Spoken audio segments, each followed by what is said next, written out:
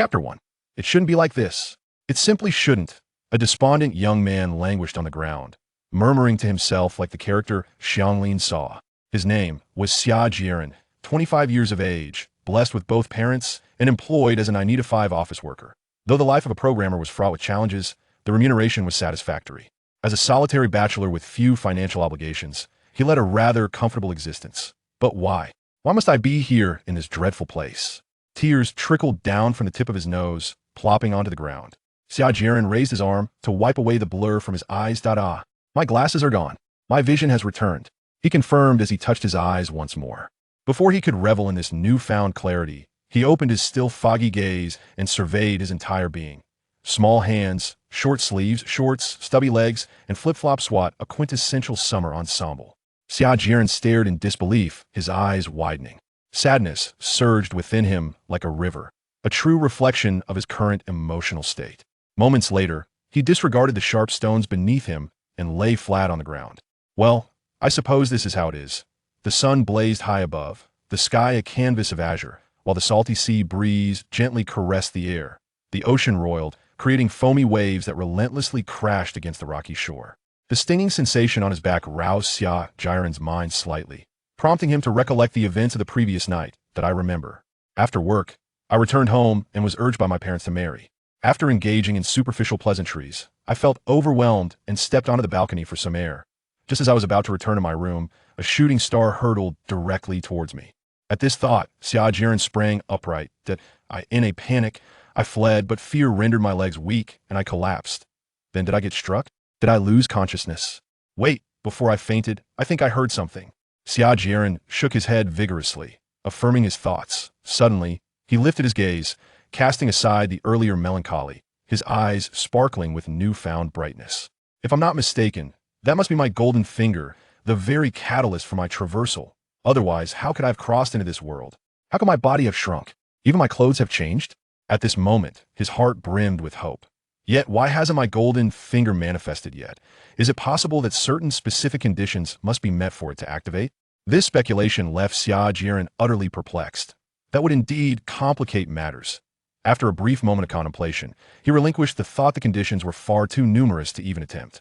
Thus, Xia Jieren called out within his mind, "System, are you there? Dear System, I beseech you to reveal yourself. Grand System, I shall kneel before you. Please, come forth. Ancestral System, have I not called you ancestor enough?"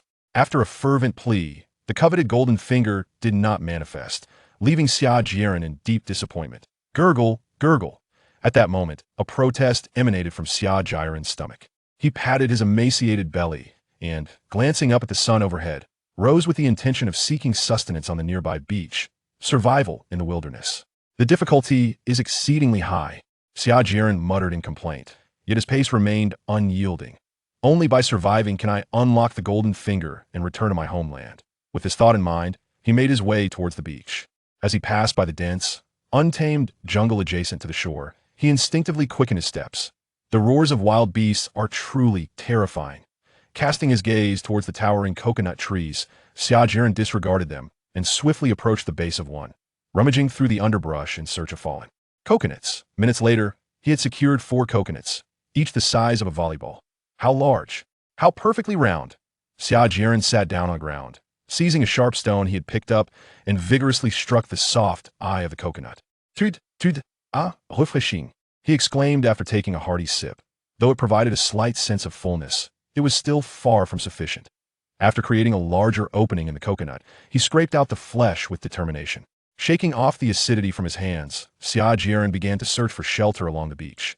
Half an hour later, he gazed helplessly at the narrow crevice before him, sighing, "Alas, it seems I must make do here."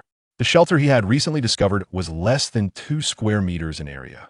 For his 13 or 14-year-old frame, lying down was not an option. Fortunately, the shelter was flanked by walls on 3 sides, offering some protection from the wind. Having found refuge, Xia Jieren did not rest instead. He ventured to the seashore to scavenge. After half an hour of diligent effort, he amassed a bountiful harvest of crabs, jellyfish, blue crabs, and various shells. Fire. Next, I must create fire by friction. Xia Jieren closed his eyes, recalling the methods of Bear Grylls and others. Cautiously, he approached the jungle's edge, searching for dry twigs and leaves. During his search, he encountered several plump insects, which he collected as well. With everything prepared, Xia Jieren positioned himself and vigorously rubbed the drill rod. Attempting to create fire. Failure. Attempting to create fire. Failure. Phew. Xia Jieren wiped the beads of sweat from his forehead and took a few deep breaths. Continuing to attempt fire-making. Failure. After a string of more than 10 failures, Xia Jieren's hands were sore from the friction. Enduring the pain, he took a brief respite. After 2 more attempts, finally, attempting to create fire. Success. As the wood shavings began to smoke, a radiant smile blossomed on Xia Jieren's face. He carefully nurtured the flame, continuously adding shavings to sustain it. Finally done. Thank you, Master Bei. Once the flame surged, Xia Jieren let out a long sigh of relief. Casting a glance at the remaining firewood in the shelter, he trotted to the periphery, continuing his industrious endeavors. Afternoon, at the entrance of the shelter, the firewood had been stacked into a small hill. Observing this, Xia Jieren paused his activities. Entering the shelter, he discovered that a sumptuous seafood feast had been roasted by the fire. The fishy aroma was overwhelming. Suppressing the churn in his stomach, he took a bite. Ugh! The taste was utterly intolerable. An exquisite torment, Xia Jieren mused, feeling an even deeper admiration for Master Bei and the others. I wonder how they endure this. Having learned from his earlier experience, Xia Jieren tightly closed his eyes and swallowed a plump larva whole, chewing it haphazardly before sending it down his throat. Hey, it's not so bad after all. Xia Jieren was pleasantly surprised the larva had a flavor reminiscent of chicken like at last. He had discovered something edible, and thus, he began to devour his meal heartily. Fortunately, during his earlier wood gathering, he had caught a considerable number of worms, sufficient to sustain him for the day. Suddenly, Xia Jieren's expression froze as a delicious roasted worm fell to the ground. Energy, 0.1. Insect race core rebooting, progress, 0. Progress, 3. Progress, 15. With a racing heart and trembling hands, Xia Jieren burst into laughter. I knew it. I knew I must have a golden finger. Thank you, ancestors. Thank you, heavens. Thank you, progress, 48. After the initial frenzy, Xia Jieren began to feel hopeful. I wonder how powerful this golden finger truly is. According to the earlier prompt, it seems my golden finger is related to the insect race. At this thought, his heart raced wildly. The insect race. They are among the most formidable beings in the entire universe. It appears that soon I shall dominate the skies, the earth, and even the air. After some development, I might even return home accompanied by an army of insects.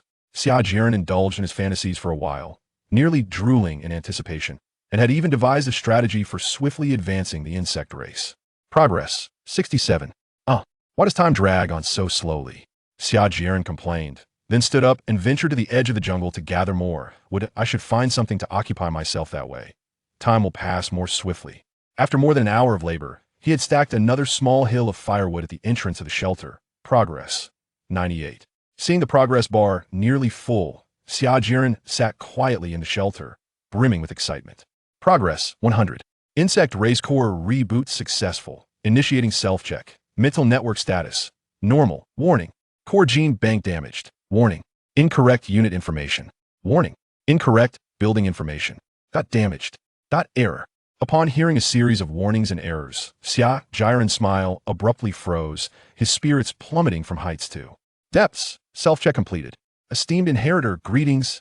Suddenly, a melodious and pleasant voice echoed in Xia Jieren's ears. Instinctively, he inquired, "Who are you?" The mechanical and monotonous voice replied, "I am the administrator of the Zerg Core, tasked with assisting you, the esteemed ruler, in the revival of the Zerg." Oh yes, just as I predicted, it truly is the Zerg. A radiant smile reappeared on Xia Jieren's face. After a moment, he decided to ask something. Hey, do you have a name? As of now, he was still uncertain how to address this administrator of the Zerg Core. No, a succinct and clear response. Well then, Xia Jieren nodded thoughtfully and said, "From now on, you shall be called Kerrigan. I hope this name brings you a buff. At your command, esteemed ruler." The sanctuary once again fell into silence. Xia Jieren also realized that Kerrigan seemed devoid of wisdom, or perhaps lacked sufficient level to exhibit any intelligence. After a brief silence, he broke the quietude. "Kerrigan, can you take me back to Blue Star? To the world I once inhabited?" "Cannot. World coordinates are lost, and Zerg energy is insufficient." Xia Jieren felt a deep sense of disappointment, though this was within his expectations. "Sigh, life must go on." "Then, Kerrigan, Can you show me what units I can currently hatch? Please list them for me. Esteemed ruler, you are currently unable to hatch any units or buildings. Huh. Xia Jieren felt utterly defeated, incredulously exclaiming, why not?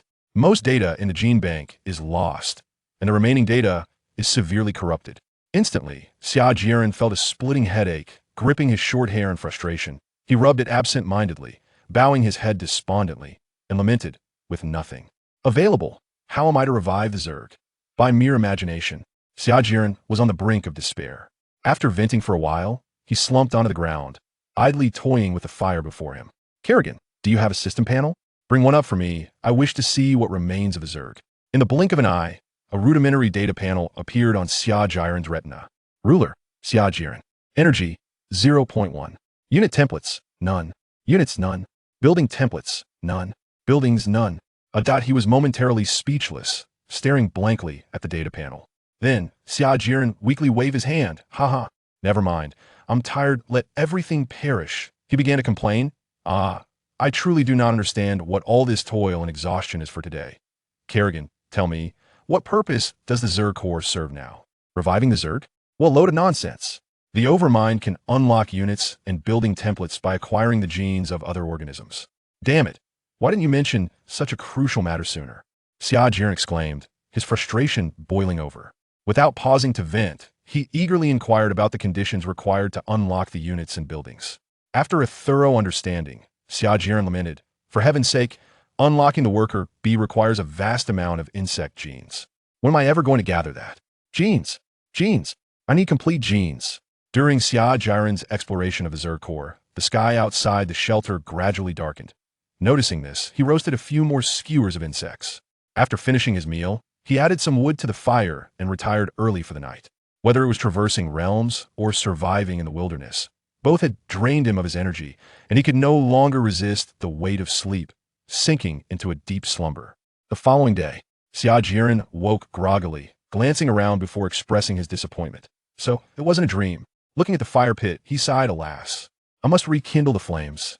Soothing his protesting stomach, he began to prepare to start a fire once more. As he turned the drill, his mind lingered on how to swiftly acquire sufficient genes. Blowing on his chafed palms, he muttered, if only there were others here to assist me. Suddenly, he froze, as if seizing upon a revelation. Others' genes. Humans' genes.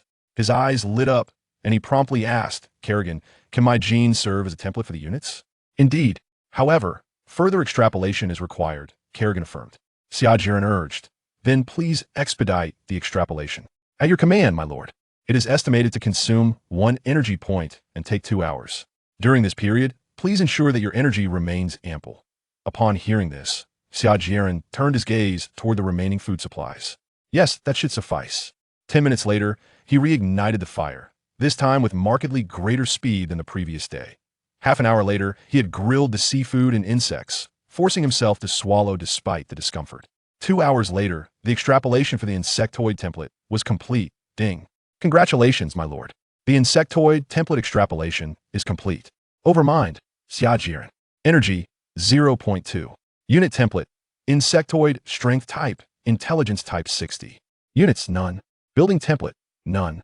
Buildings, none. Unit type, insectoid strength type. Energy, 60. Introduction, a new breed of soldiers created using human genes as a template.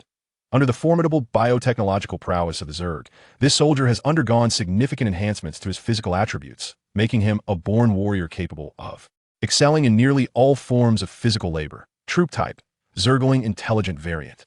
Energy, 60. Description, a new breed of soldiers crafted with human genes as a foundation. Bolstered by the Zerg's advanced biotechnology, this variant emphasizes cognitive enhancement. He is equipped to handle virtually any intellectual task, and his physical capabilities are by no means inferior to those of ordinary humans. What a delightful surprise. I didn't expect there to be 2 types of Zerglings to choose from. It seems human genes are rather impressive, exclaimed Xia Jieren with joy. However, his elation was soon overshadowed by concerns regarding the cost of these Zerglings. 60 points of energy. How many insects must I consume to accumulate that? By the way, are there really that many insects around the jungle's edge? Perhaps we should venture deeper into the jungle to find out. As soon as this idea came up, it was vetoed by Xia Jieren. What a joke. Let's not even talk about the ferocious beasts in the jungle. Just the mosquitoes. Insects, rats, and ants are a huge hassle. With a fragile human body, even if one is lucky enough not to die, they would still lose half their life. After thinking for a while, Xia Jieren couldn't come up with a good solution. So he asked, Kerrigan, is there a faster way to obtain energy? The Zerg can consume ores, plants, animals, and even sand and soil to convert them into energy. However, due to the lack of structures like a mother nest, fungal carpet, and extraction room, they could only rely on the overmind to supplement the energy for the Zerg Core through eating. Hearing this, Xia Jieren replied, speechlessly, you're not going to make me eat stones and grass, are you? Kerrigan remained silent. At this moment, Xia Jieren was very conflicted, almost tying himself in knots. After a long period of mental preparation, he still compromised. Without compromise, there was no better way. Xia Jieren lowered his head and walked to the edge of the jungle, pulling at the tender green grass. After taking a small taste of one blade, his brows furrowed deeply. The flavor was simply too strong. Reluctantly, Xia Jieren could only hope for Kerrigan's help. Kerrigan, can you mute my sense of taste? With a try-and-see attitude, Xia Jieren asked. Sure. Upon hearing this, a smile appeared on his face. After a few minutes, Xia Jieren cupped a handful of tender grass in his hands and went to the beach, rinsing it off casually a couple of times. He then sat down in the shade and, resigned, picked up a blade of grass and shoved it into his mouth. Although there was no taste now, it still felt strange to eat. Despite complaining in his heart, his hands did not stop moving at all. From morning until afternoon, Xia Jieren transformed into a ruthless grass-eating machine. By the time he finally gathered enough energy, a patch of grass at the edge of the jungle had been completely stripped bare. Seeing this, Xia Jieren awkwardly scratched his head. Xia Jieren rubbed his hands and asked eagerly, Kerrigan, what should we do next? Master, please choose the type of unit to hatch. Strength type Zerg. Please point your right hand toward the ground. Xia Jieren followed the instructions. He frowned slightly, feeling a bit of itchiness in his palm. Soon, a small tumor began to grow in the center of his palm, growing at a visible speed. Before long, Xia Jieren's small hand could no longer hold it. When it exceeded the size of his palm, it suddenly fell off. Please, master, stay close to it. Xia Jieren's mouth twitched a little, but he still pressed his hand against it. After a dozen seconds, the sarcoma transformed into a meatball. Upon seeing it for the first time, Xia Jieren felt a bit creeped out. The dense blood vessels and the sensation in the palm of his hand were all stirring him. He could only close his eyes, enduring the discomfort in his heart. Finally, after a minute, the insect was hatched. After hearing Kerrigan's prompt, Xia Jieren breathed a sigh of relief, quickly withdrew his right hand, and took a few steps back. When he opened his eyes, he suddenly froze. Then Xia Jieren tightened up and quickly retreated. At that moment, he was cursing in his heart. Damn it, why did you hatch a middle-aged man? And why is he completely naked? This time, Xia Jieren really couldn't hold back his anger. The frenzied expression and the naked middle-aged man, these two elements combined, who could stand it? He knew that the Zerg units would be absolutely loyal to him, but this kind of fervent gaze was really unnecessary, Xia Jieren thought to himself. Ahem, well, from now on, you'll be called Bug One. Go over there and make a grass skirt out of hay. Then pick all the coconuts from the coconut tree.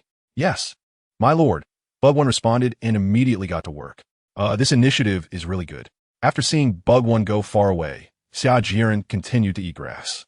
Just one insect person was far from enough.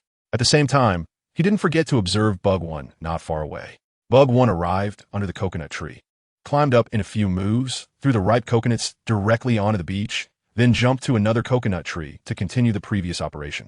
Xia Jieren was stunned by his agile movements. Kerrigan, how powerful is this Zerg? In terms of physical quality, it is more than 10 times that of a peak human.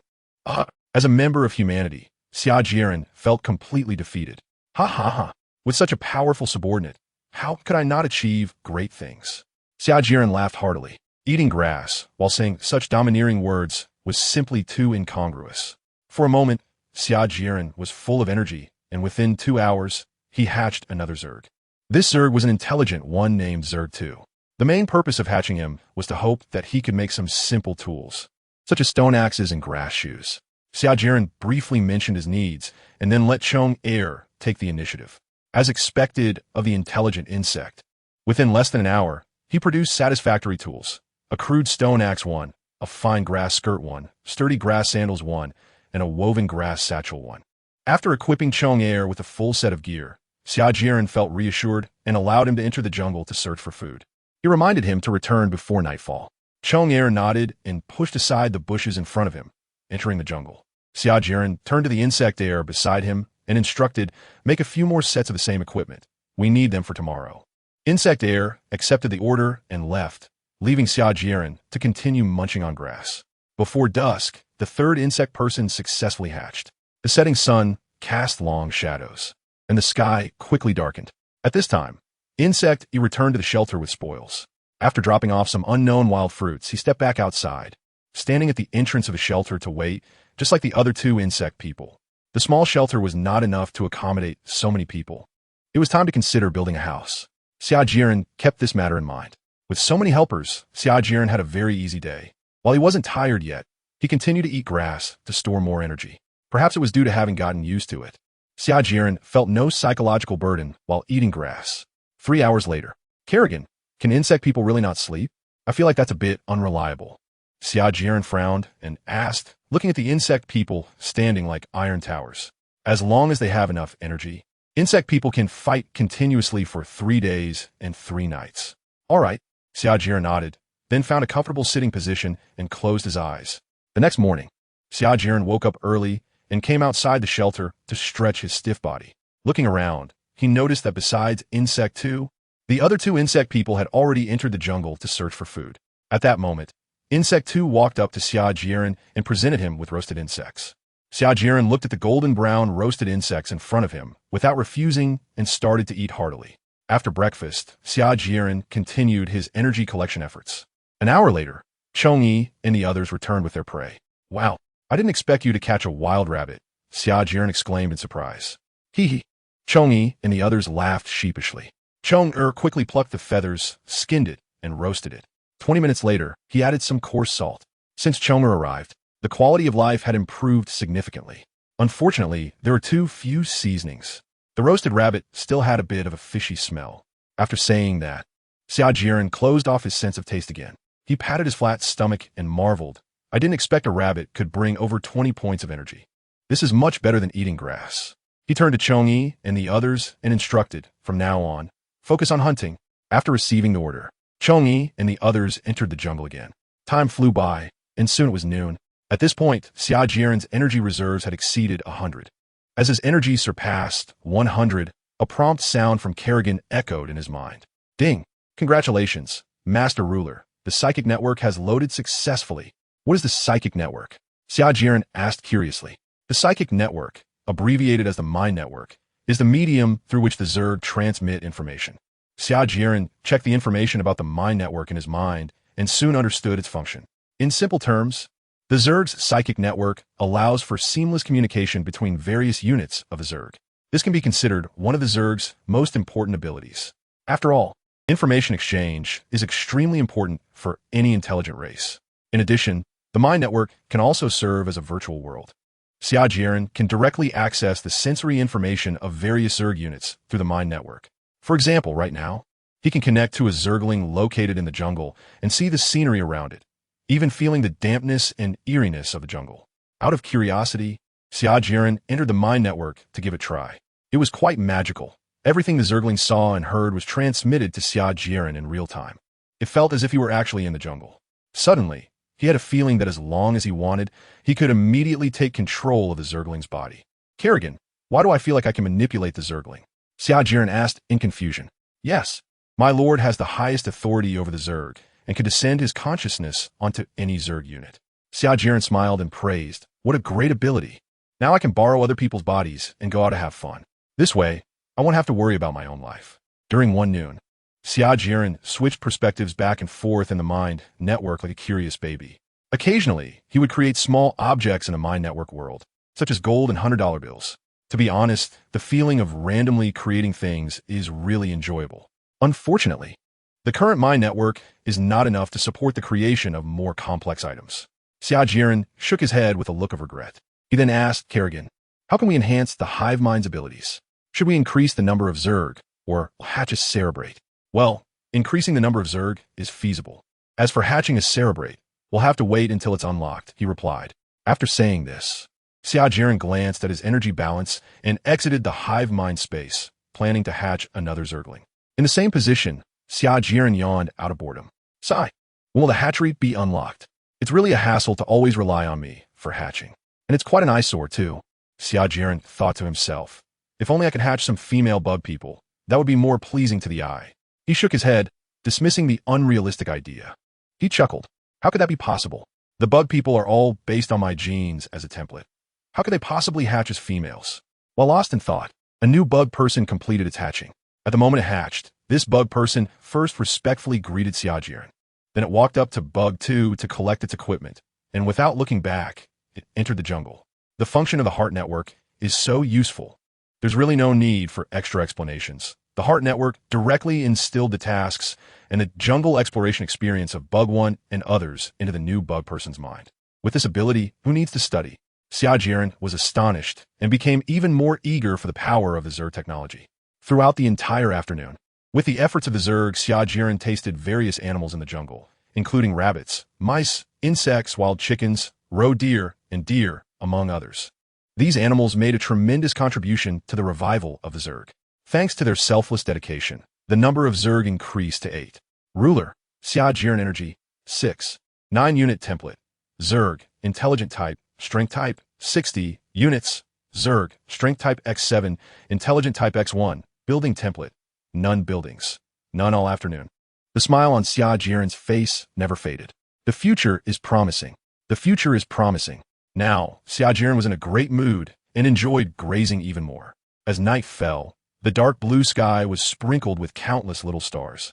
Xia Jieren walked out of the shelter, lying on the beach, leisurely gazing at the stars in the sky. Where's my hometown? Forget it. No more thinking. Today I'll just relax my tense nerves. Looking at the 8 insect people in front of the shelter, Xia Jieren smiled with satisfaction and said firmly, "One day, I will definitely return to my hometown." On a new day, after getting out of bed, Xia Jieren felt refreshed. At this moment, his eyes sparkled with hope for the future. Today, I aim to hatch 10 insect people. Facing the sea, Xia Jieren shouted out today's goal. Self-motivation complete. He sat down directly at the entrance of a shelter and began to eat heartily. Seeing him like this, others would think he was indulging in some delicacies. Xia Jieren and the insect people each played their roles, contributing to the development of the insect tribe. About 2 hours later, boring. It's really too boring, Xia Jieren complained. He put down the tender grass in his hands, stood up, and began to wander near the beach. Standing on the cliff, Xia Jieren gazed aimlessly at the boundless sea. Suddenly, a figure caught his peripheral vision. Looking closely, he saw a huge creature that resembled a dolphin. However, it was 3 meters long and had sharp teeth in its mouth. Damn, why are the creatures in this world so big? Xia Jieren widened his mouth in surprise and cursed in his heart. Before he could finish his astonishment, a massive bloody mouth burst out of the sea and bit down on the falling dolphin. In an instant, the dolphin's blood splattered everywhere, letting out a series of wretched cries. The sound of these cries startled Xia Jieren, causing him to shiver violently, and his heart skipped a beat. Xia Jieren mustered his courage and took a glance at the ferocious beast attacking the dolphin. It was also a marine giant, its body serpentine in shape. The part above the water was already over 10 meters long. Whether by coincidence or not, after the giant devoured the dolphin, it turned its head towards Xia Jieren's direction. This scared him to death, and without hesitation, he turned around and ran towards the edge of the jungle. Damn, this world is truly terrifying. After getting away from the cliff, Xia Jieren realized that he had no need to run at all. According to convention, such marine giants could not come ashore. After a slight sigh of relief, his sense of urgency grew stronger. Looking at the dark and dense jungle ahead, he couldn't help but twitch his lips, thinking, there can't be giant beasts in the jungle too, right? For a moment, Xia Jieren was lost in a state of panic. After a while, he managed to calm himself down and accepted reality. There was no other choice. He couldn't change anything. In fact, the presence of giant beasts could be a good thing. As long as he eliminated them, there would be great benefits. After a few self-comforting thoughts, Xia Jieren obediently returned to the shelter and focused on processing the prey that insect and the others had sent. More than half an hour later, Xia Jieren patted his flat abdomen and exclaimed, "The core of the insect race really has its advantages. No matter how much he eats, he can perfectly digest it and convert it into energy. As long as there is energy in the insect core, theoretically, he wouldn't need to consume food for energy anymore. And he could survive just by drinking water. However, food is essential for the people. Enjoying delicious food is a pleasure, and without it, life would lose much of its luster. Energy replenished. let's hatch 2 more power-type insect people. Xia Jieren commanded. As you wish, master. It was noon. Xia Jieren stood up and stretched his somewhat stiff body. Gazing at the wooden house that was taking shape not far away, he walked over, driven by curiosity. Not bad craftsmanship, he praised, stroking the somewhat rough column. It was quite impressive to achieve this with only stone tools. Moreover, the wooden house was merely a temporary place, so it didn't need to be too exquisite. Master, it is expected to be completed before tonight, Chong Er reported as he approached Xia Jieren. Norus, Xia Jieren replied, then walked into the house to take a look at the size of the wooden cabin. The indoor area was no more than 10 square meters, but for Xia Jieren, this was already quite good. Back then, the rental place he lived in was only about 3 square meters. After inspecting the wooden cabin, Xia Jieren had a smile on his face the entire afternoon. When he returned to his workplace, Kerrigan reported another piece of good news to him. My lord, we have made progress on the worker bee template. The current simulation progress is 57. 1. Please obtain more insect genes. Xia Jieren was overjoyed upon hearing this, and quickly ordered through the mind network to capture insects as much as possible from now on. After hearing the replies from Chong Yi and others, Xia Jieren finally felt a little relieved. An hour later, Chong Yi and the others returned fully loaded. Xia Jieren looked at the bag full of various strange-looking bugs, feeling no disgust at all. Instead, he found them more and more pleasing to the eye. It must be said that habits can be a terrifying thing. After the chef, Bug 2, had prepared them, Xia Jieren wasted no time and began to feast. Although there was no flavor, he still ate with great relish, as the simulation progress of the worker bees in his mind served as the best seasoning. After finishing all the bugs, Xia Jieren clapped his hands in satisfaction. Not bad. The progress had reached 72. 6. At this rate, he would soon unlock success. Once the worker bees were unlocked, the mother nest would surely be unlocked as well. That way, he wouldn't need to act as an energy converter anymore. Xia Jieren chuckled and was filled with anticipation for the future. Kerrigan, let's hatch another Zerg. After the excitement, Xia Jieren instructed again. After hatching this one, don't hatch any new Zergs. Save some energy for hatching worker bees and the queen. After making the decision, Xia Jieren sat down in front of the shelter again, picked up some tender grass, and stuffed it into his mouth. 2 hours later, the sun was still some distance from the horizon. Congratulations, Master Ruler. The worker bee template has been successfully unlocked. Congratulations, Master Ruler. The queen has been successfully unlocked. Kerrigan's beautiful and melodious prompt echoed in Xia Jieren's mind. Xia Jieren was instantly overjoyed and stood up, but the next second, he stumbled and fell to the ground. Ouch! He exclaimed, then rubbed his palm. Although his hand hurt a bit, he ignored it. At this moment, his face was filled with smiles. Sure enough, I guessed correctly. After unlocking the worker bee template, the queen nest template would also unlock. Now, I can finally take it easy. With that, he couldn't wait to check out the worker bee template. Ruler, Xia Jieren Energy, 102. 9-unit template. Worker bee, 100. Bugman Wisdom type, Strength type, 60 units. Bugman, Strength type X15. Wisdom type X1. Building template. Queen nest, U, building. None unit type. Worker bee type. Logistics energy, 100 description. Worker bees are the farmers of the insect race. They have the ability to construct insect buildings, gather resources, and burrow. Worker bees are multi-legged creatures with membranes connecting their legs. And beneath the membranes are floating sacs evolved to increase speed and friction. They also have webbed feet, allowing them to move quickly on the fungal carpet. In front of them are a pair of giant pincers, which facilitate resource gathering and transportation, while also possessing a certain level of attack power. Looking at the description of the worker bee, Xia Jieren couldn't help but laugh out loud. This is great. The development speed of the insect race will greatly increase. With that said, Xia Jieren was eager to hatch a worker bee to see it. Thinking of it, he went to an open area, squatted down, and immediately spent 100 energy points to order the hatching of a worker bee in his mind. The process was not much different from hatching a bugman. Moments later, a meatball that was more than twice the size of a bugman appeared in Xia Jieren's sight. Xia Jieren watched with curiosity and anticipation as the worker bee broke free from its shell.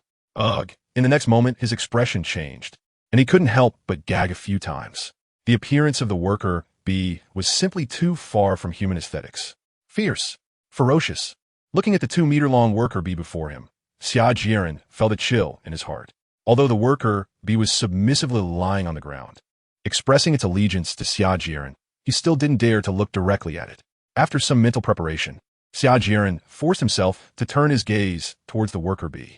Huge pincers, sharp fangs, a menacing mouthpart, and pulsating green-blue veins all over its body. Just a quick glance was enough for Xia Jieren to exclaim that he couldn't take it anymore and hurriedly turned his head away. Indeed, I cannot comprehend the aesthetic of the insect race as a human. After calming himself a bit, Xia Jieren asked, Kerrigan, you've seen my situation. Is there any way to resolve it?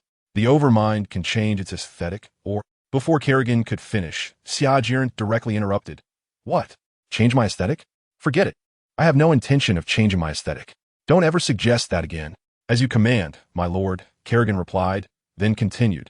The second method is to let me simulate the insect race's units while also simulating their appearance, making them conform to your aesthetic, my lord. That method sounds much better. In the next moment, Kerrigan shifted her tone. However, this may consume more energy for the simulation. Xia Jieren waved his hand grandly and said, What does energy matter? Looks are the most important. Kerrigan remained silent and quietly carried out the task of optimizing the units. Glancing at the worker drone, Xia Jieren suddenly thought of something else and commanded, By the way, don't forget to optimize the hive as well. As you wish, my lord. After giving the order, Xia Jieren sent the worker drone to the outskirts of the jungle, quietly waiting for its Zerg form optimization to be completed. He looked up at the sky and then at the progress in his mind, muttering, It seems today won't be completed. The setting sun painted the evening sky red, and the clouds looked like they were on fire, so colorful and dazzling. At this moment, Xia Jieren was in a great mood, partly due to the unlocking of the worker drone and hive templates, and also because of his joy in moving to a new home. Looking at the shelter he had lived in for 2 or 3 days, he felt a bit nostalgic, but not too much. After pausing to look for a while, he turned and walked towards the newly built wooden house without looking back. At this time, the wooden house was brightly lit. As he approached, he saw a bonfire burning fiercely in the center of the wooden house, occasionally crackling. When he reached the bed, he found the mattress made of woven grass to be quite soft and very nice. Sitting down with the firelight, Xia Jieren noticed the insect man waiting at the door and suddenly felt a twinge of guilt in his heart. Sigh. Xia Jieren sighed, feeling guilty towards the insect people. Previously, he had invited them into his house to rest, but they had refused, simply stating that they needed to protect him. From Xia Jieren's perspective, the 16 insect people at the door, although tall and powerful, were poorly clothed and looked quite pitiful. Shaking his head and suppressing the guilt that surged within him, Xia Jieren comforted himself. Just wait a bit longer. Once the number of worker bees is sufficient, he can free the insect people. To be honest, Xia Jieren truly could not see the insect people as mere tools like the worker bees. The biggest difference between them was that the insect people possessed intelligence, while the worker bees mechanically executed commands without any intelligence at all. The intelligence of the insect people was on par with, if not superior to, that of ordinary humans. However, they were created by the insect race and were indoctrinated with the ideology of loyalty to their ruler and the insect race from the moment they were hatched. This ideological shackle made them completely obedient to the commands of their ruler and the higher insect race, with no possibility of breaking free. During his time on Blue Star, Xia Jieren learned that the insect race was a highly hierarchical society. The lower levels had to completely and unconditionally obey all commands from the higher insect race. Initially, Xia Jieren found this system to be extremely cruel, but now, as a beneficiary, he thought this method was quite good. The butt decides the head. This saying was absolutely true. After thinking aimlessly for a while, Xia Jieren lay on his bed and checked the information of the mother nest. He had been distracted by the worker bees earlier and hadn't had the chance to look. Ruler, Xia Jieren Energy, 41. For unit templates, worker bee, 100. Insect person, intelligent type, strength type, 60 units. Insect person, strength type X15. Intelligent type X1, building templates. Mother nest U, buildings, none building. Mother nest energy, U, indicating uncertainty, functions, convert energy, hatch units, evolve units.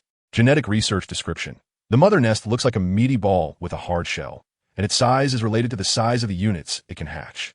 It can also be upgraded by consuming energy, allowing it to hatch more and larger units. However, under normal circumstances, to improve hatching efficiency, the mother nest generally only hatches one or a few types of units of similar sizes. The mother nest can also convert energy. In addition, it can achieve evolution for the insect race by analyzing biological genes. The power of the mother nest is beyond doubt. Xia Jieren was filled with excitement, eager to hatch a hive right away to see it. Give me a hive, and I'll return you a sea of bugs. This wasn't just a playful statement. The hive, as the most crucial unit in the Zerg, has a complete range of functions. Of course, for Xia Jieren at this stage, energy conversion and hatching troops are the most needed. Holding on to his fantasies for the future, Xia Jieren fell into a deep sleep. There was nothing more to say that night. The sounds of insects in the jungle and the crackling of the campfire intertwined, creating a somewhat chaotic melody. The next day, after waking up, Xia Jieren immediately inquired about the progress of the optimization of the insect race. The external appearance of the insect race has been optimized. After Xia Jieren rubbed his hands, he eagerly began to hatch the mother nest. Just as he was about to give the command, Kerrigan interrupted, "My lord. Please note that the genes within the worker bees have not been optimized. If optimization is needed, please touch the worker bee and wait for a few seconds to complete the process." Xia Jieren was silent for a moment, then resignedly walked to the back of the house. Suppressing his discomfort, his right hand touched the shell of the worker bee. Smooth, cold. To be honest, the feeling was quite nice, and Xia Jieren couldn't help but rub it a few more times. "That's enough." Kerrigan's voice echoed again, and Xia Jieren reluctantly withdrew his palm. "By the way, how much energy does the smallest hive need?" Xia Jieren asked. "Approximately 100 energy." It seems he had to wait a little longer. Thus, Xia Jieren shouted, "Bug 2, I want to dine." Hearing the command from the Overmind, Bug 2 quickly sprang into action. The prey captured yesterday afternoon and this morning was swiftly processed by Bug 2 and others into various dishes. They weren't exactly gourmet, but they provided a considerable amount of energy.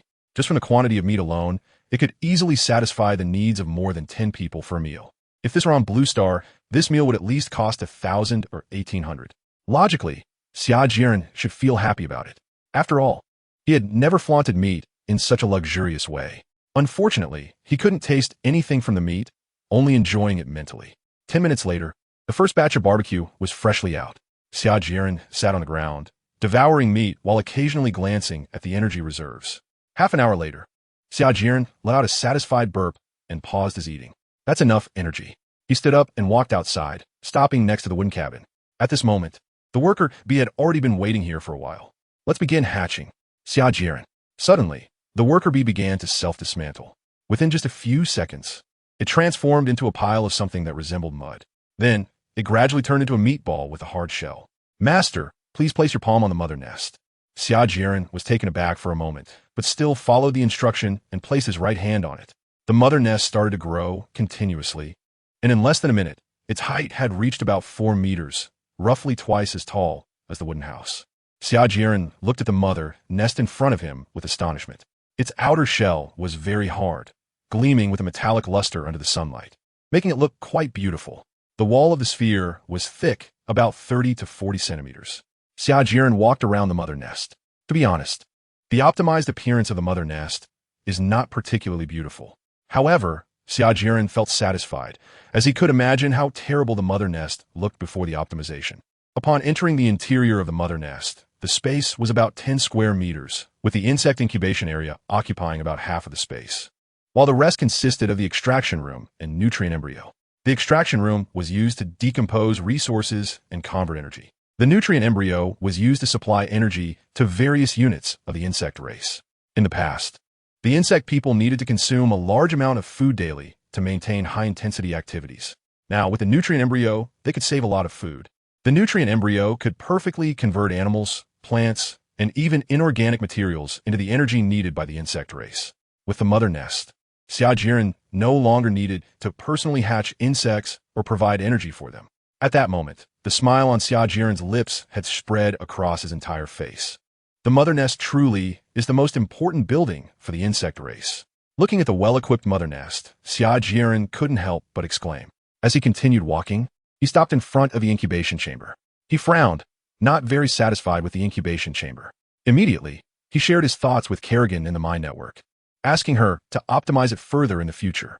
Xia Jieren wants to transform the incubation room to resemble a cloning chamber from sci-fi movie, making it feel more high-tech. After briefly reviewing the functions inside the mother nest, Xia Jieren stepped out and instructed Chong-Er and the others to throw all the piled-up trees, weeds, animal bones, and so on beside the wooden house into the extraction room of the mother nest. Energy 0. 1. Energy 0. 3. Energy 1. 7. Listening to these wonderful prompts, Xia Jieren felt ecstatic inside. Noon. Ruler. Xia Jieren Energy, 112. 6-unit templates. Worker B, 100. Bugman, Intelligent Type, Strength Type, 60 units. Bugman, Strength Type X4. Intelligent Type X1. Building templates. Mother Nest U, Buildings, Mother Nest X1M. The energy is sufficient. I can hatch a worker bee now. Xia Jieren stroked his chin, muttering a few words, and then directly issued an order in his mind. Kerrigan, hatch a worker bee. Driven by curiosity, Xia Jieren watched the entire process of worker bee hatching in the hive. First, the incubation chamber was filled with an unknown, transparent solution. Immediately after, in the center of the solution, a black dot visibly grew larger. Once it reached a certain size, it began to differentiate into various organs. After a dozen seconds, the worker bee took on a rudimentary form. Crack! The membrane of the incubation chamber burst, and the worker bee slowly crawled out, respectfully prostrating itself at Xia Jieren's feet. Looking at the worker bee before him, which had sharp angles and a shiny body, Xia Jieren felt both happy and somewhat speechless. Wow, the worker bee actually donned a layer of armor. By the way, Kerrigan, your solution is really simple and straightforward. Kerrigan remained silent. Xia Jieren was just complaining a bit, and he didn't have any real dissatisfaction in his heart.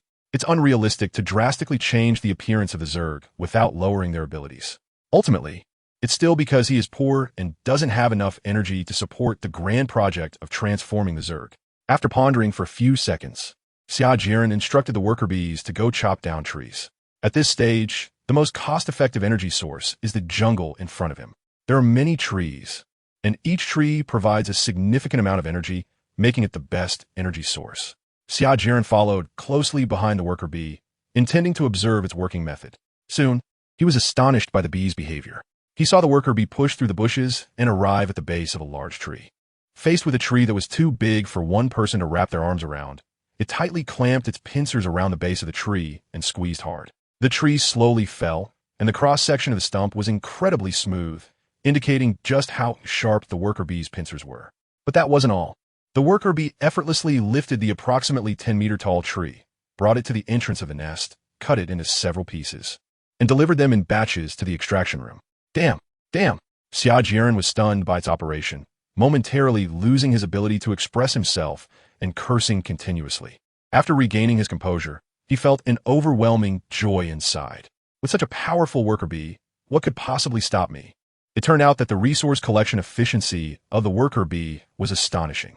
In less than 2 hours, Xia Jieren had hatched 2 more worker bees. Since the worker bees were so effective, the insect people no longer needed to rush to find food. Immediately, Xia Jieren instructed in the Mind Network, from now on, focus on searching for more species genes. The insect people all took their orders. Once everything was arranged, Xia Jieren leisurely stayed in the Mind Network. He conjured various pieces of furniture and watched the resources flowing in like a stream, smiling from ear to ear. Afternoon. Xia Jieren walked out of the wooden house under the scorching sun. Looking at the pile of trees in front of him, he frowned. It seemed that the extraction room in the mother nest was still too small. After pondering for a long time, Xia Jieren summoned Kerrigan and asked Kerrigan, "Can we separate the extraction room?" "Yes." Upon hearing this, Xia Jieren felt relieved. To be honest, if it couldn't be done, it would greatly impact the development speed of the Zerg. After consuming over 200 energy points and an hour later, the extraction room template was deduced. Ruler, Xia Jieren Energy, 2. 6-unit templates. Worker bee, 100. Zerg Intelligent Type, Strength Type, 60 units. Worker bee X3. Zerg, Strength Type, X15. Intelligent Type X1. Building templates. Extraction room, U. Mother Nest, U. Buildings. Mother Nest X1 building. Extraction room energy, U. Uncertain. Function. Convert energy description. Capable of converting various resources into energy required by the Zerg. The function of the extraction room is very singular, but it is very useful at this stage. After more than half an hour, he accumulated another 100 energy points. Xia Jieren summoned a worker bee to incubate an extractor chamber next to the mother nest. Sigh, why does every building hatch require the sacrifice of a worker bee? This is so unreasonable, Xia Jieren complained. A minute later, looking at the spherical structure in front of him, he remarked, "Not all Zerg buildings can look like this, right? It should at least be aesthetically pleasing. What's the difference between this matchbox built in MC and that?" I took a look inside, and it was hardly different from the extractor chamber in the mother nest. Xia Jieren walked out of the extraction room and caught a glimpse of a pipe out of the corner of his eye. This pipe connected the mother nest with the extraction room. This should be the energy transmission pipeline. Xia Jieren curiously crouched down and poked it with his finger. Originally, he thought the insect race could transmit energy wirelessly like in the game, but to his surprise, a medium was still needed. Previously, Xia Jieren acted as the medium, but now it had turned into a pipeline. Thinking about it carefully, this made more sense, as games are not reality. Now, only 2 worker bees were working hard. Xia Jieren could only quietly wait for the accumulation of energy. Since there was already an extraction chamber, he had the mother nest directly recycle the extraction chamber inside. Not bad. It recovered over 20 points of energy, Xia Jieren marveled. It must be said that the Zerg's utilization of materials is indeed high. The recycling of buildings and units can recover between 80 to 90% of their construction costs. Soon it was evening, and Xia Jieren hatched a new worker bee again. During this time, through inquiries with Kerrigan, Xia Jieren gained a deeper understanding of the worker bees. Their super strong endurance is a common trait among all Zerg units. Given the current workload, a worker bee can work continuously for 3 days and nights, and then only needs to rest for 4 to 5 hours to fully recover. The chosen worker. This is simply the kind of employee that every boss dreams of. Based on this, Xia Jieren allowed them to work at night as well. With the worker bee's robust body, there should be no animals that could threaten them. However, to be safe, Xia Jieren still had them chop trees at least 100 meters away from the cabin. Although the efficiency was a bit slower, it didn't matter much. The main thing was that in case of danger, Xia Jieren would have enough time to escape. Safety first. That night, nothing happened. The only downside was that the sound of the worker bees transporting wood was a bit noisy, affecting Xia Jieren's sleep quality. However, it wasn't a big problem. The next day was another beautiful day. After Xia Jieren got up, he simply rinsed his mouth and brushed his teeth with salt. He really wanted to use toothpaste. His mouth had an unpleasant odor, and it was quite uncomfortable. He complained inwardly and missed his life on Blue Star. After finishing his hygiene routine, Chong-Er thoughtfully brought him breakfast. Unfortunately, Xia Jieren didn't even look at it and had him take it to the extraction room. Currently, the core of the insect race had over 100 energy points stored daily to supply Xia Jieren's regular consumption. Theoretically, he could go without food for 3 months. So now he was quite willful. If he wanted to eat, he would eat, and if he didn't, he wouldn't. After that, Xia Jieren arrived at the door of the extraction room and immediately saw the piles of trees. It seemed that the extraction room needed to be expanded. After saying that, he habitually checked his data panel. He was taken aback when he saw the numbers. Ruler, Xia Jieren Energy, 1322. 9-unit templates. Worker bee, 100. Insect man, intelligent type. Strength type, 60 units. Worker bee X3. Insect man, strength type X15. Intelligent type X1. Building templates. Extraction room, U. Mother nest, U. Buildings. Extraction room, X1. Mother nest, X1. He didn't expect that after just one night, the energy reserves had already surpassed 1,000. With no hesitation left, Xia Jieren waved his hand and spent over 400 energy points to upgrade the extraction room. He watched as the extraction room began to grow in size, quickly surpassing the mother nest. When its size was about twice that of the mother nest, it finally stopped. Looking at the new extraction room that could fit an entire tree, Xia Jieren nodded in satisfaction. Then, he commanded again, Kerrigan, hatch another 8 worker bees. From now on, as long as there is extra energy, keep hatching worker bees. Understood, my lord. Xia Jieren planned to take advantage of the ample energy to launch a wave of troops. Soon, with the joint efforts of more than 10 worker bees, the jungle near the wooden house was cleared into an open space.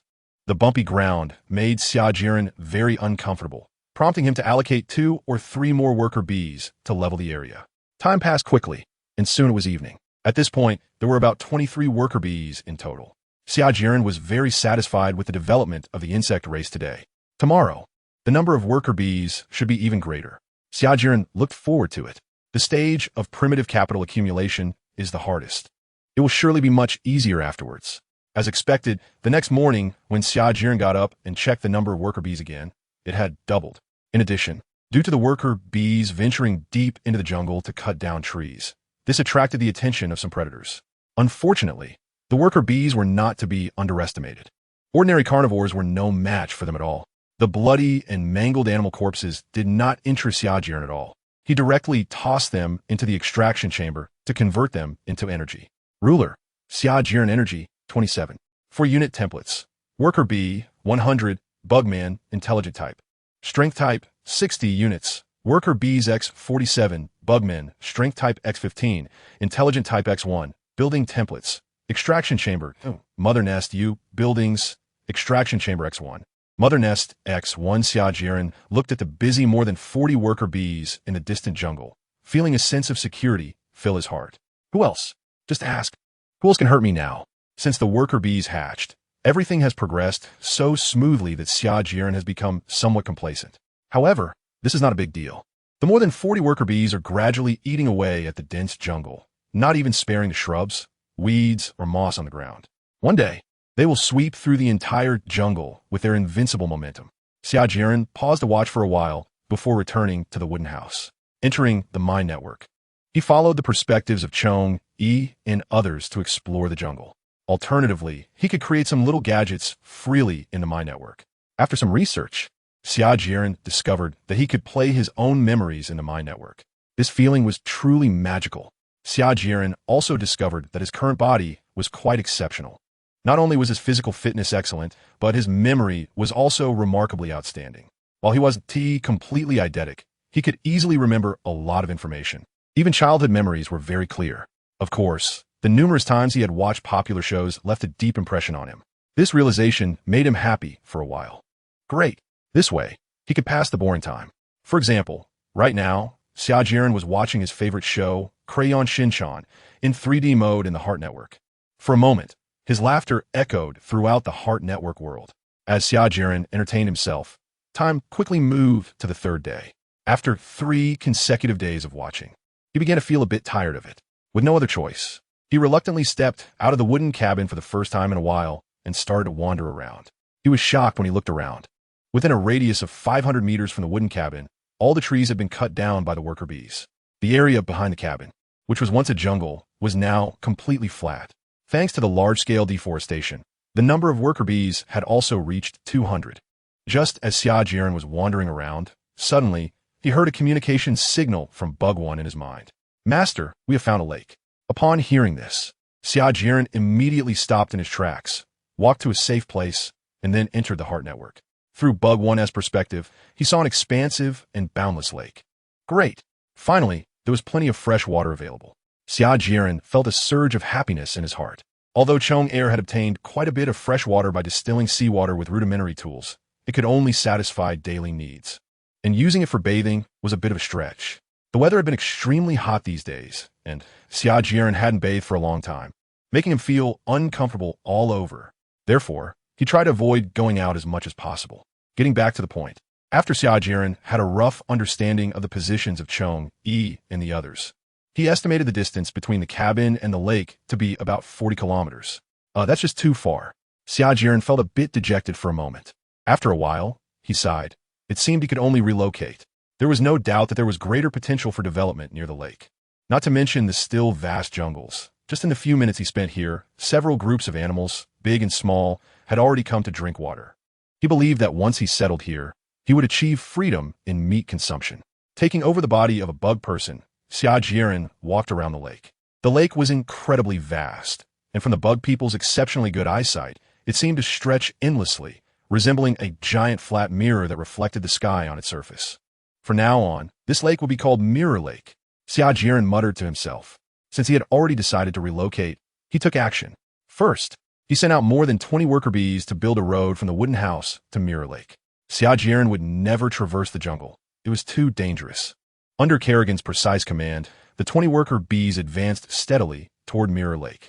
They filled in pits as they encountered them and leveled any mounds of dirt directly. My lord, we expect to build about 10 kilometers of road each day, and it should be completed in about 4 days. A graceful figure appeared around Xia Jieren, smiling as she slowly spoke.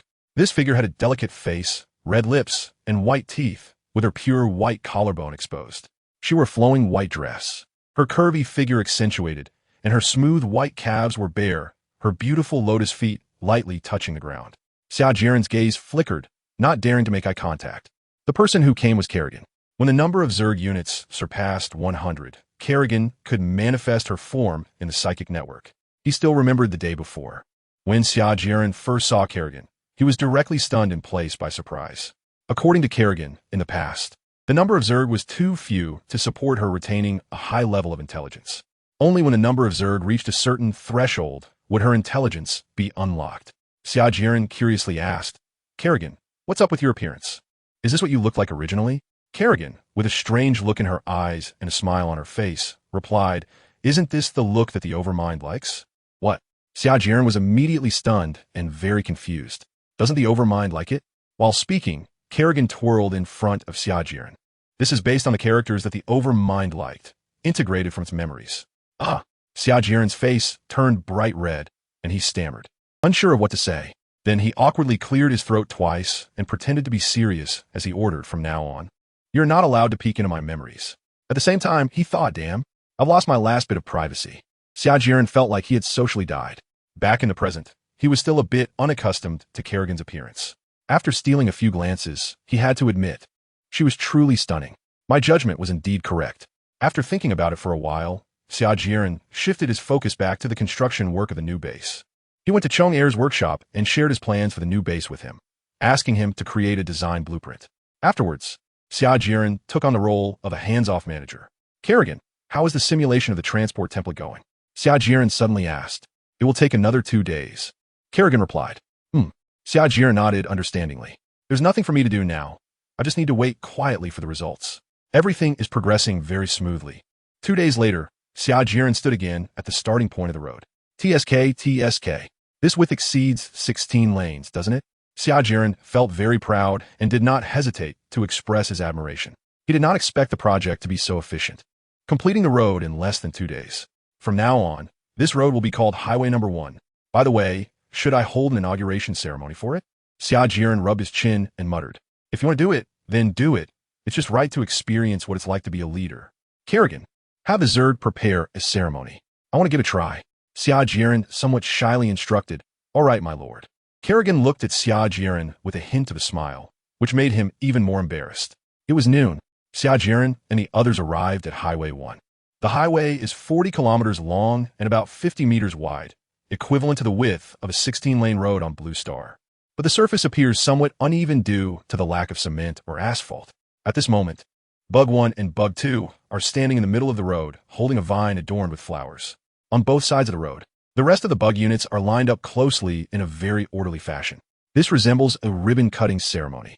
A ribbon-cutting ceremony is a formal ritual held by relevant business entities to celebrate the establishment of a company, an anniversary, the commencement of a business, the completion of a hotel, the opening of a store, the inauguration of a bank, the commissioning of large buildings, the opening of roads or waterways, and the inauguration of trade fairs or exhibitions, among other events. Xia Jieren felt slightly nervous, took a deep breath, and then strode forward. He took the axe handed over by the insect and struck fiercely at the vine. Crack! The vine snapped, and applause erupted from the insects, along with the buzzing of worker bees. I must say, it felt very satisfying, although it was a bit awkward at first. After finishing this simple ribbon-cutting ceremony, Xia Jieren stepped aside. Soon, more than 10 transporters lined up on Route 1.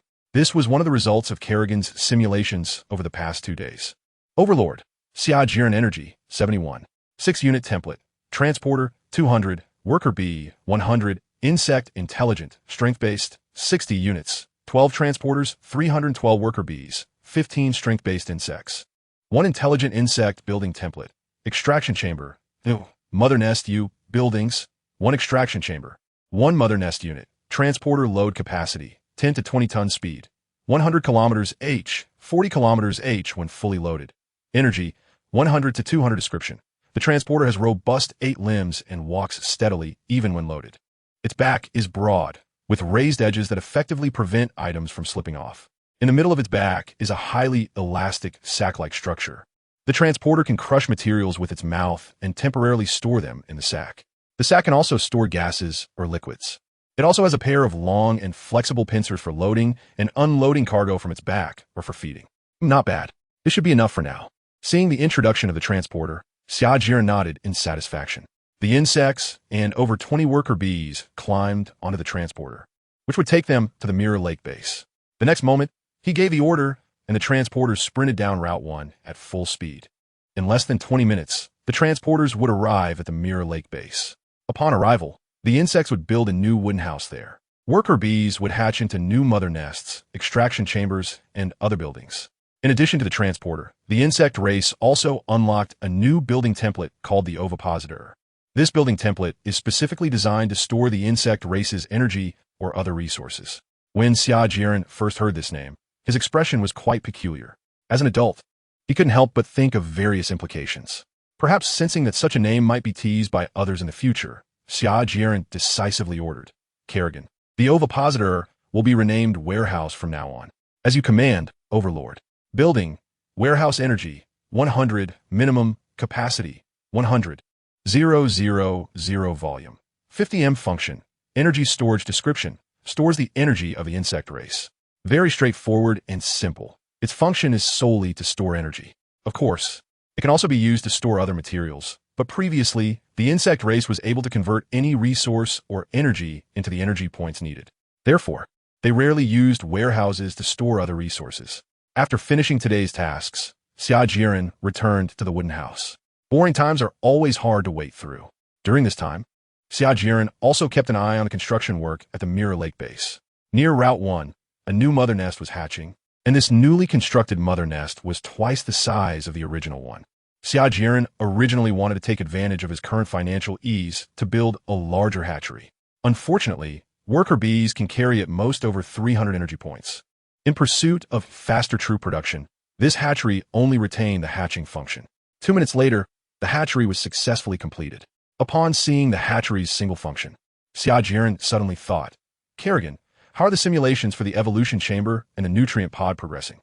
It will still take a day." Xia Jieren nodded and took the lead in reserving positions for the two in the Mirror Lake base. Now a warehouse needs to be built on the right side of the mother nest, and an evolution chamber on its left. Then, a nutrient pod needs to be constructed to the right of the warehouse, and an extraction room in front of the warehouse. It's truly a perfect plan. Xia Jieren was quite pleased. The worker bees began to level the nearby land according to the plan. 10 minutes later, the warehouse and extraction room sprang up. After leveling the land, the worker bees started to cut down the surrounding jungle. With the trees at hand, the insect people began the construction of the fence. They first shaped the trees into similarly sized cylindrical logs. Then, they sharpened the bottoms of the logs to make it easier to insert them into the ground. This was a relatively detailed task that the worker bees could not handle, so only the insect people could do it. Soon, the Mirror Lake base was established at a visibly rapid pace. Before long, Xia Jieren would be able to move in. Before that, Insect 2 moved his tool workshop there first. As night fell, the insect people stood guard behind the completed walls, while the worker bees stayed at the Mirror Lake base instead of going out to cut trees. Tonight was destined to be an uneasy night. During this time, numerous wild beasts continuously attacked the walls, evidently dissatisfied with the insect tribe's uninvited presence in their drinking water territory. After paying a little attention to the situation near Mirror Lake base, Xia Jieren no longer cared. With the presence of worker bees and insect people, he felt very secure about the safety of structures like the mother nest. Although there were quite a number of these beasts, they were merely deliveries that came to his door. The next day, after the suicidal attack of the beasts last night, the insect tribe gained nearly 1K points of energy. Xia Jieren accepted without hesitation. Kerrigan was hatching 10 worker bees at the Mirror Lake base.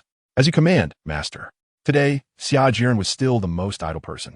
Time flowed by like a rushing river. Soon it was night. The primordial jungle appeared even deeper at night. The sounds of insects and the roars of beasts intertwined, adding a touch of liveliness to the jungle. Suddenly, from deep within the jungle came the sound of animals rustling through the leaves.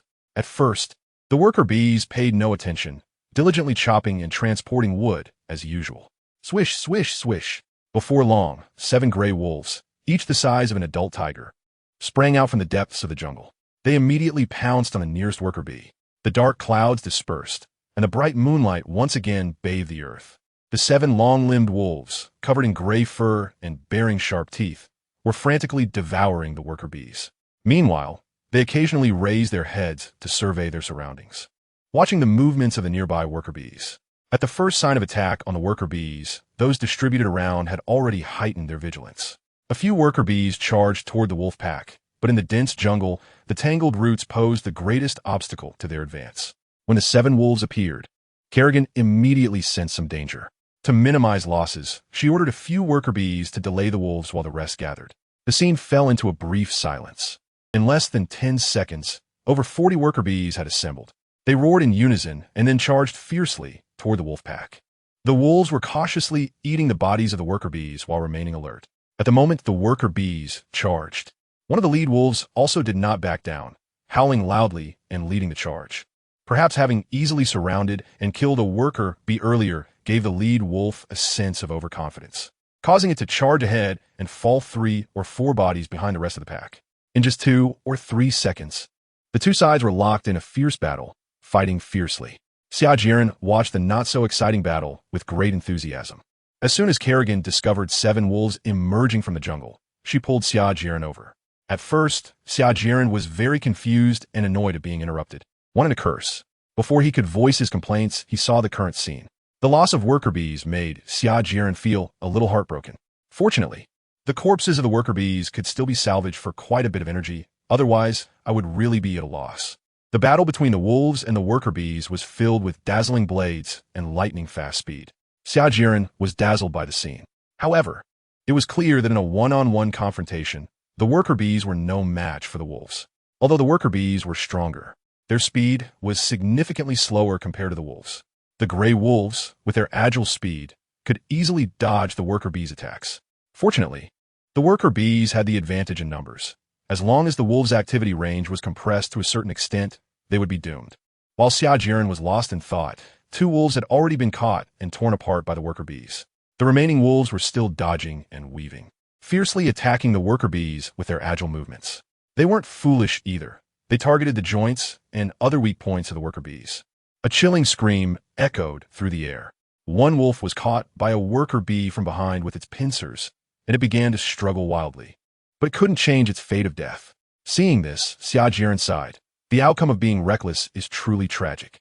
As more and more wolves fell, the lead wolf became enraged, baring its sharp fangs and letting out threatening growls while it unleashed its full power to bite at the joints of the worker bees. The battle continued for about a minute, and the lead wolf was surrounded, with the rest of the wolves all dead.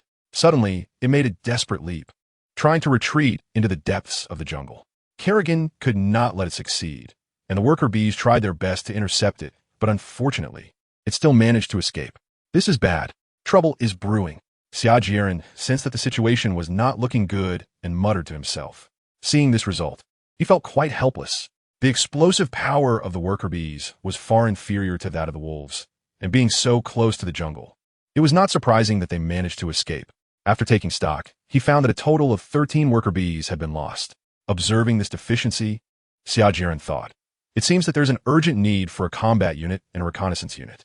After contemplating for a long time, Xia Jieren said, Kerrigan, once the nutrient embryo and evolution chamber have been simulated, let's start simulating the combat and reconnaissance units.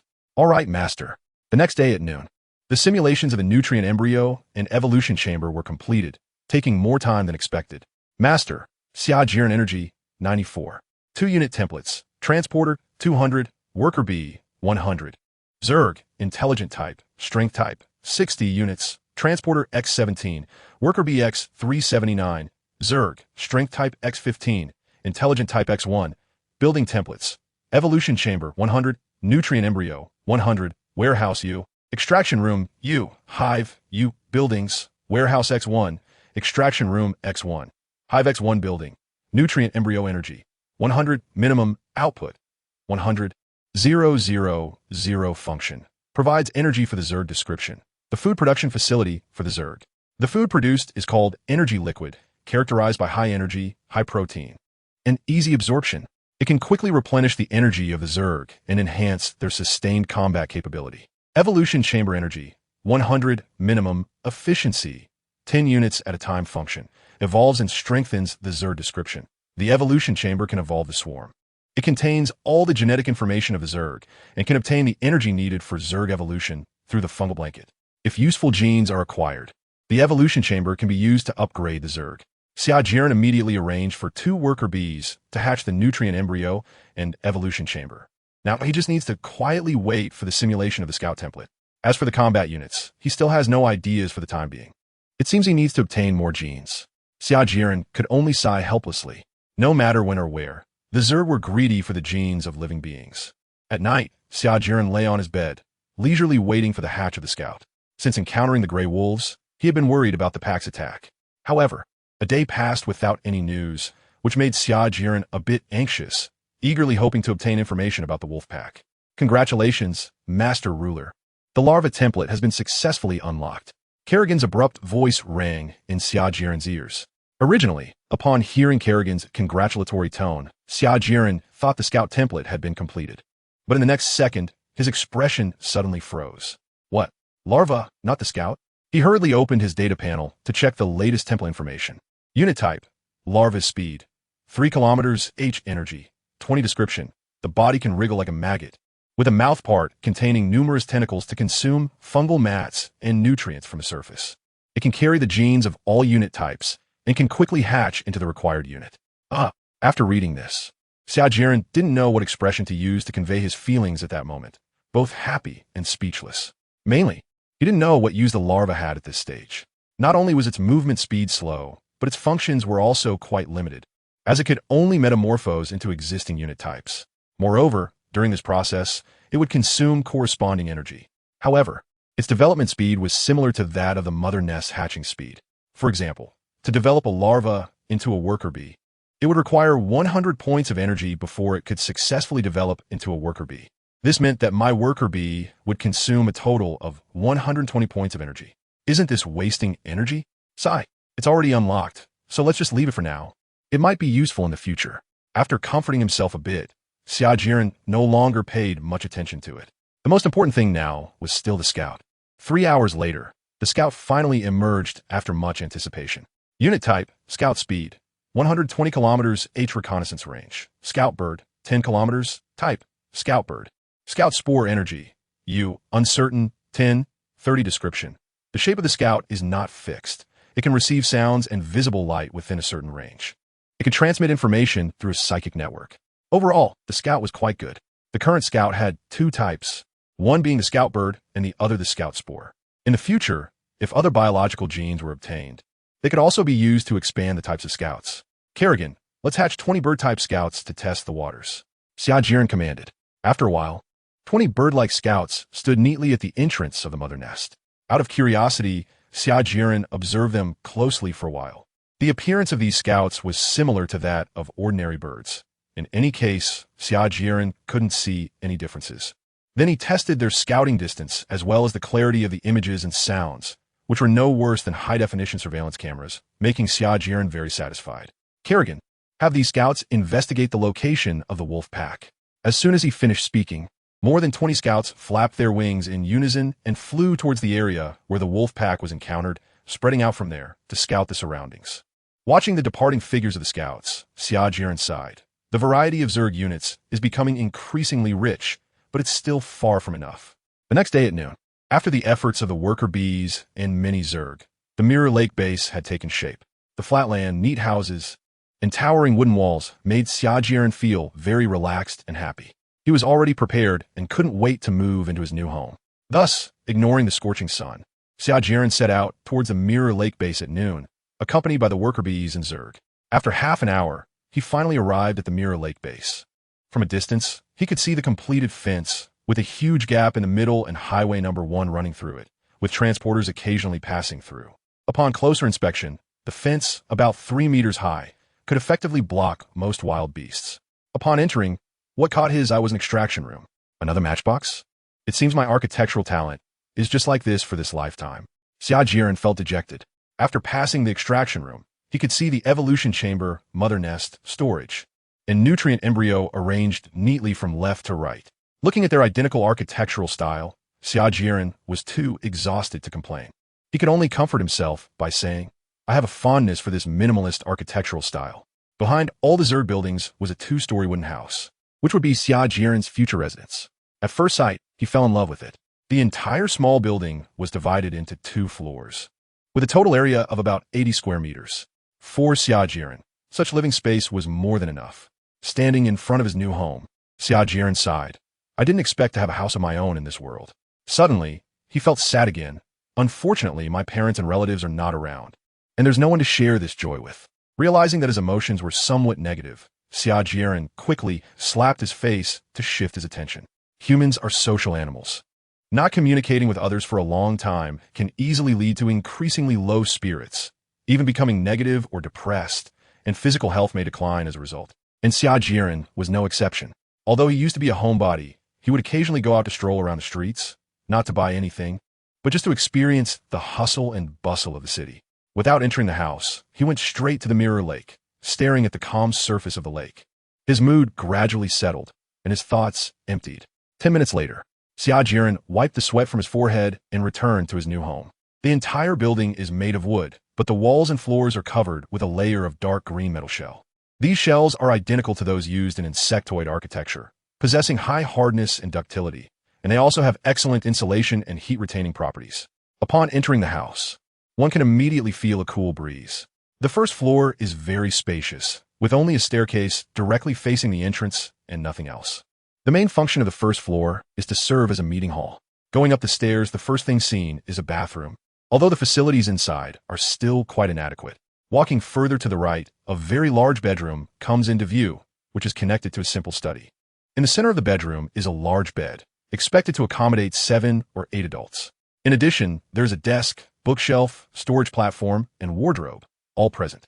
It is also connected to a balcony through a large sliding door. The balcony is very spacious, and there's a lounge chair placed on it. Just by looking at the smooth surface of a lounge chair, it is clear that the insects have put a lot of effort into it. Lying on the soft bed, Xia Jieren felt delighted, and a smile never left his face. Xia Jieren was exploring his new home, filled with a sense of novelty. Lying on the spacious and soft big bed, he thought to himself, I didn't expect this day would come for me. At this moment, Xia Jieren was even more looking forward to the future.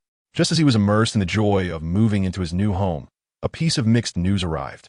They had found the Wolfpack's den, but it was a bit too close to the Mirror Lake base, less than 30 kilometers away. Xia Jieren entered the mine network and, using the scout's vision, observed the wolf den from a distance. What caught his eye was a small mound of earth about 40 meters high. Lowering his gaze, he saw the wolves in the grass in front of the mound. Some standing, some crawling, and some chasing and playing, creating a lively scene. Looking up again, he noticed a large opening in the middle of the mound, approximately 5 meters high. Most striking were the wolves guarding either side of the entrance. Their size far surpassed that of the alpha wolf he had encountered before. Even sitting on the ground, their fierce presence could be felt through the screen. At that moment, a young wolf wobbled its way toward the cave. The wolf pack on one side of the entrance glanced at it and scared it back. The young wolf's parents quickly came over, whined once, and then led their child away. Seeing the attitude of the wolves, Xia Jieren thought, there must be something important inside, if nothing unexpected happens. This cave is the dwelling of the wolf pack leader. In a ruthless wild, only the leader of the pack can enjoy the greatest privileges. In the following time, Xia Jieren had the scout fly around the wolf territory without leaving a trace. He roughly estimated the number of wolves to be about 160. Xia Jieren couldn't help but rub his temples. What a hassle. It seems I need to deploy more troops and overwhelm them with numbers. How can I allow others to sleep peacefully beside my bed? This wolf pack, I have made up my mind to deal with. Just as Xia Jieren was contemplating, a gray wolf came to the cave entrance with a plump roe deer in its mouth and respectfully set it down. The wolf on the right side of the entrance sniffed it a couple of times and then picked the roe deer up again, taking it into the cave. It seems my guess was correct. Is it possible to set a fire outside the cave to smoke them out? Xia Jieren thought suddenly. After carefully considering the feasibility of the plan, he shook his head and dismissed this somewhat unrealistic idea. From his understanding of wolves, with their intelligence, such tricks should be ineffective. In the end, it would still come down to hard power. The information about the wolf pack had been mostly gathered, so Xia Jieren ordered his scout to fly into the cave. Oh, as the scout flew over its head, another gray wolf reacted quickly, leaping high and striking down with its sharp claws. The scout dodged nimbly, ignoring the wolf's attack and heading straight into the cave.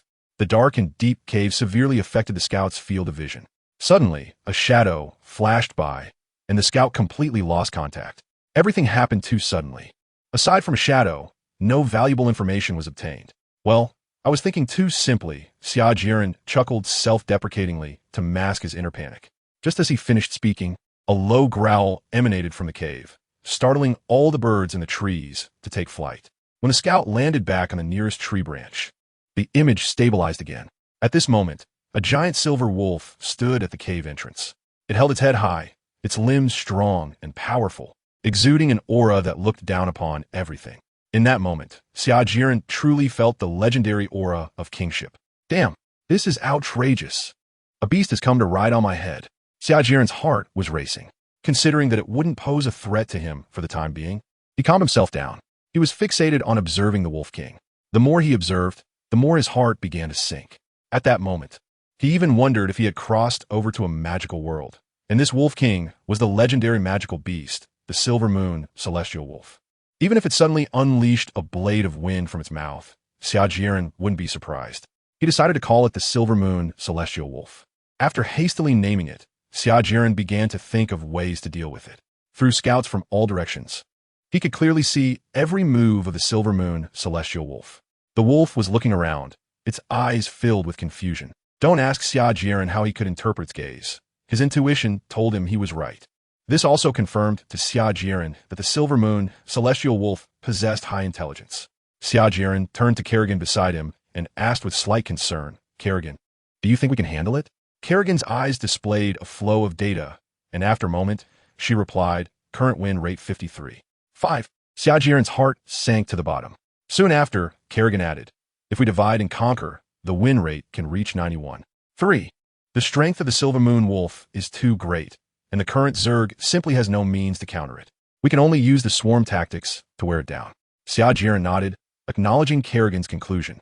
He discussed further with Kerrigan and formulated a number of practical plans. The sunset's afterglow spread across the land. Overlord, Xia Jieren Energy, 94. 2-unit templates. Larvae, 20. Overseers U. Transporters, 200 units. Overseers X73. Transporters X47. Drones X571. Building templates.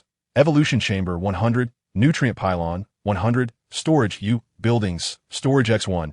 Extractor X1. Hatchery X1. The Overseer should be sufficient for now. Xia Jieren muttered as he glanced at the data panel. Then he looked up at the night sky and commanded, "Kerrigan, begin the operation." "Understood, Overlord." The drones stopped their work and surged into the forest in batches.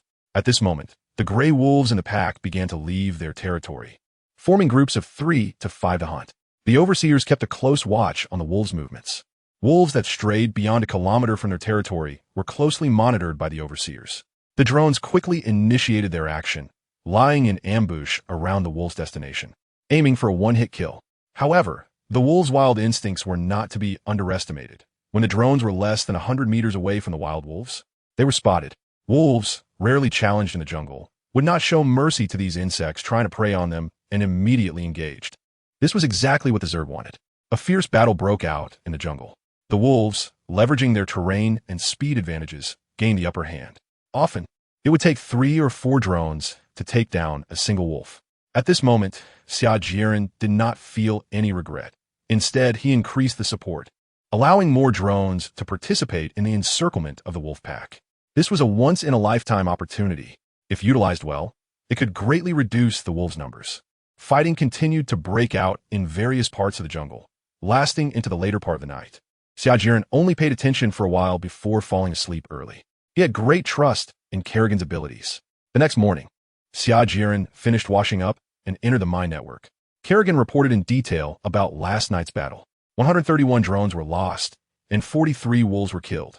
Hearing that nearly 1/5 of the drones were lost, Xia Jieren's expression showed no signs of fluctuation. Although there seemed to be quite a few drones, in reality, fewer than 20 drones were actually lost. This is the terrifying aspect of the Zerg. They will extract all energy to develop themselves, not sparing even their own Zerg units. Last night's battle seemed fierce, but in terms of results, the Zerg not only suffered no losses but actually gained a lot. Overlord, Xia Jieren Energy, 17. 7-unit templates. Larva, 20. Overseer, U. Transport, 200 units. Overseer X80. Transport X47. Drone X613 building templates. Evolution Chamber, 100. Nutritional Cyst, 100. Storage, U. Buildings. Evolution Chamber, X1. Nutritional Cyst, X1. Storage X1 indeed. This morning when Xia Jieren checked the data panel, he found that the number of drones not only did not decrease, but actually increased. Xia Jieren stroked his chin, contemplating whether to launch another wave tonight. He wondered how many wolves he could eliminate this evening. In his mind, it shouldn't be too many. After all, the wolf pack wasn't stupid and would certainly notice something amiss. Just as he had guessed, There was a restless atmosphere permeating the wolf pack's territory today. The Wolf King was nowhere to be seen, and the pack was no longer lazily lying on the ground to rest. Instead, they were pacing back and forth. Considering that the wolves might stay in their den to reduce outings, Xia Jieren decided to wait until the number of worker bees reached 1,000 before taking action. Plans never survive changes.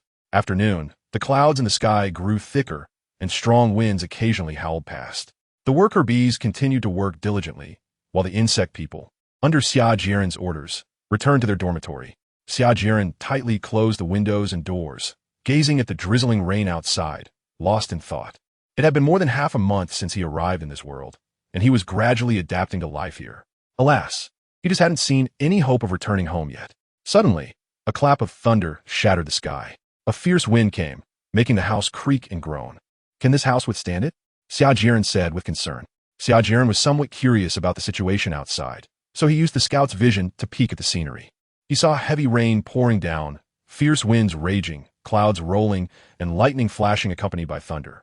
A strong gust of wind suddenly knocked the scout off balance, causing it to flail around. If it were an ordinary bird, there was no doubt that the earlier gust would have broken its wings. Once the scout regained its flight, the sea was churning with massive waves, continuously crashing against the rocky shore. Some waves, 3 to 4 meters high, broke through the layers of rocks and slammed hard against the cliffs. In this harsh environment, the worker bees appeared to be in their element, diligently laboring. At that moment, a swirling water column rose from the distant sea, moving like the neck of a giant dragon. A vortex gradually formed on the water column, sucking in countless surging seawater and creating a massive whirlpool.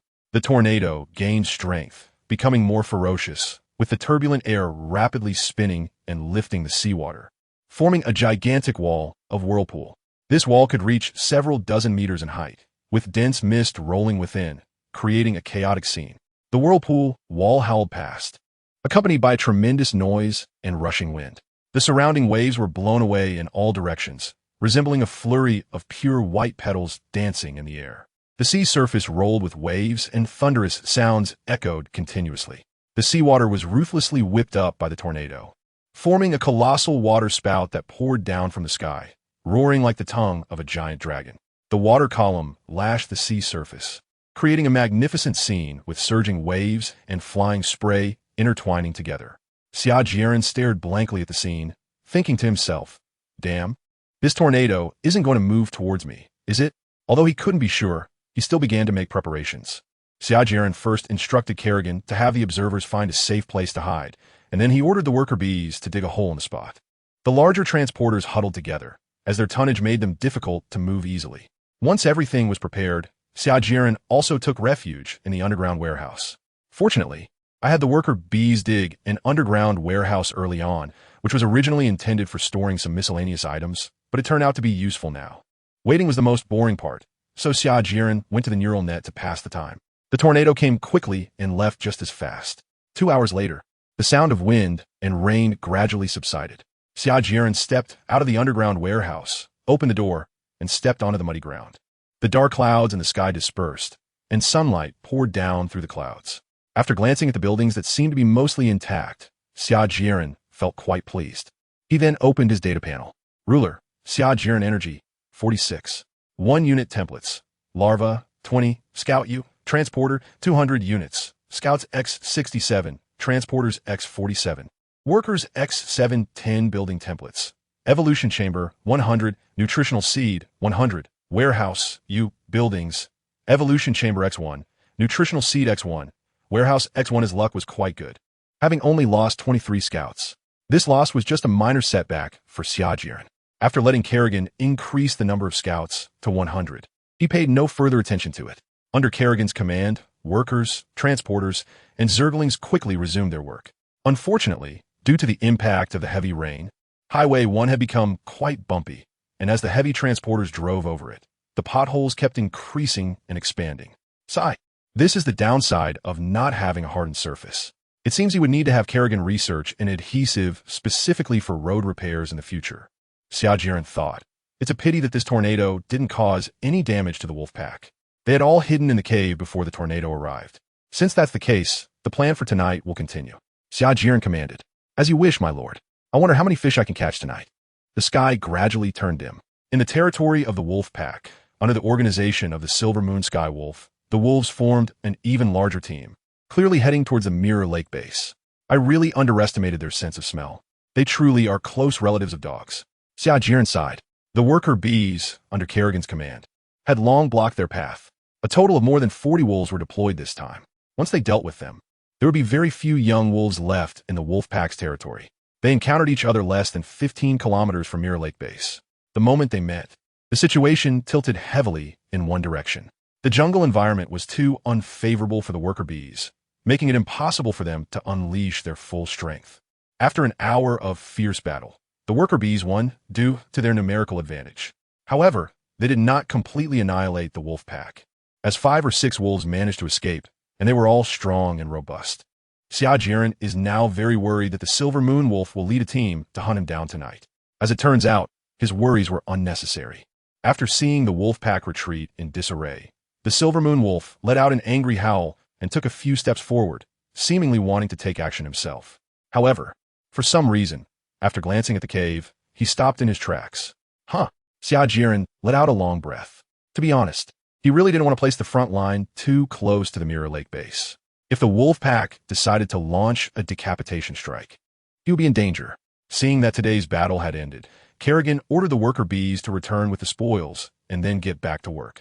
The scouts were monitoring the movements of the wolf pack at all times to prevent any unexpected situations. Tonight was another sweet night. Ever since arriving in this world, Xia Jieren's sleep quality had been surprisingly good. The new body felt great. After learning that his body was not the original, Xia Jieren was frustrated for quite a while. However, the genetic makeup of his body had largely remained unchanged. It had just been optimized. In short, he was still a pure descendant of Yin and Huang, which was undoubtedly better than anything else. The next day was another energetic day. Ruler, Xia Jieren Energy, 71. For unit templates, Larva, 20, Scout, U, Transporter, 200. Units, Scout X 100, Transporter X 63, Worker B X 836. Building templates, Evolution Chamber 100, Nutrient Pod 100, Warehouse U. Buildings, Evolution Chamber X1, Nutrient Pod X1, Warehouse X1. After the daily routine check, Xia Jieren looked forward to the day when he could eliminate the worker bees. After the anticipation, he frowned again. Recently, the speed of energy acquisition had not significantly improved. Too much time was wasted going back and forth. Considering that the logging point was nearly 10 kilometers away from the Mirror Lake base, Xia Jieren could only sigh helplessly. Shaking his head, he temporarily set the matter aside. Today, Xia Jieren was still doing nothing. So, accompanied by a few insectoids, he strolled along Highway Number 1, enjoying the scenery around him. Getting up close with nature felt quite refreshing. Noon. The scorching sun beat down on the earth. Xia Jieren wiped the sweat from his forehead and rested under the shade of a tree by Highway 1. At this moment, he was waiting for the transporter to pick him up. After walking about 10 kilometers, he felt no physical fatigue at all, but was mentally drained. The monotonous scenery was simply too dull. Just as he spotted the approaching transporter and was about to stand up, his heart suddenly skipped a beat, contracting sharply. He pressed his hands against his chest, making muffled sounds, and then sat down on the ground. What is going on? Why do I feel so anxious? Xia Jieren's expression was one of terror, his face shifting between shades of pale and flushed. He took several deep breaths before gradually calming down. Then, he hurriedly asked Kerrigan, "What's wrong with me? Why do I just feel that way? Am I sick?" He was panicking. That feeling was truly unbearable, like he had walked through the gates of hell. Kerrigan immediately reassured him, "My lord, don't worry, let me take a look." With that, she carefully examined Xia Jieren from head to toe. Kerrigan tilted her head in confusion and said, "My lord, you are perfectly healthy?" Xia Jieren frowned. "What exactly is going on? Master, did you just think of something scary, something that made you panic?" Kerrigan asked. Xia Jieren frowned and replied irritably, "Am I sick? Why would I scare myself? Just now, I stood up and suddenly felt a palpitation." Reflecting on that feeling, Xia Jieren involuntarily shivered. Kerrigan speculated, "That should be the Lord's sixth sense, or intuition, sensing some danger." Intuition, sixth sense. Are those things reliable? Xia Jieren questioned. Kerrigan said seriously, "Intuition or sixth sense? These things do exist." Xia Jieren stroked his chin and pondered, "What exactly is making me feel threatened?" Kerrigan was also quite puzzled by this. After being in a daze for a few minutes and feeling his sweat-soaked clothes, Xia Jieren decided not to think about it for now. He would return to the base first. After saying that, he boarded the transport and returned to Mirror Lake Base. On the way, Xia Jieren asked, "Have a Zerg sensed anything?" "No," Kerrigan replied firmly. "Then have the scouts expand their reconnaissance range and see if there are any dangers nearby," Xia Jieren suggested. "Okay, my lord." Half an hour later, Kerrigan responded, "The nearby area has been thoroughly searched, and there is nothing that poses a threat to you. What about the Silver Moon Wolves? We checked. There's still no activity over there." Seeing Xia Jieren's still anxious expression, Kerrigan comforted him. "Don't worry, my lord. All Zerg will vow to protect you with their lives." Xia Jieren nodded and gave a soft feeling much more comfortable in his heart. At the same time, he secretly cursed, "Damn, who the hell is keeping an eye on me? Don't let me find out, or you won't be able to bear the consequences." After this incident, Xia Jieren decided to eliminate the Silver Moon Sky Wolf as soon as possible. Better safe than sorry. What if the palpitation he just felt was caused by the Silver Moon Sky Wolf? Life is only one, and Xia Jieren dared not take the risk. Although Kerrigan had said that as long as his soul wasn't extinguished and the Zerg had enough energy, he could be resurrected, Xia Jieren still felt uneasy. He didn't want to experience the feeling of death. Just a minute before Xia Jieren felt the palpitation, on the Fishman Island located 10,000 meters under the sea, a huge double-layered semicircular bubble shield surrounded the entire Fishman Island, with an air layer between the two shields. Although it was located deep under the sea, there was still sky and clouds. Thanks to the giant tree-sun tree, Eve, growing near Fishman Island, which could transmit sunlight from the surface. Fishman Island could experience sunlight and the cycle of day and night. Today, Fishman Island appeared to be in a state of panic. Outside the island, numerous gigantic sea kings were swimming nearby. The residents of Fishman Island looked at those sea kings with terrified expressions, swallowing hard, fearing they might suddenly crash into them. In contrast to the anxiety on Fishman Island, the atmosphere in Dragon Palace City was filled with joy and anticipation. Dragon Palace City, located on the upper level of Fishman Island where sunlight was visible, was a large luxurious palace built from large coral reefs, shells, and other materials, with a giant dragon coiled around it. This was the royal base of Fishman Island. At this moment, everyone was gathered in a huge room, staring intently at an egg the size of a basketball. At that moment, a male merman wearing a crown anxiously said, "Right, Minister, why hasn't my child hatched yet?" This male merman had thick, fluffy orange-red hair and beard, flame-like tattoos on his arms, and dense body hair. He was Neptune, the current king of Fishman Island. However, his anxious demeanor showed no trace of a king. The seahorse merman next to him, the Right Minister, looked at his king speechlessly and helplessly explained, "Your Majesty, just wait a little longer. The doctor said it will hatch today, and that won't be wrong." The Right Minister was right. "Calm down, dear." A soft, clear voice chimed in from the side. The voice belonged to Odoheim, the queen of the Dragon Palace Kingdom on Fishman Island. She looked gently at the egg on the bed, her eyes filled with maternal love. Odoheim was a rare goldfish merman with wavy medium-length hair and wearing a robe patterned with fish scales. In addition, she naturally possessed the observation hockey, allowing her to hear the voices of others' hearts. She was also quite passionate and compassionate, but very soft and gentle, making it hard to imagine that the egg larger than her head was her child. How exciting. By the way, mother, is it a brother or a sister? The curious fishman asked. Odoheim and Neptune's faces stiffened at once, recalling Charlie's prophecy and Roger's words. Odoheim quickly regained her composure and smiled, saying, "It's a sister. Her name is Shirahoshi. You all must protect her well." Odoheim looked at her 3 children and said, "Shark Star, Royal Star, and Fish Star said in unison, 'Mother, we will take good care of Shirahoshi.'" Upon hearing this, everyone showed happy smiles. However, a hint of worry flashed in Neptune's eyes. According to Charlie's prophecy, the Sea Kings swimming outside Fishman Island were all waiting for the birth of the Mermaid Princess. The Mermaid Princess who made the Sea Kings wait could only be. At that moment, Neptune recalled Roger's words. "Is your daughter the weapon that will destroy the world?" Then, Neptune's gaze became firm as he looked gently at the unhatched giant egg, silently declaring, "I will not let Shirahoshi become a weapon. She is my daughter, not some sea king Poseidon." Suddenly, the egg on the bed shook a few times. Everyone held their breath, eagerly watching it. 1 shake, 2 shakes, 3 shakes. With each shake of the egg, everyone's hearts trembled in unison. The next second, the egg cracked open, and a small white hand stretched out, the entire egg no longer able to contain the tiny life inside, breaking apart. A young mermaid appeared before everyone. Shirahoshi, X5 Princess Shirahoshi. XN Wow. Princess Shirahoshi let out a loud cry, announcing her arrival to the world. At the same time, an invisible wave spread out, reaching all corners of the world. In the deep sea, our king has finally been born. So happy. We will protect the king's growth. Let's set off. So excited. Yes, so excited. In the distant ocean, there existed another king. The two kings would meet again someday. It's coming soon. This time it will definitely go smoothly. Numerous giant sea kings had joyful expressions in their eyes, silently communicating with one another. They casually swayed their massive bodies over 10,000 meters long, creating swirling currents in the seabed, slowly swimming toward Fishman Island.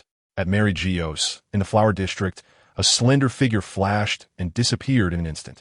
Arriving at the illusion room, the next second he sat high on the void throne, his indifferent eyes gazing ahead. Huh, Poseidon, the Sea King? It's been a long time. What can you do in this era? His emotions showed no signs of fluctuation, like a cold machine. This person was the true master of the void throne, the ruler of the world government. Even the highest representatives of the world government, the Gorasii, had to kneel before him and obey his commands. After mumbling a few words, I'm vanished from the void throne, and the illusion room fell silent once more. In the new world, in a calm sea area, a loud roar echoed, shaking the surrounding air, and it was easy to hear the joy mixed within.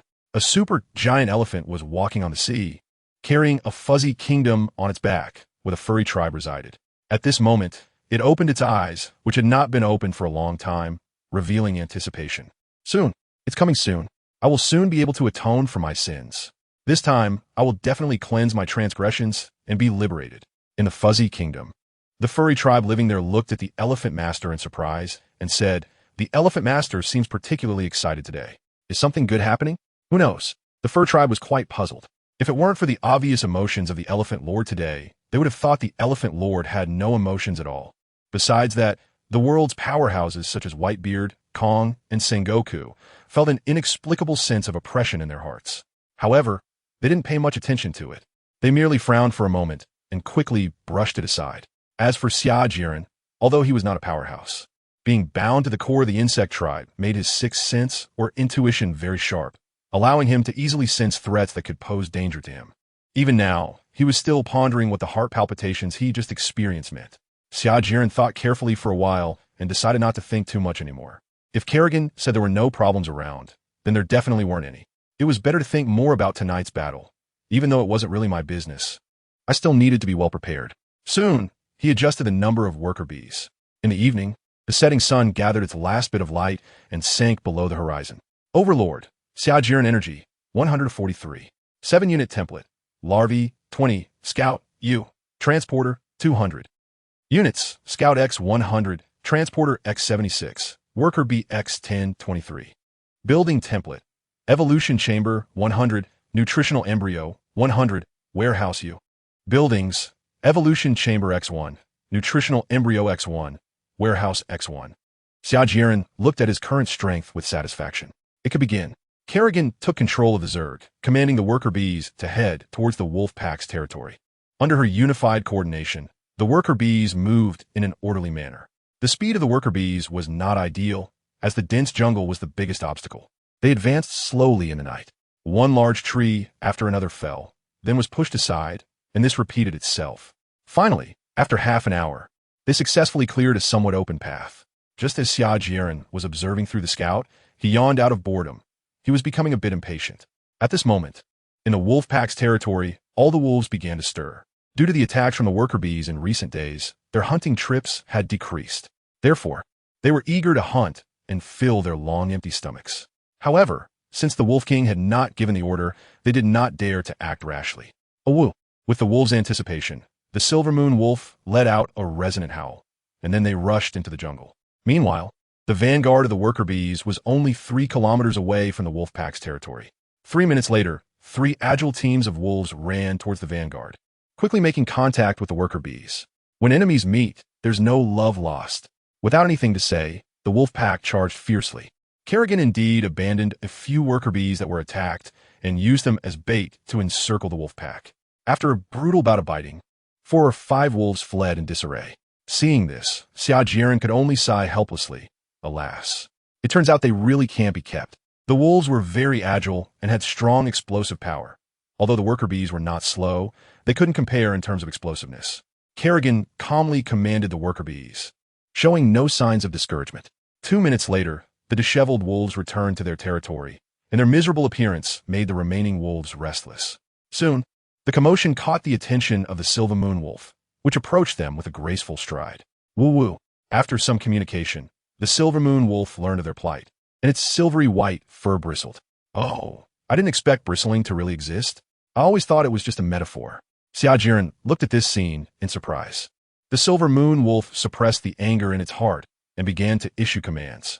In a short while, apart from a few young and elderly wolves left to guard the territory, 60 to 70 wolves charged towards the worker bee army under the leadership of the Silver Moon Wolf. This was the last strength of the wolf pack. There could be no mistakes, so the Silver Moon Wolf personally led the charge. It took the lead, skillfully weaving through the jungle, and quickly disappeared into the dense forest.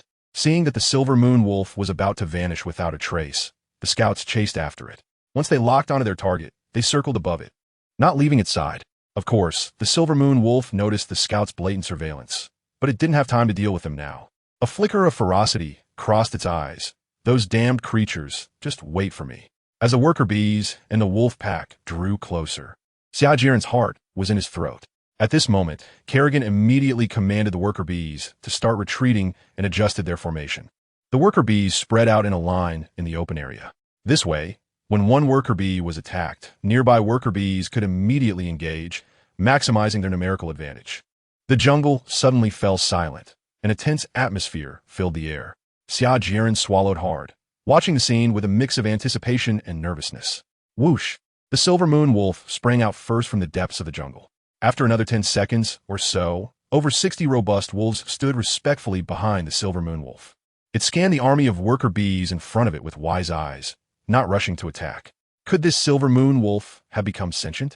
Logically, it should have charged forward immediately to eliminate these ants that offended its dignity. Xia Jieren exclaimed in surprise. He stared intently at the Silver Moon Wolf, his heart racing. Observing it up close made its terrifying presence even more palpable. Its tall and slender body, powerful limbs, and the aura of dominance surrounding it made Xia Jieren feel somewhat overwhelmed, even through the screen. This must be the aura of a superior being, he thought to himself. He suddenly realized how embarrassed he felt, ashamed that a mere beast could evoke such feelings in him.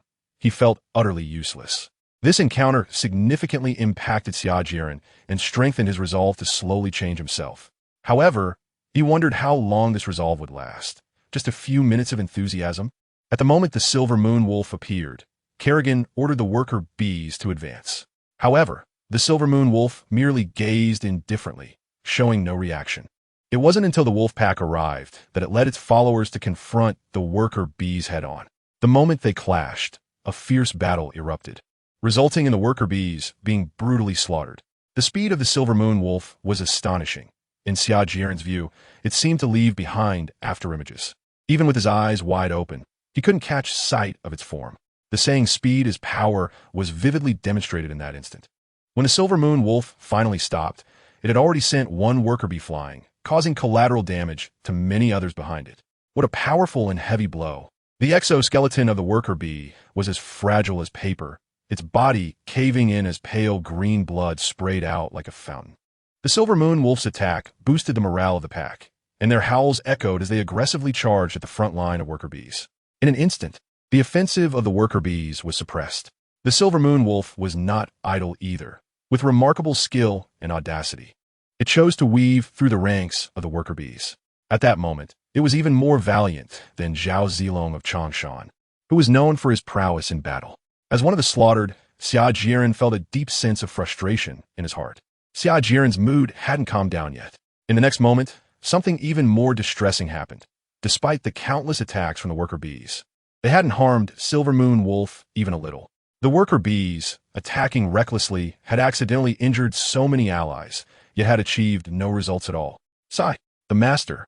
The battle has just begun. The outcome has long been decided. Kerrigan wore a confident smile on her face as she turned to comfort Xia Jieren. Xia Jieren nodded heavily.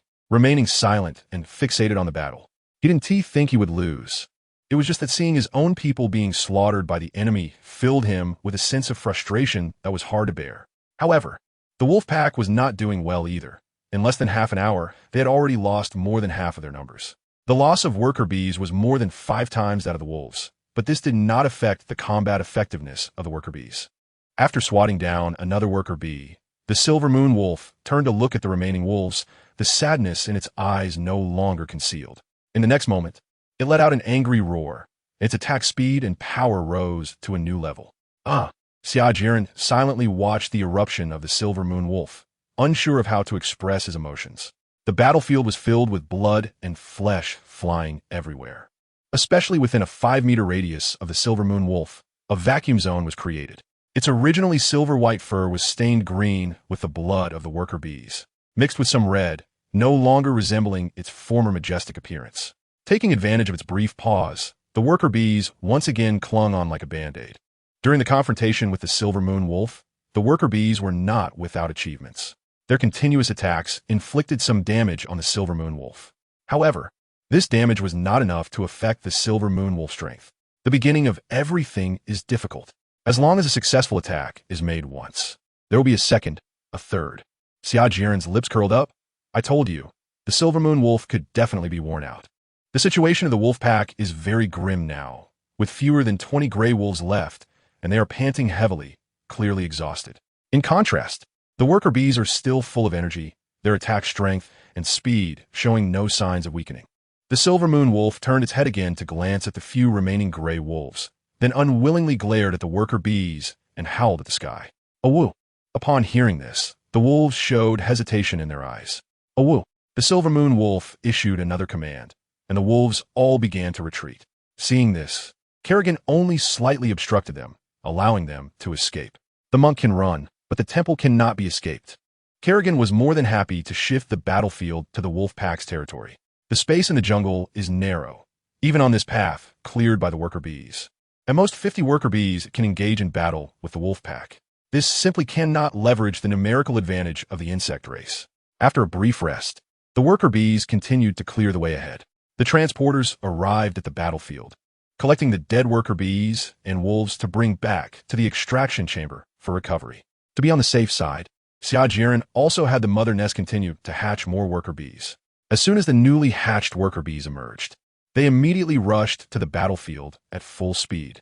While the insect race was preparing, the silver moon wolf also returned to its territory. Looking at the wolf king covered in green blood, the remaining wolves looked at it with worry.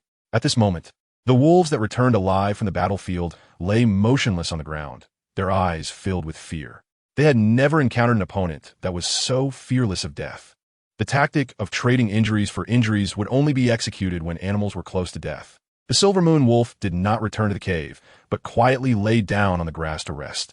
A little over 10 minutes later, less than 500 meters from the wolf pack's territory, the worker bees clashed with the patrol team again. It happened suddenly, leaving only 2 wolves. The silver moon wolf, having just rested for a short while, immediately brought more wolves over upon hearing the news. Under the bright moonlight, its appearance was extremely fierce, bearing sharp teeth and continuously emitting low growls. For some reason, this look reminded Xia Jieren of those dogs guarding their food. Thinking of this, he inexplicably wanted to laugh. The battle, not much different from before, erupted into a brutal melee in an instant. The unoriginal battle made Xia Jieren yawn. But in the next second, a change occurred. The silver moon wolf directly pierced through the body of a worker bee with its claws. This is impossible. Did the silver moon wolf not use its full strength just now? Xia Jieren exclaimed in surprise. The strength of the worker bee's body is inferior to steel. How could it be pierced so easily? Due to the darkness, Xia Jieren couldn't see what secret lay behind the silver moon wolf strike. Regardless of Xia Jieren's astonishment, the battle continued. Half an hour later, the silver moon wolf let out another roar. Xia Jieren instinctively thought that the silver moon wolf planned to run away this time. However, he did not expect that after a loud roar, it charged directly into the center of the army of worker bees. The remaining 20 or so wolves reluctantly ran back to their territory. Kerrigan and Xia Jieren instantly understood the silver moon wolf's intention.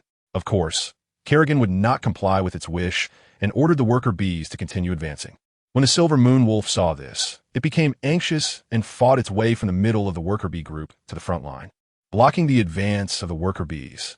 An hour later, the worker bees had barely advanced less than 100 meters. However, Xia Jieren was already very satisfied. To block the advance of the worker bees, the silver moon wolf moved back and forth, consuming a lot of energy. This could be seen from its somewhat hurried breathing. After more than another hour, the worker bees had advanced to less than 100 meters. The silver moon wolf was already showing obvious signs of fatigue. Xia Jieren's smile grew even more intense. In just these 2 hours, the silver moon wolf had killed 300 to 400 worker bees. However, the number of worker bees still remained around 800. This was thanks to the mother nest and the diligent transporters. As soon as the worker bees died, they would be transported to the extraction room to be converted into energy. The mother nest quickly hatched new worker bees to rush to the battlefield immediately. The entire process only took about 40 minutes. 10 minutes later, the worker bees broke through the silver moon wolf's defenses and surged into the wolf pack's territory. The silver moon wolf looked at this scene in despair, its eyes filled with intense hatred. All the adult wolves in the territory exerted their utmost effort, but could not block this breach. A woo-ugh, the painful cries echoed in the wolf pack's territory. All the adult wolves suffered relentless attacks from the worker bees. The exhausted wolves were no match for the worker bees, and their defeat was unstoppable. This is probably the sorrow of the weak, Xia Jieren sighed inwardly as he watched the brutal scene before him. Then, he slapped his own face and said, I have no ability to pity them. I am still a weakling myself. Now, the wolf pack's territory has been completely occupied by the densely packed worker bees. They surrounded the silver moon wolf so tightly that not a single drop of water could leak through. The silver moon wolf's gaze was fierce, its savage eyes sweeping over the worker bees. At this moment, with the upper hand, Xia Jieren was very worried that the silver moon wolf would escape. After thinking for a while, he couldn't come up with any good ideas and asked, Kerrigan, do you have any ideas? We could try using the pups as bait. That way, the silver moon wolf might be distracted. Kerrigan replied in a sweet voice. If it gets severely injured, even if it wants to run, it won't be able to escape. Xia Jieren hesitated and said, this doesn't seem right. Besides, these cubs clearly aren't born as silver moon sky wolves, so they might not be effective. Trying it won't hurt, Kerrigan advised. Xia Jieren gritted his teeth and nodded in agreement. All right. Soon, a worker bee passed through the dense swarm of worker bees, bringing 2 larvae to the front of the silver moon wolf. As expected, it was useless. Perhaps it was because the silver moon wolf had lost its sanity and didn't notice this side, Kerrigan speculated. Xia Jieren waved his hand, temporarily abandoning schemes and plots, deciding to confront the silver moon wolf head-on with real weapons. Now, he roughly understood the reason behind the silver moon wolf's fluctuating attack power. After the observer's investigation, it was found that when its claws turned black, its attack power significantly increased. Swoosh! This was the sound of the worker bee's claws piercing flesh. Nice! Xia Jieren clenched his fist, unable to hold back a cheer. The silver moon wolf suffered unprecedented damage.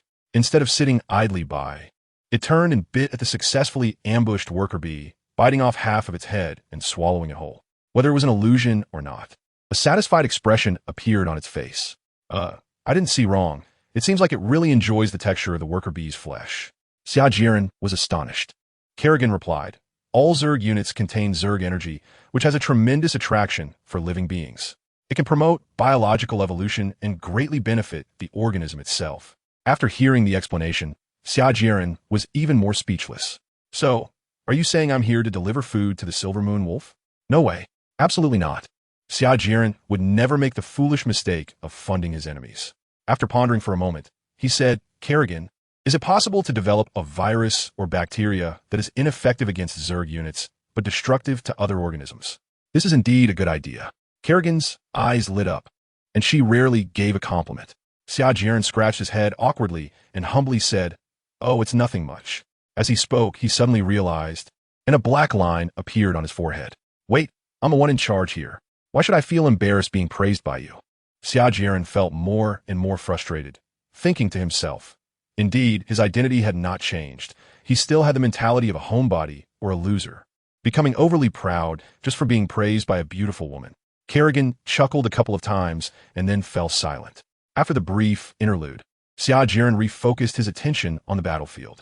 At this moment, the silver moon wolf was nearing its end. An hour later, the silver moon wolf's chest was rapidly heaving, its mouth wide open, showing no sign of closing. Finally, It was almost over. Xia Jieren wore a relieved smile on his face, overlooking the entire battlefield. The wolf pack territory was bustling with activity. Those who witnessed this scene might develop a fear of clusters. When Xia Jieren saw it, he only felt a chill rising from the soles of his feet, rushing straight to the crown of his head. Now, the battlefield was once again covered with layers of worker bee corpses. He didn't even know how many times this had happened. The transporters skillfully carried away the dead worker bees, while newly hatched worker bees continuously joined the battlefield. Xia Jieren also didn't know the exact number of worker bees that had fallen, but roughly estimated that nearly 1,200 had died in battle. After such a huge cost, they finally forced the Silver Moon Wolf to this point. Reflecting on it, Xia Jieren couldn't help but sigh. I'm really having a hard time. However, even so, the Silver Moon Wolf wouldn't be defeated anytime soon. Its speed was significantly reduced now, greatly increasing the chances of worker bees attacking. It was truly a tedious battle. After relaxing, Xia Jieren felt a wave of drowsiness wash over him. He glanced around idly and inadvertently caught sight of the cave where the Silver Moon Wolf lived. Kerrigan, do you think there are any treasures in there? Xia Jieren pointed to the cave, curious. When he came to scout before, there were 2 strong wolves guarding the entrance, so he had no chance to take a look inside.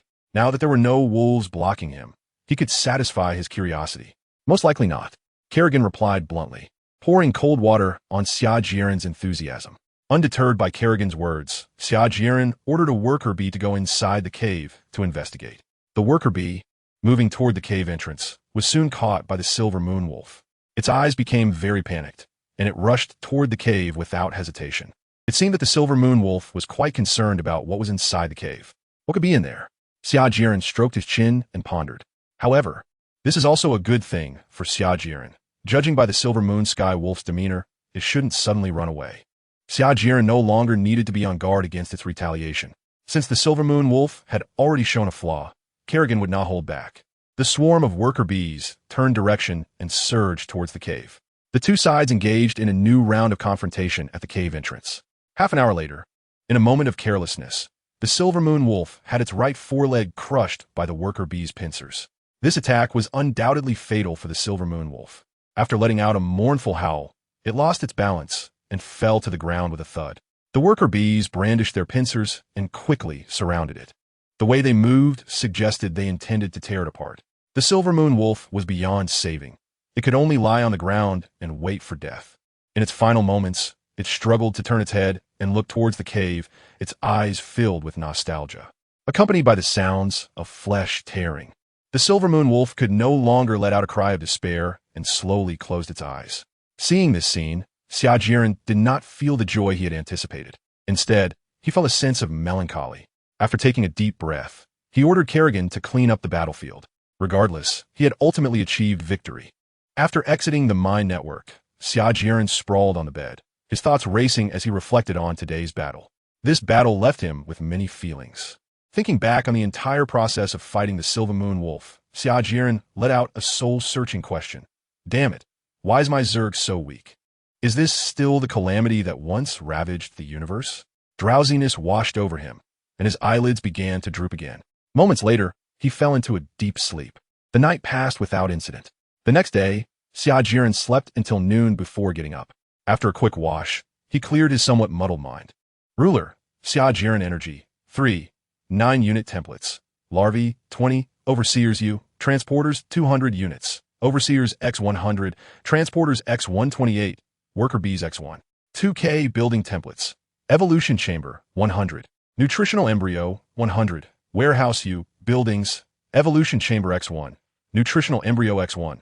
Warehouse X2 Progress. Jumping Bugs, 100. Symbiotic Virus, 10. Opening the data panel. Xia Jieren couldn't help but smile. Last night's gains were substantial, with a small increase in the number of worker bees. The Jumping Bug template had successfully completed its evolution thanks to the contributions of the Wolf Pack, which was the biggest gain from this battle. Units, Jumping Bug, Puppy, Speed, 160 kilometers H energy, 60 description. The Jumping Bug, commonly known as the Zerg Puppy, is small and fierce with a very fast running speed. It has claws and teeth as sharp as sickles and loves to tear enemies to shreds. Due to their genetic coding being very easy to replicate, the energy required for production is minimal. They are a very cost-effective and practical unit for the Zerg, better suited for reconnaissance and attack missions. Opening the detailed information of the jumping bug, Xia Jieren's smile grew wider. With the jumping bug, he believed future battles would be much easier. The cost-performance ratio of the jumping bug was unquestionable. He wondered what its actual combat power was. So, Xia Jieren went outside, intending to observe the jumping bug with his own eyes. Woof woof. As soon as he stepped out the door, Xia Jieren heard a series of woofing sounds under his feet, which sounded very familiar, almost like the sound of a puppy. Xia Jieren looked down and saw two wolf cubs rolling around in their den. They occasionally stood up, swaying as if they were drunk, and stumbled forward. Fall down. Stand up. Fall down again. Stand up again. Watching their clumsy appearance, Xia Jieren's affection for them was apparent. He slightly crouched down and suddenly embraced them in his arms, gently stroking them amidst their terrified gazes. Their fur had not fully grown yet, and the texture was somewhat lacking. Xia Jieren evaluated in his heart. However, the movements of his hands did not stop at all. These two cute little creatures were the cubs of the Silver Moon Wolf. The fact that the Silver Moon Wolf did not run away in the face of life and death had a reasonable explanation. Maternal love is truly great. After discovering these two cubs in the cave, Xia Jieren also felt a sense of pity. He instructed the worker bees to bring them back, intending to raise them well, hoping to train them into a handsome mount. Thinking of how cool he would look riding the Silver Moon Wolf, Xia Jieren couldn't help but chuckle. In addition, he also acquired 6 ordinary wolf cubs, which would be kept as pets. Xia Jieren enthusiastically interacted with the Silver Moon Wolf cubs for a while before sending them back to their den. The poor cubs scrambled to the corner of the den, huddling together and trembling. This bipedal creature is truly terrifying. After Xia Jieren left with satisfaction, he suddenly received some long-awaited good news. My lord, there is news about the fungal blanket template. Kerrigan's surprised voice echoed in his ears. After a moment of stunned silence, Xia Jieren's mouth quickly curled up, and he couldn't help but laugh out loud. He hurriedly asked, "What on earth is going on? Did you find the missing gene?" Kerrigan did not respond. Instead, she directly pulled him into the neural network. Relevant information flashed rapidly through Xia Jieren's mind, and he instantly understood. The Silver Moon Wolf is truly my lucky star. Xia Jieren once again praised the Silver Moon Wolf. In the cave of the Silver Moon Wolf, a new strain of fungus was discovered, which perfectly the missing key genes of the mycelium blanket. The newly discovered strain resembles slime molds found on Blue Star, densely covering the walls of the cave. Looking somewhat eerie, slime molds are a type of organism that lies between animals and fungi, and they have a wide distribution, existing in areas with plants or plant debris and suitable temperatures. Xia Jieren remembered the slime mold, partly because of its unique reproduction method. It spreads through spores, often suddenly covering a large area without anyone noticing. The larger the area of the slime mold, the faster it expands. After taking another look at the almost wall-to-wall fungal species inside the cave, Xia Jieren became more convinced that this should be a type of slime mold. Great! They could finally secure the fungal mat. He never expected that the fungal species brought back by the worker bees would be so important.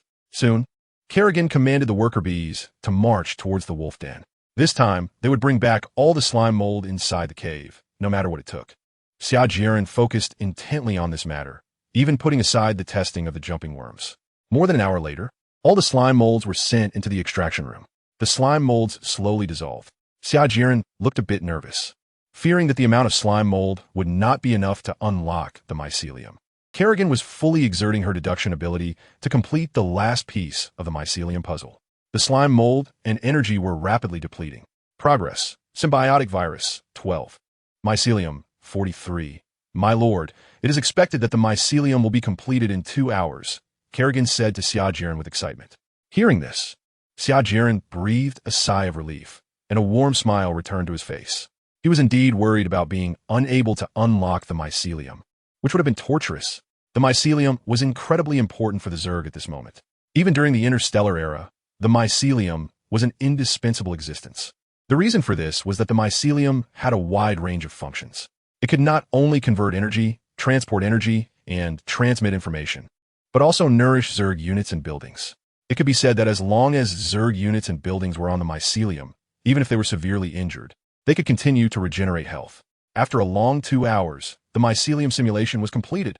Building, mycelium energy, 100, minimum, specification, 1P function, energy conversion and transportation, information transmission, nourishment for Zerg units, and buildings introduction.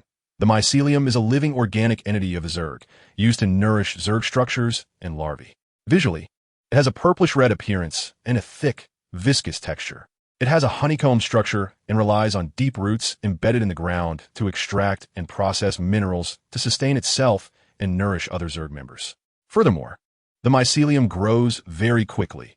If not restricted, it can grow in various places from space platforms to water surfaces. Ruler, Xia Jieren Energy, 341. For unit template, Jumping Bug, 60, Larvae, 20, Observer U. Units, Observer X100, Transporter X140, Worker BX1. 3K. Building template, Mycelium, 100, Evolution Chamber, 100, Nutritional Embryo, 100. Buildings, Evolution Chamber X1, Nutritional Embryo X1, Warehouse X2. Progress, Symbiotic Virus, 19. Xia Jieren smiled, eager to try. Practice makes perfect. So, Xia Jieren went straight to the mother nest and instructed Kerrigan to hatch a patch of fungal carpet. In less than 10 seconds, the purplish-red, fleshy tissue began to spread from the bottom of the mother nest. Xia Jieren couldn't wait to step forward to take a look. The next second, it was really disgusting. Xia Jieren tilted his head and gagged, his movements fluid and seamless. Having been in this world for 2 weeks, he believed his psychological resilience had greatly improved. However, the appearance of the fungal blanket had far exceeded Xia Jieren's limits. As he recalled it once more in his mind, he immediately shuddered, his hair standing on end, not to mention its flesh-like color and viscous texture. Just its honeycomb structure could scare someone with a fear of clusters into a faint. The fungal blanket had a tremendous impact on Xia Jieren's young mind. After catching his breath, Xia Jieren said firmly, Kerrigan, all Zerg from now on will be modified according to my aesthetic. It doesn't matter how many resources it takes. Now, immediately, right now, transform the fungal blanket. At the same time, I will share my thoughts on the fungal blanket with you. See if it can be realized. Kerrigan replied seriously, as you command, my lord. With that, she disappeared again. After glancing one last time, Xia Jieren decisively ordered the fungal blanket beneath the hive to dissolve. The fungal blanket melted away, and the recovered energy was absorbed by the hive. It is worth mentioning that there are 3 ways to create a fungal blanket. The first method is through the incubation by worker bees. The second method is direct incubation by the hive. The last method is to expand the existing fungal blanket to create a larger and more extensive one. After dealing with the fungal blanket, Xia Jieren suddenly remembered that he hadn't seen a jump bug yet. Looking up at the sky, he decided to hatch a jump bug to have a look while the daylight was still early. A minute later, a jump bug ran up to Xia Jieren. Examining the appearance of the jump bug closely, Xia Jieren was quite satisfied. The overall appearance of the jump bug could be described with one word: harmonious. It looked completely inoffensive. Its spikes were evenly distributed. Although the size of the spikes varied in different parts, they looked very coordinated overall, which could effectively enhance the jump bug's defense. Additionally, its powerful, sharp claws glinted menacingly, exuding a strong deterrent effect. Its fierce teeth were hidden beneath a metal mask. But during an attack, its powerful bite force would still become a nightmare for enemies. Overall, the jump bug resembled a mechanical dog, full of a sci-fi vibe. Likewise, the jump bug's abilities were equally impressive. It could reach a top speed of 160 km/h when sprinting, approximately 1.5 times the speed of a cheetah, with astonishing explosive power. Then, Xia Jieren casually pointed at a large rock. The jump bug jumped up, its claws effortlessly gliding across the surface of the stone. In the next moment, the boulder, which was as tall as an adult, was cut in half. Xia Jieren was overjoyed, laughing heartily. This is just amazing. Look at this attack power and speed. If we had the jumping worms helping out yesterday, dealing with the silver moon wolves would have been much easier. After testing the combat power of the jumping worms, it was already late. After browsing the mine network for a while, Xia Jieren fell into a deep sleep. Time flew by, and there were no events during the night. The morning sunlight poured into Xia Jieren's bedroom. He lay in bed, wearing a mask of pain, reluctantly getting up. After washing up, having breakfast, and completing his daily routines, he lay back down and checked the optimization progress of the mycelial blanket. Ruler, Xia Jieren Energy, 341. For unit template, Jumping Worms, 60, Larvae, 20, Scouts U units, Jumping Worm X1, Scouts X100, Transporters X200 building template, Mycelial blanket, 100.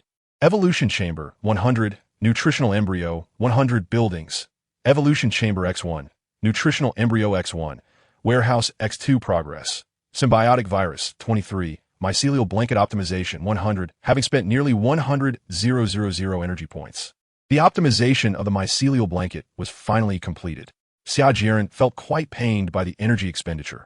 If it had all been used to hatch worker bees, he could have hatched over 1,000 of them. However, that wasn't the most distressing part. According to Kerrigan, the stronger the units and buildings, the more resources they would consume. This meant that in the future, a large amount of energy would be needed to deduce or unlock templates. Unlocking templates was manageable since the legacy of the previous generation of Zerg required less energy. Deducing templates, however, depended on whether there were usable genes in the Zerg gene pool. If there were, it was fine, and the energy cost wouldn't be excessive. If not, then it would require a miracle, and pouring energy into it would be the only option. Oh, shaking his head helplessly, Xia Jieren exited the mine network. He hurriedly made his way to the mother nest. Building, mycelial blanket energy, 100, minimum, specifications, 1, 8p function, converts and transports energy, transmits information, nurtures Zerg units, and buildings description. The mycelial blanket is a living organic entity of a Zerg, used to nourish Zerg buildings and larvae. After modification, the mycelial blanket is divided into above-ground and underground parts. The above-ground part is green, capable of photosynthesis, absorbing various substances from the air and replenishing energy for Zerg units. The underground part still relies on deep roots to extract and process minerals to sustain itself and nourish other Zerg members. Its roots are long and dense, primarily relying on the underground portion to convert and transport energy. Zerg buildings can still be constructed on the mycelial blanket. The mycelial blanket grows very quickly, if left unchecked. It can grow in various places from space platforms to the water surface. According to the latest introduction to the mycelial blanket, the optimization is quite good. Now, the mycelial blanket no longer needs to cover the entire ground. Its main body will be buried deep underground, using long and dense roots to absorb materials from the soil and convert them into energy. However, its conversion efficiency will be limited by the scale of the mycelial blanket. The main body of the mycelial blanket resembles a pipe with a cut diameter of about 2 centimeters, capable of transporting energy and materials. The above-ground part of the mycelial blanket can still be used to nourish Zerg units or buildings. Additionally, the above-ground part of the mycelial blanket comes in various forms.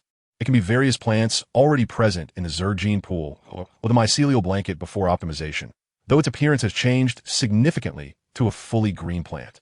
Seeing this, Xia Jieren smiled happily. My idea really works. The above-ground part of the mycelial blanket generally has two types. The plant-type mycelial blanket can absorb sunlight and convert it into energy. The other type can be consumed by Zerg units, with effects similar to the energy liquid produced in the nutritional embryos, quickly replenishing energy for Zerg units. At this moment, Xia Jieren was already standing in front of the mother nest, eagerly looking at the bottom of the mother nest. Under his gaze, a layer of green film began to appear at the bottom of the mother nest, which is specifically for energy transmission with Zerg buildings. Great! Finally no more of those purplish-red, sticky substances, Xia Jieren exclaimed with joy. Then, he lowered his gaze again, as if trying to see through to the situation underground. Staring seriously for a while, imagining what the mycelial mat looked like beneath the ground. A few minutes later, Xia Jieren came to his senses and instructed Kerrigan to hatch production type and edible type mycelium blankets. The production type mycelium blanket is nothing much to say about. It looks similar to the greenery commonly used along the roadside. The edible type fungi, as introduced by Kerrigan, are entirely emerald green and shine brilliantly under the sunlight, making them very attractive. It's almost like the ozone grass of gourmet food. Xia Jieren gazed at the mushroom blanket, feeling his saliva secretion increase significantly. Straining to resist the urge to take a bite, Xia Jieren summoned a springtail. After the springtail took a bite, the damaged mushroom blanket quickly restored itself, with not a drop of juice spilling out during the process. Xia Jieren was very satisfied, so he discussed with Kerrigan and formulated a plan for the expansion of the mycelium blanket. Currently, the cost of the mycelium blanket is about 1.8 energy points per square meter, which is quite considerable. To expand an area of 1 kilometer, 180,000 energy points are required. Not every inch of land needs to be fully covered by the mycelium blanket, which will undoubtedly reduce the difficulty of expansion. The productive mycelium blanket on each square meter of land can convert energy at an efficiency of about 1 pH. After a brief calculation of the consumption for the expansion of a mycelium blanket, the expansion plan was freshly created. The mycelium blanket will first expand from the mother nest towards the north, northeast, east, and the other 8 directions, with a node set every 5 kilometers. The nodes in different directions will be interconnected.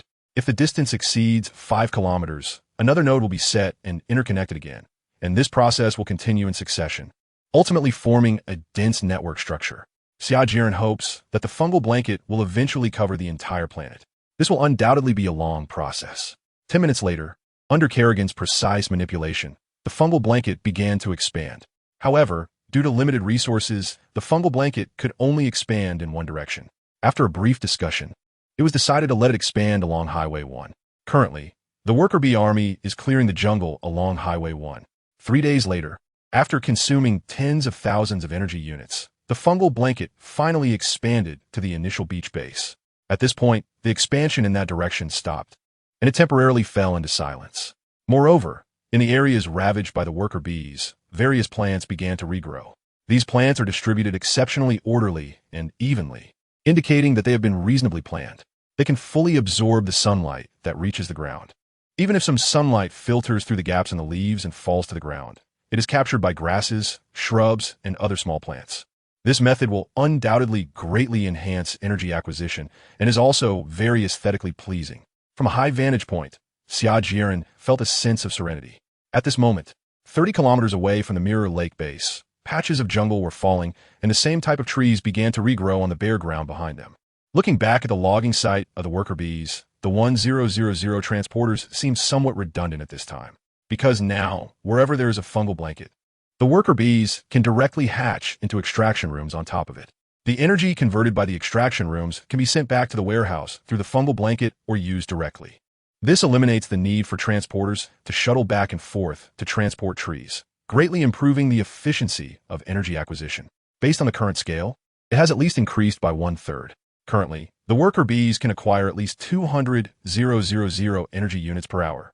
It is worth mentioning that, given the current scale of the fungal blanket, it is expected to obtain 12,000 energy units per hour. However, its method of energy acquisition has significant drawbacks, as it does not collect any energy at night. After dinner, Xia Jieren pondered for a while and decided to expand the number of worker bees to 10,000. The need for energy will only increase in the future, so it's wise to prepare early. After planning the work for the next few days, Xia Jieren fell into a deep sleep. That night, Xia Jieren had a long-lost, beautiful dream. In the dream, he led the insect army to conquer the entire planet, and all beasts and intelligent races submitted to him. He began to develop into space using the planet's resources. First, he devoured the moon, then wrapped the sun with a Dyson sphere to obtain a continuous supply of energy. He then built a massive fleet to explore nearby star systems. Just as Xia Jieren was lost in his beautiful dream, the sky began to brighten. A beam of sunlight fell on Xia Jieren's face, waking him from his dream. Grass, a type of plant. Why do you have to wake me up when I was about to enjoy a beautiful life? Xia Jieren woke up groggily, shielding himself from the blinding sunlight, cursing inwardly that it was too torturous. After being disturbed from a beautiful dream, he had no mood to continue sleeping since he could no longer return to that enchanting dream. Getting out of bed, washing up, and eating, he swiftly completed his daily routine. Then, Xia Jieren opened the data panel. Ruler, Xia Jieren Energy, 7. 1 unit templates. Jump bugs, 60. Larvae, 20. Scouts, units. Jump bug X1. Scout X200. Transporter X1K. Building templates. Mycelium, 100. Evolution chamber, 100. Nutritional embryo, 100. Buildings. Mycelium. Evolution chamber X1. Nutritional embryo X1. Progress. Symbiotic virus, 31. Currently, there are only about 5. 3K worker bees, and it will take a few more days to break through to 10K. Still lacking energy, Xia Jieren sighed. However, he couldn't think of any good methods to obtain energy and could only rely on the worker bees. Later, Xia Jieren began his daily inspection of the Mirror Lake base. He first arrived at the breeding area within the base. Here, there were chicken coops and rabbit huts built by the insect people, covering a small area of about 100 square meters, capable of raising 100 to 300 chickens or wild rabbits. These animals were mainly to satisfy Xia Jieren's appetite. Originally, Xia Jieren could survive without eating, relying on the energy from the insect core, only needing a small amount of water each day. At first, he was quite happy about it, as he no longer had to waste time on meals. However, after a few days, he felt extremely uncomfortable, as if something was missing from his life. So, Xia Jieren resumed his normal 3 meals a day. The insect worker, Xia, actively researched various seasonings and continuously improved his cooking skills. Now, the dishes made by Xia were already excellent, fully satisfying Xia Jieren's taste buds. Of course, this might also be related to the fact that he hadn't tasted much gourmet food. In any case, Xia Jieren had come to see eating as a form of enjoyment. Since he acquired the insect core, he no longer felt full. For Xia Jieren, this was quite nice. No matter how much he ate, he wouldn't gain weight. Happy. Moreover, the meat of animals in this world was very delicious and could be eaten simply by grilling, especially the animals specially raised by the insect people. They were fed insect special energy blocks, which contained rich nutrients that made the meat even more flavorful. Additionally, there was a certain chance that the animals could undergo beneficial mutations. According to Kerrigan, most animals could eat this energy block, and humans could as well. Unfortunately, Xia Jieren had no desire to try it. No matter how rich the nutritional value, it was useless. Refusing bizarre shapes and foods with strange smells starts with me. Xia Jieren glanced in front of the chicken coop, where 2 roosters were quietly resting on the ground. In order to ensure the smooth opening of the chicken coop, the worm people had been searching for hens in the jungle for the past few days. Perhaps due to the previous frequent hunting, wild chickens had not been seen in the vicinity for a long time. Since they couldn't find any, they decided to let the hen's nest directly hatch 2 hens. Xia Jieren said with a bit of a headache. In fact, he didn't want to do this. It would feel strange to eat chicken in the future. Shaking his head, Xia Jieren decided not to think too much about it and to first resolve the major life event of the 2 roosters. At this moment, he felt a bit relieved. Fortunately, he had caught some hens before, and there were records in the gene bank. Otherwise, how would the 2 roosters achieve chicken meat freedom? This is a very good habit. Any gene not present in the gene bank is worth cataloging by the insect tribe. After leaving the chicken coop, Xia Jieren went straight to the rabbit hut and peeked inside. Unlike the desolate sight of the 2 single roosters in the chicken coop, the rabbit hut was very lively. It must be said that no matter which world it is, the reproductive capacity of rabbits should not be underestimated. Just a male and a female wild rabbit, in less than a week, had multiplied their population several times. Xia Jieren happily counted carefully, and there were a total of 26. Coo! Coo! Hearing the sound, Xia Jieren turned his head to look. He saw 2 hens walking over from the direction of the hen house, coming to the chicken coop and directly flapping their wings to fly inside. Seeing how obedient they were, Xia Jieren instantly understood that these hens were also under the control of the insect race. He thought to himself, he would definitely not eat them in the future. Similarly, Xia Jieren would not eat worker bees or other insect units. Just thinking about it made him feel quite uncomfortable. Xia Jieren looked happily at the breeding area in front of him. However, Kerrigan was quite puzzled. My lord, why don't you let the mother nest produce meat directly? That way, it would consume less energy.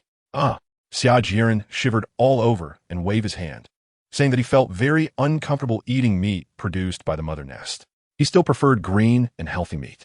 Kerrigan tilted her head, still very confused, but didn't press the issue further. Why not directly choose to produce through the mother nest, instead of spending time and effort farming? Besides the reasons mentioned by Xia Jieren, the biggest reason was that he really enjoyed the feeling of farming. Every time he harvested, he felt immense joy. The combination of super high productivity and free labor was a boon for farmers. How could Xia Jieren not like such a Zerg? After touring the breeding area, Xia Jieren took 2 or 3 steps forward and arrived at the fruit and vegetable area. Although only 2 to 3 acres of land had been cultivated here, wild vegetables, berries, and apple trees were planted in an orderly manner. Seeing the bountiful fruit trees, Xia Jieren exclaimed, "The seeds produced by the mother nest are amazing." In just under 2 weeks, it had completed the growth process of apple trees that normally takes 2 to 3 years. After taking a few more glances, Xia Jieren reluctantly left. Next, he needed to check the progress of the insect people over the past 2 days. He turned around and quickly arrived at the back of the training ground, where a makeshift dock had already risen near Mirror Lake. As he approached to take a closer look, the dock's overly simple design and incomplete equipment made Xia Jieren's mouth twitch. Can this really be used to build fishing boats? Xia Jieren was filled with doubts. But when he saw a powerful insect man effortlessly lift a tree weighing over a ton, he felt he could understand the intention of Insect 2. At this stage, there was simply no need to build a fully equipped dock. Relying on the strength of the insect people could completely solve all the problems they were currently facing. He saw the insect people working there, hammering and assembling wooden boards. Some were installing the keel, while others were hollowing out the wood, working with great enthusiasm. Xia Jieren didn't want to disturb them, so he walked out of the dock and came to a simple pier. At that moment, a wooden fishing boat was docked at the pier. The fishing boat was about 8 meters long, 3 meters wide, and 2 meters deep, with a maximum load capacity of around 1.5 tons, according to Kerrigan's estimate. Xia Jieren was already very satisfied with this, as it was crafted by Chong and the others based on Xia Jieren's memory. It's already quite good that it can be used. One cannot ask for too much. Due to the boat's low load capacity, they couldn't carry too much catch at once. Chong and the others could only focus more on the fishing nets for now, temporarily opting for trawling instead of net fishing. Given the rich fishery resources in Mirror Lake, this method was quite suitable. The prerequisite for trawling was a sturdy fishing net. This was not a challenge for the insect people, as extracting and producing plant fibers was a piece of cake for the mother nest. The raw materials for the fishing net were quickly gathered, and Chong and the others only put in a little effort into the knotting process. Xia Jieren only waited for an hour, and the fishing nets and boats were already prepared. Next was the performance time for the 4 powerful insect people. They first rowed the fishing boat away from the shore, then tied heavy objects to the end of the dragnet and threw it into the water. After that, they rowed the boat in one direction. Half an hour later, the insect people returned to the dock with the fishing boat, easily pulling up the fishing net. Unfortunately, the harvest this time was not much. There were many types of catches, with at least 10 different kinds. Xia Jieren only knows about white shrimp and is unfamiliar with other types of fish. Although his first fishing experience was not successful, Xia Jieren remains in a good mood. The first step is always the hardest, and once you take it, the road ahead will be easier. There are still many areas where the fishing boat needs optimization. First, there's the speed.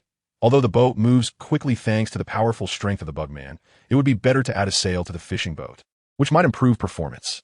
Secondly, the fishing net is too small, which is a problem since the fishing boat is only 3 meters wide.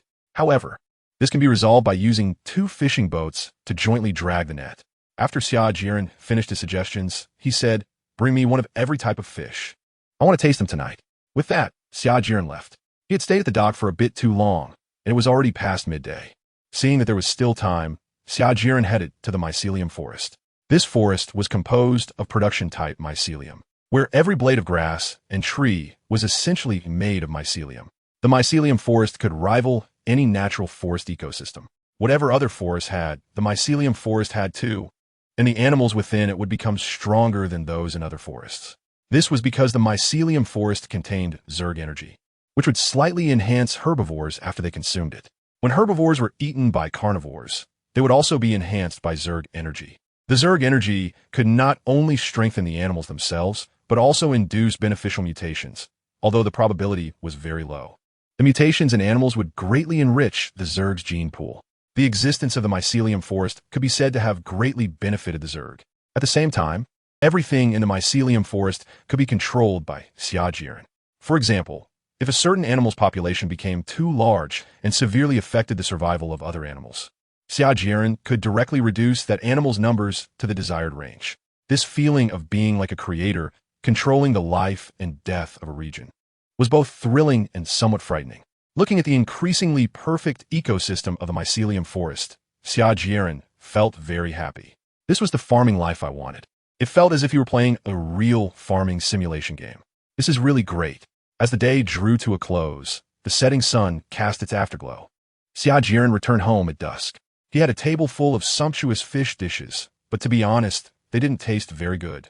They lacked too many seasonings, and some dishes still had a strong fishy smell. In comparison, the grilled fish was relatively flavorful. Lying in bed, Xia Jieren happily browsed through the perspectives of various Zerg units in his mind. However, once the excitement wore off, he started to reflect on his memories. It had been a long time since he binge-watched a show, and he planned to stay up at least until dawn tonight. A night passed in silence, with the surroundings utterly quiet. When Xia Jieren woke up at noon, the Zerg's fishing activities had officially begun. 2 fishing boats could earn nearly 10,000 energy points each day. This amount of energy was minimal for Xia Jieren at the moment. However, he was pleased about the establishment of a new energy acquisition channel. Additionally, collecting the genes of aquatic organisms would help Xia Jieren prepare for future ventures into the deep blue. Diversifying energy sources was very important. After eating, Xia Jieren found himself with nothing to do. After some thought, he went downstairs to the wolf den, where 2 silver moon wolf pups lived. He picked up 1 pup in each hand and returned to the room. Xia Jieren unfolded the lounge chair on the balcony and lay down on it, not forgetting to place the 2 cubs on his belly. Then, his hands began to restlessly stroke them. Bathed in the warm sunlight, Xia Jieren smiled and said, "This is really comfortable." The 2 cubs on his belly were restlessly nudging his hands, as if resisting his caress. Unfortunately, Xia Jieren was completely oblivious and continued to indulge in the fluffy sensation. It must be said that these 2 cubs were adorably plump, with round heads and faces, completely unlike the slender silver moon wolves. This was largely thanks to the good diet here, when he had just brought them back, although they were not thin. They certainly did not have the plump figure they had now. Xia Jieren thought to himself, "I hope I won't end up letting them become useless. No, I still look forward to them becoming my mounts in the future." The warm sunlight and gentle breeze made Xia Jieren's mood relax unconsciously, and gradually he fell asleep again. When he woke up, an hour had already passed. After putting the 2 cute little ones back in their home, Xia Jieren felt a bit more awake and then opened his data panel. Ruler, Xia Jieren Energy, 0, 1W, 10,000, Unit Templates, Jumpworm, 60, Larva, 20, Scout U. Units, Jumpworm X1, Scout 200, Transporter X2K. Building Templates, Fungal Carpet 100, Evolution Chamber 100, Nutrient Embryo 100. Buildings, Fungal Carpet, Nutrient Embryo X 23, Evolution Chamber X1. Progress, Symbiotic Virus 73. Everything is developing in an orderly manner. The fungal carpet forest is expected to take another 3 to 4 days to completely cover the blank area. Xia Jieren thought, "Should I hatch more worker bees? This could speed things up a bit." After careful consideration, Xia Jieren decided to go all in and hatch another 40,000 worker bees. He then informed Kerrigan of his decision. Unless something unexpected happened, Xia Jieren wouldn't hatch more worker bees for a long time. Keeping 50,000 worker bees was a result of Xia Jieren's careful deliberation. The area surrounding Xia Jieren's location had been thoroughly explored, and he guessed correctly that he was on an island. He named this island Yinhuang Island. Yinhuang Island is about 142 kilometers long at its longest point and about 58 kilometers wide at its widest point, with a total area of approximately 10,000 square kilometers, which is roughly 1/3 the size of Taiwan. The island is densely forested, with 2 high mountains in the center, although the scouts had not yet thoroughly investigated them. In addition, there are scattered hills across the island. The 2 high mountains in the center are separated by the largest lake on the island, Mirror Lake. Mirror Lake is about 20 kilometers wide at its broadest point, and it feeds many tributaries that nourish the land of the entire island. Knowing the general topography of Yinhuang Island made it very reasonable for Xia Jieren to keep 50,000 worker bees, because 50,000 worker bees lined up would stretch at least 50 kilometers. To ensure that the worker bees could advance together to cut down trees on the other side of the island, 50,000 worker bees were already quite a lot. It is worth mentioning that based on the position of the sun, the direction of the Mirror Lake base is to the south. 10 days later, all the worker bees had hatched. The 50,000 worker bees lined up and marched vigorously northward, a truly stunning sight. However, this also caused the mycelium forest to expand at a pace that could not keep up with the advance of the worker bees. During these 3 days, the scouts also thoroughly investigated the 2 high mountains in the center of the island. The heights of the 2 mountains were not significantly different, both exceeding 500 meters. The vegetation became increasingly sparse from the foot of the mountain to the summit. By the time they reached halfway up the mountain, the vegetation had almost disappeared. Each mountain was home to a dominant creature. One was an eagle, which Xia Jieren named the golden feather eagle, and the other was a tiger, which Xia Jieren called the sharp-toothed tiger. The mountains they ruled were named Eagle Mountain and Tiger Mountain by Xia Jieren. Well, please forgive him for his lack of naming talent. Naming was just for better reference. Undoubtedly, the ferocious beasts that can be called dominant are not to be underestimated. Their sizes are equivalent to 3 to 4 times that of similar animals on Blue Star. Both dominant creatures are very dangerous, especially the golden feather eagle. The golden feather eagle can fly quickly, has a significant advantage in the air, and poses a great threat to Xia Jieren. Its speed is incredibly fast, likely capable of breaking the sound barrier. To investigate the situation on Eagle Mountain, the scouts collectively set out. They conducted a comprehensive multi-angle reconnaissance of Eagle Mountain. During this period, the scouts paid a significant price. Meanwhile, The golden feather eagle was very excited because it never expected that food would be delivered right to its doorstep. Golden feather eagle. Great. With so much food, my 2 chicks can survive. It charged into the scouts at an incredible speed, killing with terrifying efficiency. Fortunately, the golden feather eagle was only seeking food and would not overhunt. Otherwise, Xia Jieren felt that all the scouts would be left there. Even after the scouts completed their reconnaissance of Eagle Mountain, Xia Jieren did not dare to recall all the scouts. He was mainly afraid that the golden feather eagle would locate Xia Jieren based on the direction the scouts returned. Xia Jieren still held a sense of awe towards such top predators.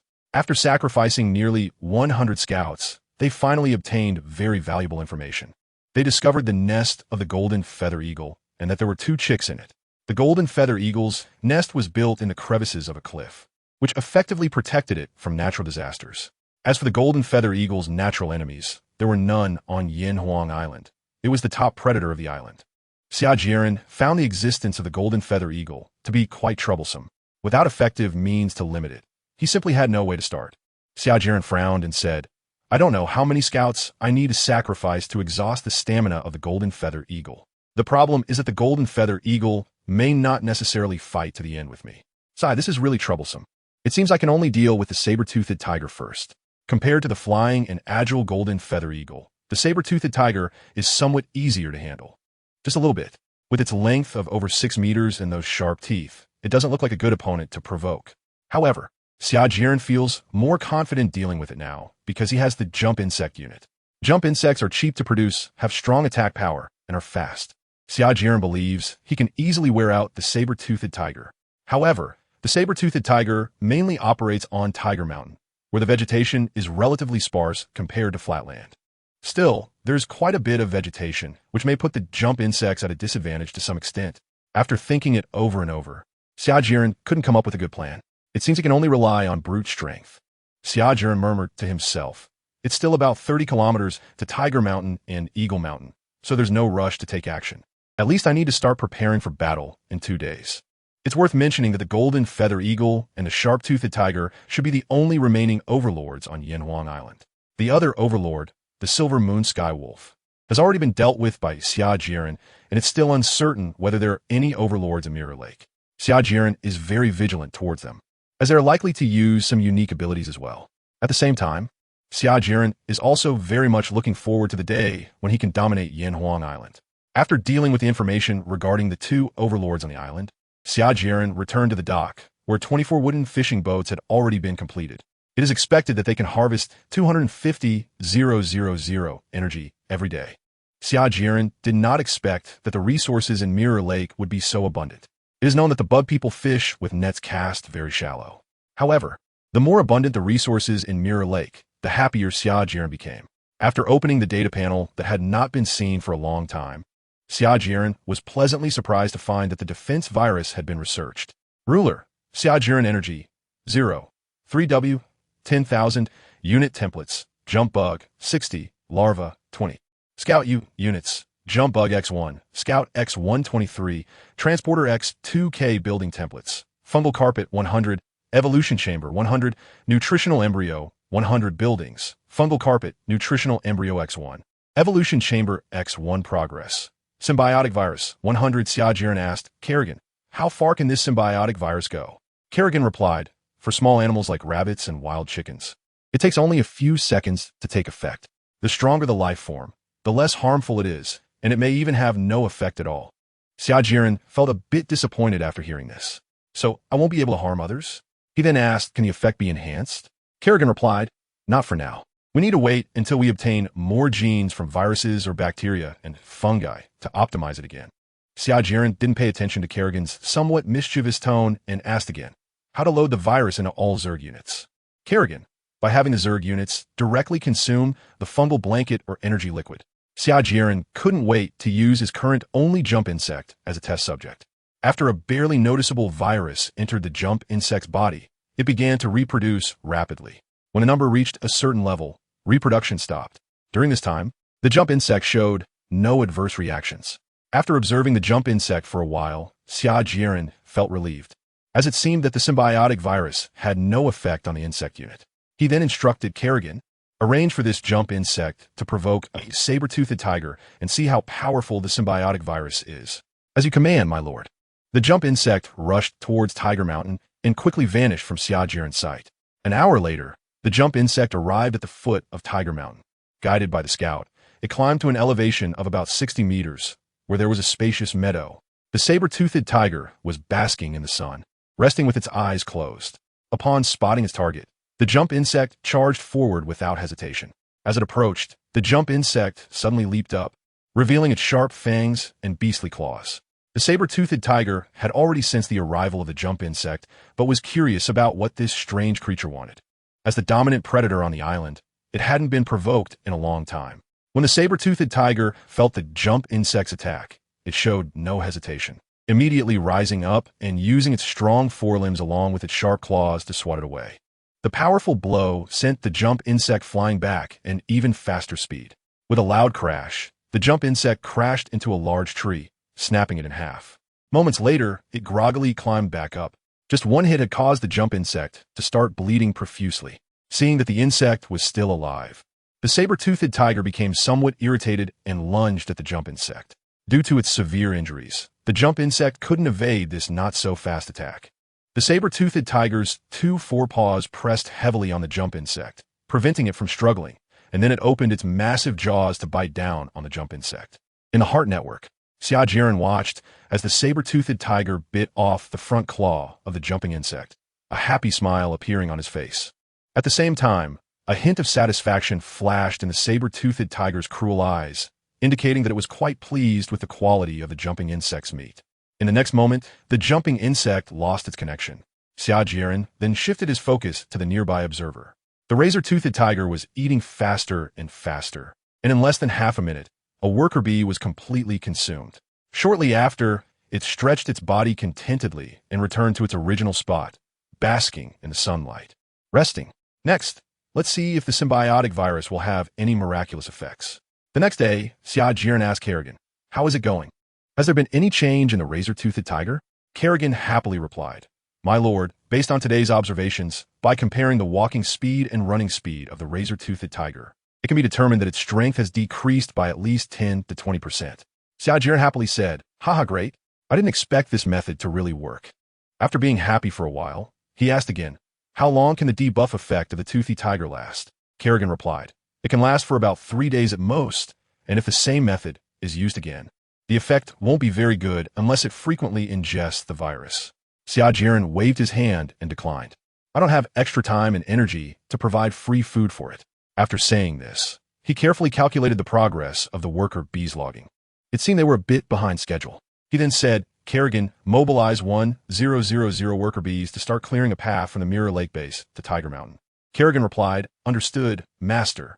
Opportunities are fleeting, since the debuff effect of the saber-toothed tiger has a time limit.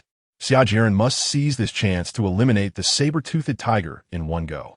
After planning out the task for the next 2 days, he spoke again, "Kerrigan, hatch another 2000 jump bugs." Once he arranged the necessary tasks, he yawned and headed towards the wooden house, thinking that there was nothing more for him to do. As Xia Jieren spent another leisurely day in the neural network, the jump bugs were ready. Looking at the Mirror Lake base filled with jump bugs, Xia Jieren hurriedly drove them all to the foot of Tiger Mountain. After a day and night of construction, the rudimentary road was completed, allowing the jump bugs to traverse it quickly. The weather was still a bit hot today, with clear skies above Tiger Mountain.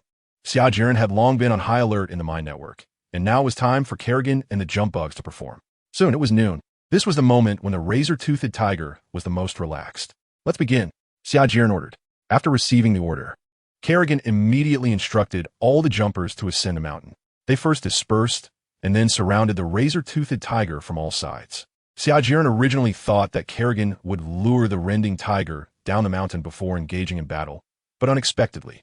However, he didn't ask much, quietly watching Kerrigan's maneuvers. At this moment, the rending tiger was leisurely patrolling its territory. When the jump bugs approached within a kilometer, the rending tiger noticed them. "Huh, why are there more of these bugs?" It didn't pay much attention. In its eyes, no matter how many jump bugs there were, they couldn't harm it. The main reason was that the rending tiger wasn't hungry yet, so it couldn't be bothered with these bugs. As long as the jump bugs didn't offend it, it could forgive their trespassing in its territory. Moreover, it could kindly spare the jump bugs, allowing them to serve as its backup food. Little did it know, the rending tiger's carelessness would bring it unbearable consequences. Taking this opportunity, Kerrigan had already surrounded it within 10 minutes. At this moment, the rending tiger's instincts began to sound frantic alarms. It suddenly stood up straight and paced back and forth nervously. Seeing the encirclement established, Kerrigan immediately commanded the jump bugs above the rending tiger to launch the first attack.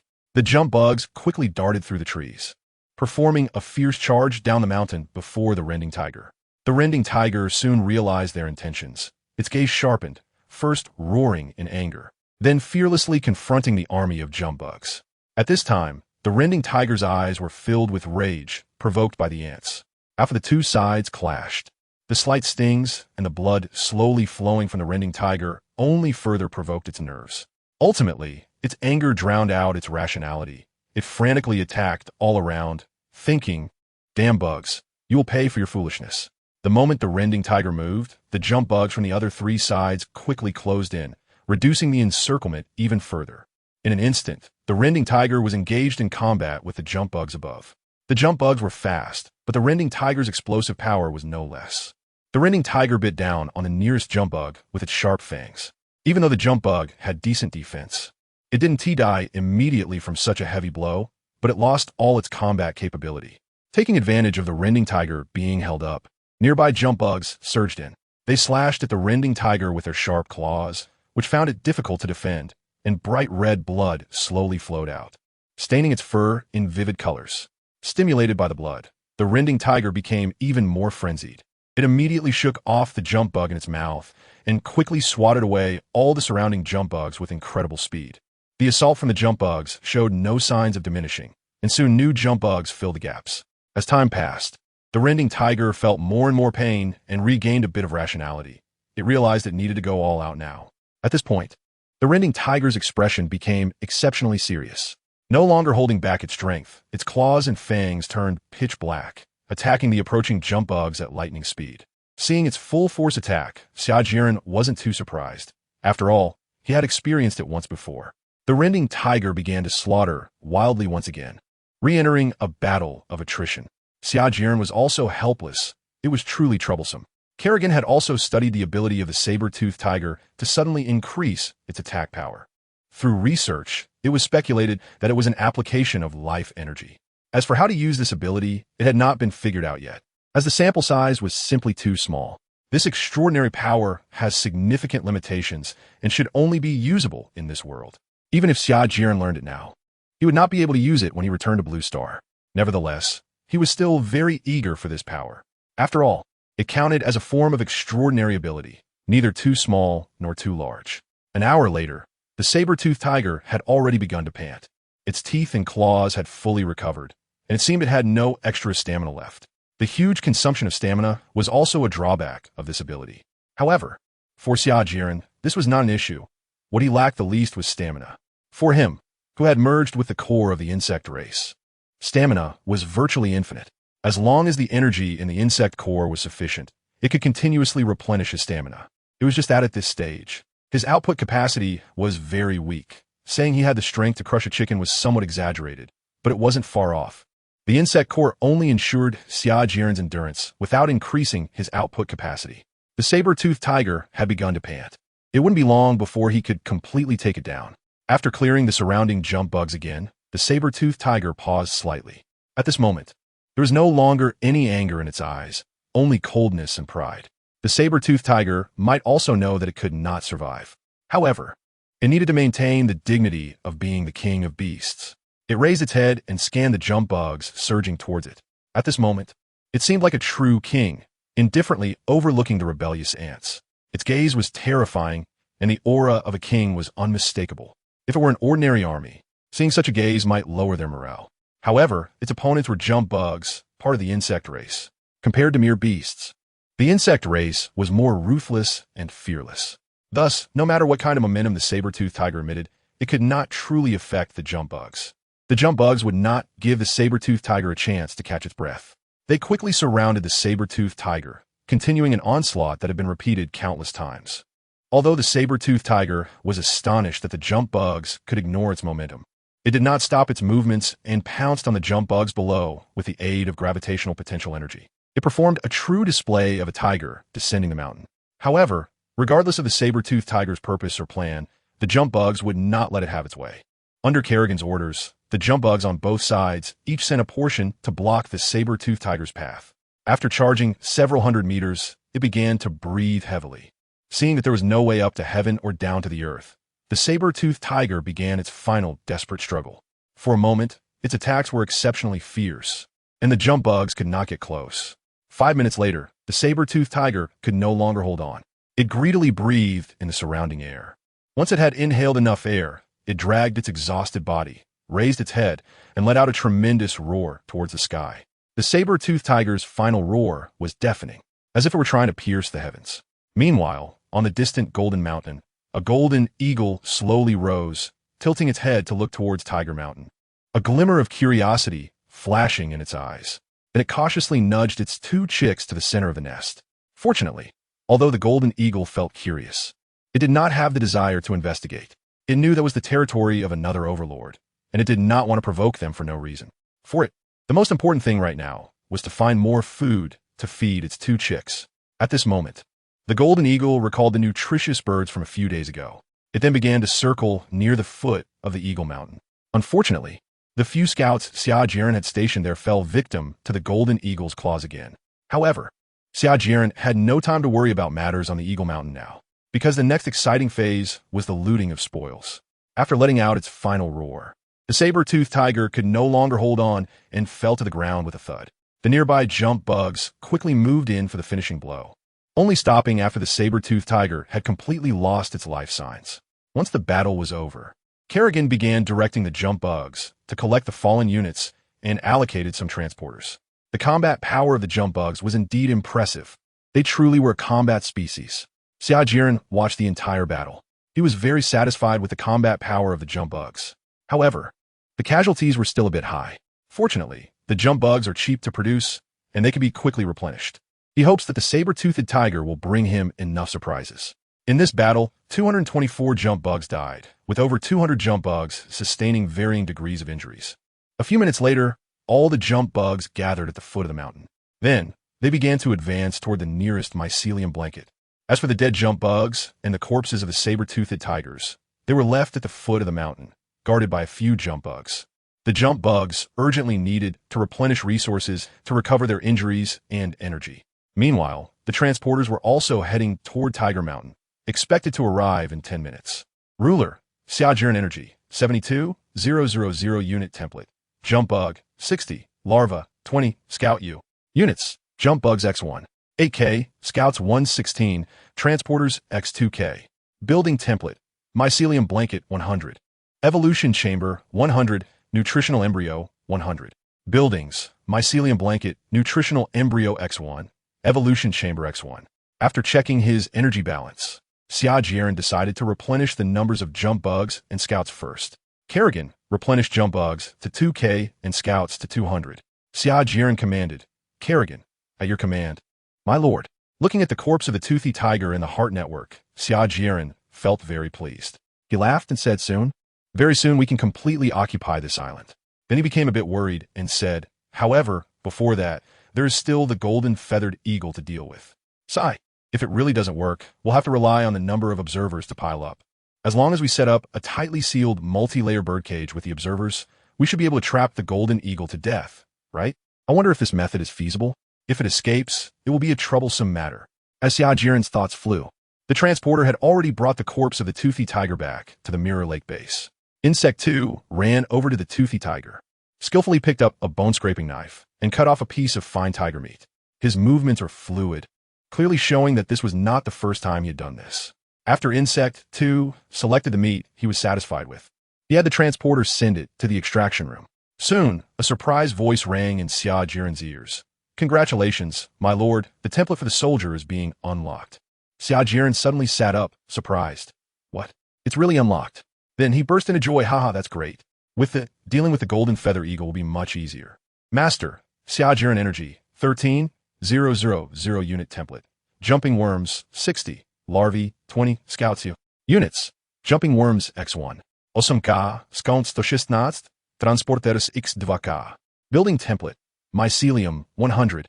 Evolution chamber, 100. Nutrient cyst, 100. Buildings, mycelium, nutrient cyst, X1. Evolution chamber, X1. Progress, 3-3. 6. Looking at the slowly increasing unlocking progress. Xia Jieren couldn't help but grin foolishly. Today is a good day, a really good day. He happily hummed a song. After feeling happy for a while, Xia Jieren thought it was necessary to share his feelings with more people. At this time, the Zerg were all working, and Kerrigan already knew. After thinking for a moment, he suddenly had a bright idea. So, Xia Jieren went downstairs and walked in front of the wolf den, extending his sinful hands toward 2 silver moon wolf pups. After wrapping the furry pups in his arms, Xia Jieren laid back on the lounge chair on the balcony, with the 2 wolf pups resting on his chest. Then, Xia Jieren began to ramble about how difficult it was for him. He talked about his entrepreneurial journey on this island and how much he missed his hometown. While speaking, his hands were also busy petting the pups' heads. As the Zerg continued to grow, Xia Jieren became more and more convinced that one day he would definitely return to his hometown. Here, Xia Jieren couldn't help but admire his predecessor, the traveler, wondering how they overcame their homesickness. Perhaps this is also why so many travelers are orphans. Being an orphan allows one to travel to different worlds or through history without any attachments. Xia Jieren thought to himself, his parents were still alive, which did not meet the conditions for time travel. Why did they want him to travel through time? Misfortune always targets the unfortunate. Did heaven want to test him? A poor soul with no car, no house, and no savings? The afternoon sun was particularly pleasant, and Xia Jieren basked in it, soon falling into a deep sleep. When he felt something crawling on him, Xia Jieren suddenly opened his eyes, looking affectionately at the 2 wolf cubs wriggling in his arms. He silently gave each of them a gentle tap on the head. After standing up and fetching some raw meat from the warehouse to feed them, Xia Jieren put them back in their nest. Progress, spiny snake, 79. 8. Looking at the progress on the panel, Xia Jieren glanced at the sky and estimated the time, knowing that he wouldn't see the spiny snake today, mainly because Xia Jieren didn't want to go out at night. It's a bit embarrassing to say, but Xia Jieren had a slight fear of dark environments, especially when he was alone. Loneliness and darkness have always been humanity's greatest enemies. A night without conversation. The sound of insects outside the wooden house rose and fell continuously. This also signified that the forest, damaged by the worker bees, was gradually recovering. Now, under Xia Jieren's command, Kerrigan had begun to consciously maintain the ecosystem in the fungal blanket forest.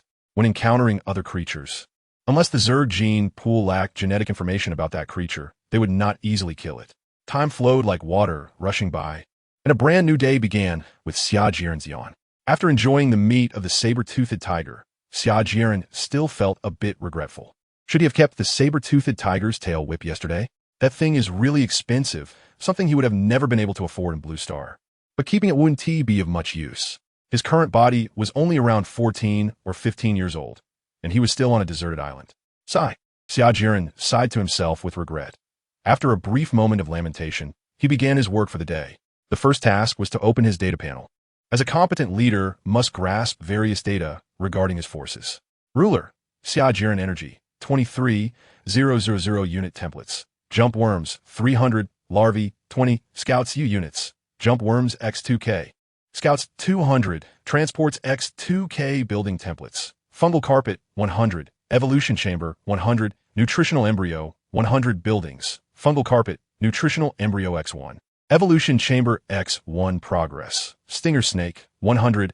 A stinger snake consumes 300 energy. Xia Jieren couldn't help but click his tongue. He then clicked on the stinger snake's icon to see what functions it had that justified its high value. Unit, stinger snake speed, 80 kilometers H range. 4 kilometers attack interval. 10 S energy. 300 description. The stinger snake resembles a caterpillar, measuring about 5 meters in length and 3 meters in height. Its weight ranges from 320 to 3,000 kilograms, with a maximum speed of 80 kilometers per hour. Countless armor-piercing spines are hidden within the bony plates under its shell, capable of shooting at creatures attacking from the air or ground. The stinger snake possesses extremely strong muscle tissue, having 4,000 muscles compared to humans' 629, allowing it to shoot spines at an astonishing speed. Even at its maximum range, it can penetrate 2 centimeters of special steel. However, the stinger snake requires a charging time of 3 to 5 seconds for its attack, resulting in a long attack interval. In addition, it can engage in close combat using its sickle-like ribs, which evolve from its soft and weak front body, with melee attack power comparable to that of a jumpworm. After reading the description, Xia Jieren had a concept of just how strong the stinger snake was. Next was a practical test, mainly to satisfy Xia Jieren's curiosity. 3 minutes later, several small holes of varying sizes appeared on a giant rock that had been lifted over by 2 worker bees, the largest being the size of the bottom of a mug. Meanwhile, the nearby fungal carpet forest was also severely affected, with a few large trees first slowly falling down and then, under the influence of the fungal carpet, standing back up again. The speed of the spines fired by the stinger snake was astonishing. With a whoosh, he completely failed to catch a glimpse of its trajectory. Moreover, the penetrating power of the spines was not to be underestimated. Looking at the densely packed, small holes on the giant rock, Xia Jieren felt a chill run down his spine.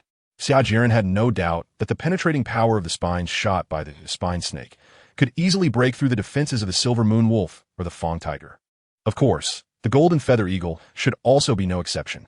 The spine snake fires its spines at a very high speed, which also means a greater consumption of energy. However, in terms of the results achieved, the cost-effectiveness is extremely high. Additionally, one can spend several times the energy to hatch larger and more powerful spine snakes. The strongest spine snake at this stage can shoot spines the size of a bowl. If this were on Blue Planet, it could easily pierce through a warship. However, this seems somewhat impractical for Xia Jieren, because the larger the spine shot, the longer the charging time, which means a slower firing speed, making it easy for the enemy to evade the spine's lock-on. After testing the spine snake and understanding its attack power and speed, Xia Jieren was still very pleased. Taking down the golden feather eagle should not be a problem. Xia Jieren walked back to the Mirror Lake base with a light step, humming a tune, when suddenly a piece of bad news hit him like a ton of bricks. Kerrigan hesitantly said, "My lord, there is something I need to tell you." Xia Jieren didn't notice Kerrigan's tone and happily asked, "What's the matter?" Kerrigan, this and that. Xia Jieren listened to her unclear voice and became interested. He had never seen Kerrigan like this before. Curiosity piqued, Xia Jieren asked again, "Just say it if you have something to say." Kerrigan replied, "Then you promise me first that you won't get angry after hearing it." Xia Jieren casually nodded. "Okay, I'm not angry. I've always had a good temper, and you know that." After hearing Xia Jieren repeatedly assure him, Kerrigan finally mustered the courage to say, "My lord, there are only 3 templates left in the Zerg gene bank that have not been unlocked." After listening, Xia Jieren blurted out, "I thought it was something serious? So it turns out it's just this matter. There are only 3 types of templates left to unlock. Isn't that a good thing?" As he spoke, Xia Jieren began to sense that something was off, carefully reflecting on Kerrigan's earlier words. Only 3 templates remain unlocked. Only 3. Moments latte. Xia Jieren stiffly turned his head and seriously looked at Kerrigan, his voice trembling as he said, "You mean, after unlocking the remaining 3 templates, there will be no more Zerg templates to unlock? From now on, whatever kind of units are needed will have to be deduced by ourselves. Is that what you mean?" At this moment, the beautiful girl that Kerrigan transformed into nervously clasped her small hands together, her red lips slightly parted as she said, "Yes, my lord." The firm answer struck Xia Jieren like thunder, and his heart instantly sank to the bottom. Damn it. Suddenly, Xia Jieren roared in the heart network. But he wasn't targeting Kerrigan. He was just venting his frustration and disappointment. After continuously expressing his beautiful language for 3 to 4 minutes, Xia Jieren finally cleared away most of his gloom. As for the rest, he could only rely on time to wear it down. "This is so frustrating. I clearly didn't want to time travel, but I was forcibly brought here. Let's not even mention that. After arriving in this other world, I suffered through a difficult outdoor survival experience. Let's leave that aside too. Just when I finally had a golden finger, although it was somewhat broken, it was still acceptable. But now, just as I thought I could rely on the golden finger to achieve great things, you tell me there's no way forward? What the hell is going on?" Xia Jieren complained madly, venting his dissatisfaction. The insect race is a very powerful presence in various novels and film works. They rely on advanced biological technology and a strict hierarchical ruling system to devour one universe after another. Xia Jieren is very optimistic about the future of the Zerg, once fantasizing about leading them to conquer the skies of this world. Unfortunately, things did not go as planned. The core of the Zerg was too severely damaged, leaving very few remaining technologies and genetic information. This has led to the current awkward situation. Can you believe that a formidable cosmic disaster has fallen to such a state? Take the current Zerg units, for example. They're not only the most primitive versions, but also consist of units that can only live on the ground. The current Zerg cannot even go to space, let alone adapt to the space environment. As the saying goes, it is easy to go from frugality to luxury, but difficult to go from luxury to frugality. This huge psychological gap is not easy to bear. When there were Zerg templates, Xia Jieren only needed to consume a small amount of energy and leverage Kerrigan's computing power to easily unlock the templates. If he were to derive a new unit on his own, given the current computing power, it would be hard to say when that would happen. Don't be fooled by how simple it seems when Xia Jieren derives the Zerglings. That's because the Zerg Core already contained complete human genetic information. It's worth noting that when the Zerg Core was leading Xia Jieren through the wormhole, he was completely disassembled. So, theoretically, the Zerglings can be considered as a unit obtained after unlocking a human template. From now on, to derive the necessary units for Zerg development, Xia Jieren needs to start the arduous task of collecting various biological genetic information. Meanwhile, Kerrigan cannot afford to be idle either. She needs to analyze all the genes in the Zerg gene pool, deducing new units needed by the Zerg or enhancement plans for existing Zerg units. In short, this work involves a massive workload that cannot be completed overnight. Take humans as an example. There are at least around 100,000 types of genes in the human body. If they want to enhance the Zerglings again, Kerrigan first needs to analyze which genes are beneficial to the Zerglings, which are harmful, and which are useless. Then, she will enhance beneficial genes, eliminate harmful ones, and improve or delete useless genes.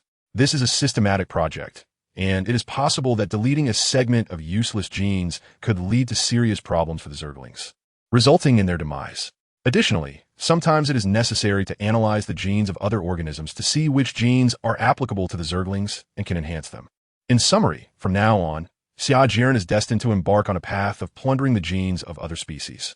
Sigh, it seems unavoidable. I'm clearly a pacifist. Xia Jieren sighed and said, although I am somewhat disappointed that I can no longer provide ready-made templates for the insect race, I feel I should be content. Contentment brings happiness. I may not be the best, but I have a golden finger, even if it is a flawed one. It is still better than having none. Thinking about those predecessors who crossed over without a golden finger, they have still managed to live well, haven't they? It's all about comparison. Seeing what I have that others do not. Well, after thinking this way, I feel much more at ease. Xia Jieren said to himself optimistically. After comforting himself for a while, Xia Jieren lifted his head and saw a little Loli with tears in her eyes, staring at him intently. Her lively big eyes were filled with glistening tears, making her look very endearing. Xia Jieren, although very moved, still had a helpless expression on his face as he said, all right, I'm not blaming you. I'm just a bit disappointed. Kerrigan, with tear-filled eyes, asked in a soft tone, really? Xia Jieren quickly nodded, really, more real than pearls. Even though he knew Kerrigan was pretending to be pitiful, he still cooperated very well. Looks are justice, and cuteness is justice. After hearing Xia Jieren's response, Kerrigan instantly broke into a smile. Watching Kerrigan's performance, Xia Jieren said somewhat regretfully, sigh, if I had known, I wouldn't have let you see my memories. What exactly did you learn from those anime? I clearly wanted a powerful cheat to help me show off and fly. That's why I even named you after the Zerg Queen. Listening to Xia Jieren's complaints, Kerrigan giggled and didn't respond. However, she kept giving Xia Jieren a meaningful look. Xia Jieren quickly fell behind, and he changed the topic. All right, let's not talk about that for now. Let's discuss the unlocking progress of the remaining 3 templates.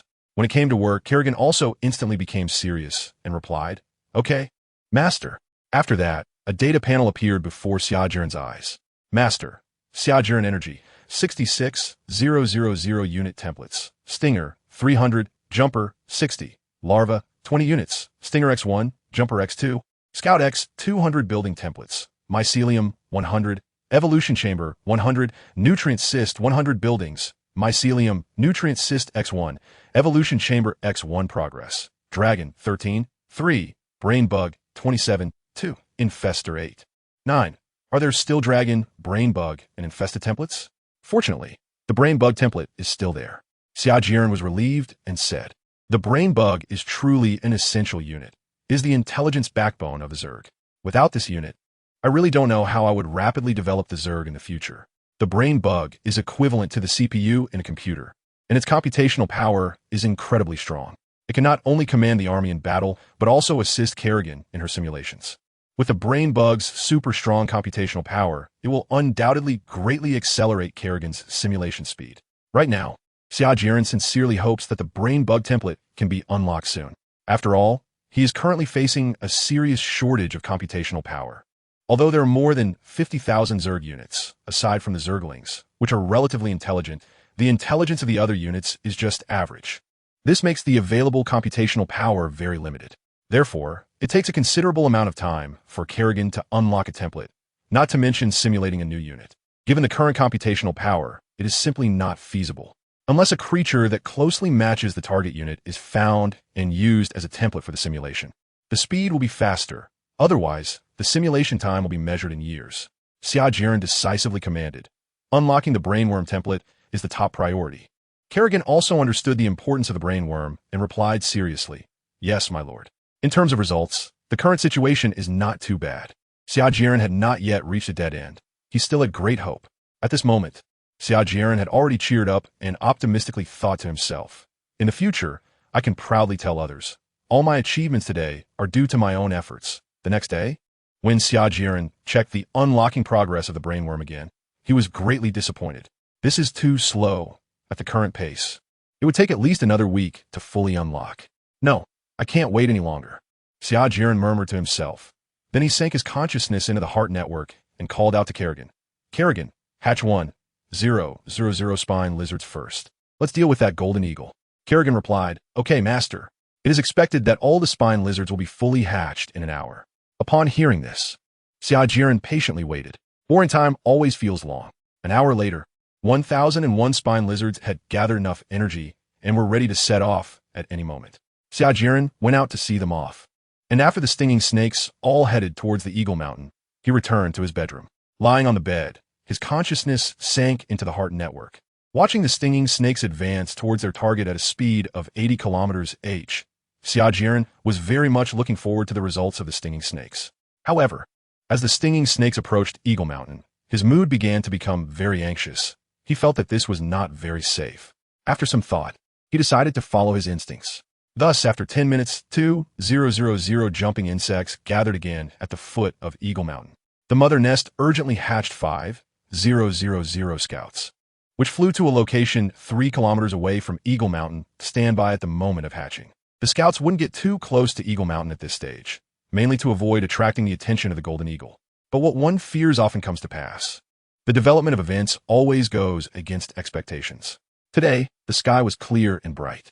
The golden feathered eagle came out to hunt for food in the middle of the day after a long time, and by coincidence, it encountered the assembled jumping insects and stinging snakes that were on standby. Seeing so much food gathered, the golden eagle excitedly let out a cry. Then, it dove down at a speed exceeding 300 km/h. This excited cry also attracted the attention of all insect units. When the scouts looked up, they saw the golden eagle's shadow sweep over the stinging snake group, weighing less than 400 pounds. The stinging snakes could hardly withstand the golden eagle's pull and were quickly lifted into the air.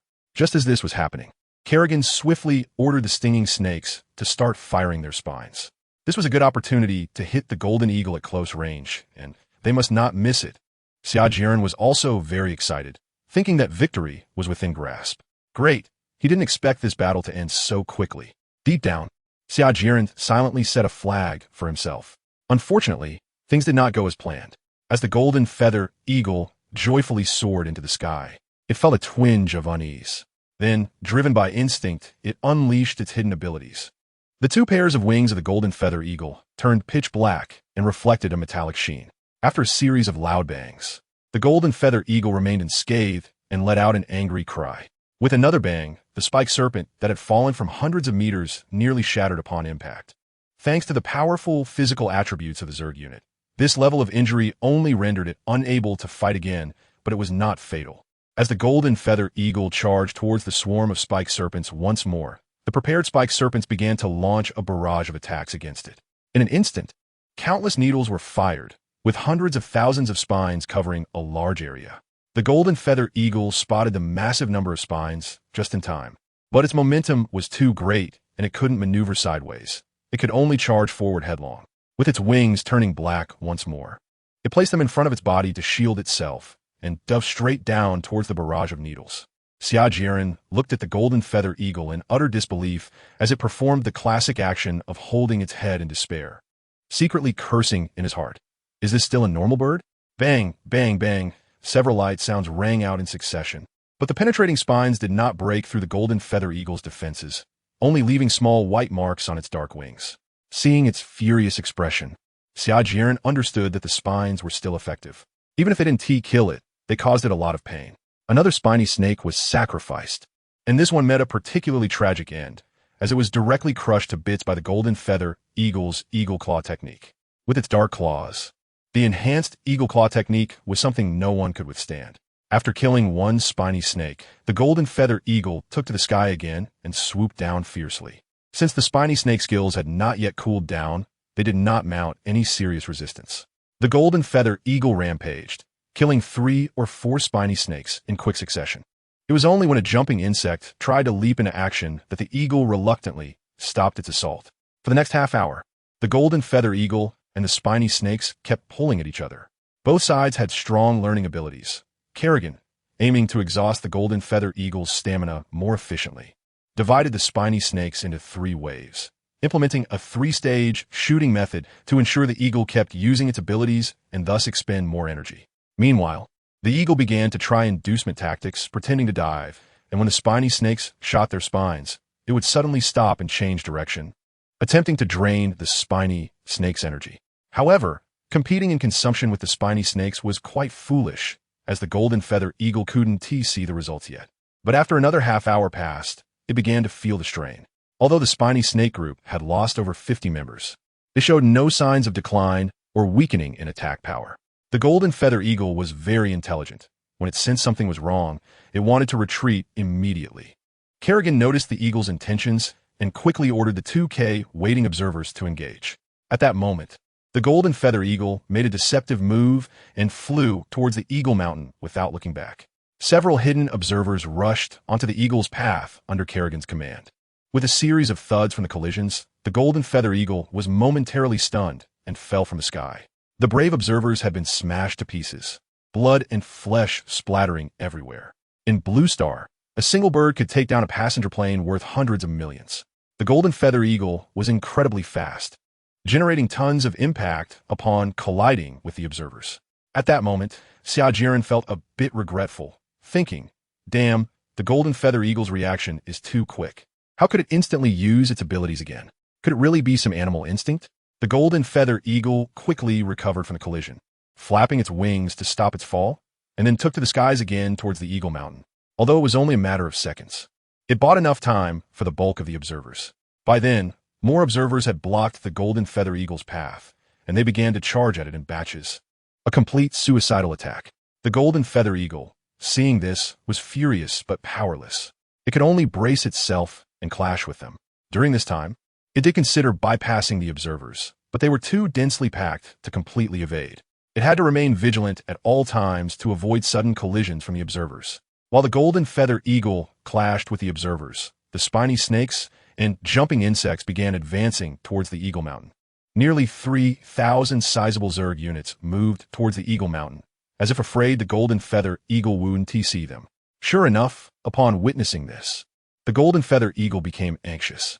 It started attacking the observers ahead recklessly, breaking through their encirclement several times to reach for the spiny snakes. However, whenever it reached for the spiny snakes, several jumping insects would jump out to create disruptions, sacrificing themselves to protect the spiny snakes. The value of the spiny snakes was higher compared to the jumping insects. As the halfway point approached, the golden feather eagle finally entered a frenzied mode. Watching the eagle speed up and attack wildly without regard, Xia Jieren self-deprecatingly thought, I really am becoming more and more despicable. I'm actually using the animal's instinct to protect its young. Despicable is the ticket for the despicable, while noble is the epitaph for the noble. For the rapid development of the Zerg, Xia Jieren was truly putting in the effort. Observing the golden feather eagle mercilessly slaughtering the Zerg units, Xia Jieren felt no emotion. Such a change made him marvel at his own transformation. He joked, Kerrigan, has my personality been influenced by the Zerg? Seeing the smile on Xia Jieren's face, Kerrigan instantly understood his meaning and retorted, not at all. The Zerg Core won't affect your personality. Watching the young girl beside him puff up in anger, Xia Jieren laughed heartily.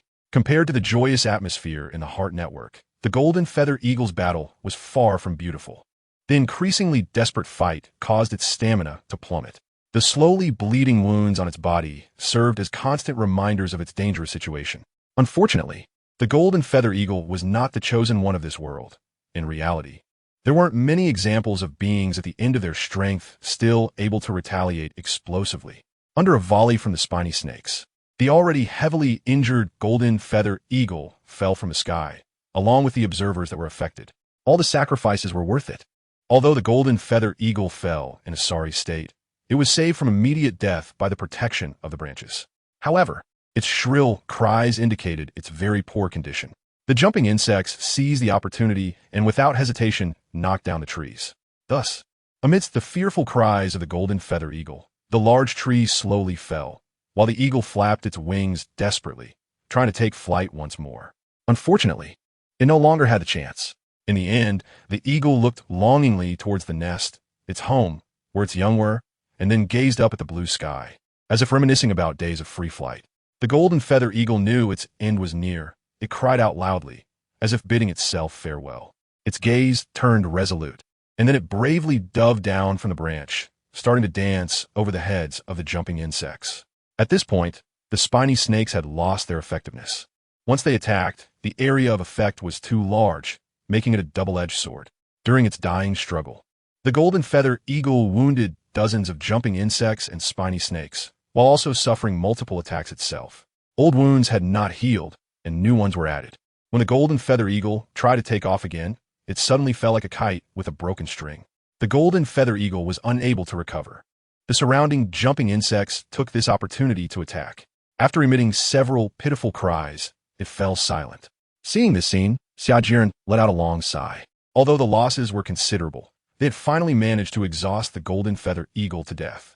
Then he happily said, "Ha, from now on, there will be no animals on the island that could threaten me." After feeling pleased for a while, Xia Jieren began to assess his losses while Kerrigan commanded the Zerg units to clean up the battlefield. Ruler, Xia Jieren Energy, 31. 000, 10,000. Unit Template, Spore Crawler, 300. Jumping Bug, 60. Larva, 20. Units, Spore Crawler, X0. 9K, Jumping Bug X1. 8K, Scout 4. 1K. Building Template, Mycelium, 100. Evolution Chamber, Stall. Nutrient Pot, Stall. Buildings, Mycelium, Nutrient Pod, X1. Evolution Chamber X1. Progress, Dragon, 19-1. Brain Bug, 38-7. Infector, 17-3. About 100 spore crawlers were lost, around 200 jumping bugs, and the scouts suffered the greatest loss, nearly losing 1,100. Xia Jieren muttered to himself. After seeing it, he ordered to replenish the lost Zerg units. He had money in his pocket now, and he spoke with much more confidence. This little loss no longer concerned him. Just as Xia Jieren was about to leave the Hive network, he suddenly thought of the young Golden Feather Eagle and said, "Kerrigan, arrange for a few observers to bring the young ones back to the Mirror Lake base." Thinking about the majestic appearance of the Golden Feather Eagle, Xia Jieren felt that raising a few of them would be a very good idea. At the same time, he wanted to see just how strong the Zerg energy liquid could make the Golden Feather Eagle. The number of observers was already quite large, and Xia Jieren didn't want them to be idle. He then dispersed them around Yanhuang Island to monitor changes in various locations. In fact, there wasn't much to monitor. There were no creatures left on the island that could threaten Xia Jieren. Even brown bears, wolves, leopards, and wild boars couldn't single-handedly kill Xia Jieren, who was protected by Zerg units. Of course, the three overlords on the island, Silvermoon Wolf, Fawntooth Tiger, and Golden Feather Eagle, were not to be underestimated, which is why they ultimately perished. Being surrounded by ferocious beasts that could threaten his life was quite an uncomfortable situation.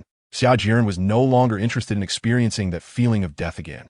Soon, the corpse of the Golden Feather Eagle arrived at the Mirror Lake base. According to the old practice, a few pieces of meat were taken from the Golden Feather Eagle for Xia Jieren to taste later, and then it was sent to the extraction room. 1 minute later, when Xia Jieren opened his data panel again, he was pleasantly surprised to find that the unlocking progress of the Dragon template had skyrocketed, reaching 54.8. After finishing all the tasks that needed his attention, Xia Jieren found himself idle again, and the still somewhat hot weather outside made him reluctant to go out.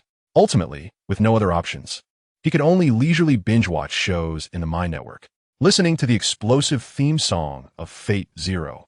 Xia Jieren felt his blood surge again and quickly became immersed in it. As the plot progressed, Xia Jieren stared intently at Yuzuki Kono's revealing outfit. While internally criticizing, these little devils just love to use such things to attract attention. Just as Xia Jieren was focused and seriously observing the pros and cons of the character Yuzuki Kono, the surrounding environment suddenly changed. And Charlotte Heatherlink, a character from Princess Lover, appeared in front of him. Seeing Kerrigan's sudden appearance and the manifestation of a new character, Xia Jieren felt his heart skip a beat. Xia Jieren asked somewhat nervously, "Kerrigan, is there something wrong?" Kerrigan replied solemnly, "My lord, we have discovered some situations." As she spoke, she pointed to the vision of a scout. In that scout's field of vision, a cyan figure appeared. Although it was far away and its exact appearance could not be seen, its overwhelming presence could still be felt. Even the scout instinctively trembled. It should be known that while Zerg units are fearless and dare to confront anything, they also possess certain biological instincts and will avoid danger when not under higher orders. This indicates just how dangerous that unknown creature is to make even Zerg units feel fear. In fact, the most crucial point is that it can fly. This means that if it sets its sights on Xia Jieren, he is definitely finished. Xia Jieren had not yet reacted, still staring blankly at that figure. Based on the information available, he roughly estimated that this unknown creature had a long body, somewhat resembling a snake. However, it seemed to have 4 limbs, more like the legendary Jiaolong or dragon. Suddenly, a roar echoed, and even from such a distance, the deafening sound made Xia Jieren feel somewhat uncomfortable. He was instantly frightened out of his wits and hurriedly ordered Kerrigan to disconnect from the observer. "Hurry up, hurry!" Xia Jieren anxiously urged. After the connection was cut off, Xia Jieren exited the My Network, sat up, took a deep breath, and wiped the sweat from his forehead. He sat quietly on the bed, motionless, intending to slowly calm the fear inside him. Meanwhile, in the clouds, it seemed like something was spying on me just now. A green figure shook its slightly tipsy head and spoke.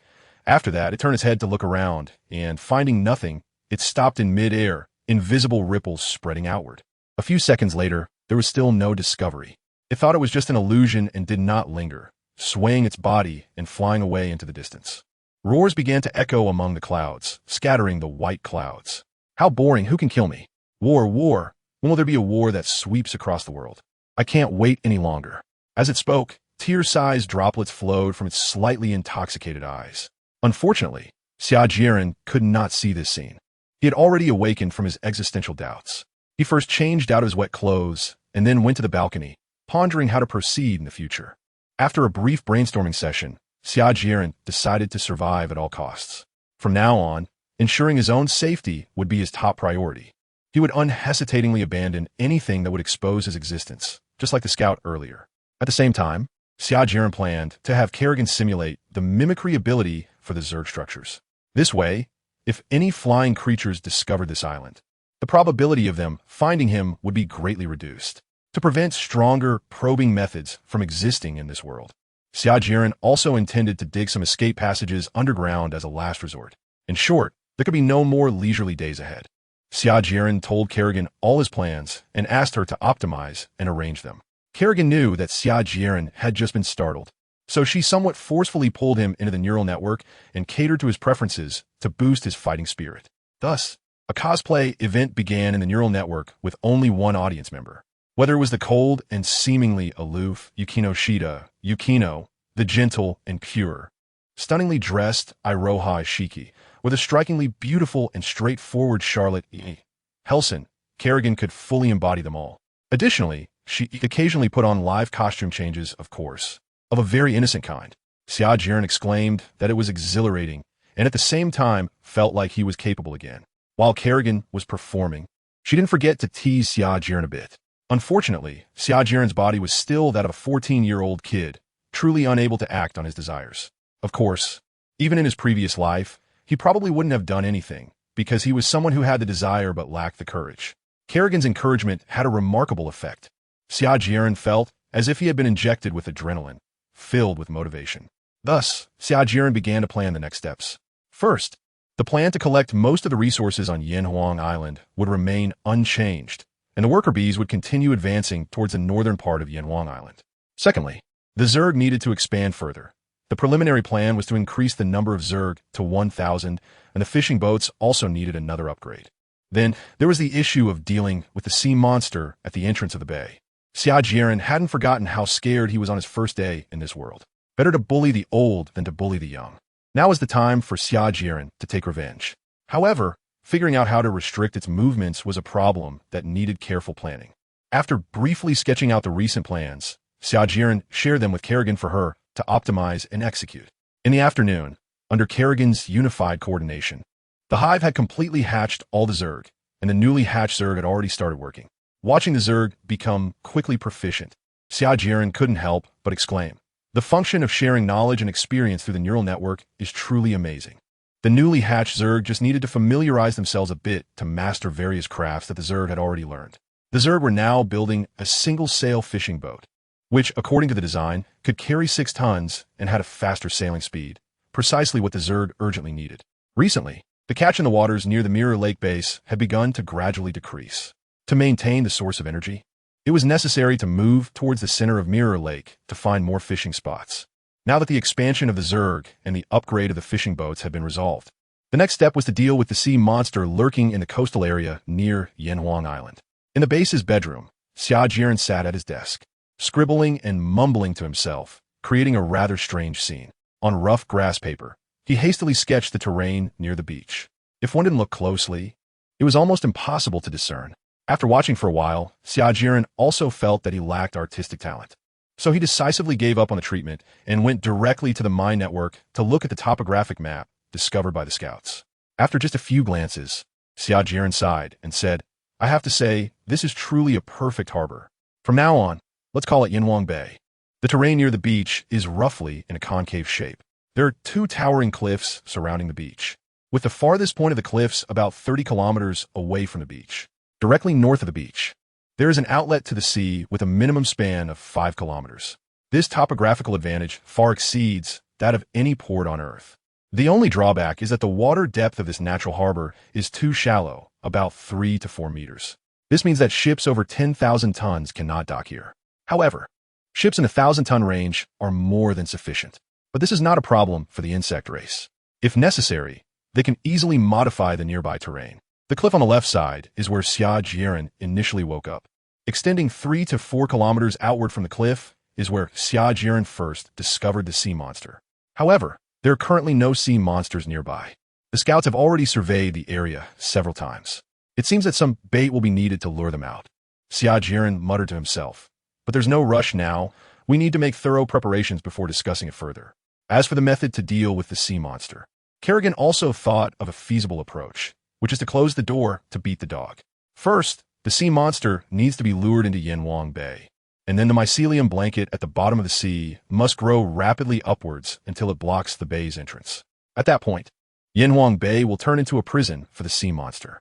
As long as the spiked snakes on both sides of Yanhuang Bay simultaneously shoot their spines, the sea monster will have no strength to fight back.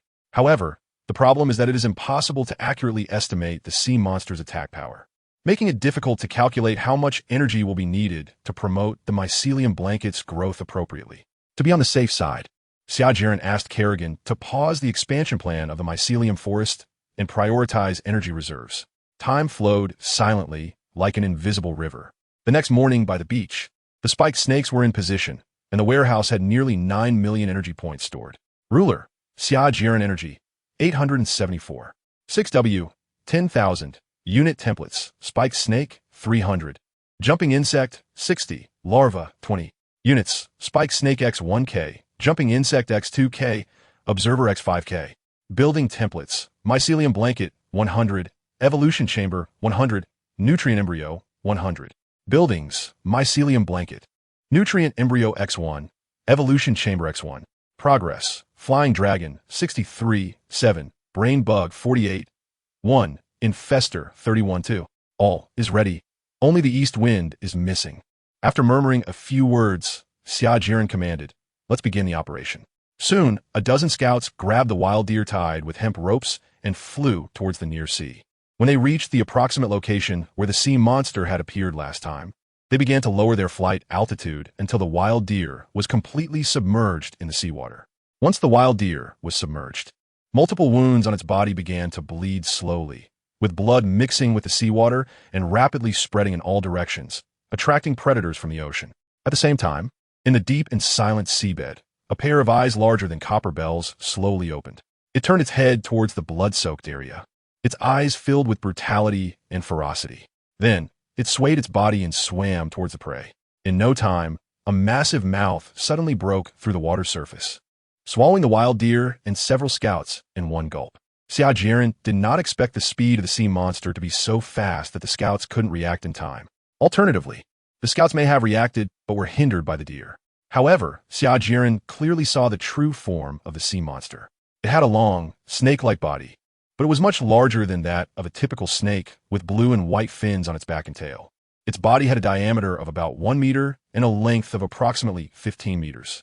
What left the deepest impression was its blood-red eyes, which constantly exuded a fierce and brutal aura. Additionally, its large, gaping mouth was not to be underestimated, filled with dense, sharp teeth that could easily swallow any insectoid unit. After the sea monster re-entered the water, it looked at the remaining scouts with a glint of greed in its eyes. It then employed the same tactic again, rushing out from below the scouts, but with a loud bang, the scouts narrowly escaped again. At this moment, under Kerrigan's orders, the scouts began to slowly swim towards Yanhuang Bay, all while maintaining low-altitude flight. Furthermore, to ensure the plan's success, Kerrigan dispatched 2 more teams of scouts carrying prey to lure the sea monster. 1 minute later, the sea monster jumped into the water again and had now reached the entrance of Yanhuang Bay. However, just as it was about to enter the bay, the sea monster hesitated. After all, it normally would not venture into shallow waters. While the sea monster was in doubt, Kerrigan instructed the scouts to throw a wild deer into the bay. To be on the safe side, they also tossed in a large number of wild chickens and rabbits. The lively animals indeed provoked the hunting instincts of the beast. The sea monster seemed unable to suppress its hunting instinct any longer and rushed into the bay. At the moment the sea monster entered the bay, the fungal blanket beneath the seabed began to grow wildly upwards. Initially, to avoid startling the sea monster, the growth of the fungal blanket was relatively slow, not causing any disturbances in the water. By the time the sea monster was lured to the center of the bay, the fungal blanket no longer held back and began to expand rapidly with all its strength. Suddenly, the previously calm surface of the bay began to churn, waves crashing outward. The sea monster was momentarily attracted by the commotion. It turned its head, looking around, a hint of fear flashing in its eyes. The instincts of the wild beast were going off, warning it of a potentially fatal threat nearby. However, it was too late. In the midst of the sea monster's panic and Xia Jieren's astonished gaze, a wall of plants spanning 5 kilometers rose from the seabed. The scene was spectacular. The continuously growing fungal blanket expanded rapidly like Jack's magic bean.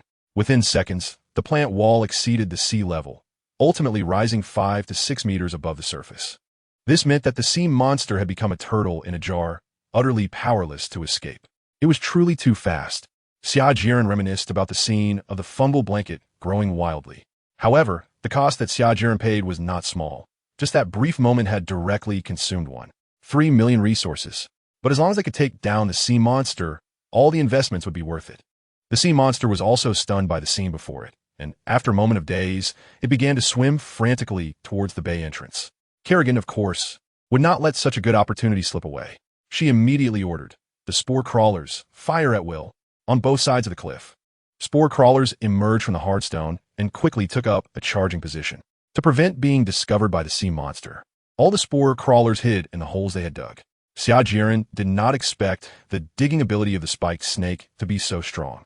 Not only could it dig through soil, but also effortlessly excavated hard rock. 10 seconds later, a flurry of spines shot out like arrows, overwhelming the area and quickly reaching the sea monster's location.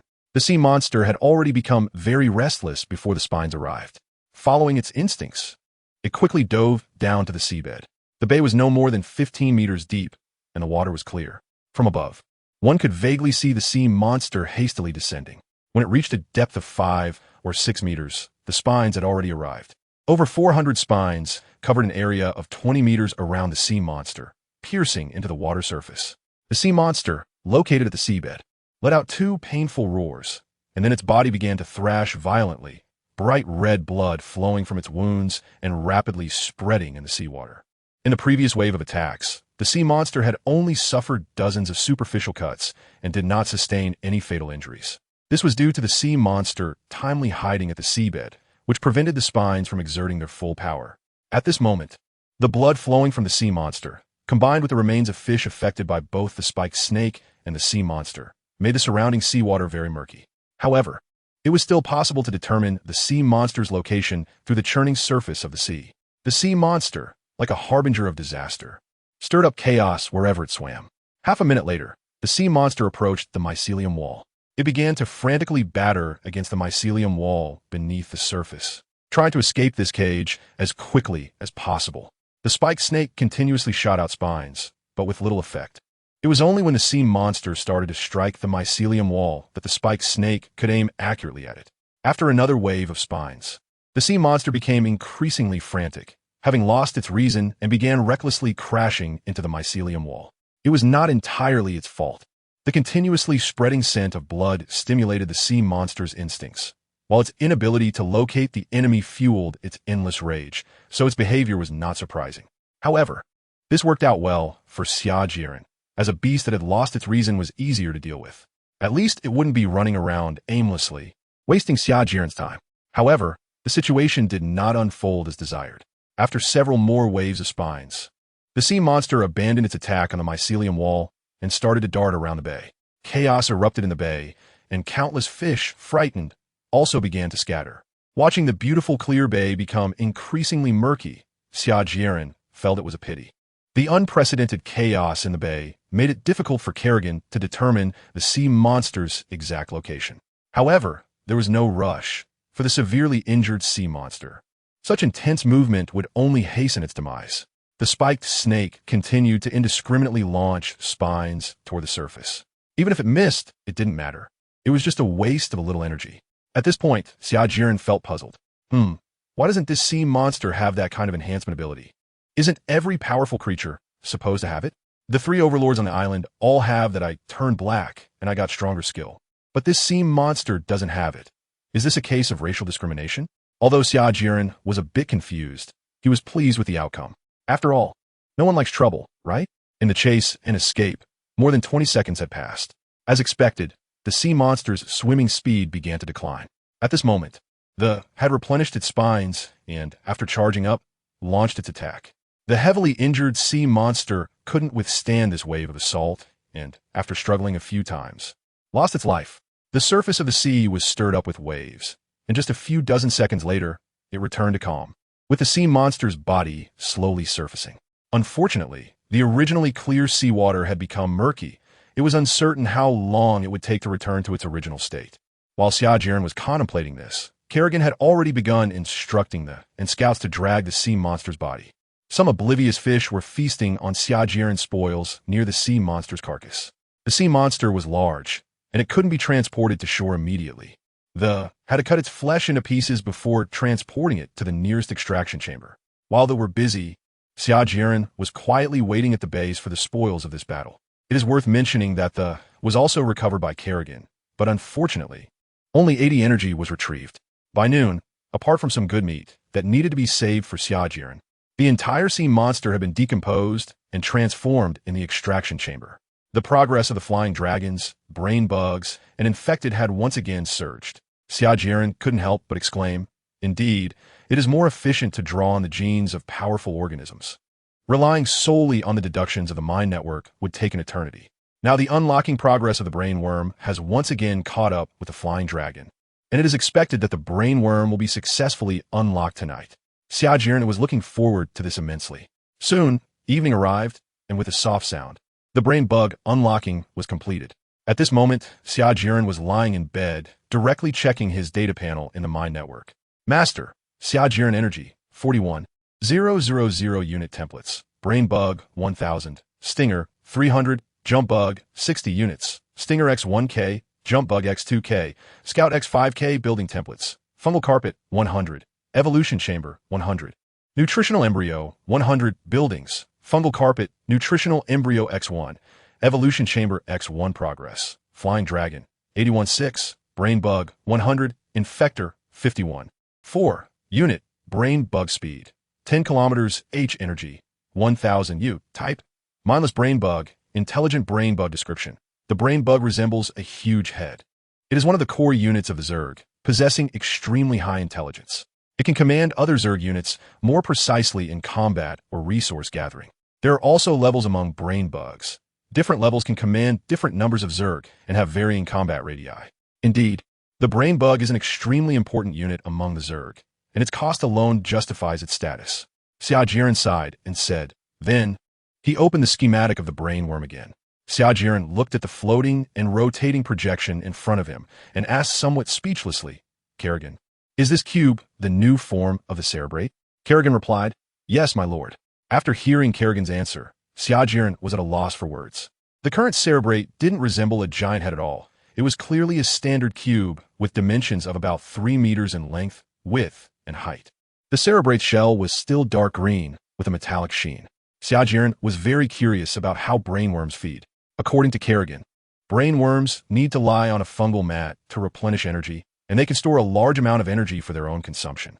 In addition, brainworms generally do not move frequently. They issue commands to various units of the Zerg through the neural network. Later, Xia Jieren asked Kerrigan, what are mindless brainworms? What is their function? Kerrigan replied, mindless brainworms, as the name suggests, are brainworms that lack intelligence. They're like servers, providing computational power support for the neural network or other brainworms. Xia Jieren quickly understood that a mindless brain bug is simply a server without artificial intelligence, which can only provide computing power and cannot autonomously handle various tasks. After figuring this out, Xia Jieren curiously asked, are there different levels of brain bugs? How are they specifically categorized? Kerrigan explained, brain bugs are the basic command units of the Zerg, and of course, there are different levels. Brain bugs of different levels can command different numbers of Zerg units. Currently, there are only 3 levels of brain bugs that can be hatched. A level 1 brain bug can command 100,000 Zerg units. A level 2 brain bug can command 1,000,000 Zerg units and 10,000 level 1 brain bugs. And a level 3 brain bug can command 10,000 Zerg units and 10,000 level 2 brain bugs. Moreover, the command radius of brain bugs also varies by level. The command radius of a level 1 brain bug is about 100 kilometers, meaning that Zerg units within 100 kilometers centered around the brain bug can be commanded by it. The command radius for a level 2 brain bug is 500 kilometers, and for a level 3 brain bug, it is 1,000 kilometers. In addition, the cost of brain bugs at different levels also varies. A mindless brain bug requires a minimum of 500 energy points. A level 1 brain bug requires 1,000 points. A level 2 requires 10,000 points. And a level 3 requires 100,000 points. Wow, that's really not cheap. However, its usefulness is indeed significant. Xia Jieren said, with the emergence of the brain bug, the command system of the Zerg is now as follows. The brain bug Kerrigan dominates, Xia Jieren. The benefits brought by the brain bug are evident. For example, take the current worker drones. With the command of the brain bug, their efficiency can be improved by at least 20. Although Xia Jieren wants to try hatching one immediately, now is not the right time to do so. After Xia Jieren exited the mind network, he slowly entered dreamland with a somewhat excited mood. The next day, Xia Jieren woke up early, completed his daily grooming, and a new day began. While Xia Jieren was having breakfast, he had already instructed Kerrigan to start hatching a level 1 Cerebrate. By the time Xia Jieren arrived in front of the hatchery, a standard cube had already appeared in front of him. Although Xia Jieren already knew what the brainworm looked like yesterday, he was still somewhat speechless when he saw the real thing. It was truly bizarre to call the cube in front of him a living creature. Xia Jieren complained. Later, he regretted not cultivating his artistic talent more while on Blue Star. However, compared to its function, appearance seemed less important. Xia Jieren made the brainworm start to move. Surprisingly, its speed was a bit faster than an average person's walking pace, which was already quite impressive. The fact that the brainworm could move exceeded Xia Jieren's expectations. As the brainworm moved, 6 legs, as thick as pillars, extended from underneath its body, covered in a dark green shell with distinctly defined joints. Soon, Xia Jieren chose a location in the northeast corner of the Mirror Lake base as the brainworm's home. For a long time to come, the brainworm would not move easily. Watching the brainworm's slow movement, Xia Jieren remarked, if the enemy discovers the brainworm's location, it really won't be able to escape. It can only wait to die. Half an hour later, the brainworm arrived at its destination. The soil beneath the brain worm began to splash out in all directions, and soon a large pit appeared before Xia Jieren's eyes. A bug tribe that can't dig isn't a qualified bug tribe. Once it reached a depth of 5 to 6 meters, the surrounding soil began to close in towards the center, quickly hiding the brain worm within. This was one of the methods the brain worm used to conceal itself. Xia Jieren felt that the brain worm didn't need to hide itself at all. There was no need for that at this stage. However, he didn't say anything and respected the brainworm's choice. A minute later, the fungal blanket had spread to the brainworm's feet, providing it with energy. It was quite inconvenient that the brainworm could only replenish its energy through the fungal blanket. Under normal circumstances, the energy stored by the brainworm during combat could sustain it for a month of full operation. In addition, the brainworm also had the ability to mimic. These measures were all aimed at preventing enemy decapitation actions and avoiding the collapse of the insect race caused by the brainworm's death. Respected Master, Unit NC-11 reporting in. A fervent yet neutral voice echoed in Xia Jieren's mind. At first, Xia Jieren was startled, but he quickly reacted. This must be the brainworm. Xia Jieren wondered, but how does it have a number? However, he still promptly responded to the brainworm's greeting. Well, you will be in charge of managing resource collection and conversion. The brainworm with the number NC-11 replied, At your command, Master. After arranging the brainworm's tasks, Xia Jieren asked the question that had been on his mind. Kerrigan, how are the brainworm's numbers defined?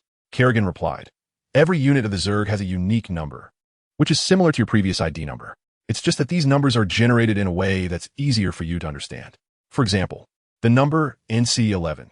The first few letters are the initials of the word brain worm in Pinyin. The first digit indicates the level of authority, and the following numbers indicate the order of hatching. Xia Jieren was speechless. This is too easy. Are you hinting at something in a way I can understand? Kerrigan smiled at Xia Jieren, but chose not to say more. In any case, under the coordination of the brain bug, the collection work of the worker bees and the transportation work of the transporters became more organized. Additionally, Kerrigan's deduction work had also accelerated significantly.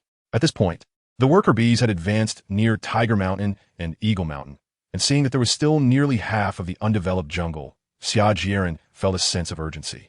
He needed to find more resources. Although Xia Jieren could currently obtain nearly 8 million energy points just from the fungal blanket forest, it still could not meet the developmental needs of the Zerg. Don't be fooled by the fact that the Zerg's units now only require a few hundred or a few thousand energy points. That's because they are small in size, so their energy needs are not high. If he needed to hatch those giant Zerg units in the future, the required energy would be incalculable. Xia Jieren remembered that he had once asked Kerrigan about the Zerg's past during a casual chat. Kerrigan, didn't the Zerg often face resource shortages in the past? Kerrigan replied, Yes, my lord. According to the remaining information of the Zerg, it can be said that the Zerg has always faced resource shortages. Therefore, since the formation of the Zerg, they have been on the path of resource plunder. The Zerg's method of resource plunder is too brutal, which has caused fear among the various races of the universe. In the end, it nearly led to their extinction. Kerrigan said with a hint of regret and nostalgia. Hearing this, Xia Jieren became interested and asked expectantly, Do you have any other valuable information? Kerrigan replied, No, my lord. The damage to the Zerg Core is quite severe, and the vast majority of the data has been lost and cannot be recovered. Now, only the basic technology of the Zerg, some gene banks, and information about the Zerg's development history still exist. Xia Jieren was somewhat disappointed by this, but he didn't say much more. Then he asked, Do you know what powerful units or buildings the Zerg had in the past? Kerrigan, Devourer, a logistical unit of the Zerg, which can also serve as a combat unit. It can convert energy by consuming planets, stars, and other medium to small celestial bodies. Wormhole, it can transport Zerg units across star systems. Hive, its maximum size can rival that of a star, and it can instantly hatch billions of Zerg. Leviathan, various gigantic beasts with different appearances. Their attack power is extremely strong, capable of destroying a small asteroid with a single strike. Queen of Blades, the pinnacle of Zerg's single-unit combat power, small in size, yet with formidable attack power and despairingly fast speed. In addition, there are also neutron worms, laser worms, eye worms, and so on. Xia Jieren couldn't help but drool, and then he began to drift off into a fantasy. He kept murmuring, I've struck it rich. I've struck it rich. Kerrigan, watching her master lost in delusions, couldn't help but interrupt, Master, don't think too much. All the data on these units has been lost. Kerrigan's words were like a bucket of cold water poured over him, leaving Xia Jieren feeling completely chilled. Yes, it's all gone. Everything no longer exists. Xia Jieren murmured in frustration. Kerrigan comforted him again. Don't worry, Master. The Zerg's basic technology is still there, and with enough time, we can definitely bring the Zerg back to its peak. Moreover, this time will take even less time. Xia Jieren hurriedly asked. How long will it take? Kerrigan, about 100 million years. 100 million years. You're not joking, are you? Why so long? Xia Jieren asked in surprise. Kerrigan, I'm not joking, my master. Kerrigan explained. The Zerg started from a planet with extremely harsh conditions and took over 1 billion years to become one of the dominant species in the universe. Now, needing less than 100 million years is quite short. After hearing Kerrigan's explanation, Xia Jieren couldn't help but internally complain. Well, the time perception of the immortal species is indeed different. I really can't understand it. At 100 million years, I'll probably turn to dust in less than 100 years, and there will be nothing left in 200. It seemed Kerrigan sensed Xia Jieren's thoughts, and she added, My master, you need not worry. Your physical body is merely a temporary vessel. Your soul will forever be with the Zerg until their destruction. Xia Jieren was very happy to hear this. Immortality is a dream for countless people. He never expected that today he would have the opportunity to realize one of humanity's long-held dreams. Xia Jieren no longer troubled himself and decided it was best to focus on development. Overthinking was useless and would only add to his worries. For power, resources are something that will never be enough. Currently, Xia Jieren has 3 main ways to acquire resources. First, worker bees collect forestry resources and convert them into energy, which is the primary source of energy at this time. Second, the fungal blanket forest converts energy through photosynthesis, which has a very high utilization rate of solar energy and can also produce rich nutrients to supply the wild animals in the forest, thereby promoting their beneficial mutations. This is a means for the insect race to harvest more genetic information from various species. Third, there is the fishing industry of the insect people, which can only yield about 1 million energy daily, not much, but better than nothing. Currently, fishing has nearly reached its limit, with 50 single-sail fishing boats traversing Mirror Lake, transporting the catches of the insect people back and forth. Even if more fishing boats were added, it would not effectively increase resource acquisition efficiency.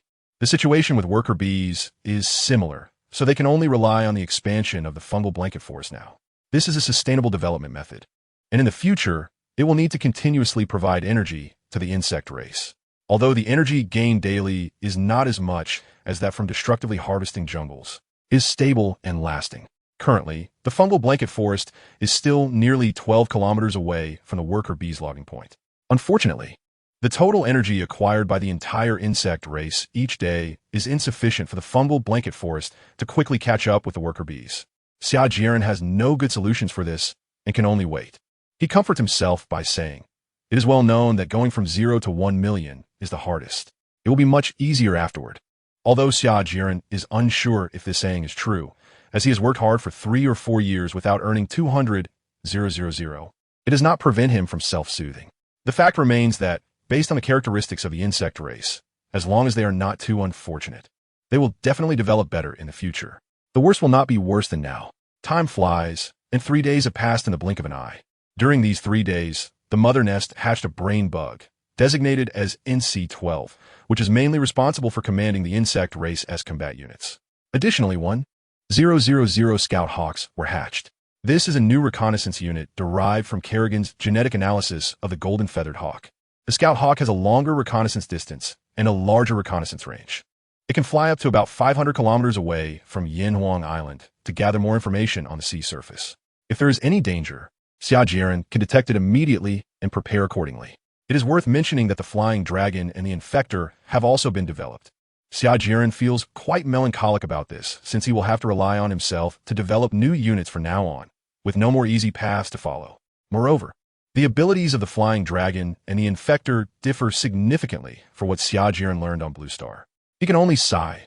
A game is a game, and reality is reality. They should never be confused. Ruler, Xia Jieren Energy, 62,000 unit templates. Infector, 800, Flying Dragon, 1,200, Brain Bug, 1,000 units. Brain Bug X2, Stinger X1, Jump Bug X2, 000 building templates. Fungal Blanket, 100, Evolution Chamber, 100, Nutritional Embryo, 100 buildings. Fungal Blanket, Nutritional Embryo X1. Evolution Chamber X1 unit. Flying Dragon Speed, 200 kilometers H range, 1 kilometer attack interval, 10 S energy, 200 description. The flying dragon possesses strong mobility and recovery abilities, as well as the capability for brief flight in the air. It has a long body and wide wings resembling leather, allowing it to fly at incredible speeds. Its primary attack method is to use the large spikes that naturally grow from its tail to strike enemies. Unit: Infector speed, 160 kilometers H energy, 800 description. They resemble a mobile insect nest and can move while underground. When attacking, they shoot a liquid bomb at enemies containing a large number of highly infectious viruses, causing severe negative effects. According to the description, the tail spikes fired by the flying dragon do not have explosive effects, and the infector cannot corrupt enemy units to fight for the insect race, nor can it control enemies in a short time using symbiotic parasites. However, Xia Jieren is not too disappointed, as the flying dragon is still a powerful aerial combat unit that can compete for air supremacy. Additionally, it has strong offensive capabilities against ground units. The infector is more like a biochemical weapon, and Xia Jieren is conflicted about whether to use it. It is certain that for a long time, it will only gather dust in the storage. It is noteworthy that the appearance of the flying dragon and infector has changed significantly. They are predictably covered in dark green shells. These metallic-looking shells resemble their skin and do not affect their movement at all. The flying dragon looks like an ancient pterosaur, but is much larger. The infector resembles a scorpion, but its tail has a large sac structure primarily used to launch virus bombs. Taking advantage of the currently sufficient resources, Xia Jieren had Kerrigan hatch 1,000 flying dragons, while none of the infectors were hatched. In these 3 days, the fungal blanket forest has expanded to the vicinity of Tiger Mountain and Eagle Mountain. Furthermore, the worker bees have already crossed Tiger Mountain and Eagle Mountain, continuing to advance towards the northern part of the island. To provide more computing power for the neural network, Xia Jieren designated an area near the 2 brain bugs to specifically house mindless brain bugs. Unexpectedly, the mindless brain bugs cannot move and can only be transformed from worker bee variants into mindless brain bugs. Therefore, mindless brain bugs are less of a unit and more of a building. Xia Jieren has hatched a total of 10 mindless zerglings, mainly to provide sufficient computing power for Kerrigan's upcoming development of new units. If this is not enough, the number could be further increased in the future. After organizing the changes in the swarm over the past few days, Xia Jieren leisurely lay back in a rocking chair. At this time, the sun had already set below the horizon. Xia Jieren looked up at the starry night sky, feeling particularly calm.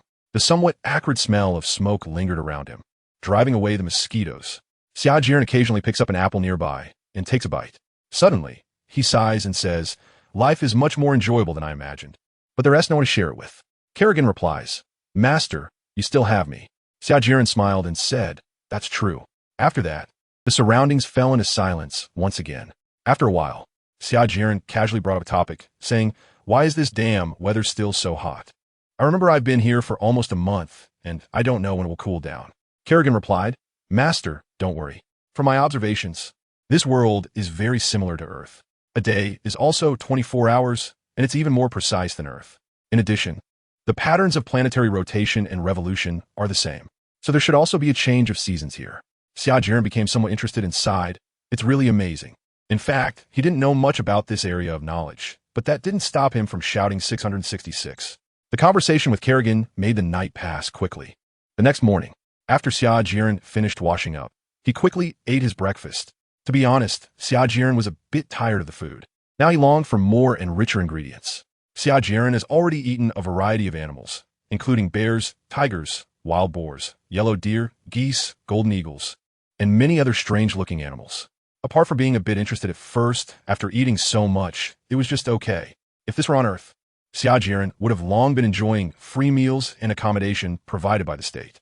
After eating, Xia Jieren returned to his bedroom and lazily lay on the bed.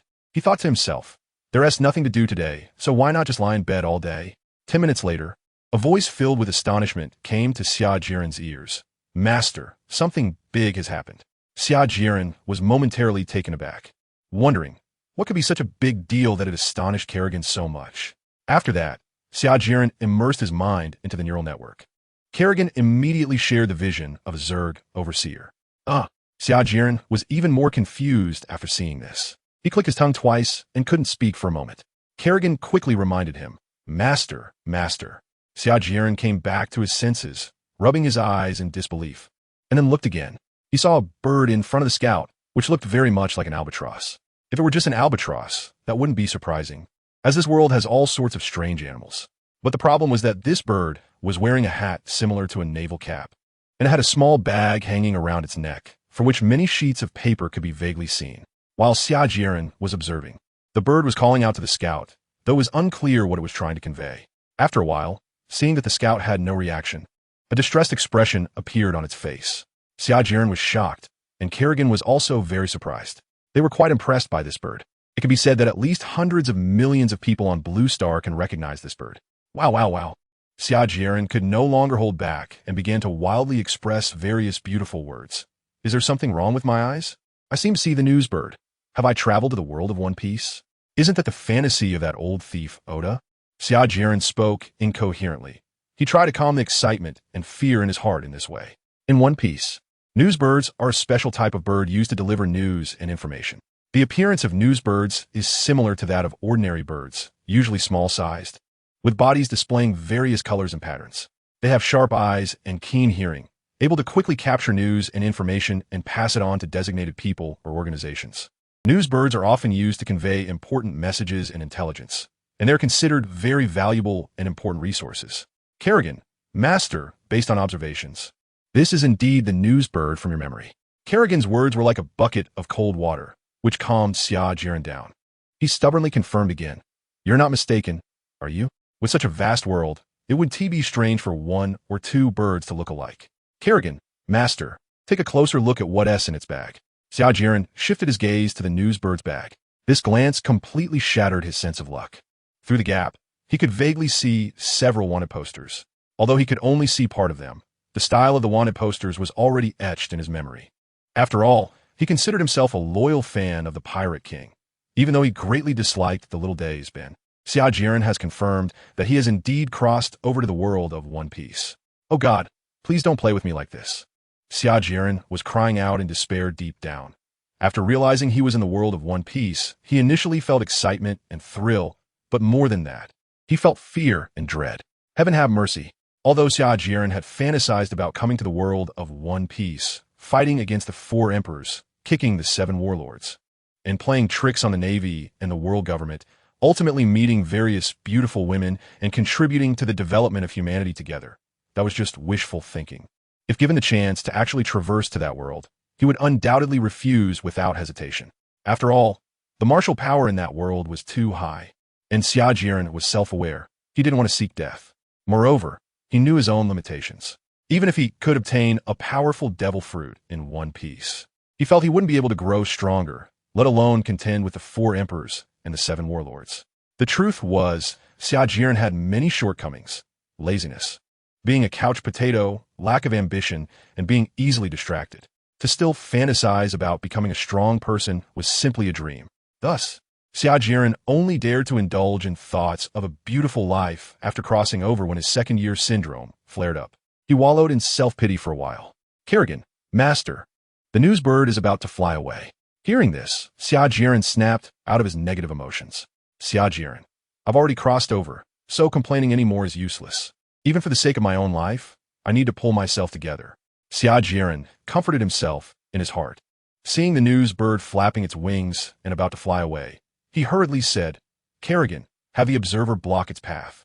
Kerrigan immediately ordered the observer to move forward and stand in front of the newsbird. After the observer acted, Xia Jieren finally asked, by the way, Kerrigan, can you communicate with it? Kerrigan replied, yes, the Zerg can communicate with all intelligent beings through mental power. Xia Jieren, then I'll leave it to you. If possible, bring back a newspaper. After receiving the order, Kerrigan personally commanded the scout to intercept the newsbird. When the newsbird saw the scout blocking its way, it immediately became alert and looked over. This eagle isn't thinking of killing the bird and stealing its treasure, is it? Just then, a voice echoed in the newsbird's mind, and it was instantly surprised, opening its beak wide. The newsbird is indeed a very intelligent creature. It was only slightly surprised before quickly regaining its composure. I've traveled all over. What kind of scene haven't I seen? Then, it skillfully began to communicate with Kerrigan. Xia Jieren didn't know the specifics of their conversation.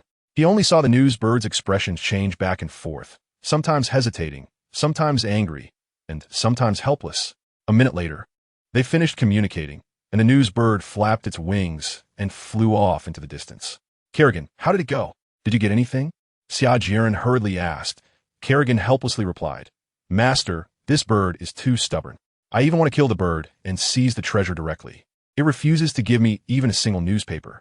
As for the situation outside, it actually doesn't know much. After all, no matter how smart it is just a bird. It usually only delivers newspapers or conveys messages. It doesn't care about the affairs of the human world. Xia Jieren, sigh, what a pity. The channel for obtaining external information is gone, just like that. If I had known this earlier, I should have directly killed the bird and seized the treasure. Kerrigan chuckled and said, Master, don't worry. There's a piece of news that is both good and bad. In a few days, this news bird might pass by here again. This is the result of their coercion and temptation. Xia Jieren was very pleased to hear this news. At that moment, Kerrigan timely poured a bucket of cold water. The news bird only accepted Bailey and did not accept barter. Sure enough, after hearing this news, Xia Jieren cursed, damn, why is this bird so stubborn? Xia Jieren vented a little and then instructed, send more scouts to patrol the area nearby for the time being. It's hard to find Bailey in this godforsaken place. I think we should just kill the birds and seize the treasure directly. Xia Jieren thought to himself. The news bird, which was flying, suddenly shivered violently, its feathers bristling, and an inexplicable sense of panic arose in its heart. Then it turned its head to look around, thinking, which cunning villager is trying to harm this bird? Lying in bed, Xia Jieren began to contemplate a way to break the deadlock. Initially, Xia Jieren planned to produce reconnaissance spores to parasitize the news bird's body in order to gather information from the outside world. However, this approach had significant flaws. Firstly, it could only obtain information within a 1-kilometer radius of the Mirror Lake base when the news bird was nearby. Beyond that distance, no real-time information could be obtained. Secondly, the reconnaissance spores did not have the capacity to store a large amount of information. Clearly, this plan was not feasible, though it might be useful in the future. But for now, the mine network covered a range of 1 kilometer centered on Xia Jieren. After abandoning this plan, Xia Jieren continued to think about other more feasible solutions. It was now clear that information about the area around the news bird could not be obtained through reconnaissance spores. Therefore, the next step was to rely on the news bird to gather information from the outside world. However, this posed a problem. The news bird might expose the location of the Mirror Lake base, which was unacceptable for Xia Jieren, who was determined to survive at all costs. It's better to be safe than sorry. If the news bird accidentally revealed the base's location to that old bird Morgan's, it would cause tremendous trouble. One should never have a mindset of taking chances. No one can guarantee that the base's location information won't leak. Moreover, killing the news bird to eliminate future risks was not an option at this time, as it would likely attract even greater trouble. People in the pirate world would not easily attack the news bird, partly out of fear of Morgan's retaliation and partly because they also needed timely information.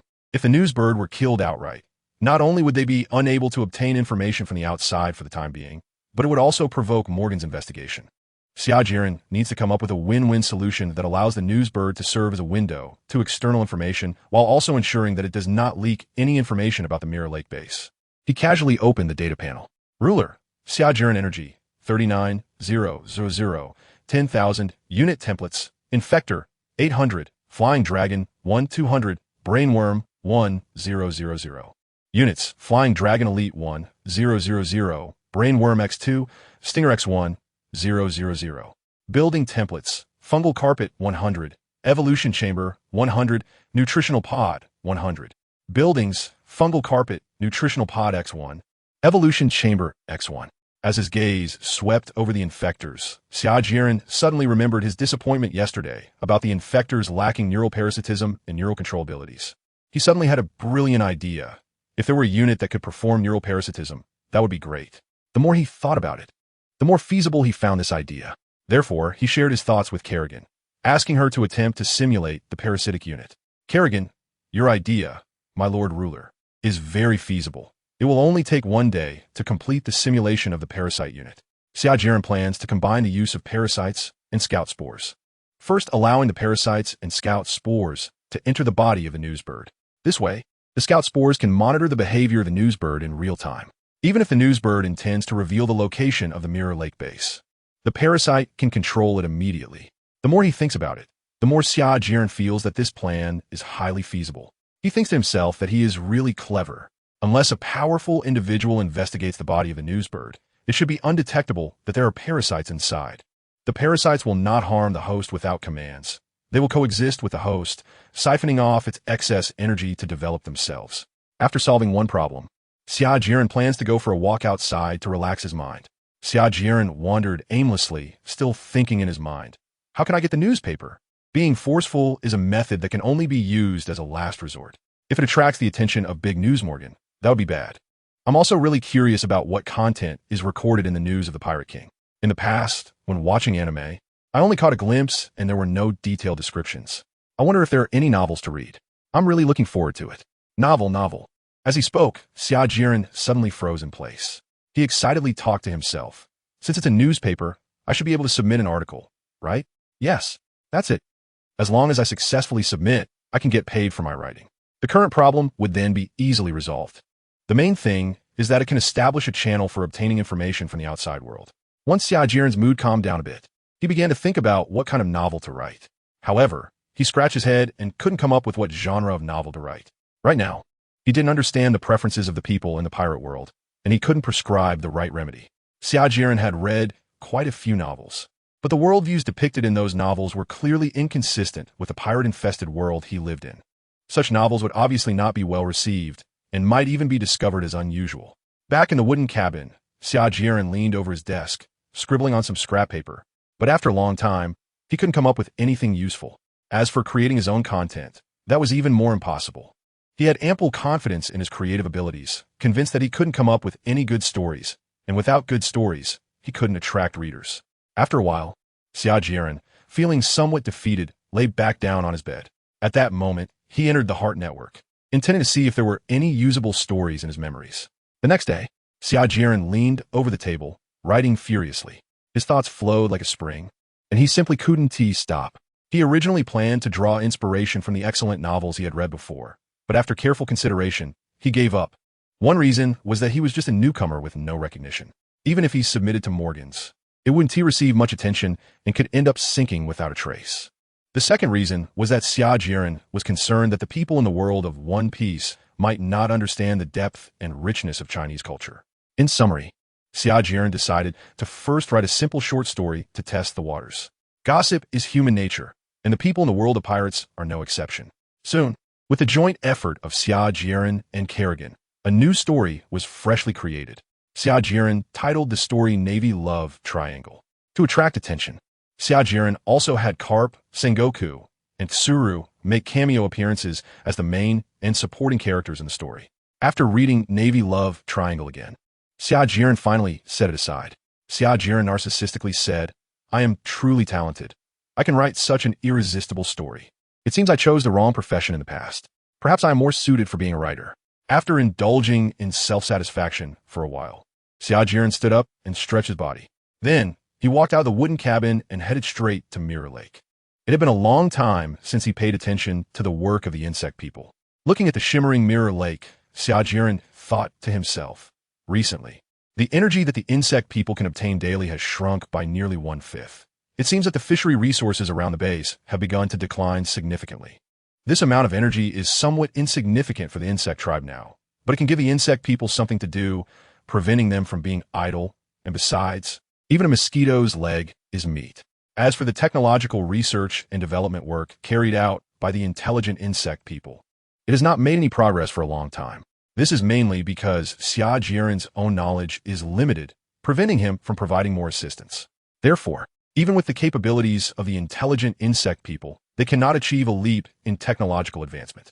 They can only wait until they make contact with the outside world to acquire knowledge and technology from the Pirate King world. Xia Jieren thought to himself, it's quite exciting to think about, as there are many advanced technologies worth learning in One Piece, such as cloning technology, robotics, and space-based weapons. With this in mind, Xia Jieren looked forward even more to the arrival of the newsbird. Finally, 2 days later, the scout discovered the trace of the newsbird 300 kilometers away from the base. Kerrigan immediately instructed it to approach and blocked the newsbird's path. After a brief exchange, the newsbird showed a look of disdain when it heard Kerrigan say there were no berries.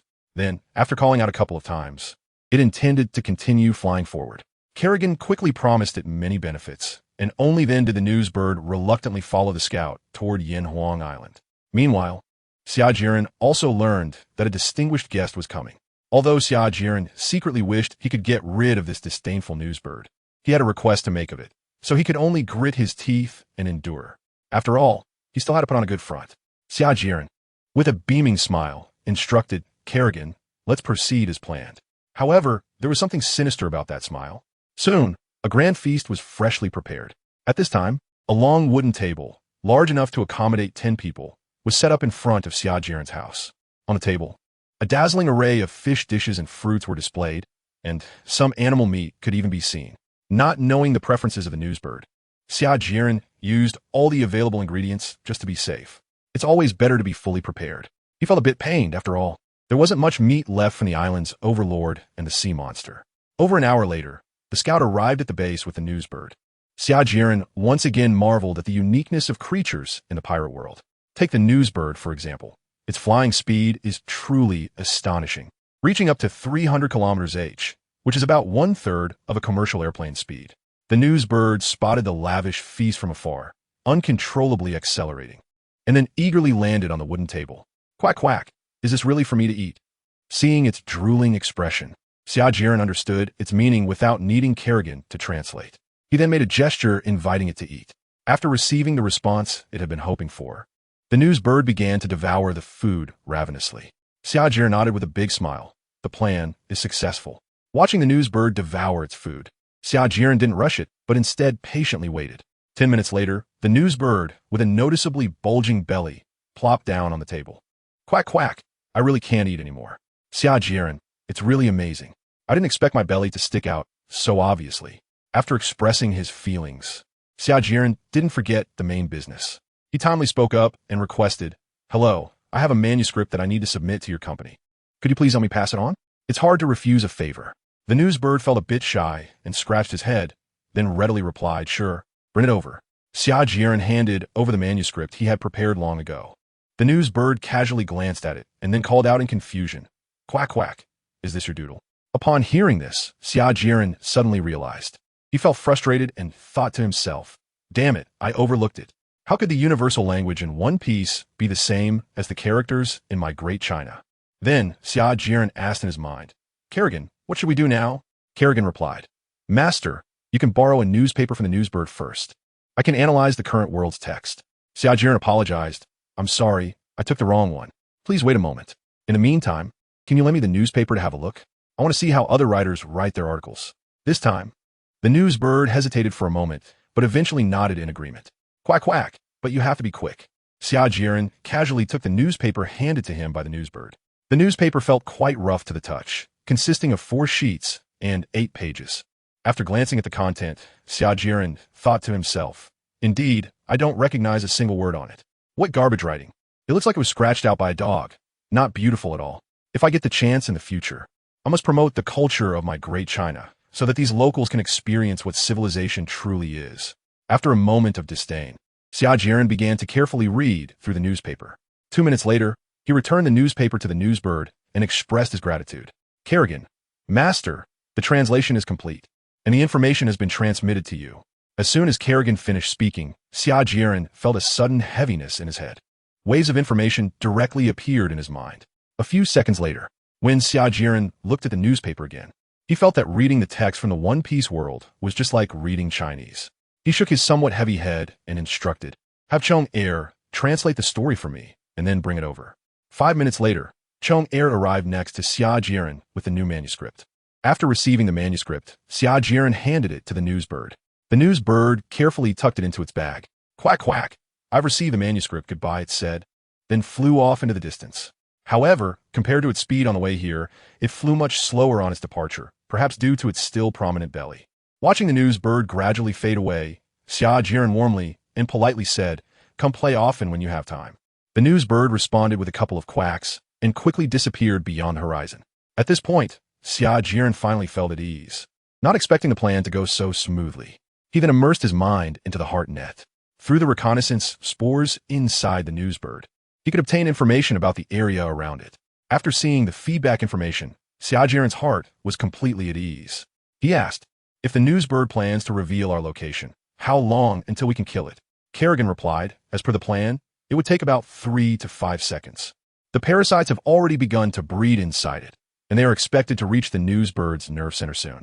Hearing this, Xia Jieren smiled and said, now I don't have to worry about the base's location being exposed.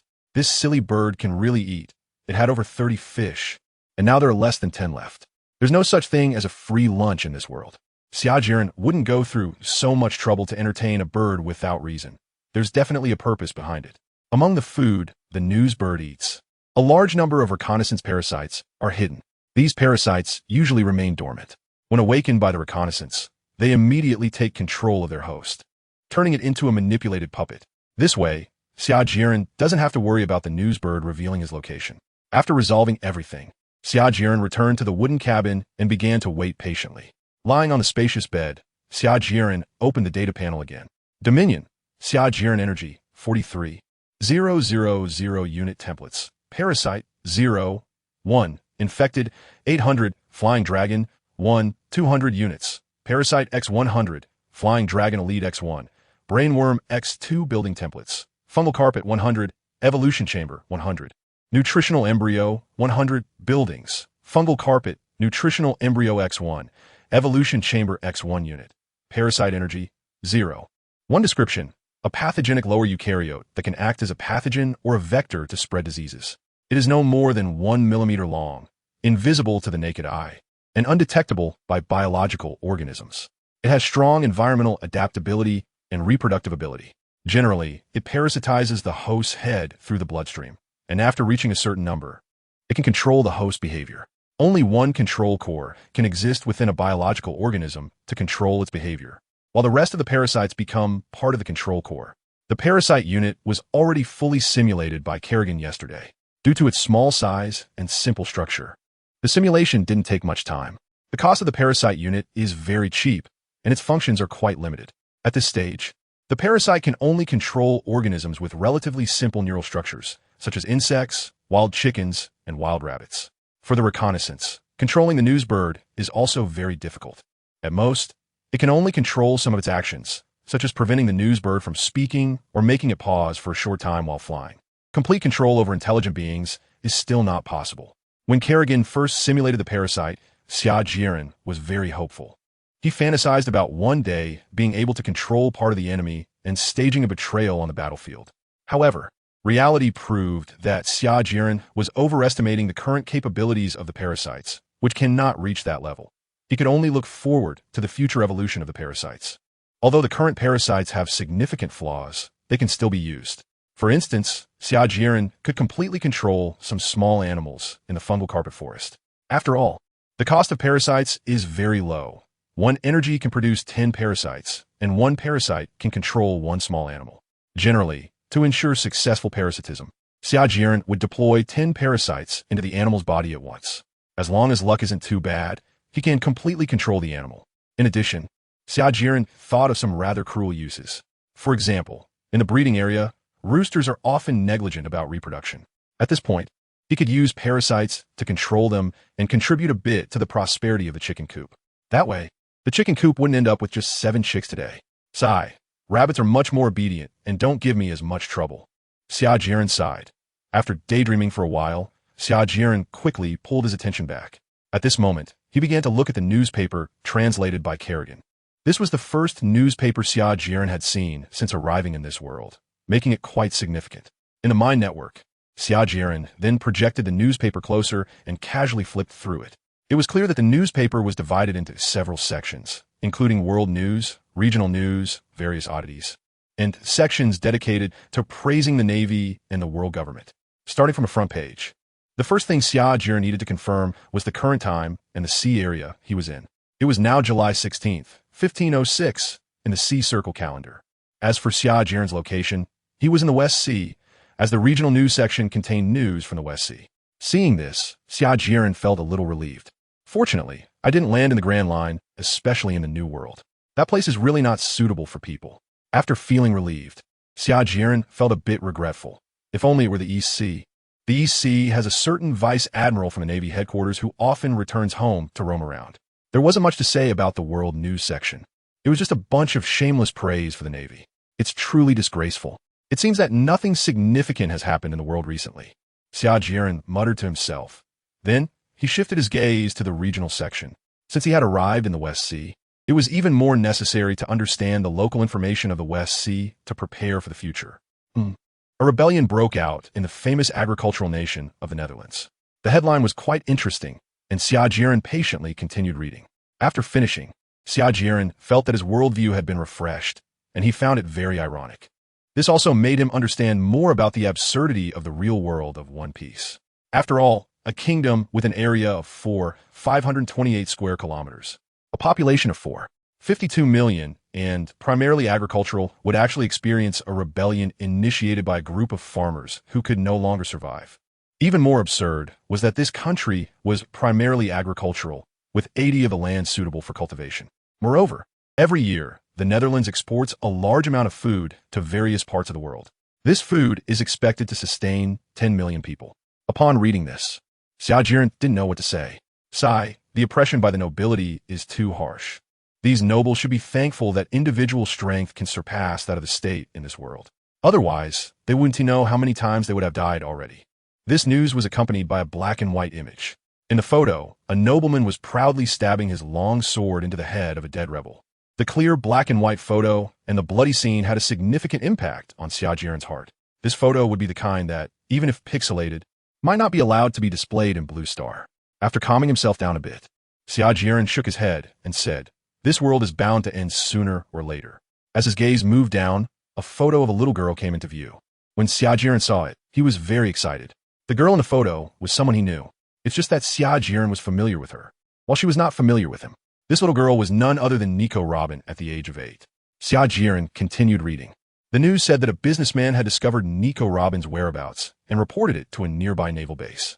When a naval colonel led his subordinates to capture her, she escaped. Alas, poor Robin must have been betrayed by that businessman. If I have the chance, I will definitely save Robin. I just don't know how old she is now. She should be around 10 years old, about the same age as me, just right. Xia Jieren's thoughts became increasingly inappropriate.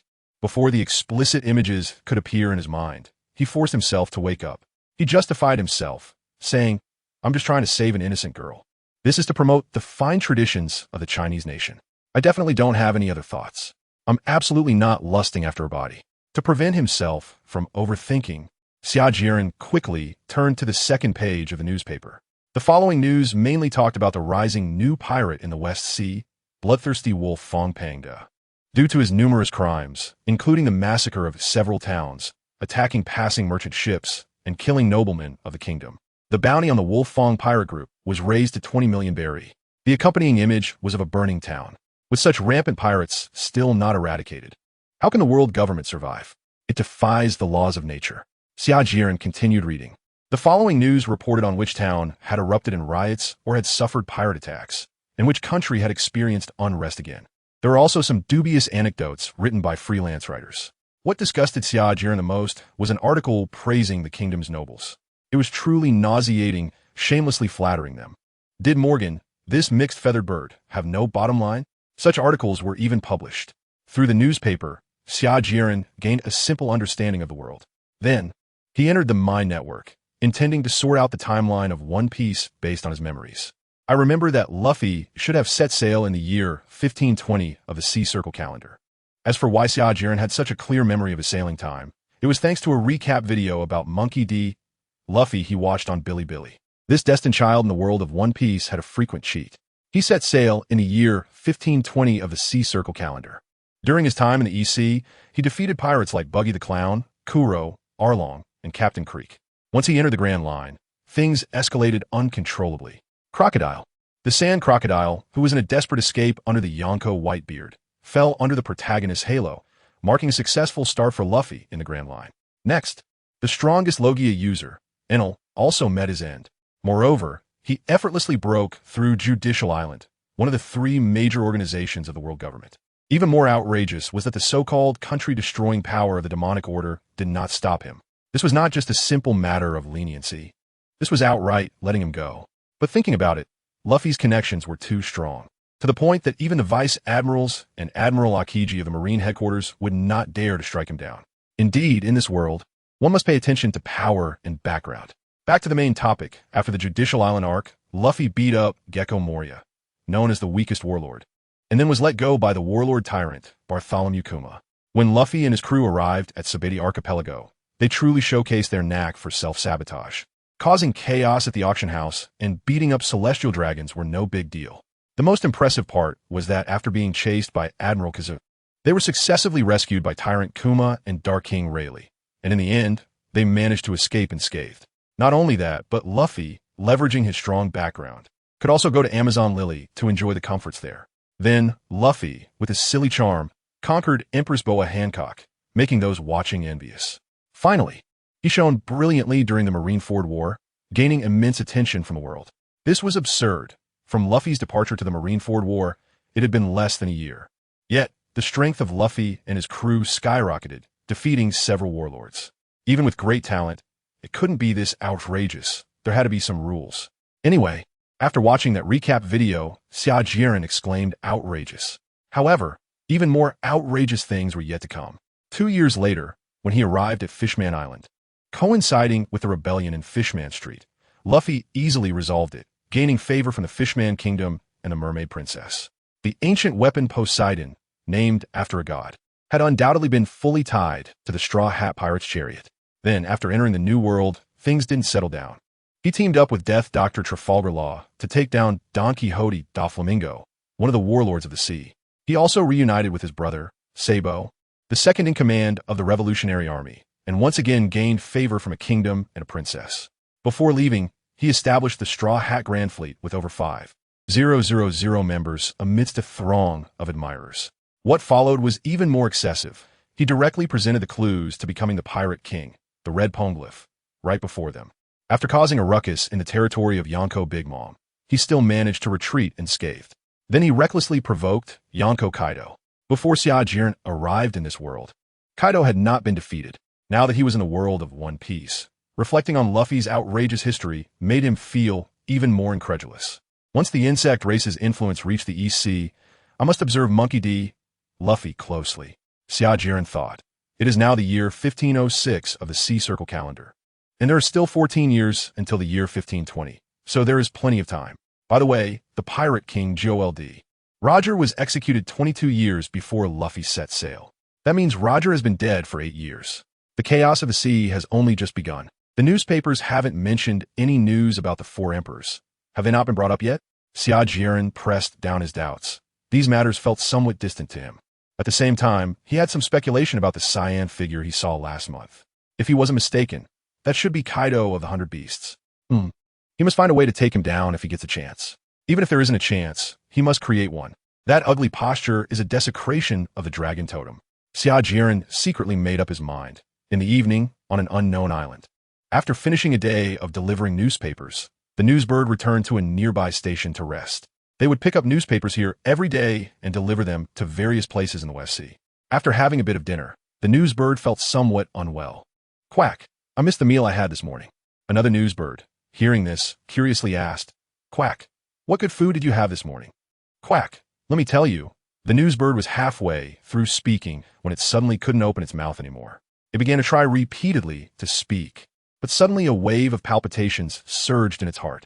The nearby newsbird immediately asked with concern, Quack, what's wrong with you?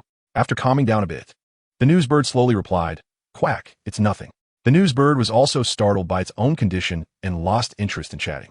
It decided to rest early today and wait until tomorrow to see the person in charge to check its health. In this way, the newsbird fortunately avoided death. Xia Jieren was also fortunate to retain his last remaining source of information. In an unknown sea area, a dirigible was gliding through the clouds. The shape of the dirigible resembled a kettle, with the lid part being a red-orange oval balloon that had the words Wind News written on it.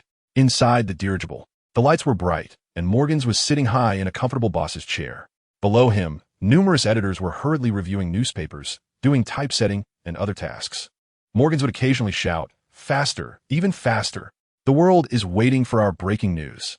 In a moment of joy, he couldn't help but dance around. At that moment, an older editor wearing an art hat walked over and said, President, there's a submission here that needs your review. The story is good, but involves high-ranking naval officials. As he spoke, the editor handed the manuscript to Morgans. Ha ha, as long as it grabs attention. There is nothing I want to dare to report. I am the big news, Morgans. Morgans confidently replied. After reading the manuscript, Morgans laughed heartily. Interesting, truly interesting. It's about the current popular candidate for Admiral Sengoku, Naval Hero Carp, and the naval staff member Crane. The authenticity of the story is questionable, but it doesn't matter. People will definitely be interested, and that's enough. Then, Morgans curiously asked who wrote this. How does he know so much about the Navy's internal matters? With curiosity, Morgans looked at the signature position of the article. He paused for a moment, then burst into wild laughter. Interesting, this is getting more and more interesting. After laughing, Morgans asked, quickly check the whereabouts of Myhawk. Also, where did this submission come from? The old editor replied, sure, Morgans. A minute later, the old editor said, this manuscript was submitted from the West Sea. Myhawk is currently challenging various swordsmen in the West Sea. Do you need to check the specific location of the submission? Morgan stroked his chin and said no need. It should be from him. Haha, how interesting. He even used a pseudonym to submit it. Place this manuscript on the 3rd page of tomorrow's newspaper. The old editor was a bit astonished, but didn't ask further. If anyone else were present, they would see that the pseudonym at the bottom of the manuscript was I don't have eagle eyes. As the saying goes, when the boss moves his mouth, the subordinates run their legs off. Thus, the editorial department began a new round of busyness. Unintentionally, a wonderful misunderstanding was born. At the same time, Myhawk, who had just cut down a swordsman in the West Sea, suddenly trembled. He frowned and touched his black top hat, feeling as if something had fallen onto his head. Myhawk's features were very distinctive. He had short black hair, sharp yellow eyes like an eagle, a short beard, wore a black top hat adorned with white fur, and often dressed in a burgundy-patterned shirt, black trench coat, and white pants, black short boots. A cross-shaped knife hung from his chest, and he carried the world's strongest black sword on his back. His sharp eyes scanned the surroundings, with his pupils occasionally contracting. After confirming that there was no danger around, Myhawk stepped onto his vehicle. However, the current vehicle was only the 1.0 version, looking very rough and simply made of wood, far from the cool coffin ship he would have later. However, it was enough for him now, although it was already dark. He still let the wooden raft drift towards the sea. The flames on the raft appeared particularly bright in the night. Occasionally, a gentle breeze would sweep across the sea, causing the flames to flicker like ghostly lights, looking very eerie. The next day, while Xia Jieren was still immersed in his mind network, Morgan's news had already begun to spread to all parts of the world. On a merchant ship, a middle-aged man with a big belly walked out of the captain's cabin. His name was Cook, an ordinary merchant who was now risking all his wealth at sea. Quack, quack. Hearing the call of the newsbird, he looked up and waved at it. The newsbird, upon seeing him, skillfully landed in front of the captain. After the captain placed 50 berries in the pouch, the newsbird handed him a newspaper and immediately flew away. The captain took the newspaper into the cabin. He sat on a soft sofa, sipping coffee while reading the newspaper. TSK, another group of pirates making a name for themselves? This world is getting more and more chaotic. There are riots happening every day. It's becoming increasingly unsafe to sail at sea. After taking another sip of coffee, he thought, maybe after this job, I should find a safe island to live on. It wouldn't be worth it to lose my life at sea one day. Or perhaps I could seek refuge with a powerful force, but that would cost a lot. Captain Cook's gaze kept scanning the newspaper. The rest was filled with worthless news or advertisements, until he saw the article about the naval love triangle. Cough. He suddenly spit out the coffee in his mouth and began to cough violently. What the hell, which god is so bold? Even daring to concoct stories about Admiral Sengoku in Naval Hero Carp. Once Cook calmed down a bit, he hurriedly picked up the newspaper and carefully wiped off the water droplets. Then, he gently rubbed the corners of his eyes, wiping away his tears. Subsequently, he eagerly looked at the author column. I don't have eagle eyes? Who is that? Eagle Eyes. I remember that the person challenging various swordsmen in the West Sea recently is nicknamed Eagle Eyes. Is it him? He seems all right, occasionally helping to clear out pirates in the West Sea. After reading the entire story, Cook sighed. I didn't expect him to be not only a great swordsman, but also a great writer. What an exciting story. I didn't know there was such a complex relationship between the admiral, the naval hero, and the naval strategist. At the naval headquarters, in the admiral's office, Admiral Steelbone Kong laughed heartily. Sengoku, your triangle relationship with Carp and Crane has been exposed. Admiral Sengoku, with a head full of black lines, roared. This is slander. Slander. Who wrote this? I must catch him and send him to impel down. At that moment, a rear admiral said, wasn't it that Eagle Eyes guy who wrote it? Crane, with a dark face, replied, it shouldn't be. Mihawk's personality shouldn't allow him to do such a thing. Just then, the naval hero Monkey D. Carp kicked open the door, swaggering into the office, and then slammed the door shut with his foot. Seeing Carp's actions, Admiral Steelbone Kong's expression turned very ugly. He roared, "Damn, Carp. Can you be a bit quieter when you enter?" Carp grinned and said, Sorry. I'll be more careful next time." "Yo, Sengoku and Xiaoha are here too." Before the words even left his mouth, he plopped down on the sofa, chewing on rice crackers. Didn't he forget to ask, "Marshal Kong, Brother Kong, Crack, you call me here, Crack. Is there something going on?" Listening to Carp's intermittent and slurred inquiry, Steelbone's forehead was throbbing with veins. He then sighed helplessly and said weakly, why don't you take a look at today's newspaper first?" Marshal Kong felt quite helpless facing Carp's personality and simply gave up on trying to fix it. Carp took the newspaper and started reading, mumbling, "What could be such a big deal that I had to come all this way? I'm really busy. I'm currently busy challenging the record for eating rice crackers." Carp's complaints were loud, and the surrounding naval officers had their heads filled with black lines. Puffed. Carp sprayed all the crumbs of rice crackers onto the newspaper. Then, he incredulously began to carefully read the short story Navy Love Triangle produced by Xia Jieren. The more he read, the more surprised he became, and the more he wanted to laugh. After finishing, Carp couldn't hold back anymore. "Ha, this is too interesting. Sengoku, did you see it? You and I had a competition as men for Xiaoha.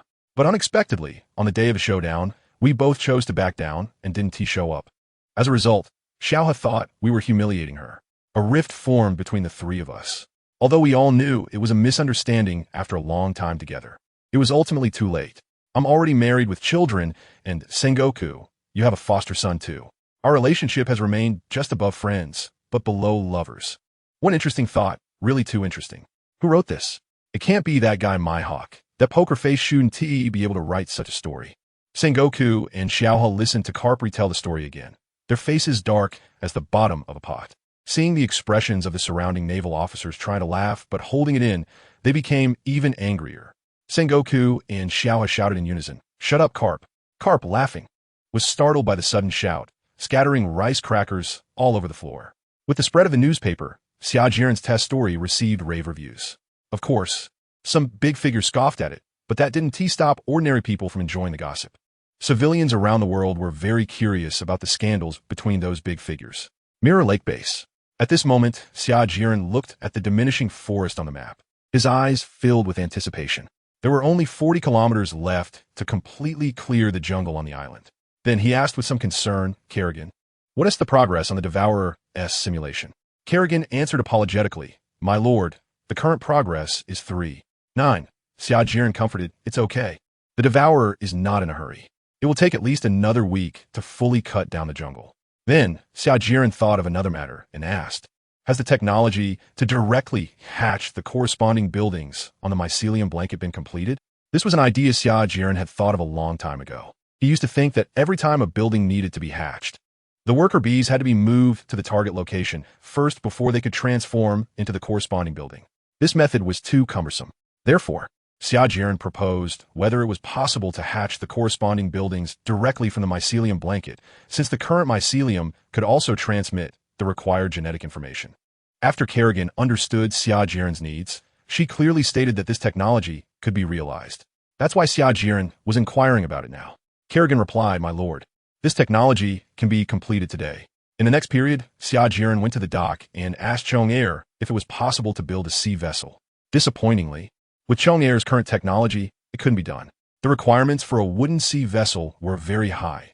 Otherwise, it wouldn't be able to sail on the sea at all. Now, Xia Jieren could only pin his hopes on the new Zerg units. However, this might take a long time. Since realizing that this was a pirate world, Xia Jieren had started to become somewhat anxious. Mainly, the combat power in this world was too high, far beyond what the current Zerg could handle. In addition, the Zerg's development had hit a bottleneck. Xia Jieren felt a bit anxious about not being able to devise more powerful units. Although Xia Jieren firmly believed that as long as the Zerg were given time, they would definitely develop well, he hoped to become strong quickly so that they could have the means to protect themselves in the face of crises. Xia Jieren lamented, "There shouldn't be another powerless traveler like me." After leaving the dock, Xia Jieren returned to the bedroom once again. Xia Jieren lay on the bed, feeling a bit restless.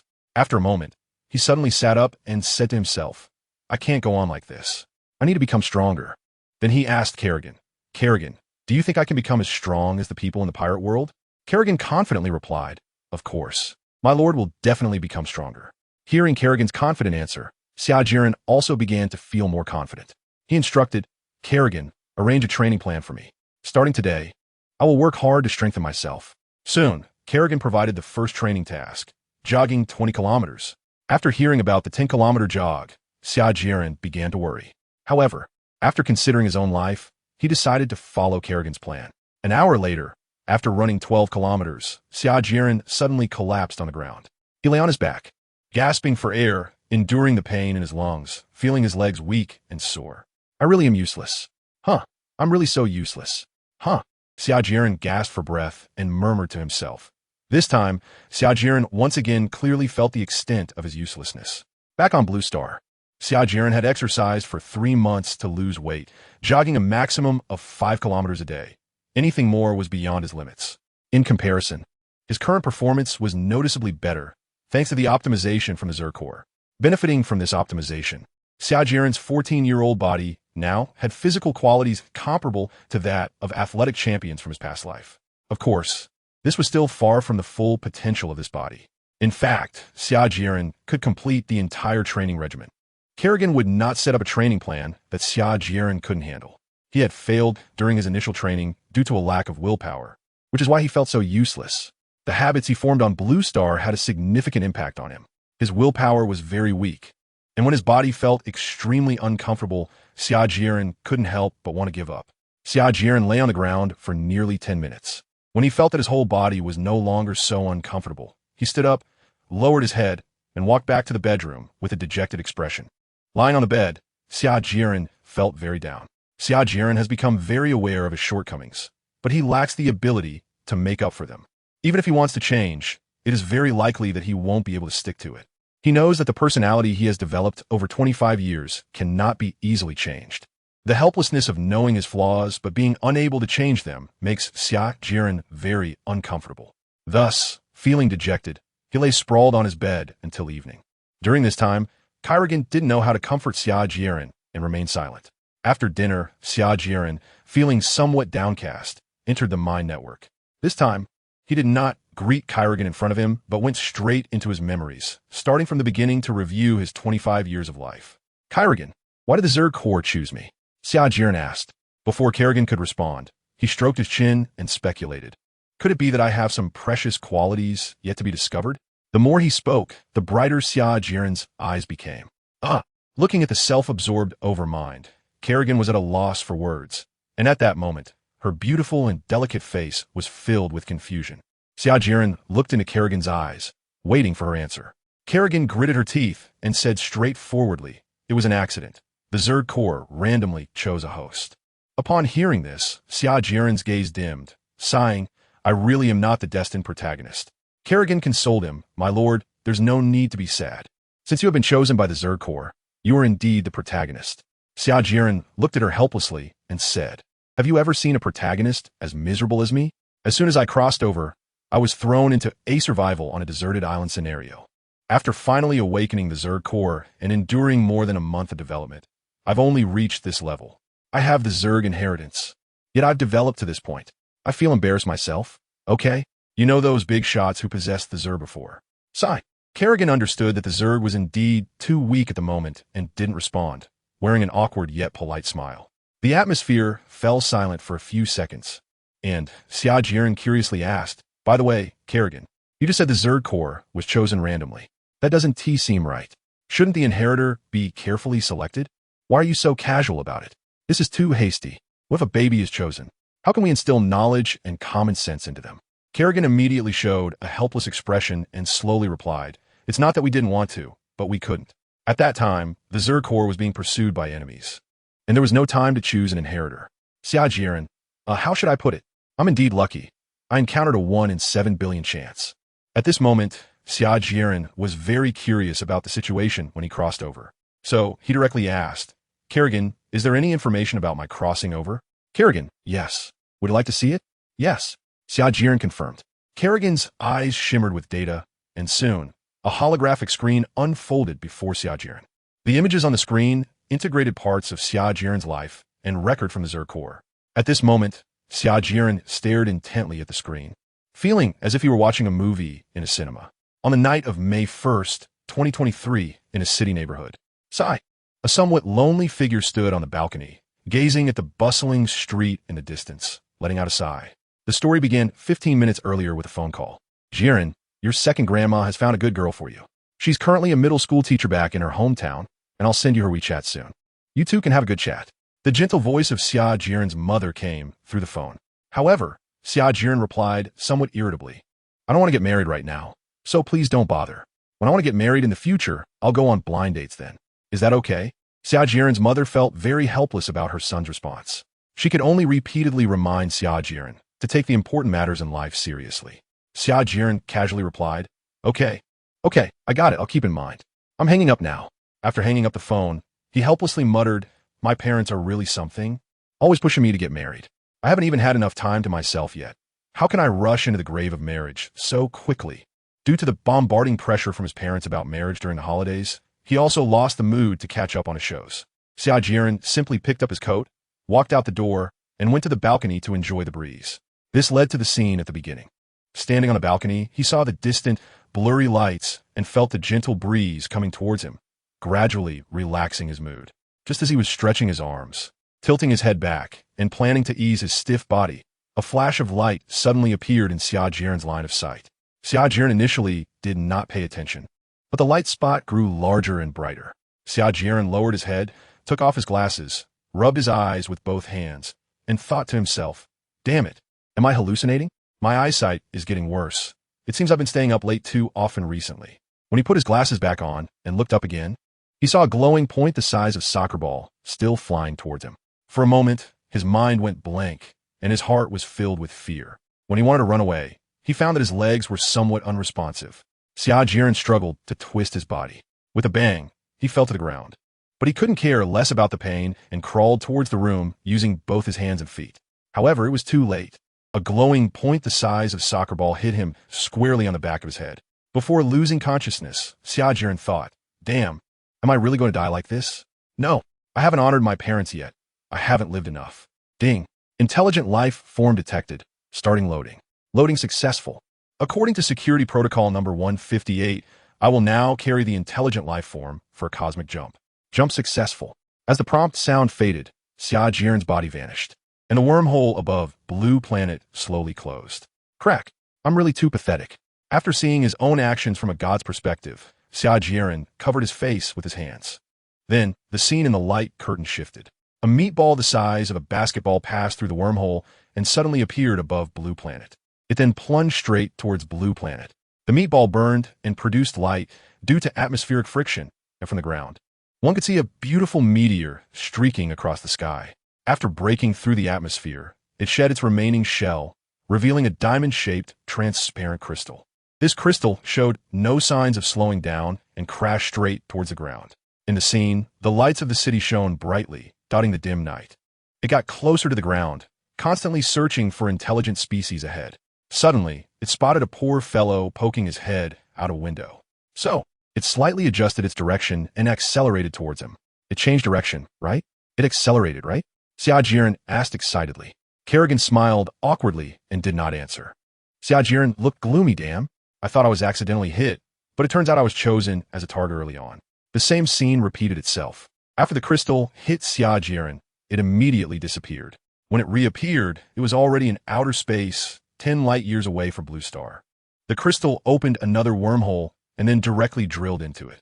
At this moment, a small yet sci-fi-looking silver-white shuttle-shaped warship appeared in the scene. This should be the enemy pursuing the insect race. Xia Jieren speculated. Kerrigan gritted her teeth and said, That's right. They are one of the culprits behind the extermination of the Zerg. This warship belongs to a silicon-based civilization, along with two other forces, the Spirit Race and the Light Holy Sea.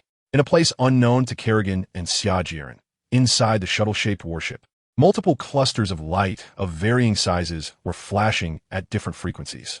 Amidst the flickering lights, information was being transmitted. Master, according to the information collected by the detector, the Zerg Core landed on the life planet ahead and opened a wormhole again. This happened about 30 flashes similar to moments ago. Upon hearing the report, The largest light cluster, which was the captain, immediately ordered, lock the position of the wormhole and start charging the black hole generator. 3 flashes later, an invisible wave swept through the void, and then the wormhole began to slowly collapse under this wave.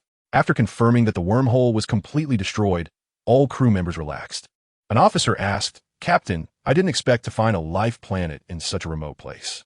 Should we eliminate the natives there as well?" The captain thought for a moment and replied, "Forget it. It's just a bunch of ants that don't even qualify as a level 1 civilization. If the other 2 dominant civilizations discover that we violated the low-level civilization protection law, it would be quite a hassle, especially now that the Zerg have been exterminated." The beings on Blue Star were completely unaware of what was happening in outer space.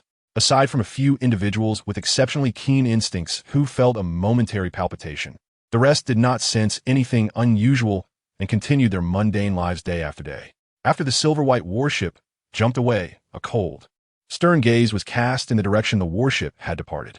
The owner of the gaze stared at the sky, a hint of ruthlessness flashing in his eyes. A few seconds later, a smiling, extraordinary figure flew into the balcony where Xia Jieren had disappeared. He looked at this familiar, yet unfamiliar shared apartment, his eyes filled with nostalgia. Then, he smiled casually and slowly walked towards Xia Jieren's room. Upon entering the small room, he whispered, "I'm back. Back to the Zerg Core." Xia Jieren, who was in a state of coma, was traveling through a wormhole. The wormhole was wide and bright, occasionally rippling with waves. When the white ripples reached Xia Jieren, the green light surrounding him would cancel each other out. Suddenly, a black hole appeared around Xia Jieren. At first, it was too small to be seen by the naked eye, but within less than a second, it had expanded to the size of a grain of rice. Under the influence of this miniature black hole, the light around Xia Jieren began to gradually dim. Anomaly detected. Beginning to break free. Break free failed. Executing backup plan. As the prompt sound fell in Xia Jieren's mind, his body began to disintegrate. A few seconds later, Xia Jieren had disappeared, leaving only a Zerg core the size of a ping-pong ball. At this point, the black hole had grown to the size of a basketball. The immense gravitational force caused the Zerg core to uncontrollably rush towards it. Even with all its strength, the Zerg core could not escape the fate of being swallowed by the black hole. Protection mechanism activated. Insufficient energy, Zerg core entering hibernation. The scene quickly shifted, and it was unclear how much time had passed.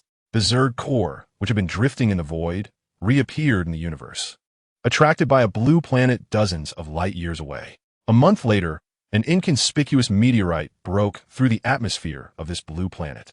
The Zerg core, having broken through the atmosphere, quickly locked onto a resource-rich, uninhabited island. 1 minute later, the Zerg core safely landed on a cliff of that island. Beginning self-check. Self-check complete. Starting optimization of the Dominator gene. Optimization complete. Starting to reshape Dominator's body. Reshaping in progress. Suddenly, the green light brightened. Xia Jieren's head began to be printed out bit by bit, followed by his upper body, and finally his legs. In less than a minute, Xia Jieren completed the reshaping of his body. Reshaping complete. Core energy completely depleted. Entering hibernation. As the prompt sound fell, Xia Jieren's body, floating in mid-air, suddenly dropped. With a thud, Xia Jieren fell flat on the ground. Looking at himself in the light screen, wearing a mask of pain, Xia Jieren said, "I said, why does my back hurt so much when I just woke up?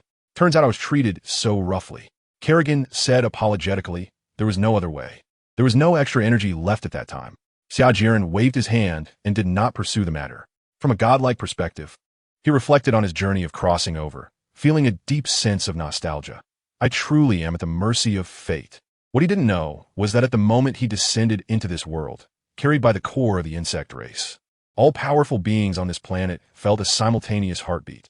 The feeling of heart palpitations lasted only a few seconds, but it still had a significant impact on the world. 800 years ago. Lord Joyboy, the future has changed after 800 years. It is now impossible to foresee the future. A slightly worried voice spoke up. "Is that so?" A man wearing a straw hat and smiling responded. He then laughed heartily. "Ha, don't worry, my friend. Although we have failed, those who inherit our will surely appear again." For years ago, a beautiful woman dressed in a kimono sat gracefully amidst a sea of flames. She had flowing blue hair, with a strand on each side and an ornament in her right hair. At that moment, she was comforting her twin children. With a reluctant expression, yet a gentle tone, she said, "Run away, escape to the future. One can never return to the past, but one can go to the future. Although the future has become unpredictable, it holds greater possibilities. Now, on the void throne, a shadow emerged. He quietly opened his eyes, revealing long, striking eyes with impressive red rings in the pupils. The future is unpredictable. What exactly has changed? His slightly puzzled voice sounded. After pondering for a moment, he said, "It doesn't matter. No matter the cost, I will extinguish all lights of the ages." 20 years later, in a magnificent and resplendent palace, a dignified man sat high on the throne. Suddenly, he frowned and looked towards the void. Then, as if he thought of something, a cryptic smile appeared on his face. And he coldly said, "Foreseeing the future is such a boring thing. The unknown future is what is truly worth looking forward to, isn't it?" After saying this, he casually blocked the upstream's gaze upon the downstream in the river of time. Then he looked around and commanded, "The time has come. Today, I must bring the world under my control." Under his imposing gaze, all the subordinates replied in unison, "As you command, Lord Sovereign." It's truly a pity that when he descended upon this planet, he did not see the general distribution of the islands in the world. If he had seen it clearly, this would have been very useful intelligence. Xia Jieren sighed. Kerrigan shrugged her shoulders and said helplessly, "There's nothing we can do about it." At that time, the energy in the Zerg Core was almost depleted. To conserve energy, we had to keep reducing the detection range. Otherwise, it would be bad if we accidentally tossed you into the ocean, my lord. Xia Jieren thought for a moment and agreed. He joked. "So it means falling from about 1 meter isn't really a big deal." Kerrigan nodded, very much in agreement with his statement. Time flowed like water, never pausing, and 2 days passed by in a hurry. Xia Jieren has been feeling very dejected these past 2 days, lacking any spirit or energy. Aside from eating, he is immersed in memories, completely indifferent to the outside world. He shows no interest in the newspapers and payments sent by the news agency, resembling a salted fish that has lost its dreams. Not being able to see a direction for the future is a very frightening thing. And Xia Jieren is currently in this state. At this moment, he has reviewed his brief 25 years of life in just 2 days within his mind network. Xia Jieren chuckled at himself. It seems like I had it too easy in the past. Since childhood, I've been taken care of by my parents and 3 older sisters. Although my family isn't the kind that value sons over daughters, my parents still favor me a lot. Even though we weren't wealthy, we never had to worry about food and clothing, and my parents never treated me poorly. They always gave me the best. After starting school, elementary school just passed by in a haze. In middle school and high school, I began to study hard, but my academic talent was really not that great. University was just a matter of passing the time. After starting work, I didn't want to take on car loans and mortgages, so I chose a comfortable, laid-back life. Xia Jieren carefully reviewed his short 25 years of life and found that he had never encountered anything that could be called a difficulty. Or rather, he had faced difficulties but chose to evade them. After all, avoiding challenges is much easier than solving them. Xia Jieren is the kind of person who dares to admit his shortcomings. However, he does not have enough willpower and patience to make up for his deficiencies. In the past couple of days, although Xia Jieren has been in a state of despair, he has not been completely without gains. Xia Jieren hopes to change himself in order to live better in this world and also to find a chance to go home. He is well aware that he has a 3-minute passion, a habit that cannot be changed in a short time. Therefore, Xia Jieren can only resort to clever means to achieve his goals. Not to mention, Xia Jieren has indeed thought of a very good method, which is to use idle play and game boosting. Xia Jieren drew inspiration from the games he played in the past, and, after discussing with Kerrigan, learned that this method was completely feasible. AFK, away from keyboard, means Xia Jieren temporarily relinquishes control of his body, allowing his consciousness to immerse in the neural network. Power leveling involves Kerrigan controlling Xia Jieren's body to complete daily workouts. The advantage of this approach is a significant increase in workout efficiency. Kerrigan can clearly perceive various data about Xia Jieren's body, ensuring that he trains to a level that can more easily break his physical limits without causing injury. After a simple attempt at this method, Xia Jieren praised it greatly. However, this did not solve the fundamental problem. His body had been exercised, but his mind had not received corresponding training. Even if Xia Jieren's physical strength increased later, there was a high probability that he would be unable to control his own body. To address this issue, Xia Jieren decided to let go of all his senses. A series of piercing screams erupted from Xia Jieren's mouth. At this moment, in the mind network space, Xia Jieren lay on the ground, gasping for breath, his body trembling incessantly. Strangely, not a drop of sweat was shed, and there were no injuries on him. The pain throughout his body twisted his features, and he covered his chest with his hands, greedily inhaling the air around him. Unfortunately, he was left alone in his longing, as there was no air present in the mind network. An hour later, Xia Jieren had already manipulated Xia Jieren's body to complete a 20-kilometer slow run, and he was now relaxing all the muscles. In the mind network, Xia Jieren felt the continuous pulling of his muscles, wishing he could die. It hurts. My arm is going to break.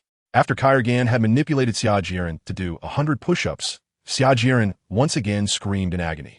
In the following hour, Xia Jieren experienced the greatest pain he had felt since birth. Just 3 hours of uninterrupted exercise nearly drove Xia Jieren to the brink of mental collapse. At that moment, Xia Jieren felt that the pains he had experienced before were nothing compared to now. Scrapes, finger cuts, foot punctures, blood draws, injections, dislocated arms. None of these counted as anything. Xia Jieren faithfully completed the tasks assigned by Xia Jieren. Xia Jieren, Master, how did I do? At this point, the half-dead Xia Jieren had no desire to respond. He silently returned to his body. After returning, Xia Jieren could barely feel his limbs. As he raised his arm as usual, a wave of pain surged through him, and at that moment, he felt as if he could hear the sound of his muscles tearing. Lying in bed, Xia Jieren had no intention of moving again. The scorching sensation in his lungs forced him to stabilize his breathing as much as possible. Wouldn't it be better if I just passed out now? Xia Jieren thought to himself. Kerrigan, who had been silently watching him, seemed to see through his thoughts, and then spoke softly. Master, it's best for you to stay alert. This way, you could train your willpower and endurance. Hearing Kerrigan's words, Xia Jieren could only smile bitterly and reply, I understand. Now, lying in bed, unable to move, Xia Jieren decided to enter the heart net again, forcing a somewhat strained smile and requesting, Ahem, Kerrigan, could you give me some motivation to help me shift my focus? Kerrigan understood immediately. A hint of shyness appeared on her face, and she silently nodded. Soon, Xia Jieren was treated to a visual feast. Unfortunately, the pain throughout his body consumed most of his attention. An hour later, Xia Jieren still felt a bit reluctant to part with Kerrigan's performance. But he needed to soak in the nutrient solution now. This nutrient solution was specially prepared by Kerrigan for Xia Jieren, providing a gentle way to replenish his energy and repair bodily damage. To transport Xia Jieren into the evolution chamber, Bug 2 quickly fashioned a stretcher. In Xia Jieren's eyes, filled with a sense of despair, Bug 1 and Bug 2 placed him on the stretcher. Xia Jieren thought to himself in silence. I never expected this. I never expected it. The first time I was carried on a stretcher, it would be such an embarrassing situation. Although Bug 1 and Bug 2 walked steadily, there were still some bumps, and Xia Jieren felt as if all the bones in his body were about to fall apart, letting out one scream after another. Although screaming is quite ungraceful and loses points, it must be said that it is a very good way to vent. Xia Jieren felt pain while also having a tiny bit of relief in his heart. Fortunately, there are no outsiders here right now. Otherwise, how would I survive in the future? As everyone knows, people in the pirate world care a lot about face, and they can fight to the death over a small bounty. If someone were to witness such an embarrassing scene, Xia Jieren would face social death on the spot. Although Xia Jieren has been in society for 3 to 4 years, he still lacks experience in thickening his skin. Unless he decides to give up completely, he still cares a lot about his image. The distance of less than 100 meters feels particularly long. Just when Xia Jieren was about to give up, he finally reached the evolution chamber. Xia Jieren's body slowly submerged into the colorless and transparent liquid. As he saw the nutrient solution about to cover his nostrils, he instinctively held his breath. However, when he needed to breathe, he was somewhat surprised to find that he could breathe in the liquid. Xia Jieren was greatly surprised. It was his first experience of the wonderful sensation of underwater breathing. Gradually, he began to feel warmth spreading throughout his body, followed by a slight itchiness that made him want to scratch. This feeling was quite tormenting, and it lasted for about 15 minutes before the itchiness slowly faded away. Half an hour later, Xia Jieren stood up from the nutrient solution, wiped the water droplets off his body, and the feeling of pain completely vanished, leaving him feeling incredibly refreshed all over. Xia Jieren looked at his smooth and shiny body in amazement. With Kerrigan's somewhat shy prompt, Xia Jieren reluctantly put on his clothes. Glancing at the now slightly murky nutrient solution, a hint of embarrassment crossed his face, and then he walked out of the evolution chamber. Looking at the bright blue sky, Xia Jieren felt he had abundant energy and urgently needed to do something to vent. He could clearly feel that he had become a little stronger. At that moment, The frustration in Xia Jieren's heart vanished, replaced by hope for the future. Taking advantage of the early evening, Xia Jieren, at Kerrigan's suggestion, started jogging again. This time, after insisting on running 20 kilometers, he let Kerrigan take over his position once more. When Xia Jieren stepped out of the evolution chamber again, it was already very late. The sun was setting in the west, and Xia Jieren returned to the wooden house to have a belated dinner. Due to feeling down these past 2 days, he hadn't eaten, and the long-awaited dishes made by Chong Er tasted even better. After finishing his meal, Xia Jieren went to the bedroom. The moment he opened the door, he saw a small bag and a newspaper placed on the desk. Xia Jieren also remembered the scent by the newsbird and a newspaper he had purchased. Due to feeling down these past couple of days, he hadn't been very concerned about other matters. Xia Jieren first picked up the small bag and shook it, hearing the crisp sound of coins clinking together. He opened the bag and counted carefully. Oh wow, that's quite a lot. There are about 29,940 belly. Xia Jieren said in surprise. The price of a newspaper is now 60 berries, and there hasn't been serious inflation, nor has the currency depreciated significantly. Far from 100 berries per newspaper when Luffy set sail. A newspaper on Blue Star costs about 2 yuan. In other words, 1 berry is roughly equal to 2 cents, 100 berries equals 2 yuan, and 10,000 berries equals 200 yuan. Xia Jieren received a manuscript fee of 600 yuan, and he wasn't sure if that was good. However, he didn't mind, as long as he could obtain a stable source of information. Setting aside Bailey, Xia Jieren began to read the newspaper seriously. The kingdom was in rebellion, pirates were wreaking havoc, merchant ships were being hijacked, and the navy was recruiting. The entire page of the newspaper was reporting these events, with no familiar incidents occurring at all. Alas, it seems that the process of understanding external information is a long and arduous journey. Putting down the newspaper, Xia Jieren began to pay attention to the situation of the various units of the Zerg. He hadn't checked in the past 2 days, so now was a good time to see how they were doing. The scouts were still spread around the islands, constantly gathering information about the surroundings. The worker bees were advancing northward towards the island, and now there were only about 20 kilometers left to reach the northern shore of Yanhuang Island. The role of the transporters had greatly diminished, and some had already entered standby mode. Now, extraction chambers could be directly hatched on the fungal blanket, so there was less need for transporters to transport supplies. The Zerg had returned to their dormitories to rest, mainly because they had nothing to do at the moment. The woodworking skills of the Zerg had reached their peak, while metallurgical technology had not yet been unlocked. Xia Jieren also did not understand metallurgy, and although many ores were discovered on the island, he did not recognize them and could not utilize them effectively. Of course, the Zerg could directly convert them into energy, but Xia Jieren felt that doing so would be a waste and did not agree. As for the other combat units, they were in a dormant state. Since there were no battles occurring, they had no use and simply went into hibernation to reduce energy consumption. Ruler, Xia Jieren Energy, 87,000 unit templates. Parasite, 0, 1. Infector, 800. Flying Dragon, 1, 2K. Units, Parasite X100, Flying Dragon X1, Brain Worm X2. Building Templates, Fungal Carpet, 100. Evolution Chamber, 100. Nutritional Embryo, 100. Buildings, Fungal Carpet, Nutritional Embryo X1, Evolution Chamber X1. Progress, Devourer, 16, 7. The progress of the Devourer was still very slow. Sigh. I wonder when I can head to the sea. The whole world still has so many resources waiting for me to develop. After briefly reviewing the Zerg's development over the past 2 days, Xia Jieren went to bed. Thanks to today's exercise, he fell asleep quickly and slept very soundly. Throughout the night, Xia Jieren was immersed in beautiful dreams of punching admirals and kicking the 4 emperors. The next day, he slowly woke up from a dream surrounded by beautiful women. Once his eyes were fully open, a hint of disappointment flashed in his eyes. But there was more anticipation for the future. Washing up, eating, exercising. After getting up, Xia Jieren moved without pause. The pain was still excruciating, and he thought about giving up countless times, at least considering shutting down his senses.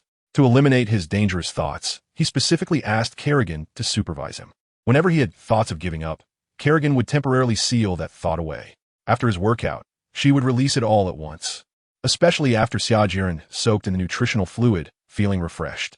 At that time, he would only find his thoughts ridiculous and inexplicable.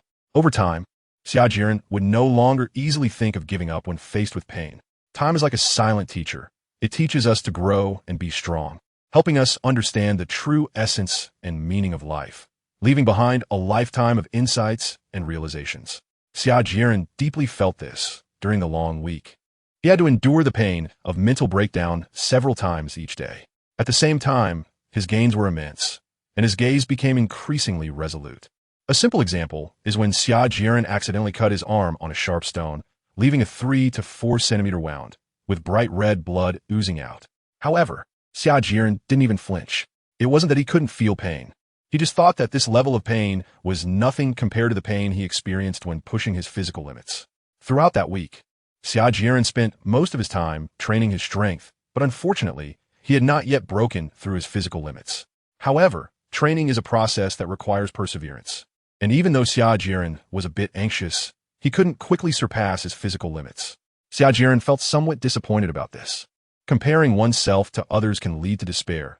Comparing goods can lead to discard. Xia Jieren's best comparison is with those predecessors who have traversed worlds. They are either invincible from the start, or have backgrounds that are incredibly powerful. Some have strong external aids, while others possess great abilities themselves, along with the blessing of fortune. Where is there someone like Xia Jieren who struggles so much? Although he has a bug race inheritance that can reach the level of interstellar overlord, it unfortunately requires a long period of hard work. Xia Jieren couldn't help but complain. As fellow Zerg overlords, why do some predecessors have a smooth development process, pushing through effortlessly, while I have to painstakingly deduce troop types and carefully develop? Sighing, he added, no more talking about it. The more I say, the more tears I shed. In his spare time, Xia Jieren still made sure to create some new stories. Although he no longer urgently needed Bailey, he still persisted in his writing. This was mainly to pass the time. Being stranded on a deserted island had its downsides, and Xia Jieren needed other ways to entertain himself. Mirror Lake Base, bedroom. Xia Jieren lay on the bed, his hands crossed over his chest, not moving for a long time. If others saw him, they would think Xia Jieren was either dead or asleep. In fact, Xia Jieren's consciousness had already entered the heart network, where he was sitting on a vast grassy field, scratching his head in distress, looking very uncomfortable. At this moment, amidst the chirping of birds and the fragrance of flowers, Xia Jieren had no mood to appreciate the scenery, wasting both the computing power of the heart network and Kerrigan's heartfelt intention. Xia Jieren is currently brainstorming a new interesting short story. However, he has encountered significant issues with word choice and sentence structure. As a science student, he is not adept at such detailed writing. His elementary school, 500-word essays. Middle school, 600-word essays. High school, 800-word essays, and the 20,000-word thesis in college have all been a headache for him. Consequently, Xia Jieren decided to give up on the writing aspect and only focus on the plot development, leaving all the details to Kerrigan. Although Kerrigan's writing knowledge is also limited by Xia Jieren, this is not a problem for Kerrigan, who has ample computational power. Taking a deep breath, Xia Jieren looked up at Kerrigan and casually instructed, I'll leave the rest to you. As soon as he finished speaking, data flowed rapidly in the neural network, and in less than a second, the short story Naval Three Sisters was completed. Haha, this is really interesting. Holding Naval Three Sisters in one hand and pinching his cheeks with the other, Xia Jieren tried his best not to let his smile widen too much to maintain his image. After laughing, Xia Jieren left the neural network. Opening his eyes and looking around, he saw that Chong-Er had already placed the printed Naval Three Sisters on the desk. Flipping through a few pages casually, Xia Jieren thought to himself, Chong-Er is simply a human typewriter. These words are truly pleasing to the eye. Happy times are always short-lived. After noon, urged by Kerrigan, Xia Jieren began exercising again. He had been in this routine for a week. On the vast and boundless sea, a simple wooden raft was drifting with the waves. A sharp-eyed, handsome man was leisurely sitting in a chair, sipping red wine at a relaxed pace. He carried a giant sword over 2 meters long on his back, which looked somewhat awkward. At that moment, a double-masted ship flying a skull flag approached. The huge sail depicted a skull and 2 crossed bones, with a large knife stabbed directly into the skull, creating a rather ugly sight. The raft began to rise and fall with the waves, and Mihawk frowned slightly, looking displeased at the pirate ship that was now close at hand. The pirate ship had also spotted the raft and began to slow down. Hey, you down there. Listen up. Hand over all your valuables. A loud shout came from the ship's railing, followed by more mocking and shouting. Our captain is the infamous pirate great Knife Jelly, with a bounty of 18 million. If you comply, we might spare your life. Yeah. Ignoring the surrounding shouts, Mihawk slowly drew the long knife from his back. At that moment, a large hand pushed through the crowd and reached the ship's railing. Great knife! Jelly looked at the long knife in Mihawk's hand, a glint of greed flashing in his eyes. Kid, if you hand over your weapon to me now, I can allow you to join us. Mihawk remained silent. Even a glance at such lowly pirates felt superfluous. He simply slashed diagonally with his long knife, sheathed it again, and continued to paddle the raft forward without looking back. Upon seeing Mihawk take a combat stance, Jelly's face, already filled with flab, became extremely ferocious, and his right hand, holding the big knife, began to exert force. But in the next second, Mihawk's blade glimmered with white light, and the flying slash effortlessly cut the ship in two, as easily as a knife cutting through tofu. The infamous pirate great knife Jelly happened to be positioned right in the middle of the ship and fell directly to hell. His body severed in two. Amidst the panic and screams, all the pirates fell into the sea. Soon after, a few luckier pirates clung to small pieces of wood and slowly surfaced. Once they caught their breath, one of the small fries suddenly shouted, "I know who that man was." Under the watchful eyes of the remaining few, he said, "He is the most famous swordsman in the West Sea recently, Hawkeye my Hawk, and he is also a literary master." Upon hearing this, the remaining few pirates in the Great Knife pirate crew were filled with dread and regret for having offended such a powerful swordsman, realizing they would have to pay for it with their lives. Although they were still alive, in this vast ocean without a ship, their chances of survival were minuscule. The surviving pirates cursed Mihawk frantically in their hearts. Damn it, if he's so strong, why can't he get a better ship? If we had known he was not to be trifled with, we would have kept our distance. Since Mihawk had not gone far, they did not dare to speak loudly and could only grumble in their hearts. Mihawk listened to their conversations with some confusion and thought, "What the hell is a literary master? When did I become one?" Realizing he could not gather more information from the terrified pirates, Mihawk adjusted the sails and drifted toward the nearest island. 3 hours later, Mihawk appeared openly at the port of a small town. This town is called Stone Forest Town, a small town with a population of less than 10,000, where most of the island is dominated by stones of various sizes, hence the name. The entire town lives off trade and fishing. Not long after Mihawk stepped onto the main street, he was recognized by a young girl. This girl eagerly boasted about her discovery to her companions. Thus, the scene unfolded where groups of girls gathered together to discuss Mihawk, occasionally exclaiming, "Lord Mihawk is so handsome. Lord Mihawk truly has charisma. A swordsman with both strength and charm is simply irresistible. Hey, have you heard? Lord Mihawk is not only a swordsman, but also a literary master." "Of course I have. Lord Mihawk is just too perfect. He has strength and talent. I wonder when Lord Mihawk will release a new work. I really like that story about the naval love triangle.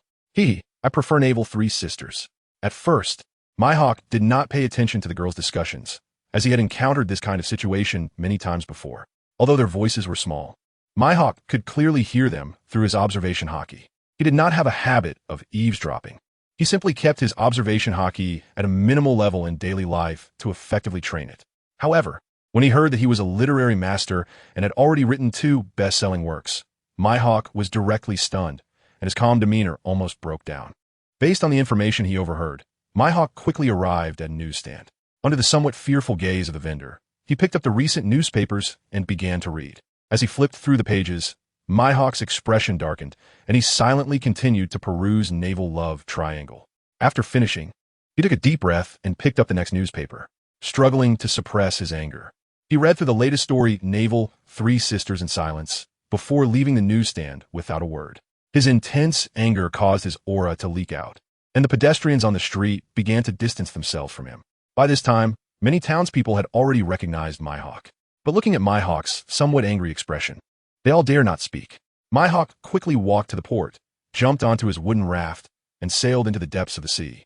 An hour later, deep in the sea, waves of flying slashes shot out, cutting through the ocean recklessly. Each slash left deep scars on the sea, but under its powerful self-healing ability, it quickly healed again. Mihawk was extremely irritable now, as someone dared to use his name to cause trouble. He was almost unable to maintain his aloof image. Mihawk thought with frustration, "Damn, who is trying to harm me?" Using my name not only offended Admiral Sengoku, Vice Admiral Tsuru, and the Marine hero Garp, but also offended the future 3 Admirals Akainu, Akiji, and Kazuru. This is going to get me into trouble. Mihawk inexplicably bore the brunt of it. Although he was not afraid of the Marine headquarters, he also did not want to cause trouble for them. Being pursued by the Marines every day was quite annoying. Myhawk believed that the intelligence of those admirals at Marine headquarters should be high enough to understand that I don't have Eagle Eye is not Myhawk's pen name. However, the civilians of the world did not know this. They only knew there was a fierce person exposing the Marine headquarters' dark secrets. Civilians, pirates, mountain bandits, and other hostile forces against the world government would not care whether the reported matters were true or false. They just liked to gossip. What he feared most was that the Marine headquarters would come to trouble Myhawk to regain their face. At Marine headquarters in Marineford, in a spacious conference room. Unlike the serious meetings, this one was somewhat cheerful due to Carp's joking. In stark contrast to Carp were the three rear admirals sitting at the front of the conference table. They had dark faces, heads lowered, and their anger was hard to conceal. At this moment, although Sengoku and Tsuru maintained a serious expression, the amusement in their eyes could not be hidden. They just couldn't express it publicly. As for the other admirals, they were all trying to suppress their laughter, with some covering their faces with their hands, struggling to control their expressions. Finally, the current fleet Admiral Kong stood up and said, "Everyone, let's discuss how to find I don't have Eagle Eye and how to deal with him. Also, how to regain the Marine's face." Upon hearing the fleet admiral speak, Carp was the first to laugh. If you ask me, there's no need to deal with it. He just wrote a few short stories, nothing major. If we deal with him, it'll make the Marine headquarters look petty. Moreover, because of his stories, the Marine headquarters has been exposed to the world. This isn't necessarily a bad thing. If it weren't for Carp's tears of laughter, the admirals would have believed his nonsense. The hot-tempered Akainu slammed his hand on the table, magma surging his arms, and said loudly, "No way. We absolutely cannot let him go. We must find him and send him to Impel Down, so he knows that the Marine's authority cannot be violated." At this moment, Akiji, sitting opposite Akainu, slowly spoke. "We can't simply let him go, but there's no need to send him to Impel Down. A simple lesson will suffice." Kizaru said lazily, "What a terrifying person, daring to slander even high-ranking Marine officers, truly frightening." Then came the voices of the other admirals. Some said they needed to capture I don't have Eagle Eye and punish him publicly, while others said a simple punishment would be enough. Watching the heated debate below, Fleet Admiral Kong rubbed his head in annoyance, signaling Sengoku to maintain order. Understanding the fleet admiral's meaning, Sengoku cleared his throat twice to attract everyone's attention. "All right, everyone, stop talking. First, let me speak. The main issue now is not how to deal with I don't have Eagle Eye, but to find him. Once we locate him, we can discuss how to handle him." After Sengoku finished speaking, murmurs arose, with many admirals complaining about the intelligence department's lack of diligence, as they still hadn't found any relevant clues. Akainu was also very dissatisfied with Sengoku's handling method. He stood up and said, "Admiral Sengoku, if you want to know where I don't have Eagle Eye is, you can directly ask Morgans. If he doesn't tell us, we can just capture him and throw him into Impel Down." Akainu's suggestion received strong support from the Marine Hawks, who all echoed him. Sengoku listened to Akainu's suggestion with a dark expression, secretly thinking, Morgans isn't that easy to catch. Even if we do catch him, what can we do? He is too deeply involved with the world government, which still needs Morgan's help for many matters. Even if we catch him, he'll likely be released immediately. Wouldn't that just rub the Marine's face in the dirt? But Sengoku couldn't say this out loud, as it would only dampen their morale. He could only appease them gently. Morgans isn't that easy to catch. He has already been captured by the world government. After one plan failed, Akainu proposed another, urging, "Then let's deal with Eagle Eye Myhawk. Most people think I don't have Eagle Eye as Myhawk's pen name. As long as we deal with Myhawk, we can greatly intimidate the sea and let everyone know the consequences of offending the Marine's authority." Akainu's passionate speech once again stirred the blood of the hawkish admirals. Sengoku, Tsuru, and many high-ranking officers were also stunned by Akainu's suggestion. They thought to themselves, "Damn, Akainu is really reckless. And he is recklessly brainless. Given the current situation of the Marine, where are the extra forces to deal with Myhawk? Myhawk is Eagle Eye, not Chicken Eye. He is not someone who can be easily dealt with." Admiral Sengoku, feeling helpless, once again explained the current situation of the Marine to dispel Akainu's reckless thoughts. In simple terms, the Marine was being pushed back step by step in the New World. Even Zephyr had gone to maintain the situation in the New World and had not returned yet. Pirates were constantly emerging in the first half of the Grand Line and the Four Seas. Given the Marines' current strength, they were already somewhat stretched thin. The high-ranking officers of the Marine wanted to go to the Gorsi Eye and request a world conscription. Seeing that his two plans were not adopted, Akainu's face darkened even more. Now, comparable to the bottom of a pot. This meeting ended without any substantial results. concluding with a whimper. Only Karp, the bystander, was joyful until the end. After leaving the conference room, Karp didn't forget to jokingly bid farewell to Akainu, Akiji, and Kazu. Goodbye, Red Princess, Green Princess, Yellow Princess. You three marine princesses should get along well. Hearing Karp's teasing, Akainu, Akiji, and Kazu gritted their teeth, their previously better expressions darkening again, fists clenched, struggling to suppress the urge to hit someone. The other admirals, seeing this, quickened their pace. Kong, Sengoku, and Tsuru, hearing Karp's mockery, all began to scold him. However, the corners of their mouths also slightly lifted a considerable degree. Time never stands still, and 2 days pass quickly. The adaptability of humans is truly terrifying. In just under 2 weeks, through intense training, Xia Jieren's strength visibly increased a lot. Indeed, opportunities are always given to those who set strict standards for themselves. Xia Jieren was filled with emotion. 10 days. In just 10 days, Xia Jieren seemed to have undergone a transformation, becoming someone he barely recognized. The fist-sized indentation on the tree trunk in front of him was the best proof. He had finally gained a bit of strength. The long 10 days of painful torment had not been in vain.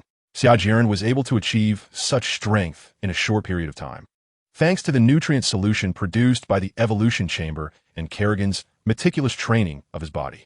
Throughout this process, Xia Jieren benefited greatly. However, if possible, he would not want to go through such an experience at all. It's not that he is being pessimistic. The pain from a few days ago nearly drove him to the brink of mental collapse. Nevertheless, he has finally managed to get through the first stage. Xia Jieren's shortcut training method is not without its flaws. Bang! Xia Jieren hadn't steadied himself after landing on his feet when his back foot suddenly lifted, resulting in him awkwardly falling to the ground. He was currently unable to control his strength well. It was easy to exert full force, but controlling it subtly was somewhat difficult. For this, Kerrigan had no other choice but to let Xia Jieren adapt little by little. Fortunately, his power wasn't too great, so he didn't end up knocking over his few pieces of furniture like a clumsy dog. Why do I have to go around in circles like a fool? Xia Jieren questioned his own soul. Aren't there many ways to train control? And Kerrigan, why do you say my control is poor? I'm going to sue you for defamation. Xia Jieren walked while chattering like a talkative person. Kerrigan had long been immune to this, as she had heard these words too many times during this period. During the break, Xia Jieren finally had time to look at his data panel. Dominion, Xia Jieren Energy, 985. 10,000 Unit Template, Parasite, 01, Infector, 800. Flying Dragon, 1, 2K. Units, Parasite X100, Flying Dragon Elite X1K. Brainworm X2 Building Template. Fungal Carpet, 100. Evolution Chamber, 100. Nutritional Embryo, 100 Buildings. Fungal Carpet. Nutritional Embryo X1. Evolution Chamber X1 Progress. Devourer, 87. 9. Now, there's one bad news and two good news. The bad news is that the worker bees can no longer bring energy and have all fallen into a dormant state. All the jungles on the island have been plowed through. The good news is that the fungal carpet forest has expanded to cover the entire island, replacing the jungles and becoming the new producer in nature, generating 2,000 W of energy daily. Compared to the previous hard days, this is already an astronomical figure. Secondly, the new unit, the Devourer, is about to be completed, which will be Xia Jieren's first step into the ocean. It's only at 87. 9, which is still a bit slow. Xia Jieren was not very satisfied and said, according to the current progress, at least 2 more days are needed. In Xia Jieren's opinion, it would be best to compress it to 1 day. It seems that the number of mindless brainworms is still too small. During Xia Jieren's training, the number had already been expanded to 500, but it was still not enough. Xia Jieren waved his hand. Kerrigan, expand the number to 5000. Choose a prime location and have the worker bees dig out a huge space. Kerrigan took the command and left, and within a minute, she had determined the location. It was the carving mountain. They could directly hollow out its interior.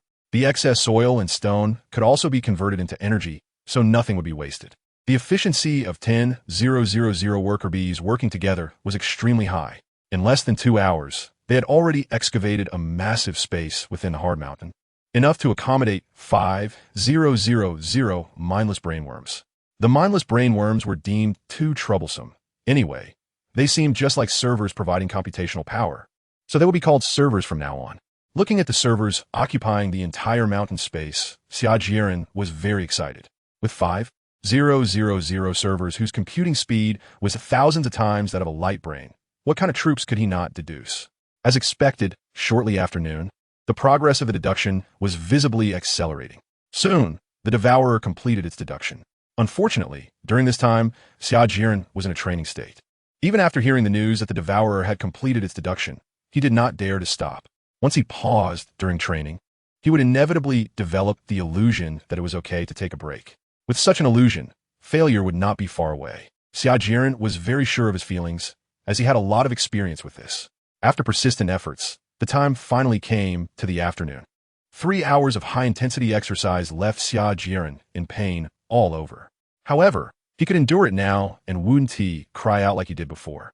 After the pain subsided slightly, Xia Jieren eagerly looked at the information of the Devourer. Ruler, Xia Jieren energy, 731. Oshimv, 10,000, unit template, Devourer, 30,000, Parasite, 0. 1. Infector, 800.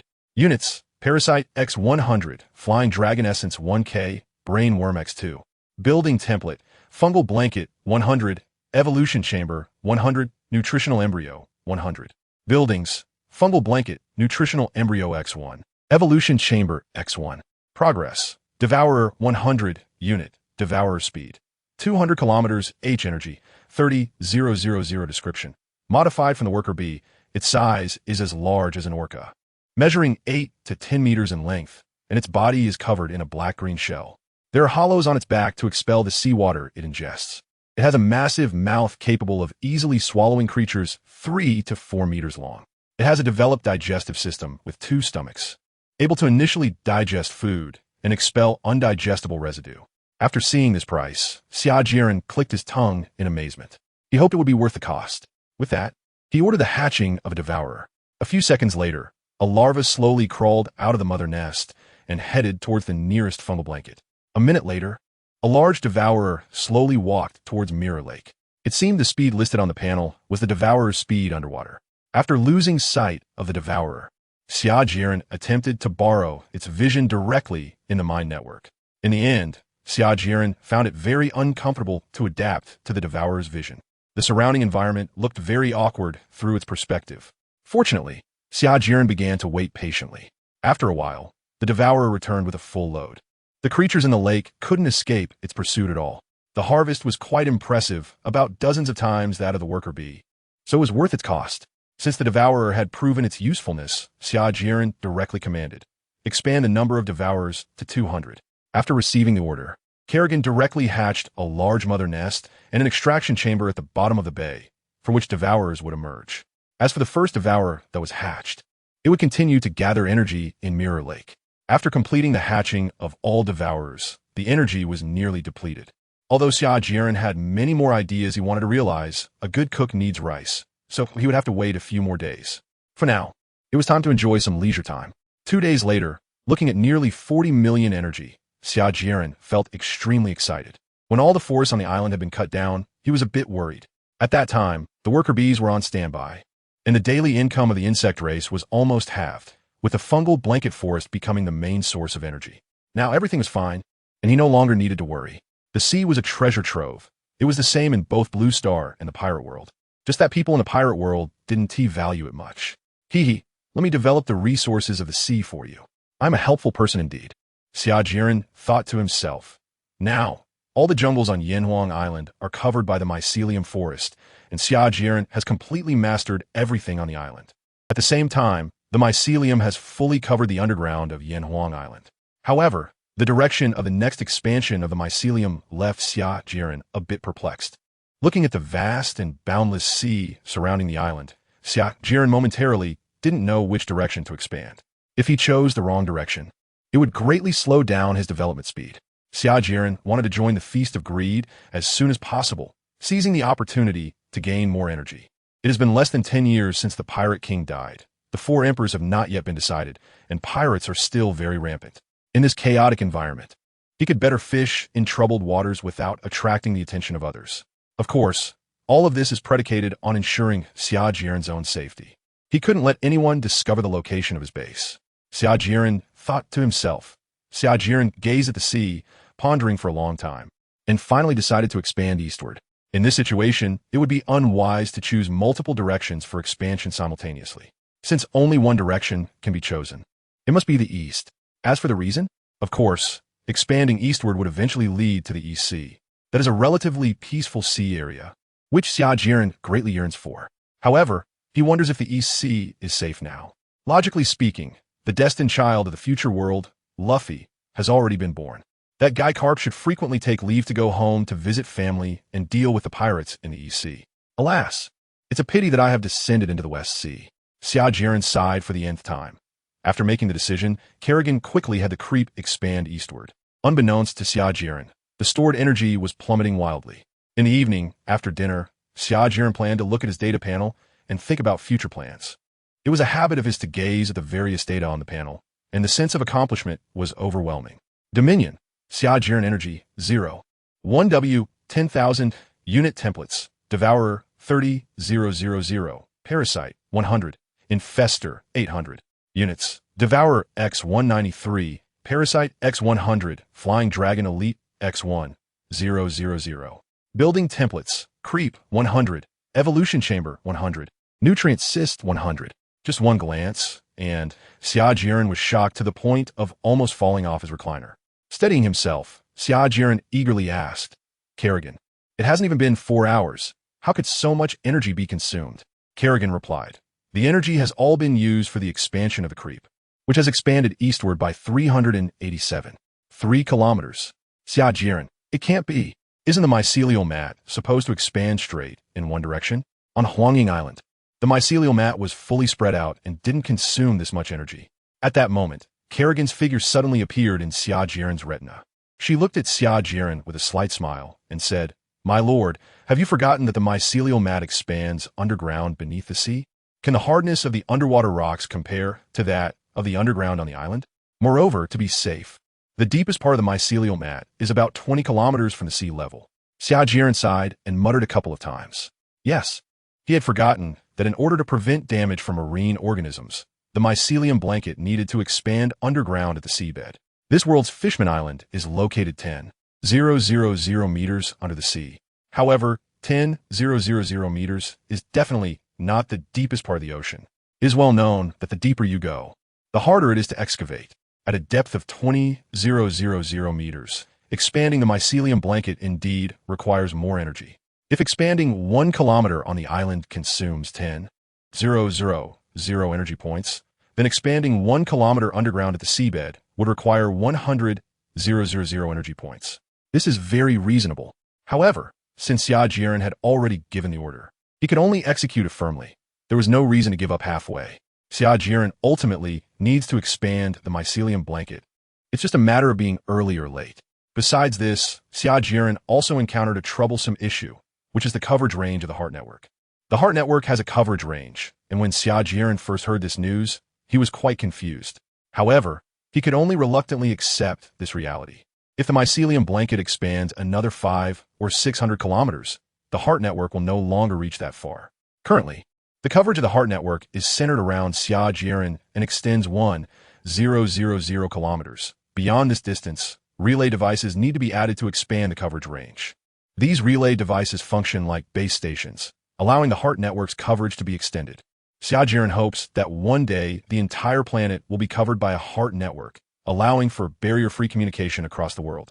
Therefore, he decisively agreed to the proposal for generating relay devices. Now, every 100 kilometers, Xia Jieren needs to spend an additional amount of energy to generate a relay device. Since the plan is progressing smoothly, Xia Jieren no longer inquires further. After learning what he wanted to know, Xia Jieren felt a bit tired. He stood up stretched, walked into his bedroom, closed the door, lay on the bed, and soon fell into a deep sleep. A night passed without incident. Time flew by like a fleeting horse. And in a blink of an eye, 3 busy days had passed. When one is busy, time always seems to pass quickly. Xia Jieren, immersed in exercise, felt just that. Feeling the soreness in his body, Xia Jieren smiled happily. This was not because he had awakened some strange attribute, but simply because the sensation of progress was truly wonderful. The sore arms, abdomen, and thighs were the best proof. Even while soaking in the nutrient solution, he would occasionally touch his arms to enhance the feeling of soreness. Half an hour later, The soreness in Xia Jieren's body had completely disappeared, which left him a bit disappointed. Ding! Lord Dominator, the Devourer has lost another one. As soon as Xia Jieren stepped out of the evolution chamber, he heard Kerrigan's notification. Xia Jieren had already become somewhat accustomed to this. In the past 2 days, as the Devourer explored deeper into the ocean, its losses had become significant. The marine life in this pirate world is extremely dangerous. Even a massive creature like the Devourer cannot claim dominance in the nearshore waters. In the nearshore areas, there are sea kings that are even larger than the Devourer. And as one ventures deeper into the ocean, the size of the sea kings only increases. Of course, the Devourer is not defenseless, although it lacks sharp claws and teeth. Its enormous size and rapid movement speed are its best weapons. However, it still cannot avoid being besieged by a group of nearshore sea kings. As soon as the Devourer or a sea king is injured, the smell of blood will attract more predators, leading to a chaotic melee. In such a chaotic battle among multiple sea kings, it is truly hard to say who will emerge as the final victor. Xia Jieren helplessly said, Kerrigan, you can decide these small matters yourself. As long as the number of Devourers is kept at 200, that's fine. Kerrigan was very happy with Xia Jieren's trust. Taking advantage of the break, Xia Jieren entered the mine network. He hadn't had much time to create new works these past 2 days, but he had read quite a few newspapers and gained a lot of knowledge. Today, he planned to think about what to write next. The success of his previous 2 works had given Xia Jieren a taste of sweetness, as evidenced by the bulging little bag next to him. There were at least 100,000 berries. Berries were useless now, but that didn't mean they wouldn't be useful in the future. The sense of achievement that came from a best-selling work was very addictive. With this in mind, Xia Jieren was determined to continue creating. It was nice to pass the time idly. After deep contemplation, Xia Jieren decided not to write about the PUA Navy anymore. Soon, combining his memories of pirates, Cute Duo and Treasure Bell came into being. The story tells a tragic love story between 2 pirates who must part ways for their respective dreams. Holding the manuscript written by Chong Er, Xia Jieren nodded in satisfaction. He went to the balcony, lay on a lounge chair, and leisurely enjoyed his break time. In the Kingdom of Nederland, the royal palace. The magnificent palace was still brightly lit in the dark of night. A beautiful maid gently pushed open the tightly closed door and bowed, saying, Your Highness, it is late, time to rest. The princess, standing by the window, remained silent, simply gazing at the thousands of lights in the royal city, her eyes filled with worry. Dressed in a pure white princess gown, she was exquisite and slender, resembling a delicate porcelain doll that evoked pity. At just 14 years old, her brow was furrowed, and her fair face looked somewhat pale. Sigh. The situation in the country was getting worse and worse. Yet the royal family and aristocrats were utterly indifferent. Under the maid's urging, the princess slowly moved to the bedside. The fatigue of these days made her carelessly lie down on the soft bed. I'm just a princess with no voice. No one cares about what I say. Even if the princess wanted to do something, she had no way. The identity of a princess was also a form of restriction. The royal family was declining. Treacherous officials were in power, and the accumulated problems were hard to resolve. With worries about the kingdom's future, the princess slowly fell into a deep sleep. However, seeing her tightly furrowed brow in her dreams, one could tell how powerless she felt. At the Duke of Lag's residence, a middle-aged man with a big belly sat in the main seat. Next to him, a butler was bowing and reporting the situation. Esteemed Duke Lag, all plans are ready. As long as you give the order, you will become the new master of the Kingdom of Nederland. The butler kept flattering Duke Lag, but halfway through his words, he suddenly noticed that Duke Lag's expression was somewhat off. He panicked and recalled whether he had said something wrong. As if realizing something, he hurriedly remedied. I am truly foolish. It should be the Kingdom of Lag from now on. While saying this, he also knelt down, performing a grand bow. Duke Lagstun looked at his butler with satisfaction and then pretended to be generous and waved his hand. Get up. As long as the plan goes smoothly, everything will be fine. Oh, by the way, send a big gift to the relevant officials of the world government tomorrow. We still need to rely on them to say a few good words. Do not lose big for small gains. Once the kingdom falls into my hands, all losses will be recovered. Duke Lagston's chubby face was filled with a sinister smile, his eyes full of greed. After the butler left, Lagston gazed at the empty hall and murmured, soon. This kingdom will eventually belong to our Lag family. Outside the city, at least tens of thousands of homeless people were crowded into a narrow area, surrounded by several bonfires and more guard soldiers. The sudden disaster had taken everything from them, and the hunger had drained them of all strength. Compared to the silent night, this place seemed very noisy. A group of fierce-looking people was constantly moving among the homeless, searching for food. Whenever new food was found, it would lead to a bloody scene. The surrounding homeless watched this scene numbly. They had seen it so many times before. As for the patrolling soldiers, they had no mood to manage these trivial matters. Their duty was simply to prevent the homeless from rioting. Lifeless homeless people, a hopeless country. At dusk, Xia Jieren dragged his tired body towards the evolution chamber. Soaking in a warm, nutrient solution, Xia Jieren's body and mind relaxed like never before. Half an hour later, night had fallen, and after finishing dinner, he was still full of energy. Lying in bed, he had no sleepiness at all. This was not the first time. The days when he could fall asleep as soon as his head hit the pillow were long gone. It felt as if he had returned to Blue Star, able to fight until dawn. Unfortunately, here, Xia Jieren had no entertainment activities and could only enter the mind network to relieve boredom with memories from the past. He regretted more than once that he and T watched more interesting anime, novels, or movies. Otherwise, he wouldn't feel so bored now. Once my power develops, I will definitely vigorously develop the entertainment industry. Humanity cannot live without entertainment, Xia Jieren thought to himself. On this tranquil night, the sounds of insects, birds, and the occasional roar of animals intertwined, while the mycelium forest did not want to fall behind, rustling under the gentle breeze. Tonight was another lively night. No one would expect that a significant event that could impact the world would occur. Meanwhile, on the red soil continent, a small figure was climbing upward. The red soil continent got its name from its surface covered in red soil, with mountains reaching over 16,000 meters and an elevation of about 6,000 meters. The biting cold winds at high altitudes could not stop his ascent. Even with his fingers bleeding, he gritted his teeth and persevered. This person wore a headscarf, had thick curly hair, a broad mouth, a beard, and a bit of stubble on his upper lip. He was Fisher Tiger, the famous merman explorer and traveler from Fishman Island. In his youth, he was the leader of the backstreet of Fishman Island, referred to as Big Brother by future warlord Jinbei and the East Blue Fishman overlord Arlong. He was also trusted and respected by the Dragon Palace, being a guest of King Neptune and Queen Odoheim of Fishman Island. At this moment, he looked up at the red soil continent with anger, his fury unmasked, climbing fiercely despite the frost on his body. Today, he climbed the red soil continent for one purpose: to liberate all the enslaved individuals imprisoned in Mariehua. He had originally been a traveler, but was unfortunately captured during his last journey and became a slave to the celestial dragons. During his time as a slave, he suffered greatly, witnessing the madness and cruelty of humanity. During an outing with the celestial dragons, he miraculously escaped their clutches and returned to Fishman Island. However, his heart was tormented. Fisher Tiger could not turn a blind eye to the slaves suffering in dire straits. Thus, the scene unfolded today. Hard work pays off. He finally set foot on the land of Mariehua once again.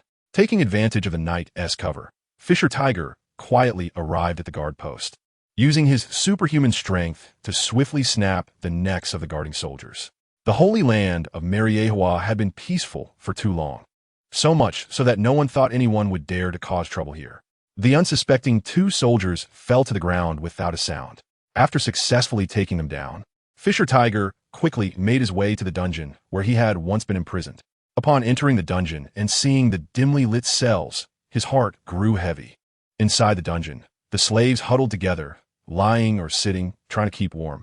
Their clothes were tattered, barely covering their bodies, and they bore various injuries, some severely with broken arms and legs. Those who did not survive would be thrown into the garbage disposal site the next morning. At that moment, the sound of Fisher Tiger's approaching footsteps echoed in the dungeon. The slaves, with dulled expressions, seemed to be unable to hear and remained silent. Suddenly, a piercing scream broke the silence in the dungeon. The slaves' attention was drawn to the sound. They recognized it as the voice of the slave overseer. Mominslate, a tall and powerful merman, stood before the prison. "Is it Brother Tiger?" An uncertain voice came from the cell. A merman slowly approached the cell, looking at Fisher Tiger with hopeful eyes. Seeing his fellow countrymen covered in scars, Fisher Tiger could no longer contain his sorrow and cried out, "I have come to save you." Upon hearing his words, the dungeon fell silent as if a pin could be heard dropping. "I will first open the prison doors for everyone. We need to rescue more slaves. Only then do we have a chance to escape." Fisher Tiger explained the situation to the slaves concisely and clearly. Time was of the essence. They had to rescue as many slaves as possible before the world government discovered them. Crack, crack. One after another, the prison doors and shackles were opened, granting the slaves a brief taste of freedom. The rebellion began. The anger of the slaves ignited the sky, and the holy land of Mariewa quickly fell into flames. More slaves were freed, and some of them were not good people to begin with.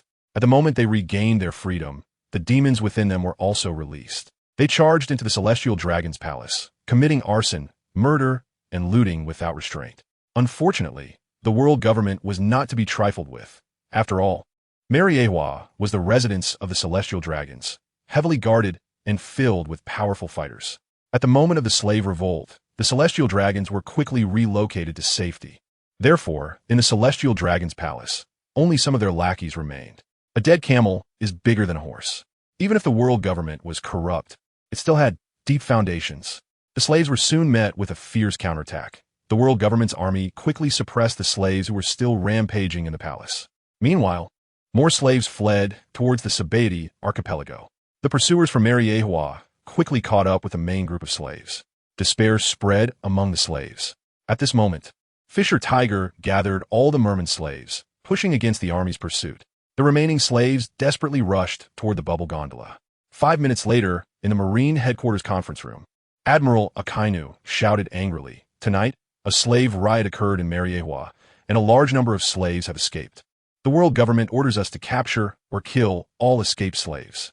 Now I command Vice Admiral Borisolino to immediately engage and take command of the scene. Admiral Sengoku will lead 20 warships to blockade the Sabeti archipelago. We must not let the slaves escape." The senior officials of the Marine headquarters responded in unison and quickly took action. Vice Admiral Borisolino, with a slow tone, said, "What a hassle, more overtime." With that, he flashed and crossed several kilometers in an instant. Marine hero Vice Admiral Garp complained, "Is it really necessary to mobilize so much for those trash?" While saying this, he chewed on Sunbei. Hearing this, Fleet Admiral Akainu glared at the irresponsible bastard, and Vice Admiral Tsaru tugged at Garp's sleeve. The senior officials of the Marine headquarters, who hadn't yet left, collectively pretended to be deaf, acting as if they hadn't heard anything. Garp awkwardly scratched his head, maintaining a nonchalant demeanor. The Marines' actions were swift. Over 20 large warships set sail from the port, heading towards the Sabeti archipelago. Thanks to Fisher Tiger and the other mermen's efforts, most of the slaves had successfully boarded the bubble gondola. Seeing this, Fisher Tiger did not linger, retreating with his compatriots while successfully boarding the last bubble gondola. For some unknown reason, during this rebellion, the Gorosei and other top forces of the world government did not intervene. Even the admiral-level forces did not take action. At most, only 2 vice admiral-level army generals led the interception. Were they concerned about something? Has the world government become so corrupt? In times of crisis, the internal strife within the world government continues. This has given Fisher Tiger the opportunity to rescue so many slaves. The many slaves who successfully boarded the bubble gondola began to cheer with joy, grateful to have finally escaped that hell. However, some of the smarter slaves were not so optimistic. The future Empress Boa Hancock of the 7 Warlords of the Sea, along with her 2 sisters, wore worried expressions. They did not think they were safe yet.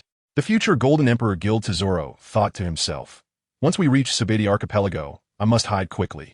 I have to make more money and control more people. Just watch me, Stella." At the Holy Land, Mariewa, 2 army generals watched the descending bubble gondola with anger and helplessness. Currently, all the bubble gondolas in Mariewa had been taken over by the slaves, and they could no longer pursue. They had considered cutting the cables to make all the slaves fall to their deaths, but they did not dare to do so. The bubble gondolas were a very important mode of transportation from Mariewa, and more importantly, they were the private property of the Celestial Dragons. If they acted without the Celestial Dragons' permission, these army members would definitely not see the sun rise again. On the bubble gondola, Fisher Tiger sat on ground, tore off a corner of his clothing to bandage his wounds casually, then ignored the gratitude of those around him and silently restored his strength. He instructed his fishermen comrades to be ready for battle at any moment, and once the bubble gondola reached the ground, they would rush towards the sea. Sabeti Archipelago. At this moment, all the Navy stationed at Sabeti Archipelago were mobilized. They had received news of the attack on Mariewa. Under the leadership of Vice Admiral Cowan, they surrounded the exit of the bubble gondola in layers. All cannons and guns were aimed at the exit. As various parties prepared, time ticked away. When the first bubble gondola reached the ground, the slaves cheered and rushed towards Sabeti archipelago. However, as soon as they left the exit, they were met with a hail of bullets, falling like cut wheat. Some stronger slaves did not die immediately. They screamed in agony in pools of blood. Continue shooting. Do not cease fire. Vice Admiral Cowan had no intention of letting these poor slaves go. As a direct subordinate of the world government, he harbored deep hatred for these escaping slaves and would show no mercy. The first wave of slaves was completely wiped out. The sounds of gunfire and explosions alerted the slaves who had not yet made it out. They hesitated until enough of them filled the remaining space. The slaves' eyes were filled with fear, mixed with rage, silent yet oppressive. Finally, someone could no longer bear the oppressive atmosphere. For the sake of freedom, they fought back. A roar erupted as a pirate was the first to charge out of the exit. Judging by the hat on his head, he was likely a pirate captain who had somehow been captured and sold to the celestial dragons. With his lead, more and more people rushed out of the exit. Humans are a very blind species, and the frenzied atmosphere infected everyone. Their eyes turned blood red, like beasts ready to devour, as they pounced on the Navy's defenses. A bloodbath ensued. Limbs and severed arms flew everywhere, and blood pooled into puddles. Under the relentless charge of the slaves, the Navy's defense collapsed. Thousands of Navy soldiers' firepower ultimately could not withstand the countless slaves. The slaves and the Navy became entangled in a primal struggle. The slaves, driven mad by blood, had their inner beasts fully unleashed. They attacked Navy soldiers using their teeth or limbs, disregarding everything. The Navy's high-ranking officers moved through the slaves, efficiently taking them down. However, the slaves had the advantage in numbers. This advantage became even more apparent when Fisher Tiger and other fishmen joined the fray. Seeing victory in sight, people of all races, fishmen, merfolk, dwarves, fur-covered tribes, giants, long-armed tribes, and snakehead tribes, went wild. They had been oppressed for too long and desperately needed to vent their anger. Damn it, Vice Admiral Cowan cursed. He alone could not stop the Navy's collapse. Moreover, the Navy had suffered heavy casualties, with only a fraction remaining. In just 10 minutes of battle, Vice Admiral Cowan and the remaining few hundred Navy were surrounded by the slaves. At this point, some slaves saw that the Navy could no longer stop them and began to charge towards Sabeti archipelago and the port.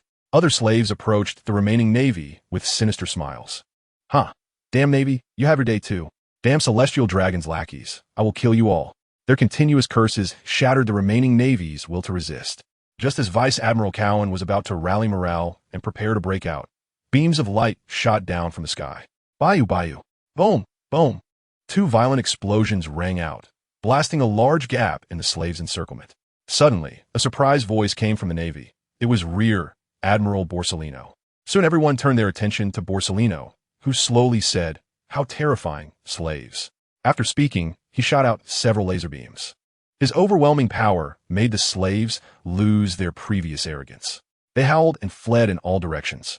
The morale of the Navy soldiers surged as they began to pursue, but Borsellino stopped them.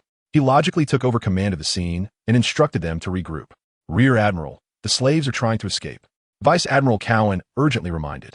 Borsellino remained lazy, replying slowly, "Haste makes waste, Vice Admiral Cowan. The main Navy forces will arrive soon. They won't escape for long."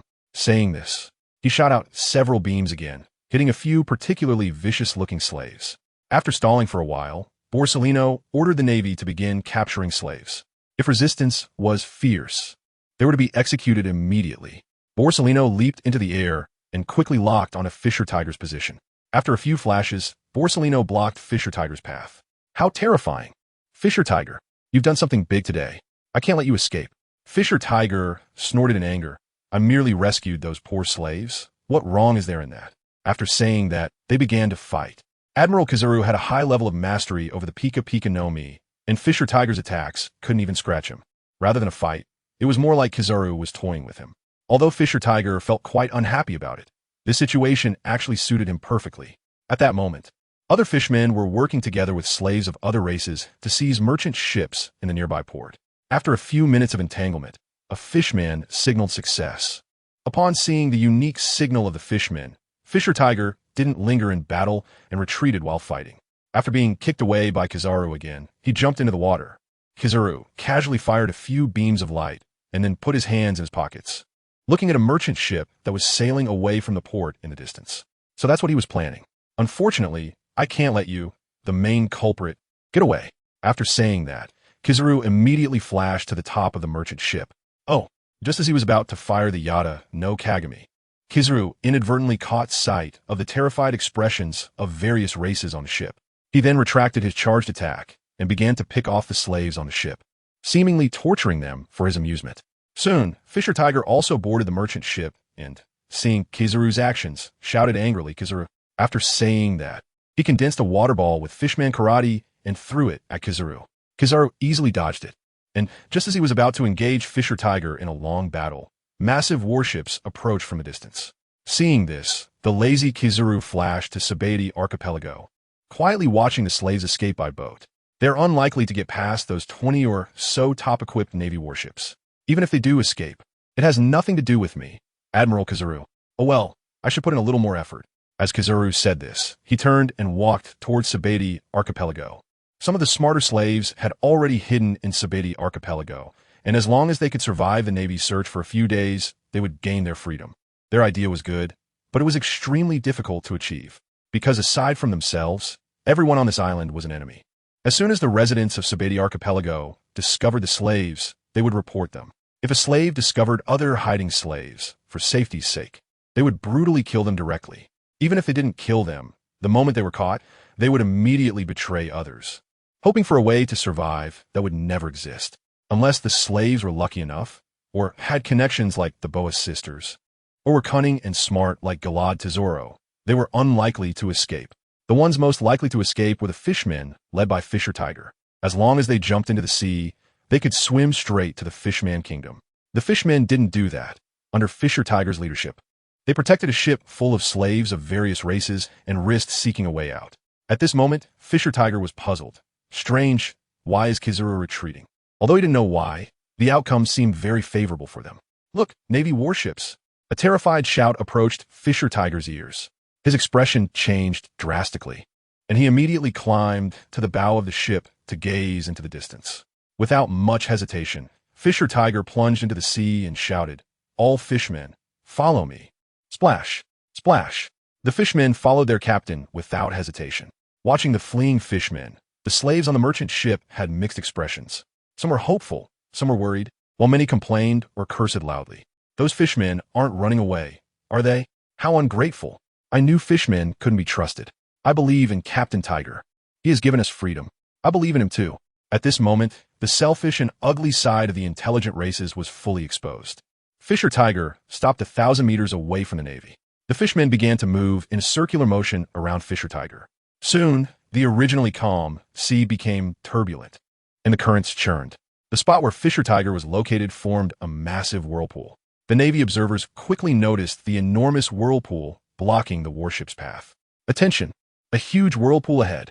Urgent alarms rang out, and the Navy on more than 20 warships sprang into action. The Admiral of the Marines said, "Is it the power of the fishmen?" Then, he turned his head to look at the lazy Admiral Akiji. "It's up to you, Admiral Akiji." Akiji lazily responded and immediately jumped into the sea. Just before hitting the water, he whispered, "Ice Age." The power of the ice fruit erupted suddenly, instantly freezing the sea within a kilometer radius, forming a small island. The visual shock was overwhelming, and the slaves on the merchant ship collapsed in despair, no longer believing they had any hope of escape.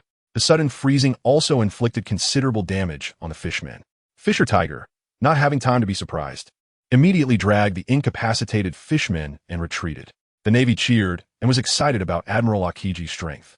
Admiral Sengoku frowned at Akiji and then sighed, saying nothing. Captain Garp laughed heartily. Even Tsuru showed a slight smile. Only Akainu looked at Akiji with dissatisfaction, realizing his intentions. Akiji intended to give those slaves a way out. Otherwise, he wouldn't have frozen such a large area of the sea, preventing the warships from advancing. This was unforgivable in Akainu's eyes. Evil should be eradicated. Immediately, magma began to erupt from Akainu's arm, quickly melting the thick ice. The two with differing ideologies exchanged a glance and then fell silent. Fisher Tiger seized this opportunity and shouted to the slaves, "Those who don't want to die, get up immediately and throw all the cargo overboard." Hearing this, some slaves remained silent, continuing to sit still, while more slaves decided to fight for their lives. Box after box of valuable cargo was thrown into the sea, and the merchant ship quickly became light enough. The sails rose, the helm turned 90 degrees to the right, and the fishermen once again jumped into the sea, pushing the ship from below. With everyone's combined efforts, the merchant ship burst forth with a speed comparable to that of a warship. Just as the ship full of slaves was about to escape, Akainu could no longer contain himself and stepped on the moonwalk, closely pursuing the merchant ship. Watershot. A figure appeared on the surface of the sea. Swinging his hand, a massive water ball sped toward Akainu. Akainu easily dodged it, and Fisher Tiger's figure was nowhere to hide under his observation hockey. Dogtooth, Red Lotus. A powerful dog-shaped magma struck Fisher Tiger.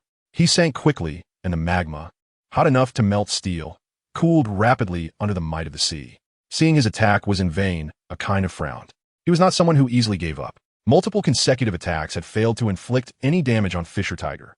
Instead, Fisher Tiger's water strikes had a significant impact on him, and using Moonwalk was very exhausting. The merchant ship gradually disappeared from the Navy's sight, and seeing this, Fisher Tiger ceased his interference with Akainu and swam straight towards the merchant ship's location. Damn it!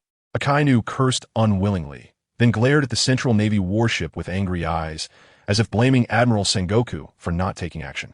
It was understandable that Admiral Sengoku needed to stay on the Navy warship. Karp was a reckless person who had no good feelings towards the Celestial Dragons and would not kill ordinary people for their sake. Tsuru was not the type to annihilate the weak. Since the O'Hara incident, Akiji had lost his former fighting spirit and became very lazy. His sense of justice did not allow him to act against most innocent slaves. The other Navy officers and soldiers were powerless despite their intentions. At this time on the merchant ship, it was a scene of various emotions. Ah, I'm finally free. Woo, haha, damn the world government. I will definitely take revenge. Laughter, cries, and curses intertwined as the slaves vented their long-suppressed emotions. However, the situation in Sabeti Archipelago was not so good. At this moment, Sabeti Archipelago was brightly lit. Navy soldiers and CP agents were rushing back and forth, knocking on residence doors, barging into rooms to search without regard. Anyone who showed even slight resistance would be immediately shot dead. The sounds of gunfire, blades piercing flesh, along with people's angry shouts and cries echoed continuously. More and more hiding slaves were discovered and then killed. Those who had not yet been found were trembling in dark corners.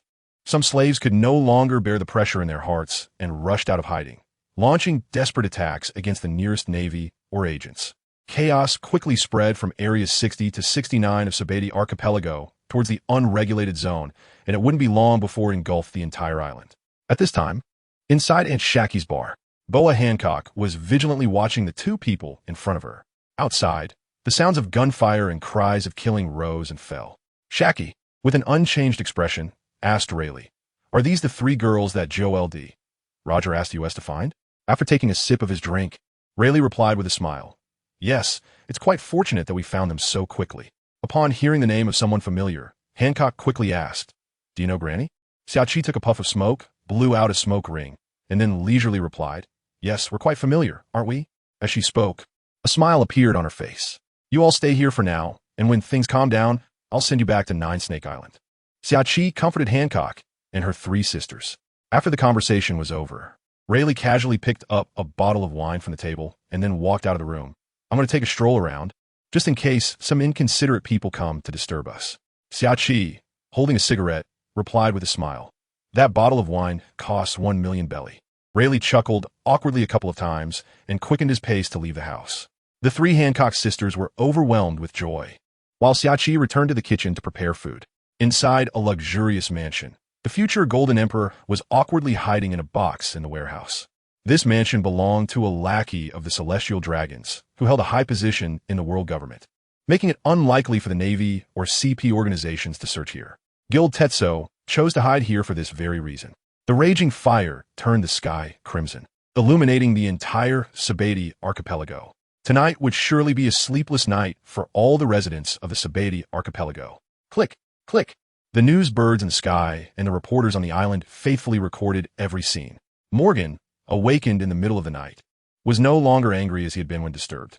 Instead, he jumped up and danced in his pajamas. "This is amazing, a world-shattering news." At that moment, a bald editor stepped forward at an opportune time and said, President, the world government might not allow us to report this. Morgan laughed heartily and declared, I am a great news, Morgan. How could I yield to the world government? Tomorrow morning's front page is already decided. I will be the one to write it. With that, Morgan energetically walked toward the studio. Meanwhile, on the Sabeti archipelago, the main fleet led by Admiral Sengoku had arrived, conducting large-scale search operations in coordination with the Navy and CP organization members on the island. Watching the slaves being escorted, Akainu did not hesitate and launched a meteor volcano directly at them. After a piercing scream, the slaves fell silent. Observing Akainu's actions, those around frowned, wanting to say something but ultimately remained silent. To be honest, rather than allowing the slaves to be taken back and suffer torment, it might be better for them to die. This could be a more merciful fate for them. Under Admiral Sengoku's orders, the Navy conducted a carpet search of the Sabeti archipelago.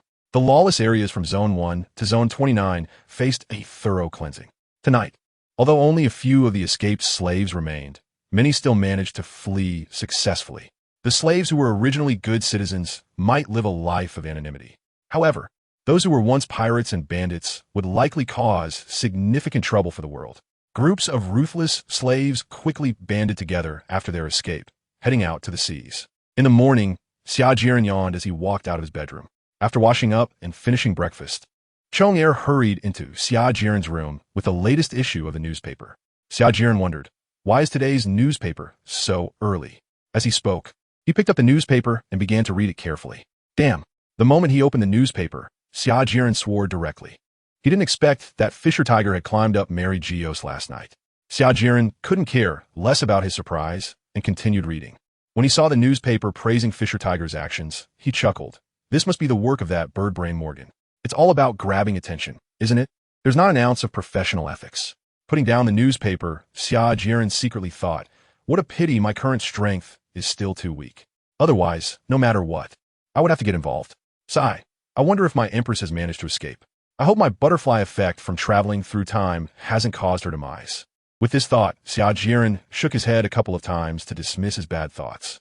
The Empress is still waiting for me to rescue her. Speaking of which, I've lost this great opportunity to be her hero. It will be much harder to pursue her in the future. Sigh.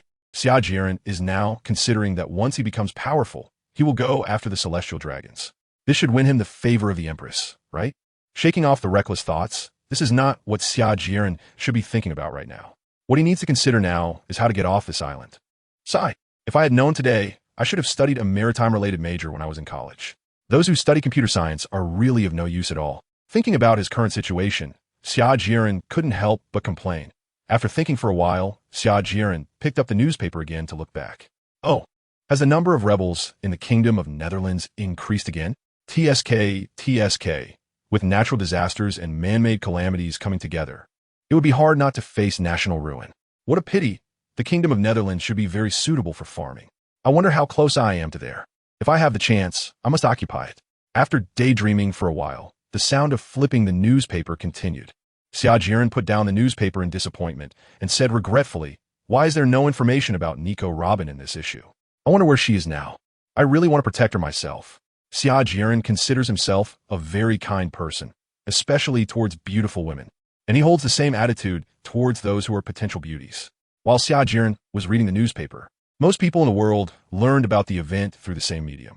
A hero was born. An elderly man, weathered by time, shed tears of emotion. It was truly unexpected that someone dared to stand up against the celestial dragons. Just an ordinary bystander. Wow, what an incredible job. Indeed, war is the greatest pleasure. Kaido, who had just finished drinking, was drunk and rambling. Mom, I wonder what it feels like to have a child with a celestial dragon. Pregnant Charlotte Lingling. There were various reactions among the crowd. Some were shocked, some looked down on it. But more people, after being shocked, treated it as a topic for casual conversation. After all, these matters were too far removed from ordinary people's lives. After a busy night, the naval fleet, led by Admiral Sengoku, was returning to the Navy headquarters. The cleanup work on Sabeti Archipelago had been handed over to the Station Navy and CP organization. Standing on the deck of the warship, the young dragon gazed out at the sea, pondering what justice truly is. The events of last night had a significant impact on him.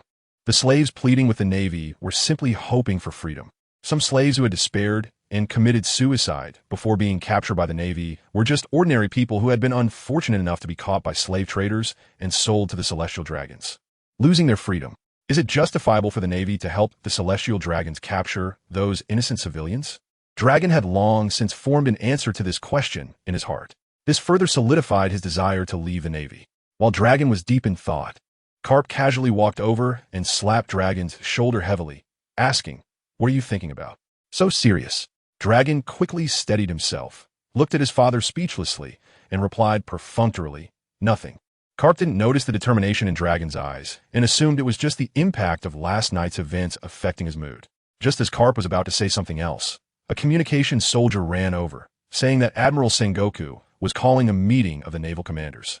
Upon hearing this, Carp and Dragon stopped talking and headed toward the cabin. The theme of this meeting didn't need to be elaborated on. Everyone knew. The five elders were using years of military funding as leverage, demanding that the Navy quickly capture the perpetrator behind the attack on Mariehua, Fisher Tiger. In addition, they specifically ordered Vice Admiral Carp to lead the fleet to pressure the Ryugu Kingdom into surrendering Fisher Tiger. Carp scoffed at this order and paid it no heed. Those with strength have privileges. Admiral Sengoku sat at the head of the conference table, arms crossed, calmly asking, "Let's hear everyone's thoughts on who should lead the pursuit of Fisher Tiger." Vice Admiral Akainu was the first to speak. "Admiral Sengoku, please assign the task to me." Vice Admiral Akiji opposed. Our goal is to capture Fisher Tiger alive. If Akainu goes, there's no way Fisher Tiger will survive." Sengoku nodded in agreement. "If Akainu goes, it's very likely there will be nothing left. But if it's given to Akiji, there's a fear he might slack off and let Fisher Tiger escape." Sengoku thought. His gaze then inadvertently fell on Kizaru, who was leisurely polishing his nails nearby. "It's you, Kizaru," he decided. Once the target was confirmed, Sengoku spoke in a decisive tone. "Next, Vice Admiral Kizaru will be responsible for the pursuit of Fisher Tiger. With the speed of a Logia-type Pika Pika no Mi, he won't let Fisher Tiger escape easily." "Ah, really?" Kizaru looked up at Admiral Sengoku in disbelief. This truly is an unexpected disaster. After reluctantly accepting the task, Vice Admiral Kizaru even returned to Navy headquarters and directly set sail with 3 warships in pursuit of Fisher Tiger. At this moment, Fisher Tiger was docked on an unknown small island, having made a shocking decision. "Everyone, listen to me. I plan to send those poor slaves back home." As expected, this statement drew confusion from the fishmen, and they spoke out to dissuade him. "Brother Tiger, why do you care about those people?" Yes. Humans are the ones who have tortured us." Facing the doubts and misunderstandings from his fellow fishmen, Fisher Tiger clearly stated, "Not all humans are bad. Since I have rescued them, I must take responsibility to the end." Looking at the determined Fisher Tiger, everyone had nothing more to say. They still firmly believed in their leader who was leading them out of suffering. Even if they didn't understand, the fishmen supported Fisher Tiger. Thus, a merchant ship loaded with slaves set sail. It would deliver batches of slaves to the nearest islands or to their hometowns. The focus returns to Yanhuang Island. Xia Jieren held the latest payment in his hand, looking disappointed. Due to the recent front-page headlines about the Mary Joa slave liberation incident, the sales of his painstaking work, Lovely Duo and Baby Ling, were not very good. However, this work successfully provoked the wrath of Kaido the Beast and Big Mom Charlotte Linlin. At this moment, Cake Island was in ruins, and Big Mom Charlotte Linlin still wore an angry expression. The children of the Charlotte family looked at their mother with unusual eyes, wanting to say something but hesitating. Intimidated by their aunt's power, they dared not speak. Charlotte Linlin threw a piece of cake in her mouth and cursed. "Damn you, Hawkeye. What the hell are you talking about? How could I ever be interested in that bastard Kaido? In my eyes, he is just a disobedient little brother. Damn organs. Daring to slander me in the newspaper. Remember this." The more she spoke, the angrier Charlotte Linlin became. "Karakuri, go put a bounty on Hawkeye's head in the underground black market." Charlotte Karakuri said in a deep voice, "Mom, I don't have eagle eye shouldn't refer to Hawkeye my hawk." Charlotte Linlin became even angrier after hearing this, and she shouted loudly, "I told you to go, so hurry up and go." "What? You're not even listening to me now?" Upon hearing this, Charlotte Karakuri silently turned and left the Great Hall. Unlike Big Mom's rage, the atmosphere on Onigashima was even more oppressive. Kaido was gulping down drinks, completely unconcerned about the matter, with Enel and Queen accompanying him. Unable to contain his curiosity, Queen stupidly asked, "Brother Kaido, when you were on the same ship as Charlotte Linlin, did nothing happen?" A glimmer of curiosity also flashed in Enel's eyes. Kaido remained silent. He unsteadily stood up and pulled out the kanabo from behind him. Thunderbawa. He swung it, sending Queen flying, and a large hole was smashed into the roof, with cold wind rushing in. Seeing this, Enel suppressed his curiosity, crossed his arms, and maintained his aloof persona. In the West Sea, Dracul Mihawk was preparing to leave the West Sea and return to the Grand Line, looking for the mastermind behind his troubles. A news bird flew across the sky. Mihawk waved, and the news bird flew to him, picking up the 50 berries coin in his hand, then pulled out a newspaper and several wanted posters from its satchel and delivered them to him. After casually flipping through the newspaper a few times, Mihawk lost interest. There are no explosive news items left. Bored, Mihawk picked up a nearby wanted poster to look through, hoping to find a swordsman he wanted to challenge. When he flipped to a particular wanted poster, Mihawk stopped. He stared at the poster with a dark expression for a long time. Damn. If it weren't for his good upbringing, Mihawk would have cursed out loud. The Navy was going too far. Mihawk felt helpless. Then he resolutely said, "Since the Navy wants to cause trouble, then I'll oblige." This wanted poster was just a simple sketch with no photo. However, the outline depicted in the sketch looked exactly like Dracul Mihawk from any angle. Below the image were the large words, "I do not have hawk eyes," along with a note stating dead or alive. Mihawk was so frustrated he felt like he could spit blood. He hadn't done anything wrong. This was truly unfair. When he saw that sketch, Mihawk thought, might as well just report my ID number. And only a bounty of 1,000,000 berries. Who do they think they're looking down on? To vent his dissatisfaction, in the days that followed, Mihawk frequently attacked Navy branch fleets. However, he didn't want to completely offend the Navy, so he only damaged their ships, ensuring there were no casualties. Mihawk's actions to vent his anger also deepened the misunderstandings between him and the Navy, firmly placing the blame on him. Even the world began to believe that Dracul Mihawk really was "I do not have hawk eyes." While people referred to him as the Great Swordsman, they also didn't forget to call him the Great Literary Master. In the 3 days following the slave liberation incident in Mariehua, the world was calm. No forces dared to provoke the world government at this critical moment, although everyone usually despised the corruption within the world government. The old saying, "a dead camel is bigger than a horse," held true. The foundation of the world government was not something they could easily shake. According to the newspapers, the operation to capture Fisher Tiger had achieved considerable success. One must say, the fishermen were truly favored by the sea. If it weren't for their incredible speed in water, it would have been impossible for them to escape from Admiral Kizaru's pursuit. Of course, Kizaru's leniency also played a role. If a superior hadn't pushed him, the fish-catching expert Kizaru wouldn't have actively completed the task. Regardless of the police and thief game between Kizaru and Fisher Tiger, Xia Jieren knew that at this stage, he was powerless. While reading the newspaper, Xia Jieren expressed his regret about Fisher Tiger, saying that if there was a chance, he would definitely save him. However, given the current pace of developments, it seemed unlikely. During his break, Xia Jieren opened the data panel after a long time. Dominator, Xia Jieren Energy, 0,9, 10,000, Troop Template, Devourer, 30,000. Parasite, 0,1, Infector, 800. Units, Devourer X 200, Parasite X 100, Flying Dragon X 1, 000. Building Template, Mycelium, 100, Evolution Chamber, 100, Nutritional Embryo, 100. Buildings, Mycelium, Nutritional Embryo X1, Evolution Chamber X1. There wasn't much change, and there was no need to keep staring at it. Nowadays, all the energy was used for the expansion of the mycelium, which had already expanded to about 1,000 kilometers to the east. Unfortunately, no island had been discovered yet. Not even a ship could be seen. During the expansion of the mycelium, thousands of reconnaissance spores were scattered along the way. These spores would move with the flow of seawater, either attaching to the surfaces of objects or entering the bodies of living beings. In short, everything within a 100-kilometer radius of the mycelium could be known by Kerrigan. The rich resources in the ocean made Xia Jieren drool. He really wanted to record these diverse and gigantic marine creatures into the Zerg gene pool. Looking at a 100-meter-sized sea creature, Xia Jieren thought to himself, "No, I can't keep looking. It feels too painful to see what I can't eat." With that, he decisively closed the light screen in front of him and exited the mine network. Lying on the reclining chair, basking in the warm sunlight, Xia Jieren had a look of enjoyment on his face.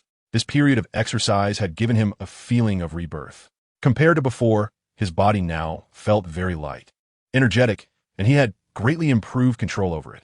The most noticeable thing was that even at night, he felt energetic and had no sleepiness at all. But as long as Xia Jieren wanted to sleep, he could fall asleep within 10 seconds. This was amazing. When he was on Blue Star, Xia Jieren had developed an unhealthy biological clock due to staying up too late. Typically, he would only feel sleepy around 2 or 3 in the morning and get up at 11 or 12 noon, waking up in pain. If he had had this ability before, how wonderful it would have been. Just as Xia Jieren was thinking about the past, Kerrigan suddenly popped up, Master Dominator. The breathing technique you wanted has been completed. What? Xia Jieren joyfully got up from the recliner. Then he lay back down, and his consciousness sank into the mind network.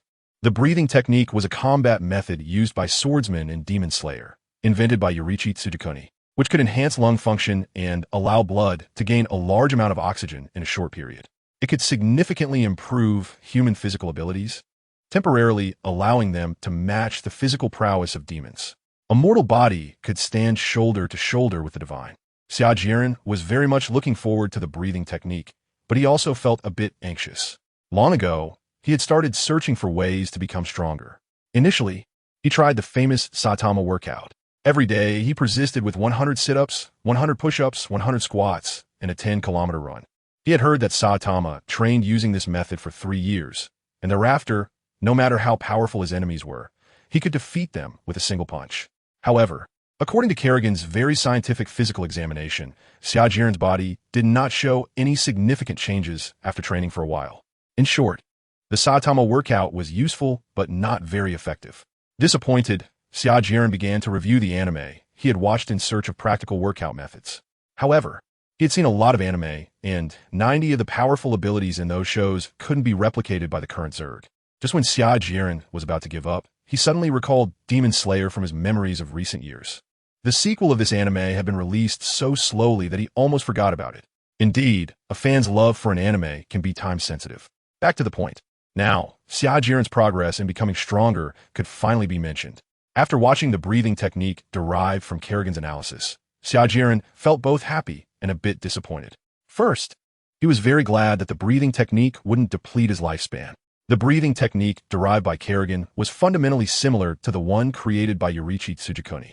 However, the new breathing technique was primarily designed to utilize Zerg energy more efficiently.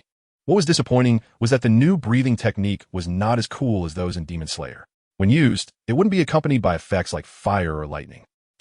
With that, the cool factor of the breathing technique was greatly reduced. Xia Jieren sighed and said, although it's a bit regrettable, I can't wait to try the breathing technique. He exited the heart network space, picked up a black knife, and went to an open area.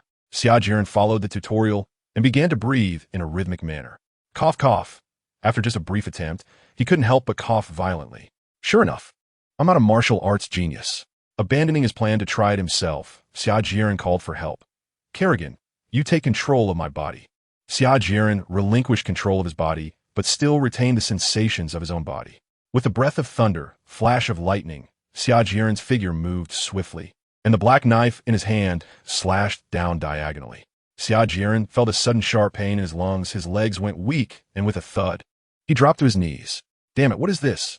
Is this what they call a real man for 3 seconds? Xia Jieren weakly propped himself up with one hand on the ground, gasping for breath, his lungs burning like fire, accompanied by irregular breathing and waves of sharp pain. The intense pain rendered him unable to speak. After more than 10 minutes, the pain in his lungs eased slightly, and only then did Xia Jieren dare to adjust his position, sitting down on the ground. My body is still too weak, Xia Jieren thought to himself. Although he had been training for quite some time and his physical fitness had greatly improved, it was still not enough to support him in using the breathing technique to fight. It wasn't that Xia Jieren's stamina couldn't keep up, on the contrary. His stamina could be quickly replenished while using the breathing technique, which was a significant advantage of a new technique. Rather, it was his body and mind that would give out first. The intense pain in his lungs just now had caused Xia Jieren to lose his ability to fight. Pain could be temporarily endured, but it would definitely cause considerable harm to the body. He still needed to train more. Every man has a dream of wandering the world with a sword and a desire to destroy everything with a single movement. For the sake of his dreams. It was a bit of hardship. At this moment, Xia Jieren was filled with fighting spirit. Kerrigan, update my training plan. I accept the training intensity you mentioned a few days ago. Xia Jieren, who had originally resisted increasing the training intensity, now began to actively seek to raise it. One must say that human change really happens quickly. On the third day after the married Geo-slave liberation incident, a major event also occurred in the Kingdom of Netherlands located in the West Sea. The next afternoon's newspaper featured the rebellion in the Kingdom of Netherlands as the front page headline in the West Sea section. After carefully reading the news, Xia Jieren sighed. The world of One Piece is ultimately one where strength prevails. Ordinary civilians could easily instigate a rebellion and kill defenseless nobles, but they could not use their numerical advantage to kill true strong individuals. The newspaper reported that the capital of the Kingdom of Netherlands had tall and sturdy city walls, which could withstand attacks from civilians and regular armies, but were trivial in the face of strong individuals. Seeing the words Duke Ragstone eradicated the rebels to avenge the royal family on the newspaper, Xia Jieren smiled coldly. If this rebellion of the displaced people was not premeditated, I will live stream 5 electric fans, Xia Jieren thought maliciously. Time turned back to the night before. Nearly a week of hunger had driven the displaced people, spurred on by certain individuals, to approach the royal city of Netherlands in the early hours, attempting to force the royal family to open the granaries and provide relief. But little did they know, the royal family had long lost its power and had become a puppet, with no excess grain remaining in the treasury. The taxed grain collected earlier had already been sold at a low price to noble caravans in order to pay the heavenly gold in half a month. When tens of thousands of displaced people raised their torches and arrived at the city, the soldiers guarding the walls quickly became alert. When there are over 1,000 people, there are no boundaries. The commander of the city was afraid of a civilian uprising and tried to comfort them. However, the displaced people were already incited with anger and would not listen to his nonsense. They wanted to delay time, gather troops to suppress us. Suddenly, a loud shout came from the crowd of displaced people. The tens of thousands of displaced people began to stir, and, as the situation worsened, just as the guarding commander was about to say something, bang bang, 2 gunshots rang out, and 1 person fell from each side, the displaced people and the guarding soldiers. They looked at their fallen comrades, and the sense of crisis in their hearts peaked, leading them to attack recklessly. The rebellion began. The displaced people were instantly at a disadvantage. This is bad, the guarding commander thought to himself and tried to stop his subordinate's attack. Slash! After a sound, the guarding commander clutched his neck and fell to the ground, his eyes wide open, blood flowing profusely, and soon lost his breath. His death went unnoticed in the chaotic battlefield. Soon, another senior officer took over command. The displaced people continuously attacked the city gate with wooden sticks, stone axes, sickles, and other crude weapons. The city gate remained unmoved. After suffering hundreds of casualties, the smell of blood began to spread. The heavy scent of blood continuously stimulated the spirits of the displaced people, causing their adrenaline to surge, and they quickly lost all rationality. Even those who felt fear and wanted to retreat were pushed forward by the displaced people behind them. As they saw the displaced people had lost their sanity, a wave of shouts suddenly came from within the city walls. Creak, creak. Accompanied by the creaking sound, the city gate was slowly pushed open. A group of ragged, dispirited people appeared before the displaced people. We are also displaced people. We just managed to sneak into the city and are here to help you. They loudly explained to the displaced people. Seeing their attire, the displaced people did not doubt them. The armory is right next to us. Come with me quickly. A voice attracted everyone's attention, and they began to follow that person toward the armory. Pushing open the armory door, the displaced people surged in, scrambling for the weapons on the ground. Some even fought over a single weapon. In the chaotic scramble, the displaced people lost quite a few more of their own. However, those who picked up weapons appeared more secure and composed. Some of the displaced people charged toward the city walls, while most rushed into the city. A bloody massacre unfolded, and the once beautiful and clean royal city was instantly engulfed in flames and smoke. Nearly 15 minutes had passed since the displaced people's rebellion began. Yet the garrison troops near the royal city were still nowhere to be seen. In the palace, King Netherlands had received the news. After initially panicking, he began to arrange for the royal guards to prepare for battle. To be safe, he also had someone he trusted call for the princess. The screams and cries became the theme of the night. After the displaced people ravaged the civilian areas, they turned their attention to the rich district. The once dignified and polite wealthy people instantly became prisoners, begging the displaced people for mercy without any grace. Watching those who were once high and mighty kneeling and pleading for mercy, a tremendous sense of pleasure swept over the displaced people, driving them even more insane. They recklessly slaughtered and destroyed everything beautiful, like wild beasts. Lord Duke Rags, it's bad. A figure rushed into the room in a panic, disregarding all etiquette. Duke Ragstone frowned, intending to reprimand loudly, but upon hearing the servant say, "The rebellious displaced people have started to come towards the noble district," he grew even more concerned. What happened? Duke Ragstone put down his red wine and asked, "Aren't they supposed to attack the palace according to plan?" The servant, with a mournful face, replied, "I don't know. The displaced people have completely gone mad. The people we placed among them can no longer influence them." Duke Ragstone's mouth fell open in shock, remaining silent. Thinking to himself, "It seems I've miscalculated." The Duke was a capable person. Otherwise, he wouldn't be thinking of replacing the Netherlands family's ruling position. Wait a little longer. First, send a portion of the garrison troops into the city to protect the noble district from being affected. Then, according to the original plan, once the rebels storm the palace, immediately mobilize all remaining troops to suppress them. Seeing the Duke's calm demeanor, the servant no longer panicked and quickly went down to relay the orders. The main gate of the palace was now brightly lit, and the sound of gunfire echoed continuously. "Overthrow the incompetent king of Netherlands." The displaced people shouted as they launched wave after wave of attacks. The loyal royal guards vowed to resist to the death. In the palace hall, King Netherlands IV sat on the magnificent throne, with the kingdom's eldest princess, also the first in line to the throne, Netherlands lit, standing before him. "I am an incompetent king who cannot protect my own people." King Netherlands IV, with graying temples and disheveled hair, sat dejectedly on the throne. He looked apologetically at his precious daughter. "I'm so sorry. I've ultimately dragged you into this." "No, it's not father's fault." Princess Lit looked at her father with a face full of sadness. Although her father was a mediocre and even incompetent ruler, he was a loving father. The sounds of gunfire outside were growing weaker, and it wouldn't be long before the palace fell. Therefore, the king of the Netherlands waved his hand, urging Lit to escape through the secret passage. "You go. Don't think about avenging me. Just live well." "No, I want to go." Lit sadly threw herself into the arms of King Netherland IV. After all, she was just a 14-year-old girl. King Netherland IV struggled to pry open Lit's tightly clenched hands and signaled the longtime steward of the royal family to take the princess away. "I vow to protect Her Highness the Princess at all costs." The steward knelt on one knee, tears in his eyes, promising King Netherland IV. He then pulled Princess Lit away, looking back 3 times with reluctance as they headed toward the secret passage in the palace garden. "No, father." Lit reached out her hand to her father, hoping he would let her stay. Unfortunately, she was disappointed. King Netherland IV would not allow his daughter to accompany him to death. Looking at the empty palace hall, King Netherland IV smiled sadly. "I truly am an incompetent king.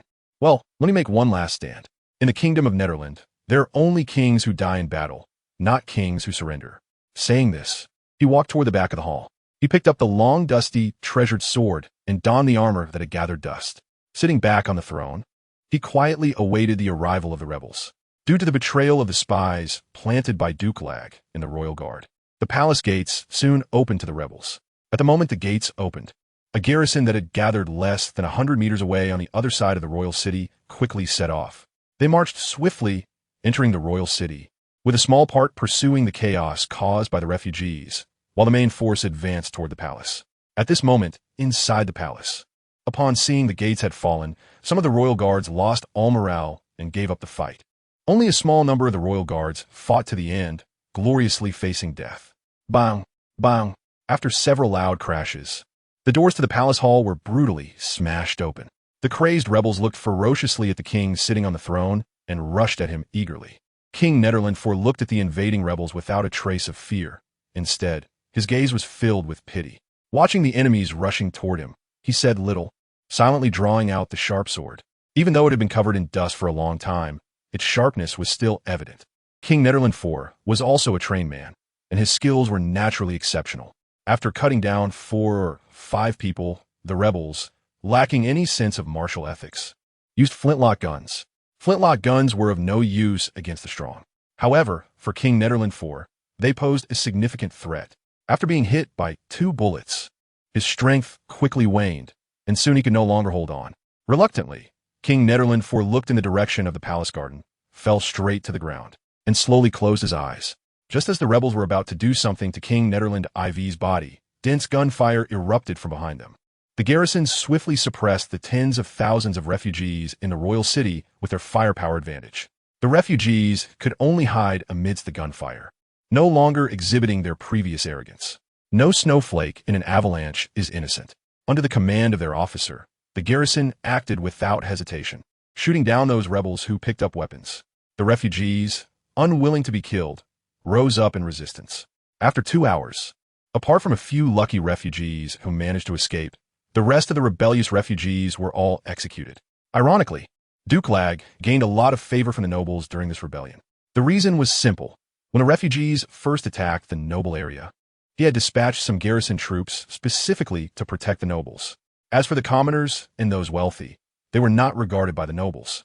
To them, commoners and the wealthy were merely chives. No matter how many died, they would grow back after a while. Ubiquitous reporters and news outlets faithfully recorded the entire process of this rebellion, though only the surface events. The truth behind it may not truly matter.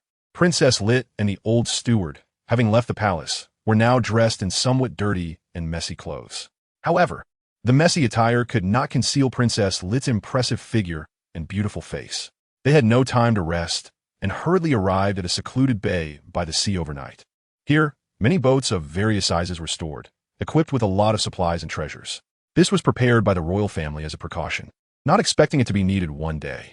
At this moment, Lit forced herself to stay strong and, along with the old steward, selected a small sailboat that resembled a clipper, which could be easily operated by just 1 or 2 people. After readying the supplies, they set sail from the bay before dawn, heading into the vast sea. Taking one last reluctant look at Nederland Island, Princess Lit made a silent vow. "Wait for me. Father, I will avenge you. At the same time, I will find a way to rebuild the kingdom of Nederland and restore the glory of the Nederland family." To avoid possible pursuit, Princess Lit decided to head toward the Grand Line. It was said to be a gathering place for the strong, and she believed she could find the power she needed there to achieve her goal of restoring her country. Meanwhile, a group of pirates was also heading toward Reverse Mountain. As for the news about the rebellion in the Kingdom of Nederland, Xia Jieren only briefly understood it and then paid it no further attention. As more important news had arrived, this noon, the expansion of the mushroom blanket encountered serious obstacles, with a thick wall appearing in its path. Upon closer inspection, it was discovered that the mushroom blanket had already expanded to the red soil continent. It was surprising to find that the red soil continent was so hard and thick. No wonder the world government didn't just open a hole directly in the red soil continent for ships to pass through. Xia Jieren sighed, of course. The world government might be able to do it, but it's unnecessary. After all, restraining the civilizational progress of all countries in the world benefits the world government. If a shipping route is opened up on the red soil continent, wouldn't that facilitate communication among all countries? Now, every time we expand forward by 1,000 meters, the energy consumed is more than 10 times what it used to be. Kerrigan, let's pause the expansion of the mycelium to the east for now, Xia Jieren instructed. He then let out a heavy sigh. Alas, I didn't expect to be so unlucky. The mycelium has expanded over 1,000 kilometers and hasn't encountered a single island. It's fate and destiny. The mycelium temporarily halted its eastward expansion, beginning to expand outward every 100 kilometers from the main trunk heading east, then connecting them to ultimately form a tightly woven net structure. Xia Jieren could now fully support the energy consumption required for the mycelium's expansion. Previously, the devourer could only bully marine animals the size of sharks or consume stationary seaweed and other marine plants. If it encountered sea kings or other large marine animals, it would be waiting for death. However, things were different now. With sufficient computational power, Kerrigan performed a major upgrade on the viruses within the Zerg. The viruses that usually coexisted with the Zerg posed no harm to the host's body and remained dormant. But once the flesh of the Zerg was swallowed by other animals, these viruses would immediately begin rapid self-replication, causing significant harm to the new host until it died. Initially, Xia Jieren was very worried that this method would lead to biological extinction, but Kerrigan had already anticipated this issue and made ample preparations. The viruses within the bodies of organisms other than the Zerg have many limitations, such as the fact that if the host organism dies, the virus will die with it. Additionally, once the virus leaves the organism, it will also die quickly. In short, you can eat my Zerg, but you must be prepared to die. By relying on this method, the devourer managed to trap and kill quite a few small sea kings, giving Xia Jieren a bit more leeway. Whether it's 30,000 points of energy or hundreds of millions, it's definitely worth it. Xia Jieren felt a bit of heartache about this. To minimize losses in this regard, at Xia Jieren's suggestion, Kerrigan devised a new type of baitworm. Unit, Baitworm Energy, 200 Introduction. It appears plump and white, very similar to a silkworm. It contains a large amount of dormant viruses, which can secrete different body fluids or scents to attract various creatures based on their preferences. With this method, Xia Jieren managed to trap and kill a number of small sea kings. Unfortunately, medium and larger sea kings could no longer be killed this way, as their immune systems were too powerful and could eliminate the specially designed viruses in a short time. Medium sea kings range from 100 to 500 meters in length, and Xia Jieren had only seen them a few times.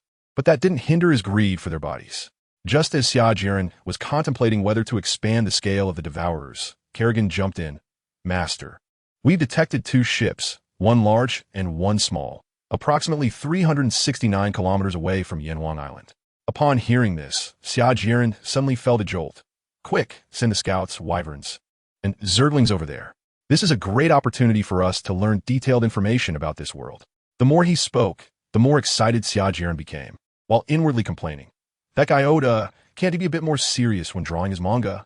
The information presented is just too little. Indeed, Oda was just a tool for drawing manga, knowing nothing about the pirate world.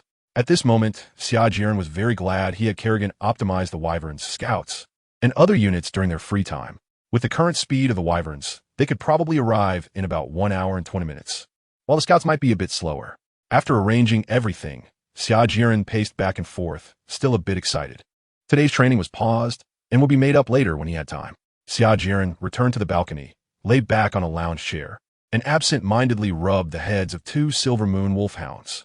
After a while, he felt a bit heavy in his stomach, glanced at the silver moon wolfhounds that had grown to the size of adult corgis, and silently set them down, letting them run around freely. By the way, he wondered if it was because of the high oxygen concentration in this world. The creatures here were generally large and grew quickly. Xia Jieren rubbed his belly and thought to himself. Meanwhile, over 300 kilometers away on the sea, a chase was unfolding. The reason for this was simple. Captain Pangda of the Wolfang pirate crew was heading towards Reverse Mountain, hoping to enter the Grand Line, punch the Navy headquarters, kick other pirates, and become the new pirate king.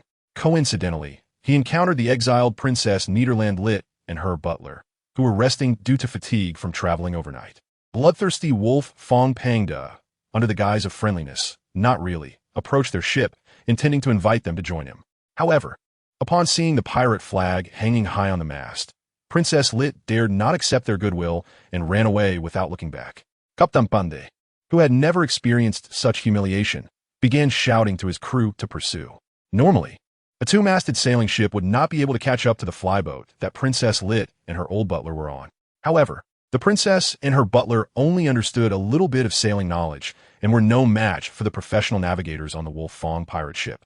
This resulted in both ships maintaining a similar speed. During this time, perhaps seeing that there were only 2 people on the ship ahead, the members of the Wolfang pirate crew showed sinister smiles, occasionally firing cannonballs to mess with their mindset. Normal pirates seemed to enjoy this kind of atmosphere. Watching their prey flee in panic always brought them joy. Pirates like the Straw Hat crew were not true pirates at all. After more than an hour, the old butler was already somewhat exhausted. Maneuvering a ship was indeed a physically demanding task. At this moment, the Scout Eagles arrived first. Although they were not as fast as the Wyverns, they had been patrolling within a 200-kilometer radius of Yanhuang Island. 2 Scout Eagles flew towards the 2 ships. There are no ugly women in the 2-dimensional world, Xia Jieren mused, looking at the girl's somewhat flustered yet beautiful face. As for the pirate crew on the other screen, Xia Jieren glanced at them out of curiosity and quickly lost interest. Rough skin, thick beards, sinister smiles, dirty clothes, and a lot of body hair. All were a bunch of big men, simply unbearable to look at. The heavens were truly unfair. Most male pirates were below the passing line in terms of looks. Only a handful were above average, while handsome and imposing ones were rare as phoenix feathers or Chelan horns. Just by looking at the appearances on both sides, Xia Jieren instantly understood the current situation. This group of pirates must be committing evil deeds. How despicable to chase after such a beautiful woman. It was a heinous crime. As a righteous and passionate young man, how could he remain indifferent? Immediately, Xia Jieren ordered the wyverns to begin overloaded flight. Even if it caused some damage, it was no big deal. They could recover after a rest. Xia Jieren thought, I just can't bear to let the beautiful flowers wither away like this. Without any bad intentions, I don't even know who she is, whether she is an important figure in this world. Generally, people who are beautiful in appearance tend to hold significant importance. Xia Jieren stared intently without blinking, looking very serious and focused. Kerrigan glanced at him silently, feeling quite unhappy, but not showing it. At this moment, Xia Jieren was pondering how to communicate with her in his heart, almost scratching his scalp off, without any suitable topics in mind. Back on Blue Star, although Xia Jieren loved beautiful women, he was quite reclusive and had no female friends at all, so he didn't know how to chat with beauties. In short, he was a person with lustful thoughts, but no courage. Forget it. Rescuing a damsel in distress should be a good way to score some points. After thinking for a while, Xia Jieren directly gave up on that idea. Soon, he realized something was off. Damn, it's Chong, Yi, and the others who were rescuing the beauty, not me. That was hasty. I should have gone directly. After considering his own life and his fear of heights, Xia Jieren felt that his choice to stay home was very wise. What should he do? Xia Jieren bit his thumb. Xia Jieren directly communicated with Chong, Yi through the Mind Network. Chong, Yi, you must say that I sent you to save them later. Just make sure it doesn't seem too deliberate. Afterwards, Xia Jieren consulted Kerrigan's opinion. Kerrigan, do you think we should bring them to Yanhuan Island? Kerrigan, still a bit angry, replied coldly. It's entirely up to the Overmind. Being quite straightforward, Xia Jieren naturally didn't notice the change in Kerrigan's emotions and began to think alone. I've decided. Maybe not. I can't guarantee they won't leak information, Xia Jieren said rationally. Xia Jieren had a flash of inspiration and thought of a good method. Kerrigan, can you create an identical body for me? Without hesitation, Kerrigan replied, of course it can be done. Soon, a new body appeared in the hive, and this body had no consciousness. Xia Jieren directly controlled this new body through the Mind Network and felt it. It's much stronger than the body I had when I first arrived. However, it isn't as powerful as my trained body, and there is no discomfort. While Xia Jieren manipulated the new body, the original body fell into a dormant state. Kerrigan, is there any way for me to multitask? Xia Jieren looked at his own body lying on the recliner and stroked his chin. The Overmind can divide its soul. Kerrigan's voice echoed in the Mind Network. But separating the soul is extremely painful, likely about 100 times more than what you experienced during training, and you cannot be unconscious while dividing your soul. Xia Jieren shivered and immediately rejected the proposal. Ahem, I'm not afraid of pain. I'm just afraid of losing control over my split soul. As you know, I have a strong sense of personal identity. If I realized that I'm a split soul, I would definitely turn the tables and create more trouble. The atmosphere fell silent as Kerrigan quietly listened to Xia Jieren's explanation. Xia Jieren, what else? Kerrigan, exercising the master's mental strength or soul when strong enough. One can achieve multitasking. Xia Jieren summarized. So there's no way now, is there? Kerrigan, yes. Since it was already clear that there was no way now. Xia Jieren stopped dwelling on it and began to pay attention to the latest situation on the screen. Another 10 minutes passed, and 50 flying dragons along with 10 insect men arrived successfully. Due to the butler's exhaustion, after one more turn, he collapsed onto the ship. Grandpa Gil, are you okay? Princess Lit ran over to support her old butler, her face full of concern. Galanchi Gil weakly waved his hand, indicating that he was fine, and then, with a guilty expression, said to Princess Lit, Your Highness, this old servant is incompetent, causing you to suffer this calamity. It's not Grandpa Gil's fault, Lit comforted him. Seizing the opportunity, the Wolf Fong pirates followed the navigator's instructions, riding a current and getting closer to the flying scissor ship. When the two sides were only about 3 kilometers apart, one of the crew suggested, Captain, should we cannon them? Captain Pound laughed heartily twice, holding a monocular in one hand and waving the other. No need, I want to catch these 2 little mice myself. Besides, there's a woman on board. It would be a waste to just kill them. Then, he greedily licked his lips, and the surrounding crew members let out meaningful laughter. Xia Jieren's eyes burned with rage upon hearing this. We can't wait any longer. Chuyi, go directly. Xia Jieren issued the command without hesitation. Originally, he planned to make a grand appearance when the 2 ships made contact, but it seemed that wasn't going to work anymore. The flying dragons descended rapidly from the sky, and under the terrified and bewildered gazes of the pirates, their tail spikes fell like raindrops. Whoosh, whoosh, whoosh. The sound of piercing air rang out, and the pirate crew let out cries of agony.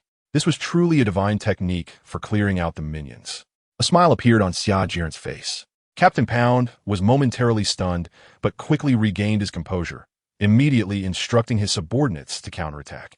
However, These pirates, who feared the strong and bullied the weak, had already been scared out of their wits and were scrambling to hide in the ship's cabin. Faced with unknown and terrifying creatures, humans instinctively react with fear, though the degree of fear varies. Those with greater skill and courage are merely a minority. The more powerful individuals can navigate the situation with ease. Like Captain Pound at this moment, he was only slightly shocked to stop the trend of his pirate crew's collapse. He directly killed 2 of his subordinates to force them to attack. Looking at the bodies of their 2 companions executed by the captain, the crew felt a renewed sense of fear and helplessness at being at the captain's mercy. Our captain is a legendary devil fruit user. Don't be afraid of these monsters. One pirate shouted, drenched in cold sweat, while holding a flintlock. That's right. Yes, long live the captain. The voices of agreement came one after another. And soon they were saying it so fervently that even they began to believe it, raising their guns to shoot at the sky. Unfortunately, the range of the flintlocks was far inferior to that of the dragon's tail spikes. Ignoring the curses from the pirates below, another round of tail spikes came crashing down. Captain Pound casually grabbed one of his crew members and held him over his head. Under the crew member's incredulous gaze, he was pierced through by the spikes. Captain? The pirate's eyes widened, and he lost his voice in unwillingness. Captain Pound discarded him like trash, then glared fiercely at the insect man in the sky. Watching this spectacle that could only be seen in novels or movies, Xia Jieren finally remembered where he had seen him before. He should be the bloodthirsty wolf Fong Pound. I saw him in the newspaper. It is said that he has slaughtered multiple towns, attacked passing merchant ships, and killed noblemen of the kingdom with incredibly cruel methods. Now Xia Jieren believed that the Navy had not exaggerated his threat. What a ruthless person, if he is so cruel to his own men. One can only imagine how he treats outsiders. Xia Jieren clicked his tongue in amazement. Xia Jieren felt no pity for these pirates. Since they had wantonly killed innocent people, they had nothing to complain about being brutally killed themselves. Continue the attack. Ignoring the trash talk below, Xia Jieren yawned in boredom. These pirates had low intelligence. Thinking that by talking trash, I would give up my advantage and engage them in close combat. It was simply ridiculous. A minute later, except for a few pirates hiding in the cabin, only Captain Pound was left on the deck. Looking at the blood-soaked ground and the new wave of spikes coming down, the accumulated anger finally erupted. His body began to change dramatically, with thick fur growing all over, sharp claws sprouting from his fingers and toes, and his head transforming into that of a wolf. Seeing this scene, Xia Jieren suddenly became excited and exclaimed, "Oh, isn't this the devil fruit that Gabra from CP9 possesses? I remember it's the Inu Inu no Mi model wolf." The Zoan-type devil fruits have 3 forms: human, animal, and hybrid. At this moment, Pound was exhibiting the hybrid form. The user of this fruit gains the ferocity and cunning of a carnivorous animal, along with a strong body, agile speed, and claws and teeth that can tear everything apart. It seems Gabra hasn't obtained this fruit yet, Xia Jieren muttered. After all, it's still over 10 years until Luffy set sail, and Gabra doesn't even know where he is hiding. Xia Jieren was not at all worried about Pound's devil fruit ability. He didn't even believe that this pirate from the West Sea could use the Marine 6 powers. After transforming into his hybrid form, Pound made an unexpected move. With his agile body, he directly leaped into the cabin. Damn, Xia Jieren was left speechless. He thought Pound was using his devil fruit ability for a final struggle. But it turned out he was trying to escape. After thinking for a moment, Xia Jieren decided not to destroy the 2-masted sailing ship directly. At this stage, he needed a ship that could sail on the sea. With this ship, he could have the bug people study it for a few days to replicate it. 30 flying dragons descended directly, with 3 of them landing on the ship. The immense weight pressed down on the hull, which quickly regained its balance. The cunning Captain Pound was not lured out. Xia Jieren did not indulge him either, as the rain of spikes directly targeted the ship's cabin. The powerful spikes pierced through the cabin one after another. Such power was still because Xia Jieren had held back. If he accidentally damaged the keel, there would be nowhere to cry. The lounge, captain's cabin, and storage room were all devastated, and Pound was honorably wounded. In such a small space, there was truly nowhere to hide. One must say that the recovery ability of the Zoan-type devil fruit is terrifying. Such a deep and long wound healed quickly in a short time. However, this healing also comes at a cost, which is the consumption of stamina and lifespan. Although the lifespan consumed is minimal, the pursuit of victory and firepower suppression is simply exhilarating. However, Pound is not a fool and would not wait to die. He directly grabbed a bleeding crew member beside him and used him as a shield, charging toward the nearest dragon. Slash. The dragon's defense was breached. One must not underestimate people, Xia Jieren reflected. He did not expect Pound, enhanced by the Zoan type, to be so formidable, with such high attack power that he could breach the dragon's defenses. It is known that even being hit at close range by a flintlock or cannon cannot break the dragon's outer armor. However, this injury would not affect the dragon's movement at all. One failed attack, and another must come. In the 10 seconds that the dragon was charging, Pound could attack dozens of times. The dragon's wings were slashed, unable to fly normally, and its body was covered in scars, looking quite terrifying. However, these were merely superficial injuries and did not reduce its combat effectiveness. Moreover, it was not just standing there taking hits. It would also counterattack with its wings and claws. In a face-to-face brawl, given Pound's physical strength, being hit once from the front would nearly incapacitate him. And despite Pound attacking so vigorously, it was also a significant drain on his stamina. He is not a stamina monster. How could he compare with the monsters of the Grand Line, having only bullied others in the West Sea? Thinking of this, Xia Jieren couldn't help but complain. The disparity in martial power in this world is indeed too great. Is it the world's fault, or is it Oda's own problem? Sure enough, such a level of attack lasted less than a minute before he was done for. Taking advantage of his declining stamina, the indiscriminate rain of spikes enveloped a dragon that was stalling and Pound. Thanks to the Zoan type's tenacious vitality, Pound did not die immediately, but he was close. At this moment, the dragon was in a semi-damaged state, dark green blood gushing from its body, looking quite serious. However, the life force of the insect species is extremely resilient, with recovery capabilities not weaker than those of a Zoan-type devil fruit user. As long as it consumes energy from within its body and rests for a while, it can nearly heal itself. Looking at the not-yet-dead Pound, Xia Jieren suddenly had a flash of inspiration and instructed Insect One with a few words. The dragon in the sky began to descend rapidly, and Insect One, along with several insect people, jumped directly from the dragon's back, heading toward the cabin without looking back. After a quick search, the insect people brought out a lot of fruits from the kitchen, including apples, pears, peaches, watermelons, pineapples, and so on. There were all kinds of seasonal and off-season fruits, making Xia Jieren exclaim at the absurdity of the Pirate King world. They placed the fruits around Pound, and then, under his confused and hateful gaze, Insect One chopped off his head. This was also specifically instructed by Xia Jieren, as there was an opportunity to exchange his head for money. A minute later, Xia Jieren looked at the unchanged fruits and sighed inwardly. I am indeed not the child of destiny. Originally, he wanted to test whether this method he had learned before was feasible, but now it seems it doesn't work. Of course, it could also be that his luck was bad. He could try more devil fruit users in the future. Or perhaps the ability user and various fruits need to be placed in a sealed space first. Since it had already failed, Xia Jieren no longer lingered on it. At this moment, Xia Jieren remembered the flying cutter ship that had already run far away. When the dragon attacked the pirate ship, Princess Lit and her butler had already noticed. They were not blind. With so many ferocious monsters, how could they not notice? After being stunned for a moment, they were driven by their survival instincts to maneuver the ship to escape further away. Now, they could only pray that those monsters were just there to trouble the pirate ship and not out to hunt for food. Xia Jieren wouldn't let the two escape. This time the main purpose was to get to know the beautiful women on the ship and enhance their relationship. Moreover, the reconnaissance drone had been following them from above. They were quite fast in their escape and had already left the pirate ship's line of sight.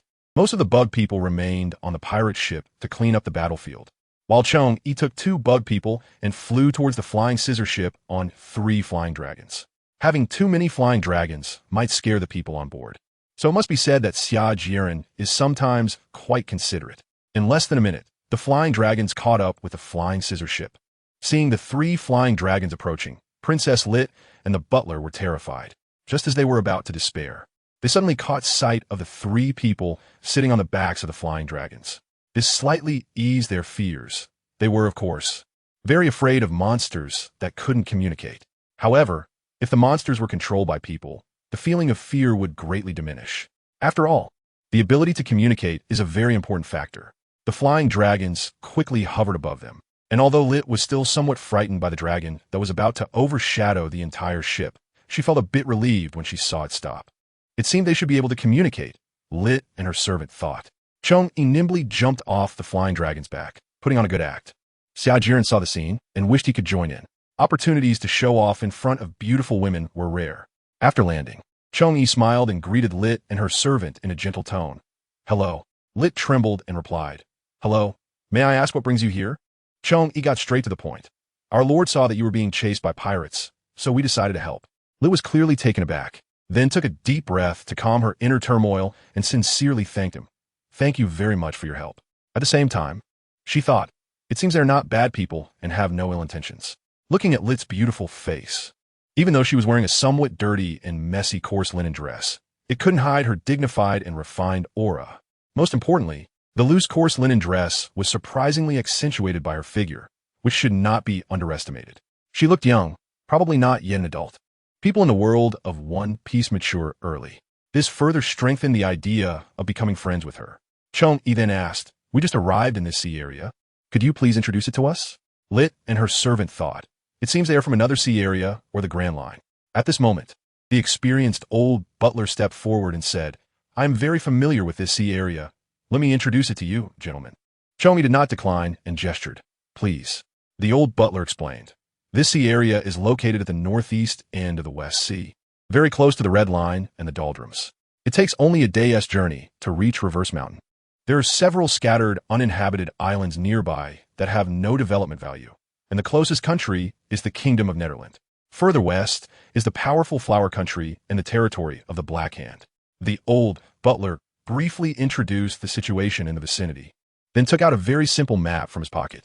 Chong-yi took the map, recorded the information in his mind, and returned it to the old butler. At Xia Jieren's suggestion, Chong-yi asked, what are your plans next? Princess Lit replied, we plan to go to the Grand Line. Upon hearing this, Xia Jieren felt a bit disappointed, but was also curious about their destination. Using Chong-yi's voice, Xia Jieren said, the Grand Line, I also want to see it. But now is not the best time. We want to go to the Kingdom of Nederland to have a look. I heard there was a rebellion there, and I wonder if there will be any opportunities. Xia Jieren waved his hand casually and jumped onto the flying dragon. Hearing the familiar name, Princess Lit's expression stiffened, and she urgently asked, what are you going there for? It is very dangerous there now. I know. I just want to see if we could take over there and make it our base. Chong-yi said nonchalantly.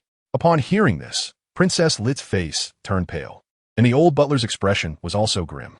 At this moment, Xia Jieren curiously asked, what's wrong? Are you very concerned about the Kingdom of Nederland? Princess Lit gritted her teeth. I forgot to introduce myself. I am Lit from the Kingdom of Nederland, the daughter of the former king. She then pointed to her butler beside her and introduced. This is our family's butler, Xia Jieren, who has served us for many years.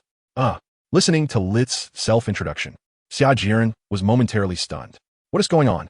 The person he casually saved turned out to be a princess of a kingdom. What is this?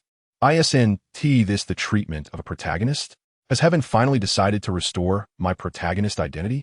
Xia Jieren thought to himself. This Princess Lit looks like she's about to cry, biting her red lips and trying to hold back her sadness. It's obviously not fake. At this moment, Xia Jieren felt a bit awkward. Just a moment ago, he had some negative thoughts about her country, and now he didn't know what to say. In the end, Xia Jieren still mustered up the courage to compliment her. So if it turns out you are Her Highness the Princess. To be honest, when I saw your demeanor just now, I thought you didn't seem like an ordinary person. As soon as he said this, the atmosphere became even more silent. He then tried to change the subject. Ahem. I assume you've seen today's newspaper. Duke Lag has ascended the throne as the new king of the Kingdom of Netherlands. What do you think about that? As soon as he said this, Xia Jieren regretted it. Saying this now was like rubbing salt in someone else's wound. Sure enough, Princess Lit lowered her head and replied blankly, I don't know. I originally planned to go to the Grand Line, hoping to gain enough strength and then come back for revenge. After she finished speaking, the atmosphere fell silent once again. Xia Jieren's eyes sparkled with golden light, but he cautiously suggested, how about we help you restore your kingdom? Princess Lit's eyes flashed, but her expression showed some hesitation. They wouldn't want to seize the Kingdom of Nederland as well, would they? Seeing the hesitation on her face, Xia Jieren immediately thought of the reason. Ahem, you can rest assured, the kingdom can still be managed by you. We just need a place to settle down. Xia Jieren spoke more and more smoothly. Think about it. With our strength, if we want to seize the Kingdom of Nederland, you won't be able to stop us at all. Upon hearing this, Princess Lit and the butler's expressions grew even darker. Xia Jieren is right. In this chaotic world, lacking power is the greatest original sin. He went on to say, we can also help you develop the strength of the Kingdom of the Netherlands. Even if it's still bad, it will be 100 times better than it is now. Although Xia Jieren spoke with great confidence, Princess Lit still had some doubts. She was no longer a child and knew not to easily trust others.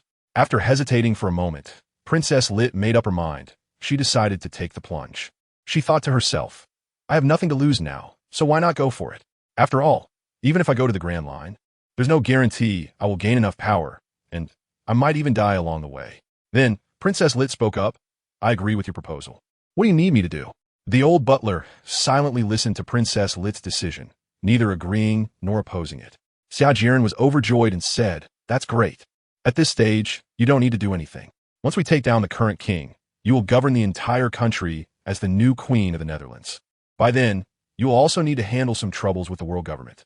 Indeed, Xia Jieren didn't want to directly attack the kingdom of the Netherlands, primarily because he feared that once the kingdom was gone, the world government would cause him trouble, threatening his life and property security. Thinking about the world government, Xia Jieren curiously asked, By the way, during the refugee rebellion, didn't the world government and the Navy intervene? I remember the Navy's 173rd Division was in the waters of the Kingdom of the Netherlands, wasn't it? Upon hearing this, Princess Lit's face turned angry as she exclaimed, How could they care about our lives? Even if we asked for their help, they would refuse, claiming it's an internal issue of the Netherlands. We give them so much heavenly gold every year, yet they don't help us at all. After hearing this, Xia Jieren was also speechless. The actions of the world government were too unsightly. Sooner or later, it would meet its end. Since he had decided to help this princess with a beautiful appearance and ambition to restore her country, Xia Jieren began to make arrangements. You will stay on that pirate ship for a few days. At most, within 2 days, we will be ready on our side. Princess Lit and the old butler had no objections. They were very clear about their positions and would not oppose anything. He had Chongyi arrange for them to board the pirate ship and made some emergency repairs to the severely damaged cabin. Leaving Chongyi's consciousness behind, Xia Jieren turned to Kerrigan, who understood the hint. Before long, the closest mycelium node to Nidland Island began to expand rapidly. The straight line distance was about 300 kilometers, and it would reach the kingdom of Nidland in about a day. Kerrigan reminded him at the right moment. Xia Jieren said somewhat shyly, Kerrigan, let the flying dragons transport my avatar over. For the smooth execution of future plans, I need to establish a good relationship with Princess Lit. Kerrigan stared intently at Xia Jieren, who felt a bit guilty and turned his head away, then changed the subject. By the way, have the flying dragons bring back all the bodies of the dead pirates, and make sure to preserve the pirate captain's head. In fact, he initially wanted to build an extraction room directly on the nearby mycelium blanket, but after thinking it over, he gave up. Energy is still relatively scarce, so it's better to save where possible. More than 2 hours later, Xia Jieren's avatar, surrounded by a large number of flying dragons, arrived above the pirate ship. The huge commotion quickly caught the attention of Lit and her servant. Xia Jieren's consciousness descended into the clone, leaping down from midair and landing smoothly. At the moment he touched the ground, all the insectoid units bowed their heads in respect. So impressive. Xia Jieren stood with his hands behind his back, looking at the astonished expressions of Lit and her servant, feeling extremely pleased. This is so exhilarating. Xia Jieren calmly walked up to Princess Lit, extended his right hand, and introduced himself. Hello, I am their master beast tamer, Xia Jieren. At this moment, Princess Lit's small mouth was slightly open, looking extremely cute, almost melting Xia Jieren's heart. No matter how much he wanted to cheer inside, he had to maintain a gentlemanly demeanor on the surface to leave a good impression on the beautiful girl. Looking at the boy who was about the same age as herself, Princess Lit was very surprised, standing dazed in place and hesitating to reach out her hand to shake Xia Jieren's. Xia Jieren discreetly retracted his right hand and comforted her again, saying, Don't worry. I will definitely help you reclaim your country. Perhaps realizing that her earlier behavior was somewhat rude, Princess Lit slightly bowed and apologized. I'm sorry. And thank you very much for your help. Hearing Princess Lit's response, Xia Jieren let out a long sigh in his heart. Finally, he didn't have to perform a monologue. Xia Jieren enthusiastically conversed with Princess Lit. Unlike the simple and kind princess, the old butler could easily see that this talented young man had an interest in their princess. Thus, he carefully scrutinized the young man before him and nodded slightly. From what he observed, this young man was quite impressive, both capable and attentive to the princess. The old butler silently pondered in his heart. Then he sighed inwardly, thinking, alas, it's really tough for Princess Lit. Having someone like this to protect her is already a good thing. Princess Lit curiously asked, Are you a devil fruit user? Xia Jieren smiled confidently and said, "That's right. These bugs were all created by me using the devil fruit, but the specific fruit needs to remain a secret." This was a layer of disguise Xia Jieren had put on himself. The abilities of the devil fruits are so magical, and there are so many directions for development. So it's not surprising to come up with some strange-looking bugs. Princess Lit wisely did not ask too many questions. With another topic concluded, Xia Jieren shared some interesting things. Ahem, have you heard of Hawkeye Myhawk? Princess Lit nodded. I saw a report in a recent newspaper about him entering the Grand Line and sinking several Navy warships. Xia Jieren said mysteriously, "This is just the surface content. From what I know, this is his retaliation against the Navy. A while ago, didn't the Navy issue a bounty with a sketch? It was the bounty for I don't have an eagle eye. This made Myhawk think that the Navy was targeting him, so he retaliated. You know, Myhawk really brought this upon himself. If he hadn't written that nonsense about the Navy, he wouldn't have been targeted." At that moment, Myhawk, who was drifting in the first half of the Grand Line, felt a tickle in his nose, but in order to maintain his aloof image, he suppressed the urge to sneeze. Princess Lit's eyes brightened with curiosity as she asked, "Are those things Myhawk wrote really true?" Xia Jieren confidently replied, "As far as I know, it's pretty much spot on. Think about it. In the Warring States period, Carp and Crane have been inseparable for such a long time. How could they not develop some feelings for each other? Moreover, look, now only Vice Admiral Carp has a son, and the identity of the mother is unknown. If there's nothing going on, how could that be? Women love gossip. And Princess Lit is no exception. She listened very attentively, almost taking notes. Xia Jieren continued, "I heard that Kaido and Charlotte Linlin were on the same pirate ship in the past. It was only after the pirate crew disbanded that they each formed their own pirate crews. There are rumors that Kaido's mythical Zoan Devil Fruit was given to him by Charlotte Linlin. Moreover, Kaido has a daughter whose mother is unknown. All this evidence suggests that Kaido and Charlotte Linlin have a special relationship." Princess Lit nodded repeatedly, fully agreeing with Xia Jieren's reasoning. While Xia Jieren was enthusiastically speaking, far away at the Navy headquarters, Sengoku, Garp, Crane, in the New World, Charlotte Linlin and Kaido were all sneezing. Finally, he confidently stated, "Just watch. That guy Hawkeye definitely won't let it go and will make a counterattack in the newspapers." At this moment, Xia Jieren seemed to transform into a great prophet, making a prediction. Some time ago, when the Navy offered a bounty for I don't have Hawkeye, Xia Jieren had already started preparing for a counterattack. The new work Bikini Bottom by Vice Admiral 3 has been shockingly released. SpongeBob Yellow Ape, Patrick Red Dog, and Squidward Green Bull passionately portray their wonderful adventure stories for you. Just this morning, this masterpiece has already been delivered to Newsbird, and tomorrow the world will probably be able to enjoy a great story. While Xia Jieren was busy with his dating, the bodies of the Wolf Fong pirates had all entered the extraction room. Xia Jieren thought that seeing these pirates in such a tragic state would make him feel disgusted. It turned out that Xia Jieren was no longer the naive person he used to be. These pirates would make a significant contribution to the Zerg gene pool. The insectoids that had not been produced for a long time could now be freely produced. Before this, producing insectoids was quite awkward.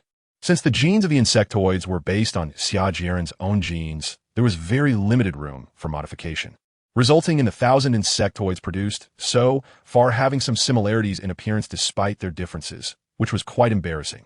If more insectoids had been produced in the past, Xia Jieren had no doubt that some would look alike. Now, with so many new human genes added, the insectoids could all have unique appearances, which wouldn't look strange. However, it was a pity that this batch of pirates were all quite ugly and would need to be carefully screened by Kerrigan before they could be used. Time spent with beautiful women is always short. During this time, in conversations with Kerrigan, Xia Jieren clearly noticed that her attitude was somewhat off. After a little thought, Xia Jieren understood the reason. So he quickly bid farewell to Princess Lit, and under her puzzled gaze, he returned to a bedroom in his doppelganger form and closed his eyes. To avoid being unfair, Xia Jieren decided to accompany Kerrigan in the hive mind for a cosplay show.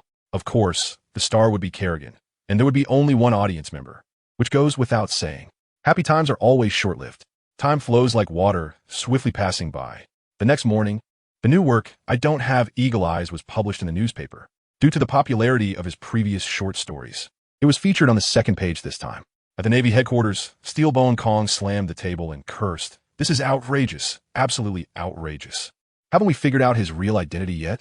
The naval officers responsible for intelligence lowered their heads, not daring to meet the marshal's gaze. Only Vice Admiral Garp was still laughing heartily. At this time, Akainu, Akiji and Kizuru were all out on missions and, of course, they received today's newspaper as soon as possible. After reading it, their faces turned dark, but to maintain the image of the Navy's high command, they silently endured it without cursing. Vice Admiral Akainu tightly gripped the newspaper and suddenly set it on fire. He was very tempted to abandon his current mission and go find trouble with Eagle Eyes. It was said that Eagle Eyes had also been frequently attacking the Navy recently. So even if Akainu killed him, no one could say anything. The people in the pirate world didn't care about the twists and turns among the big shots. They just watched the drama unfold with the mindset of spectators enjoying the gossip. Looking at Xia Jieren walking out of the cabin, Princess Lit curiously asked, "Why did you go to bed so early yesterday?" Xia Jieren said perfunctorily, "Ahem, I need to practice every day to improve my strength. It's all tears, really." Xia Jieren spent the entire afternoon and evening yesterday in continuous training, all to make up for his previous laziness. So while watching the cosplay show, he was in a state of both pain and joy. After hearing Xia Jieren's explanation, Princess Lit admired him even more. It was precisely because he worked so hard that he had achieved such strength at a young age. Self-interpretation is the most fatal. The mushroom blanket would probably arrive at Netherland Island around noon. Seeing that it was getting late, Xia Jieren ordered the insect to steer the pirate ship towards Netherland Island. Meanwhile, 80% of the flying dragons in the base were also heading towards the Kingdom of Netherland. Each of the 2 flying dragons carried a worker bee, along with many reconnaissance eagles following them. On the sailing pirate ship, Princess Lit paced back and forth anxiously, while the old butler appeared somewhat calm. It could not hide the worry in his eyes. Xia Jieren offered a few words of comfort, but did not say much more. At this moment, excessive consolation would only elicit resentment. They stopped in the sea about 50 kilometers off the coast of Niederland Island, where distant ships could be seen coming and going. Among them were pirate ships, but more were merchant vessels. The old steward explained at the right moment. Not far ahead is the largest port of the Kingdom of Niederland, Eastport. This port is named after the first king of the Kingdom of Niederland. It is very prosperous, and less than 30 kilometers away is where the Navy's 173rd Division is stationed. It is currently the wheat harvest season, and in the past, many merchant ships would come to purchase grain at this time. However, due to natural disasters and man-made calamities, grain production has significantly decreased, and the food must still be supplied to the Navy and the world government. Alas, at this point, the old steward expressed his helplessness. His own country's people were struggling to get enough to eat, yet they still had to provide food for others. Princess Lit was very saddened. Although her father wanted to make changes, the deeply entrenched noble forces would not allow the king to disrupt their interests. The old steward continued. The area of the Kingdom of Niederland is about 4.5 square kilometers, with a population of approximately 4.5 million. However, this is outdated data. After these years of natural disasters and man-made calamities, the population has likely dwindled to around 3.5 million. The terrain of the Kingdom of Niederland is flat, and the land is very suitable for farming, primarily focusing on wheat cultivation. In addition, a large amount of fruits and vegetables are also grown. Xia Jieren was very moved. No matter which world it is, food is extremely important. Especially in chaotic times, having food means having people. And having people can form an army to seek greater power and status. During the old steward's explanation, the reinforcements quickly arrived. Looking up at the sky filled with countless flying dragons and various models of reconnaissance aircraft, both Lit and her master were astonished with their mouths wide open, which greatly satisfied Xia Jieren's heart. Xia Jieren pretended to be nonchalant, calmly waving his hand. The dragonflies flew higher into the sky, while the scouts spread out in a fan shape towards Nedland Island. Before the troops moved, intelligence had already arrived. In the Heart Network, the first thing Xia Jieren saw was a prosperous port. This must be Eastport, he thought. Continuing to fly northeast, he saw fields that had already been harvested. Neat and orderly, looking very beautiful. If he hadn't seen the farmers below wearing tattered clothes, Xia Jieren might have thought the people of this country were living well. Alas, he sighed and let the reconnaissance eagle continue flying northwest, where the capital of the Kingdom of Nedland was located. The capital of Nedland is roughly situated in the center of Nedland Island, with abundant freshwater resources and flat, open land, making it very suitable for crop cultivation. However, according to the old steward, the land near the capital had already been taken over by the wealthy nobles, and the people living nearby were merely the tenants of those nobles. After about 10 minutes, the reconnaissance eagle arrived above the capital. 2 days had passed since the refugee rebellion, and the capital still appeared very dilapidated. Starting from the South City Gate, one could clearly see ruins and dilapidated houses. The closer one got to the royal palace, the better the buildings were preserved. Looking towards the royal palace, faint traces of dried blood could be seen. To the north of the palace were luxurious, noble mansions, which had hardly been affected by the refugee rebellion. At this moment, a smaller reconnaissance bird stealthily flew into the palace and began to spread reconnaissance spores in various corners of the palace. 1 minute later, except for a few closed rooms, the entire palace was under the surveillance of the insect race. At this time, it was morning. The newly appointed King Lag was gathering in the palace for a meeting. Seeing their smiling faces, it was clear that they were not particularly concerned about the change of kings. Indeed, greedy nobles have no loyalty to speak of. Only interests are the eternal truth. The content of the meeting was quite boring. The nobles spoke in a flowery manner, with at least 9 out of 10 sentences being nonsense, and the remaining 1 subtly expressing their claims for benefits. After dawdling for 2 hours, the greedy faces of the nobles were fully revealed. Without the restraint of Nedland IV, they were now openly dividing up the various benefits of the Kingdom of Nedland, eager to strip it to the bone. Seeing the situation, King Lag did not stop them. Instead, he began to make grand promises to win over some nobles, selling out his father's land without a care. In the end, King Lag and the nobles finally reached a consensus. Even though a few minor nobles looked unwilling, it did not change the overall trend. To summarize their meeting today, the division of the remaining land in the country, placing their people in the army or the government office, delineating their own spheres of influence, promising not to invade each other, and presenting the shortfall of gold in the treasury to the commoners. This morning was truly an eye-opener for Xia Jieren. I really am quite ignorant, he thought with a look of having learned something. After the meeting, Lagstone returned to the lounge and cursed loudly. Damn it. Those guys are a bunch of greedy bastards. They clearly haven't done anything but want to share such a large benefit. The maidservants around him trembled, curling up as if to say, you can't see me, you can't see me. The palace had guards every few steps and sentries every few paces. In addition, there were 3 or 4 powerful beings whose auras were clearly different from the norm. Just as Xia Jieren was contemplating how to quickly deal with Lagstone, a voice came from beside him. Lord Xia Jieren, you've been standing here for 2 hours. Xia Jieren exited the mind network, opened his eyes, and explained to Lit with a big smile. I was just scouting the enemy situation. Lit looked a bit confused, but she didn't ask further, thinking it was just the magical ability of the devil fruit. She's really a smart girl, truly worthy of being a princess. Seeing that Lit didn't ask any more questions, Xia Jieren silently praised her. Soon, he thought of something else. The information obtained by the scout could only be seen by Zerg units and Xia Jieren in the mind network. This wasn't a problem for now, but once the Zerg assimilated people from the Pirate King world, it would become a bit troublesome, as there would be some communication barriers between the two sides. After thinking it over, Xia Jieren eagerly asked, can you make a phone? Kerrigan was taken aback for a moment and replied, of course. But this communication method is really too low-end and holds no significance for the Zerg. It may not be significant for the Zerg, but it's very meaningful for me. Xia Jieren thought happily, unable to hide the smile on his face. Xia Jieren continued, you need to quickly produce a batch of phones and tablets. I have use for them. Although Kerrigan was somewhat puzzled, she still followed Xia Jieren's orders. 15 minutes later, a practical phone appeared in front of Xia Jieren. In the mind network, Xia Jieren eagerly took the phone in his hands. Its appearance was identical to that of the Huawei Mate 30, a model Xia Jieren was very familiar with. The phone's display and casing were made of biological materials, extremely hard yet tactile, and very lightweight. The entire body fit seamlessly together, appearing natural. After lightly pressing the power button for a few seconds, the familiar boot animation appeared. Once the boot animation ended, the home screen appeared directly, without excessive loading animations. The boot speed was incredibly fast.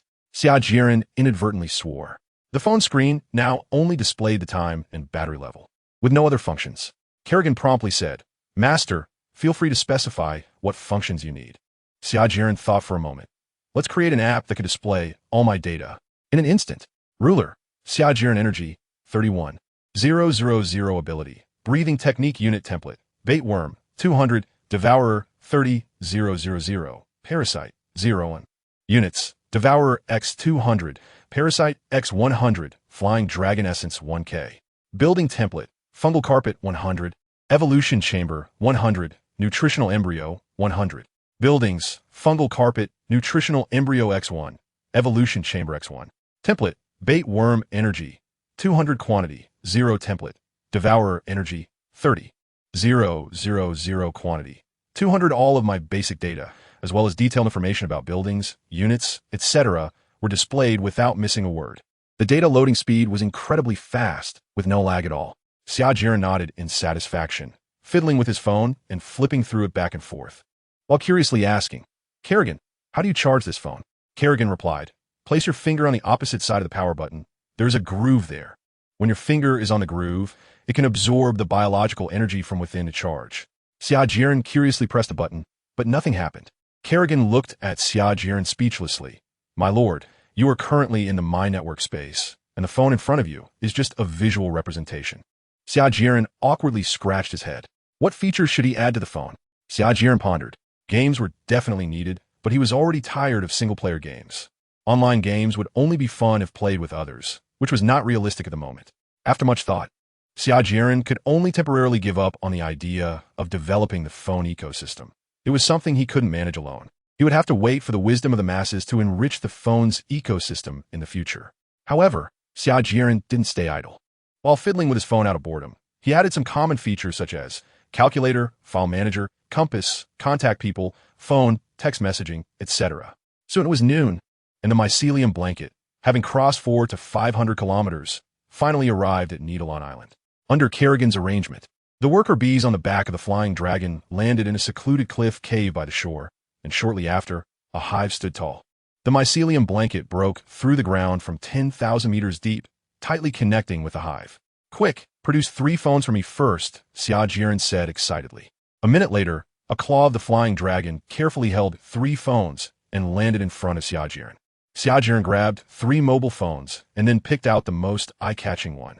It was a luxurious gold. This was a special custom model that Xia Jieren had requested. The other phones could have their exterior colors adjusted according to the user's preference, but luxurious gold was not included. This was the color Xia Jieren intended to use as his exclusive one. After admiring the phone's magnificent appearance for a while, Xia Jieren finally noticed the curious gazes of Lit and the others. Xia Jieren generously handed the remaining 2 phones to them. Then he patiently taught them how to use them one by one. Soon, they were captivated by the magic of these devices. Xia Jieren looked at them with a sense of superiority, feeling quite smug. At that moment, he also developed the idea of using it to make money. This was definitely a gold mine. Kerrigan ruthlessly shattered his fantasy. "Master, the phone only works within the Heart Network coverage." Oh, this meant that once outside the Heart Network range, the phone was essentially disconnected from the internet, greatly reducing its usefulness. However, even so, the phone's role should not be underestimated. After playing with the phone for more than 10 minutes, Lit and his servant began to lose interest. Although the phone was fascinating, they still hadn't discovered its specific functions. Xia Jieren planned to give Princess Lit a technological shock. "Kerrigan, create an app that could display the surveillance footage from the observers." "Oh, right. Don't release all the surveillance footage. Just show a portion. It's always good to keep a little backup, as one should always be cautious." Ding, ding, ding. The black phone in the hands of Princess Lit and the old butler suddenly rang, startling them. They looked down and unconsciously tapped on an app following the prompt. A beautifully designed page quickly popped up, presenting a dizzying list before their eyes. Princess Lit was taken aback for a moment. After a brief pause, she followed the instructions and reached out her slender, delicate finger to randomly click on a video. In the next second, her pupils contracted and her mouth involuntarily opened. This. For a moment, she struggled to speak. The old butler also noticed something unusual. His expression remained calm, but the slight tremble in his hands revealed that his heart was far from calm on the surface. Xia Jieren smiled proudly and said, "See, this is the function of the phone." His words interrupted their astonishment, and they all looked up to gaze at Xia Jieren. Xia Jieren was unbothered and continued to show off, saying, "This isn't even all the functions of the phone. Once the other features are ready, I'll show you." Seeing that the time was almost up, he clapped his hands and said, "All right, I'm almost ready on my end." Princess Lit returned to her senses and bowed, saying, "Then I'll leave it to you." The old butler also bowed in agreement. Xia Jieren explained his plan to them again. "Ahem, in order to reduce civilian casualties, I have decided to carry out a beheading operation directly against the royal palace. What do you think?" Princess Lit immediately expressed her agreement, stating that she would follow Xia Jieren's orders. It turns out that having the initiative is such a delightful thing. Xia Jieren cheered in his heart. 10 minutes later, 1,000 jumping bugs filled the coastal area. Looking at the vast army of jumping bugs in the video, Lit and her servant were both incredulous. Where did they come from? If such a large army wanted to annihilate the kingdom of Nedland, it should be easy. What exactly did Lord Xia Jieren want? Deep doubts continued to trouble her. The naive Princess Lit could never have imagined that Xia Jieren coveted her people and her kingdom. The dragon swarm swooped down from an altitude of 1,000 meters, and the jumping bugs jumped onto the backs of the dragons, heading straight for the royal capital. Because the dragons were flying at an altitude above 1,000 meters, they did not attract the attention of the people of the kingdom of Nedland. A few minutes later, the dragon swarm, flying at full speed, had arrived over the palace. Looking at the royal capital, which had been half devastated in the video, Princess Lit showed a look of sorrow. Xia Jieren took the opportunity to carefully comfort her from the side. The old but shrewd butler, seeing Xia Jieren stepping forward, wisely halted the half-step he had already taken. Xia Jieren patted his chest and assured, "Don't worry, I will definitely take back this country." Then, Xia Jieren took 2 steps forward and loudly issued the command, "Let us begin."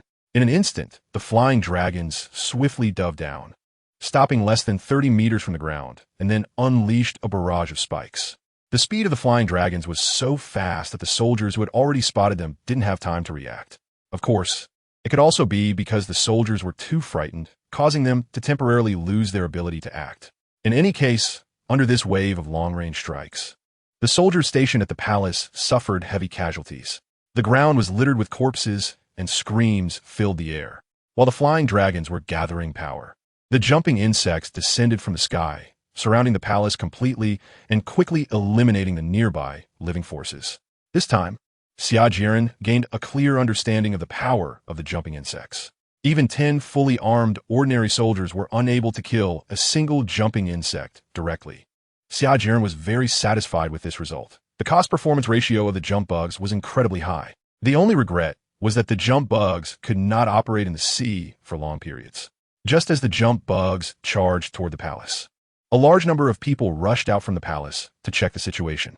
However, they never expected that as soon as they stepped out of the door, they would be met with the face-smashing output of the jump bugs. Their formation was immediately thrown into chaos. This was not their fault. They were the newly reformed royal guard under Rage's Stone, and they had only just been established for a couple of days. Who would have thought they would encounter such a situation? It turned out that not all nobles were incompetent. Otherwise, they wouldn't be able to suppress the commoners so ruthlessly. Under the command of several high-ranking generals, they managed to temporarily withstand the impact of the jump bugs, thanks to the confined space. In fact, this was also partly Xia Jieren's fault. At the request of Princess Light, Xia Jieren did not want to cause too much destruction to the palace, as it would greatly reduce Princess Light's favorability. Therefore, to win the favor of the beautiful princess, he had to make do with the jump bugs. The huge commotion also attracted the resting king of Rages. Disturbed from his enjoyment, Rage's Stone's anger grew after hearing his subordinate's report. "Who is it? Who wants to kill me?" He frowned and pondered for a moment. "I didn't expect them to send a devil fruit user to kill me. Is it Duke Call? Only he has that kind of power." The crowned king of Rages, clad in a cloak, revealed a fierce expression. "I haven't dealt with you yet, and you come out first. Let me see what kind of abilities you have." With that, he flicked his cloak and strode toward the front hall. He was accompanied by 3 or 4 elite guards he had hired at a high price for protection. The front hall was in the midst of a fierce battle, and since the front hall's doors were designed to be very large, allowing 5 or 6 people to pass side by side, the combat here was exceptionally intense. At this moment, the dragon group had landed on the ground, blocking the entrance and continuously firing into the hall. Even if the royal guard wanted to charge out, they would be shot to pieces in an instant. The brutal war made Princess Light very sad, yet she still watched with determination. After a tense minute, a deep voice came from inside the door. "Who is that friend outside? I am willing to pay double to ask you to stop." Upon arriving at the front hall, Rage's Stone quickly realized he was at a disadvantage and thus spoke in a tone of concession. However, Xia Jieren had no intention of communicating with him and instead ordered the jump bugs to increase their attack intensity. The ignored king of Rages, furious, shouted, giving face but not taking it. He then turned to his surrounding guards and instructed, "I will leave it to you all from here." A muscular giant, a small but long sword-wielding swordsman, and a sharp-eyed sniper holding dual pistols stepped forward. In just a moment, they managed to push back the invading jump bugs. Xia Jieren was surprised and widened his eyes, cursing directly. "Damn, Is the swordsman this strong? The hard shell of the jumping bug couldn't be penetrated by the flintlock at close range, but it was easily sliced open by the swordsman. It's like cutting vegetables. The muscular man relied on his physical strength to knock out one jumping bug with a punch. Although he didn't kill it, he effectively blocked the bug's attack. The sniper's lethality was weaker. His bullets couldn't penetrate the jumping bug's defenses. He frowned slightly, then decisively switched his attack target. In the next moment, he aimed for the bug's eyes and joints, shooting again at its weak spots. This shot was highly effective and dealt considerable damage to the jumping bug.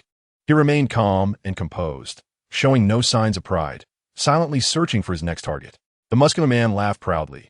Weak, these bugs are really too weak. The swordsman casually cut down the jumping bug that lunged from the right and said lightly, "For bugs, they're already quite impressive." The sniper might have felt that his performance was lacking, so he silently fired bullets without much conversation. Xia Jieren silently watched them show off. Under the lead of the strong man, the Imperial Guards followed closely behind, driving the jump bugs out of the front hall. The jump bug army formed a semi-encirclement, trapping the strong man and the Imperial Guards who rushed out. At that moment, they were caught up in the excitement of battle, feeling victory was within reach, completely forgetting that they hadn't launched the spiked dragons in a long time. The spiked dragons stood behind the jump bugs but were grandly ignored. It was unclear whether they were blind or had lost their minds in the heat of battle, their attention waning. In any case, this was a very good opportunity. Seizing this flaw, the spiked dragon swarm unleashed a barrage of spikes, overwhelming and grand in scale. The highly perceptive swordsman immediately sensed something was wrong. Without time to warn others, he ran towards the store. Due to their height, the jump bugs were hardly affected by the spikes. Instead, they quietly moved forward, preparing to deliver a fatal blow to the enemy when they became flustered. Muscular individuals do not necessarily have advanced intellect. As expected, the strong man belatedly noticed the dense spikes. Realizing he could not avoid them, he covered his head with his hands, crouched down, and curled his body to reduce the area of contact with the spikes. Even so, he was still pierced and bloodied by the spikes, significantly reducing his combat effectiveness. Looking at the corpses strewn behind him, he dared not delay any longer and ran towards the hall without looking back. Turning one's back to the enemy is always a major taboo in battle. Whoosh! The sharp spikes struck the strong man's back. Crack! The strong man's spine was easily broken under such immense force. It seemed that no matter how hard one trains, some areas are still difficult to strengthen. Xia Jieren thought as he stared at the fallen strong man. The strong man's vitality was remarkably resilient. Even after such severe injuries, he still struggled to crawl forward. May there be no pain in heaven. Seizing the opportunity, a jump bug ended his insignificant life with a claw. After losing the melee fighter, the Imperial Guards, who were desperately resisting, could no longer stir up any waves. Relying solely on the swordsman was not enough to withstand the jump bug's renewed assault. Rip! The sounds of painful screams and flesh tearing echoed from the front hall. As expected, in just a few dozen seconds, the swarm of jump bugs could move freely within the palace. At this moment, Xia Jieren realized that Ragus Stone had long since disappeared. Meanwhile, Ragus Stone had arrived at his study and retrieved the telephone bug. Blurp blurp. Click. Hello, this is the 173rd Division of the Navy. How can I assist you? The operator's voice came from the other end of the line. I am Ragus Stone, the newly appointed king of the Netherlands. I am being attacked by unknown enemies and request your support, Ragus Stone said, taking a deep breath before urgently pleading. Understood. I will inform Colonel Taylor immediately. Please hold. The operator said, becoming serious upon hearing the gravity of the situation. He quickly picked up another telephone bug and dialed Colonel Taylor's private line. After reporting the situation in one breath, Colonel Taylor replied flatly, "Got it." Then he hung up the phone. Observing Colonel Taylor's actions, the operator understood. He then picked up the phone that was still in conversation and said, "It seems the colonel is not available. We will report truthfully once he returns." After saying this, he directly hung up the telephone bug, not giving Ragus Stone a chance to speak. The entire Navy generally did not want to interfere in the internal affairs of the world government's member states, as there were no benefits regardless of how well or poorly they handled things. Just like Colonel Taylor's indifference to the civilian riots, he similarly did not care about Ragus Stone's life or death unless a higher command was issued. Damn it, the cursed Navy. Ragus Stone, no longer calm, cursed in exasperation. Undeterred, he called the West Sea head of CP5 and received the same response. Greedy vampires, quick to take the money, but useless now. The approaching sounds of running completely drove him mad. A jump bug burst through the door and, without a word, slashed a deep gash across his neck. Sizzle. Blood flowed profusely. Ragastone did not feel much pain, which perhaps was a blessing for him. After the last resisting soldier was cut in half, the palace floor was already stained red with blood. "It's over," Xia Jieren said with a sigh, then turned to look at Princess Lit. At this moment, there was no joy on Princess Lit's face. Xia Jieren couldn't guess what she was feeling right now. After all, he had never experienced something like this. Ahem. Xia Jieren coughed twice, interrupting Princess Lit's thoughts, and then said, "It's your turn to make an appearance now, Your Highness Princess Lit." Princess Lit nodded and softly replied, She waved her hand to summon several flying dragons, stabilizing their forms as they flew towards the royal capital in the strong winds. "Wow, this is really terrifying," Xia Jieren murmured to himself. At an altitude of 50 or 60 meters, it was a torment for those afraid of heights. In contrast, Princess Lit and the old housekeeper remained calm, their hair and clothes slightly disheveled by the fierce wind. When Xia Jieren and the others arrived, the army of jumping bugs and flying dragons was already facing off against the royal capital's garrison on the palace walls. Clearly, they were very wary of the flying dragons' piercing attacks. Xia Jieren's order was to hold the palace firmly, so the flying dragons and jumping insects did not attack anyone outside the palace's range. Through a monocular telescope, an officer looked at the densely packed monsters on the city wall and, with a grim expression, asked the general beside him, "General Inedo, what should we do now?"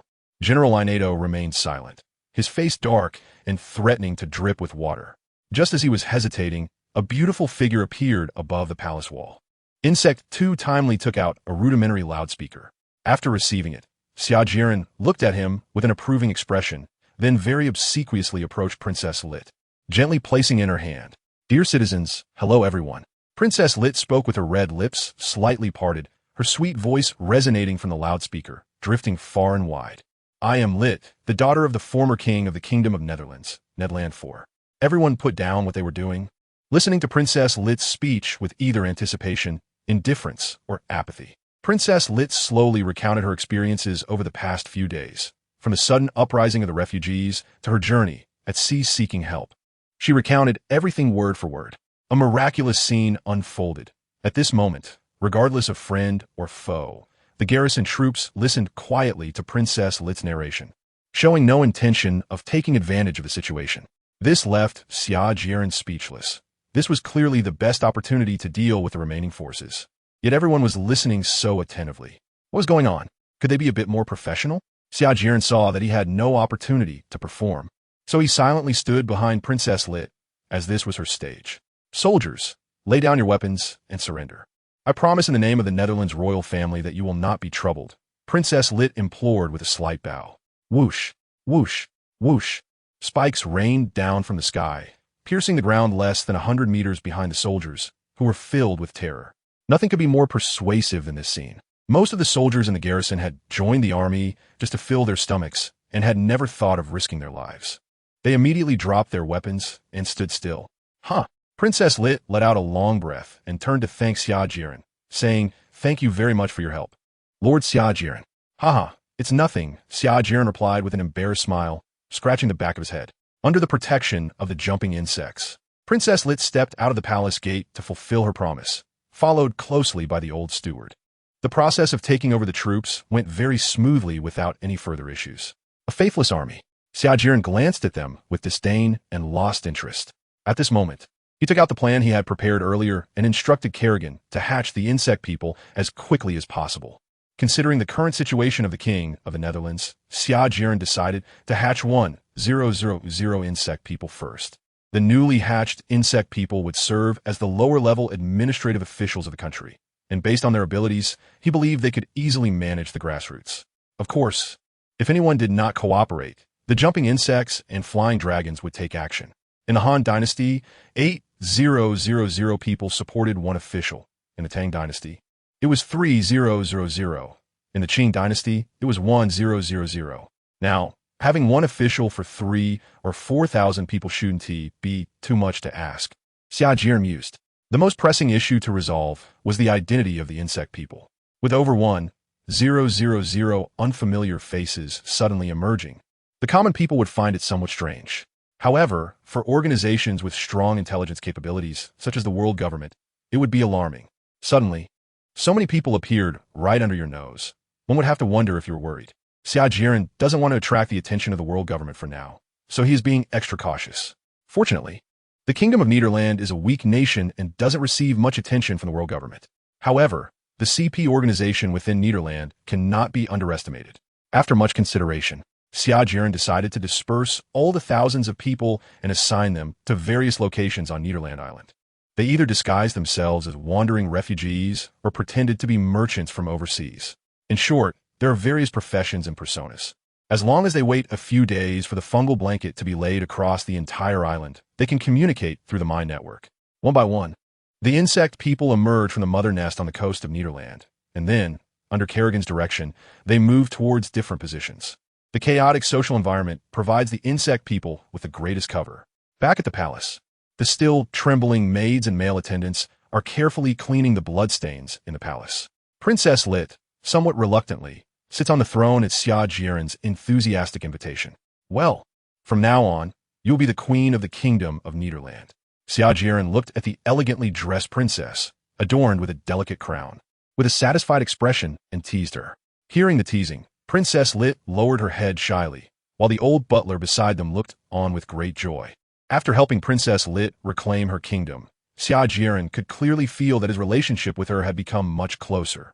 The most obvious change was that they could now call each other by name like friends and share harmless jokes. After the laughter, it seemed that something crossed Princess Lit's mind, and her expression turned sad. Sigh, if father could see this scene now, he would definitely be very happy, Princess Lit said sadly. Xia Jieren and the old butler exchanged glances and both spoke to comfort him. His Majesty King for the Netherlands will surely be pleased for you. Another silence followed.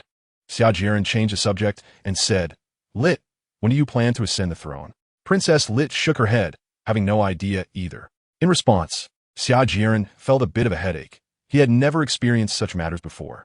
In his opinion, the sooner she ascended the throne, the better, as it would allow her to occupy the moral high ground. The prudent butler, however, offered a different suggestion, proposing that the matter of ascension should be discussed with the nobles.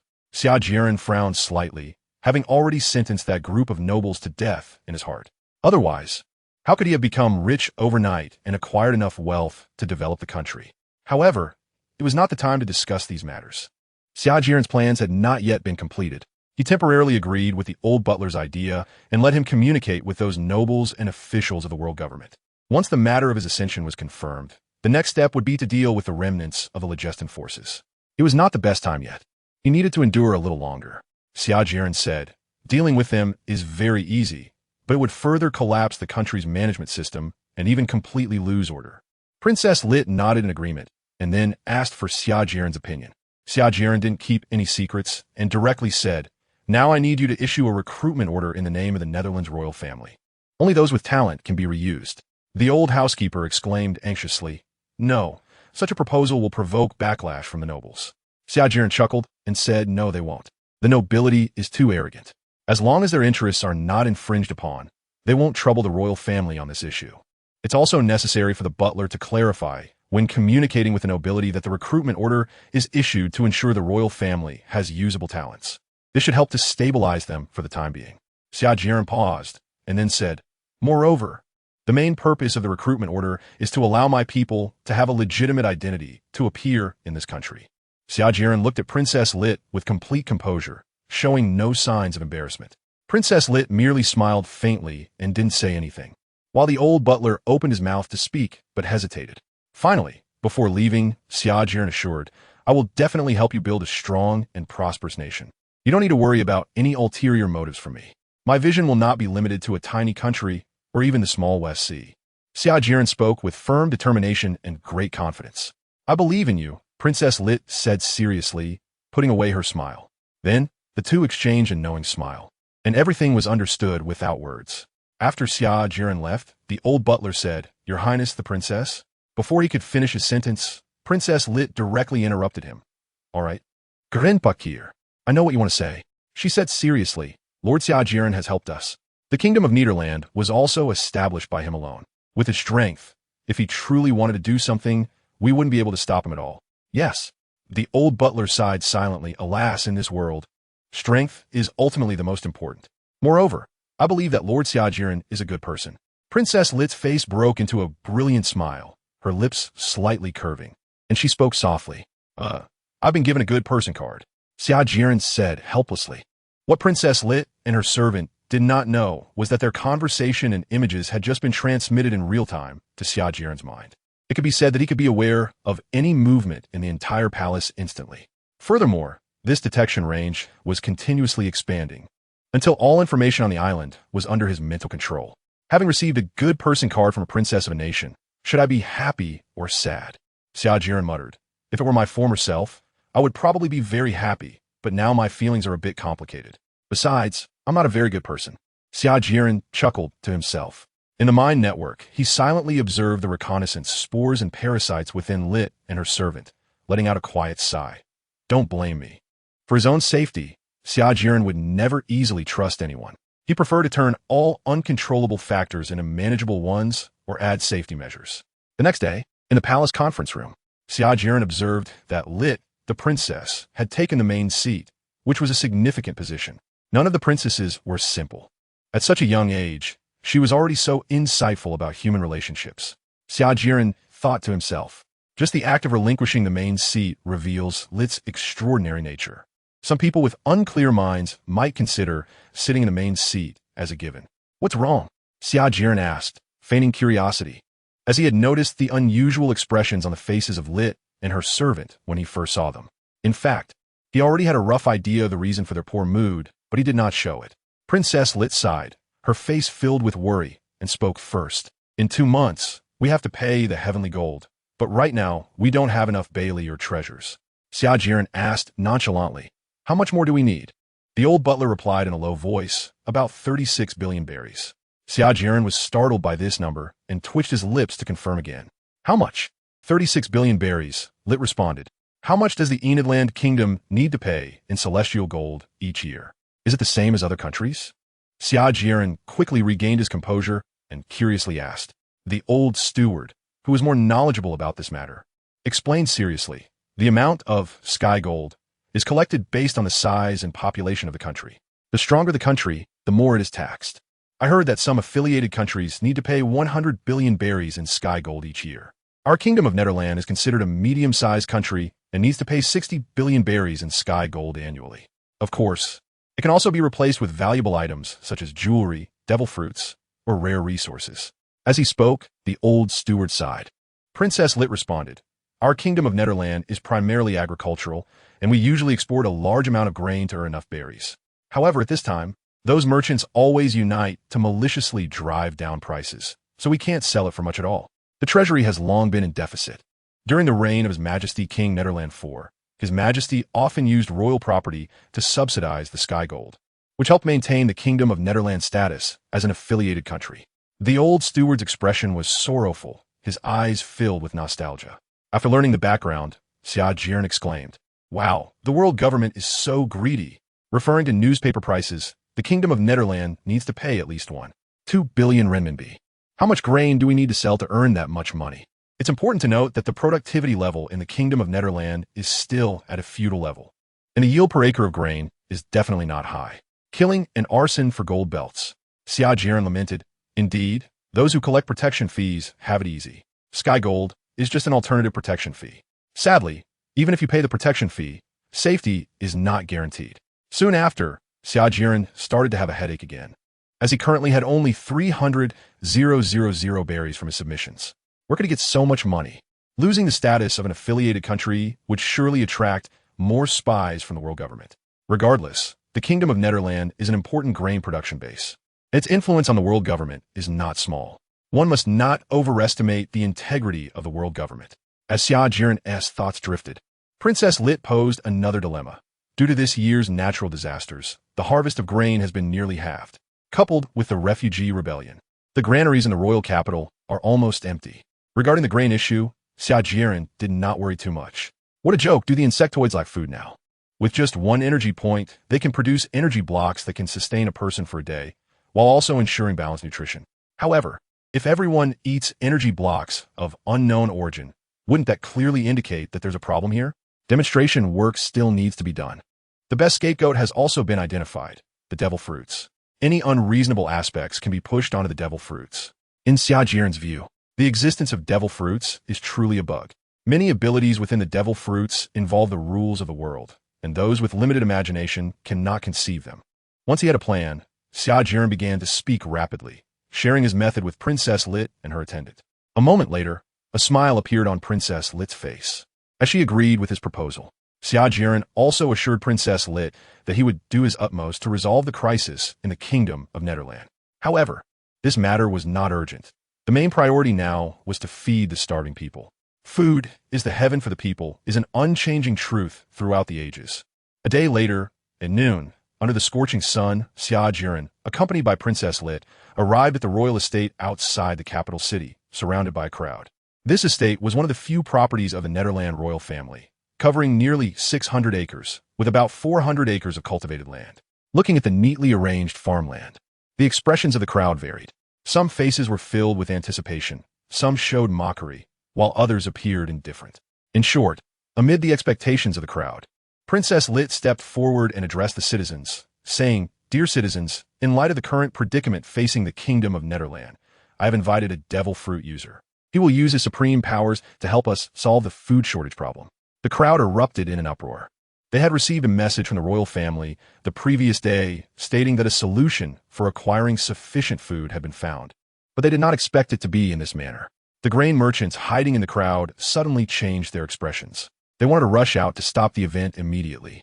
However, after glancing at the guards surrounding them and the menacing bugs, they obediently withdrew, already harboring resentment towards Princess Lit.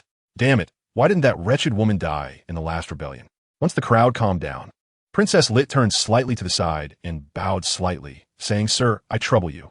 A figure wearing a hood and a black robe stepped out from the side, walking slowly to stand before Princess Lit. He turned around and spoke in a mature and steady tone. "As I mentioned yesterday, this method will have a certain impact on the land. Are you sure you want to proceed?" Upon hearing the words of the devil fruit user, the crowd became even more convinced of the authenticity of the news. Of course, they thought, "I never believed there could be a perfect method that requires no cost at all." Princess Lit confirmed with a determined gaze, "Yes, please proceed, sir." "All right." The figure in the black robe replied, then slowly squatted down, placing his hands on the ground. Tick-tock, tick-tock. Time was passing by second, and the crowd began to feel anxious, staring intently at the open farmland. Suddenly, the wheat seed sprouted at an astonishing speed, germinating, rooting, growing leaves, elongating, forming ears, flowering, and bearing grain. At this moment, golden wheat ears filled their vision, the heavy fruits swaying gently in the breeze, as if they could snap under the slightest pressure. The onlookers fell silent, and one could hear a pin drop if it fell on ground. Moments later, bo! Oh! Cheers erupted from behind Princess Lit, and the people were visibly excited, even frenzied. A beautiful smile appeared on Princess Lit's face. "Save it in my mind, save it in my mind." Xia Jieren closely watched Princess Lit's profile, silently repeating in his heart. Right now, he had no interest in feeling happy. He already knew everything that was happening. After all, this was a show he had meticulously planned the day before. After the meeting yesterday, Xia Jieren had begun his arrangements. He first had the mycelium cover the direction toward the capital, and then discuss with Princess Lit how to perform tomorrow to win the people's hearts. Seeing the excited and respectful expressions of the crowd, Xia Jieren understood that the plan to win the hearts of the people was very successful. Princess Lit walked to a high platform, slightly pressing down with her hands, and the crowd fell silent. She wore a warm smile. "Dear citizens, as you can see, the citizens of the Kingdom of Netherland will not suffer from hunger. The Kingdom of Netherland will surely prosper again." Waves of cheers arose from below, one wave higher than the last. The commoners were happy, but the mood of the nobles and merchants was not so pleasant. Looking at the jubilant crowd, they felt that these commoners were mocking them. Once the crowd quieted down again, Princess Lit spoke again.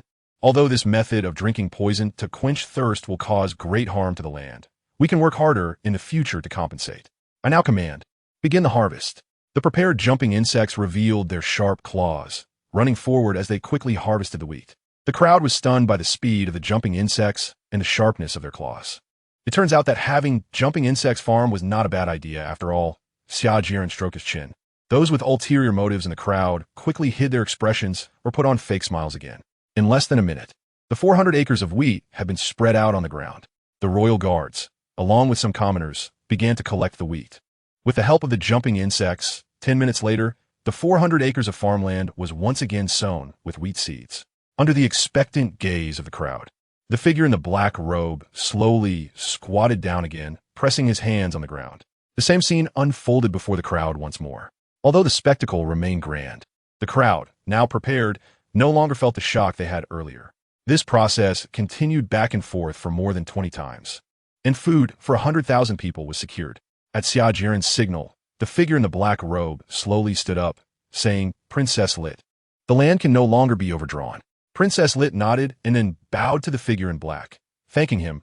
"Thank you, sir, for your help. This great kindness will never be forgotten by the Netherland royal family."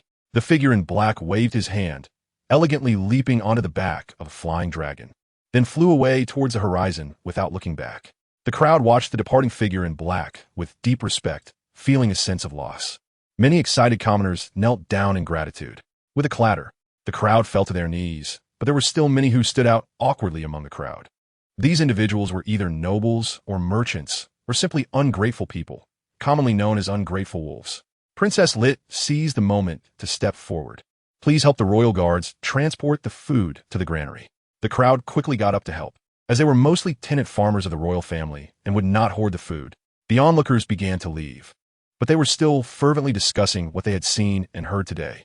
It wouldn't be long before everything that happened today would spread throughout the kingdom of Netherland.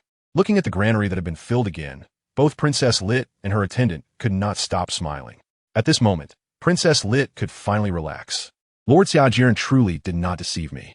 Princess Lit's trust level increased by 1. If the core of the insect race could recognize others' trust levels' favorability towards the host like other systems, it would hear such a prompt. Xia Jieren asked Lit, "Is this food enough?" Princess Lit explained, "It's enough for now. Based on the disaster situation near the capital, it can be estimated that about 30% of the national population, or 1 million people, are suffering from hunger. However, alas, due to various natural and man-made disasters, the country's population has certainly decreased significantly. The food in the granary can meet the needs of 100,000 people for a year, which can fully support the starving refugees until the next harvest." Xia Jieren pretended to be generous and said, "If it's not enough, just let me know." At the same time, Xia Jieren's heart was bleeding. He never expected that raising a country would be so difficult. In just the past few hours, Xia Jieren had used almost 4 million energy. Fortunately, the combination of bait worms and devourers was powerful. Otherwise, I would have gone bankrupt long ago. Xia Jieren felt a sense of relief in his heart. Seeing that the situation was almost resolved, he planned to head back. Although he wanted to stay with Princess Lit a little longer, even to be close to her, he understood that distance creates beauty. When their relationship hadn't reached a certain level yet, constantly being around her like a sycophant would only be off-putting. Before leaving, Xia Jieren casually asked, "Do you still believe in nobility?" A complex expression flashed in Princess Lit's eyes as she slightly parted her lips and said, "No." "Oh." After Xia Jieren agreed, he left without looking back.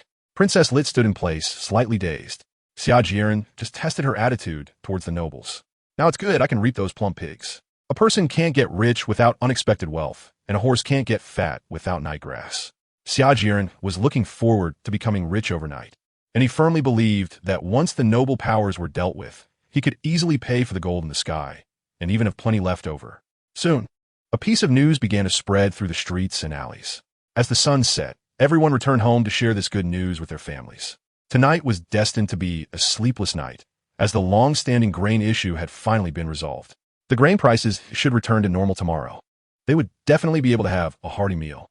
With expectations for tomorrow, everyone fell into a deep sleep. However, some were unable to do so.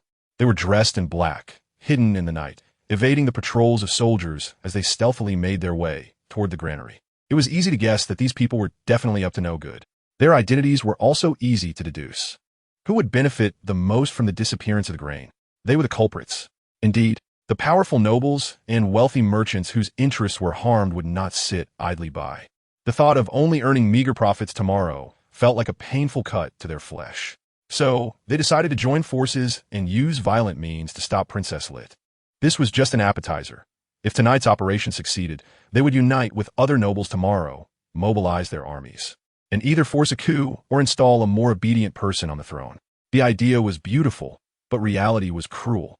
The arrogant nobles would never have thought that their people were under constant surveillance. Xia Jieren was awakened from his sleep by Kerrigan, yawning in disbelief and complaining. You woke me up in the middle of the night just to see this. You could decide these little things for yourself. With a casual dismissal, Xia Jieren buried his head back into sleep. After receiving instructions from the Overlord, Kerrigan casually dispatched a few jump bugs. The dark environment would not affect the jump bugs at all. In fact, it would somewhat conceal their movements.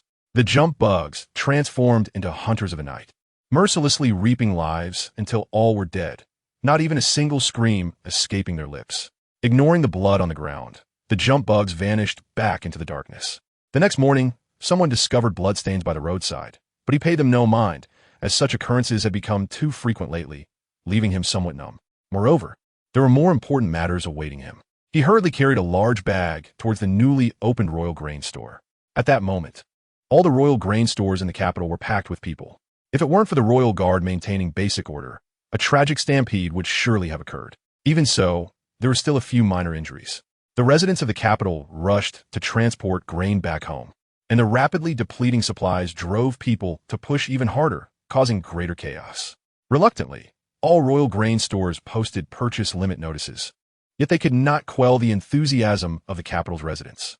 They were truly terrified by the grain prices in the capital over the past few days. In stark contrast to the hustle and bustle of the Royal Grain Stores, those belonging to the nobles and some wealthy merchants were deserted. They remained in their luxurious mansions, grinding their teeth while plotting even greater schemes. Before they could react, the army of jump bugs led by the insect people surrounded their mansions, ignoring the condescending servants. They charged indirectly. The scouts covering the entire capital provided real-time data for the insect people. These villains barely exchanged a couple of words before they met their demise. Next came the enjoyable looting time. With the scouts' information, there was no need to dig 3 feet into the ground. The insect people headed straight for the treasure vaults. After a bit of commotion, box after box of treasure and belly was transported back to the base that Xia Jieren had built outside the capital. Haha, this is just too enjoyable. Ever since he laid eyes on these jewels, Xia Jieren's smile had not faded.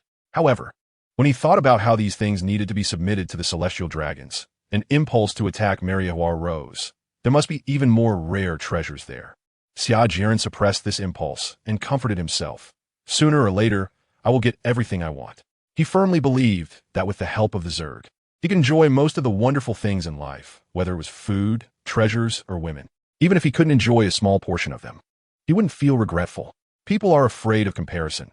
If one can surpass 80, then there would be no regrets. This unambitious thought lasted for less than a second before Xia Jieren was attracted by Kerrigan's statistical results. The master had thoroughly rated the homes of the 14 noble families and 6 illegal merchants. Kerrigan's pleasant voice rang in his ears. She sounded a bit excited, stating that this time the total expected haul was worth 12 billion in jewels, 5 billion in cash, and countless land deeds and shops. This was truly a windfall. Xia Jieren said happily. With such gains from just 20 families, what if? Thinking of something joyful, Xia Jieren couldn't help but swallow. No, not yet. I have to endure. When the army of jumping bugs attacked the noble mansion, the other nobles also received the news.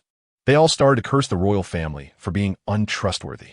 In order to demonstrate or to protect themselves, they began to connect with each other and bribe the pirates from overseas, planning to stage another coup. Little did they know, every move they made was under surveillance. Forget it. Let them jump around for a while longer. Xia Jieren waved his hand nonchalantly. Then, he lay back down on the bed, made of gold and jewels, something he had long wanted to try, although it was a bit uncomfortable. At that moment, Xia Jieren felt an unprecedented sense of calm. Money is the courage of a hero. In the past, he worked hard for a meager salary, hoping that one day he could become rich overnight and never work again. When that day finally came, Xia Jieren was indeed very happy, but not as joyful as he had imagined. Perhaps it was because he now had a bigger goal. Shaking his head, Xia Jieren pushed aside his complicated thoughts. Over the past few days, he had come to realize just how difficult it was to develop a power. Intelligence, logistics, military strength, management, and so on, all aspects were indispensable. Fortunately, these were quite simple for Xia Jieren. Most importantly, he had an advantage that no one else had: loyalty. All creatures hatched or transformed by the insect race would not betray Xia Jieren, thus solving the biggest problem in a power. Next, I still need a professional intelligence organization to gather more information for me. Relying solely on the fungal blanket for expansion is indeed a bit slow. I also need a chamber of commerce to earn more wealth. Right now, The enemy is strong and I am weak. So utilizing the insect race's powerful productivity to acquire a large amount of resources is the wise choice. After much contemplation, Xia Jieren finally figured out his next plan. After cashing in on the spoils from this raid, he could completely fill the gap of the gold in the sky. But those despicable merchants would definitely gouge me. Xia Jieren scratched his head, feeling very troubled.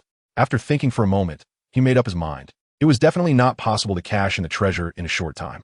Looking at the magnificent mansions in the noble district on a light screen, a brilliant smile appeared on Xia Jieren's face.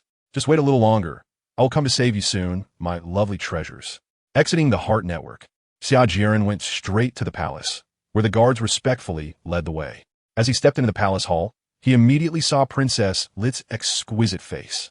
He slowly began to speak, recounting the day's gains. Princess Lit listened quietly, her expression alternating between joy and sadness.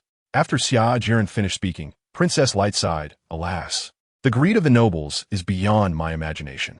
The year before last, my father requested the nobles to donate money for disaster relief. The ridiculous thing is that the total donation from the nobles was less than 2 million burley, and in the end, it was my father who had to sell off royal properties just to barely gather the relief funds. Unfortunately, even so, it was just a drop in the bucket. Looking at the despondent young girl, Xia Jieren didn't know how to comfort her, so he simply said lightly, don't worry. Those nobles are the ones I plan to deal with. This can be considered revenge for your father.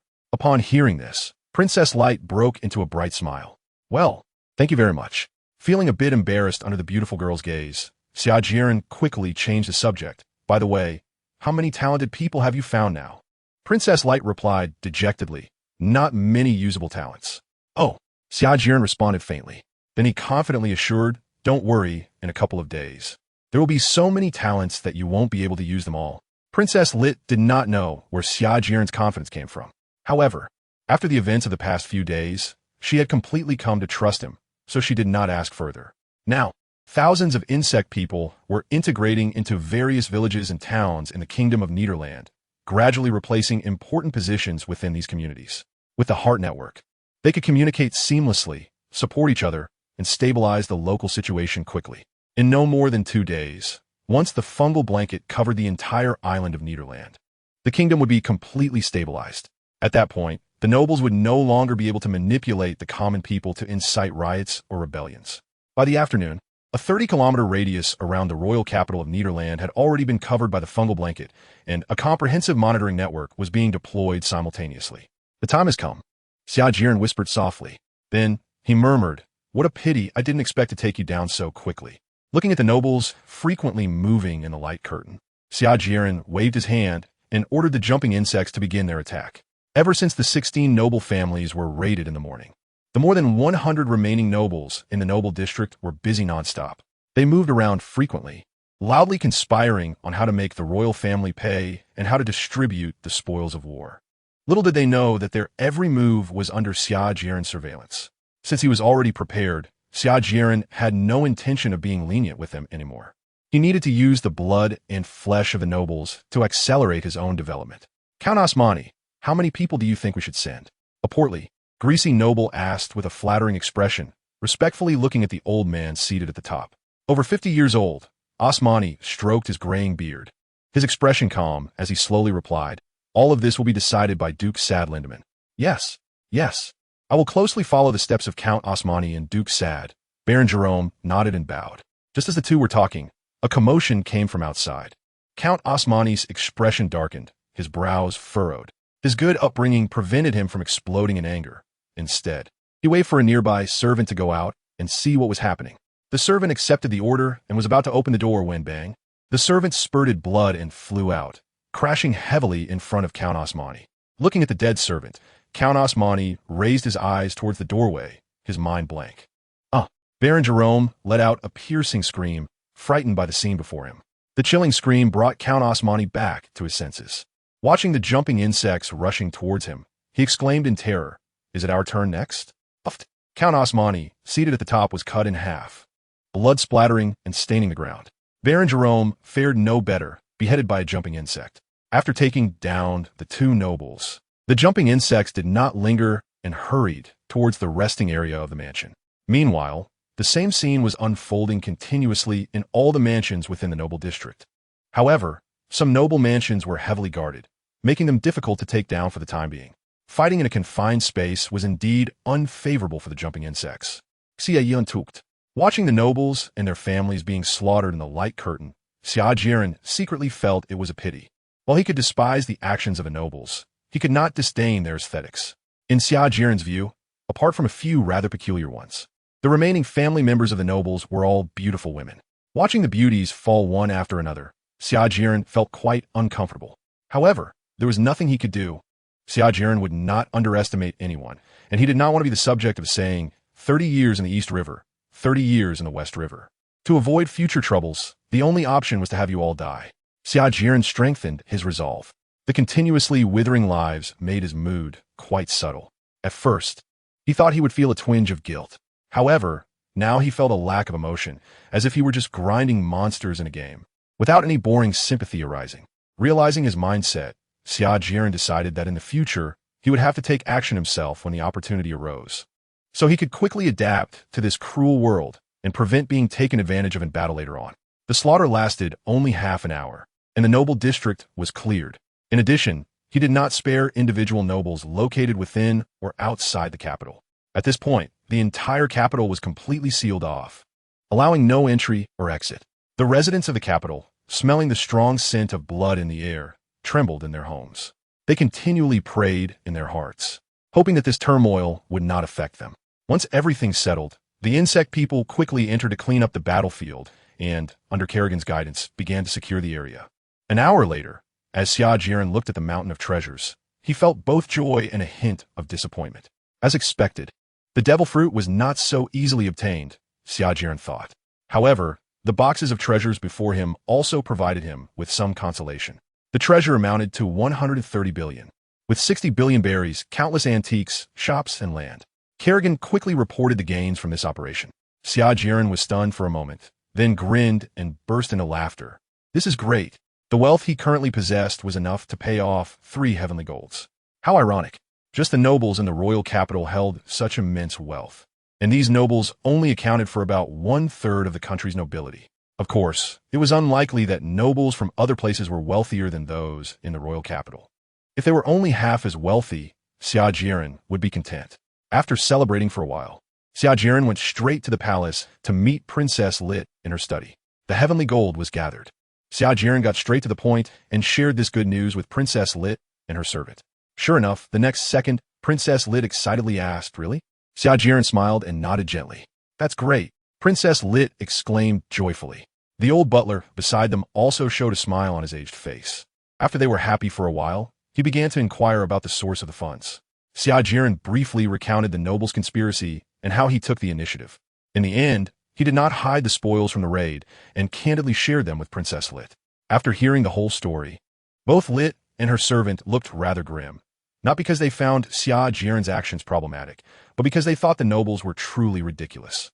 A little later, Princess Lit sighed. "I didn't expect these nobles to be so wealthy. I truly feel sorry for my father," the old steward sadly remarked. "The old king has exhausted himself trying to save the country from its decline. But with this group of greedy nobles holding him back, there is simply no hope. The strong protect themselves, while the weak are bullied."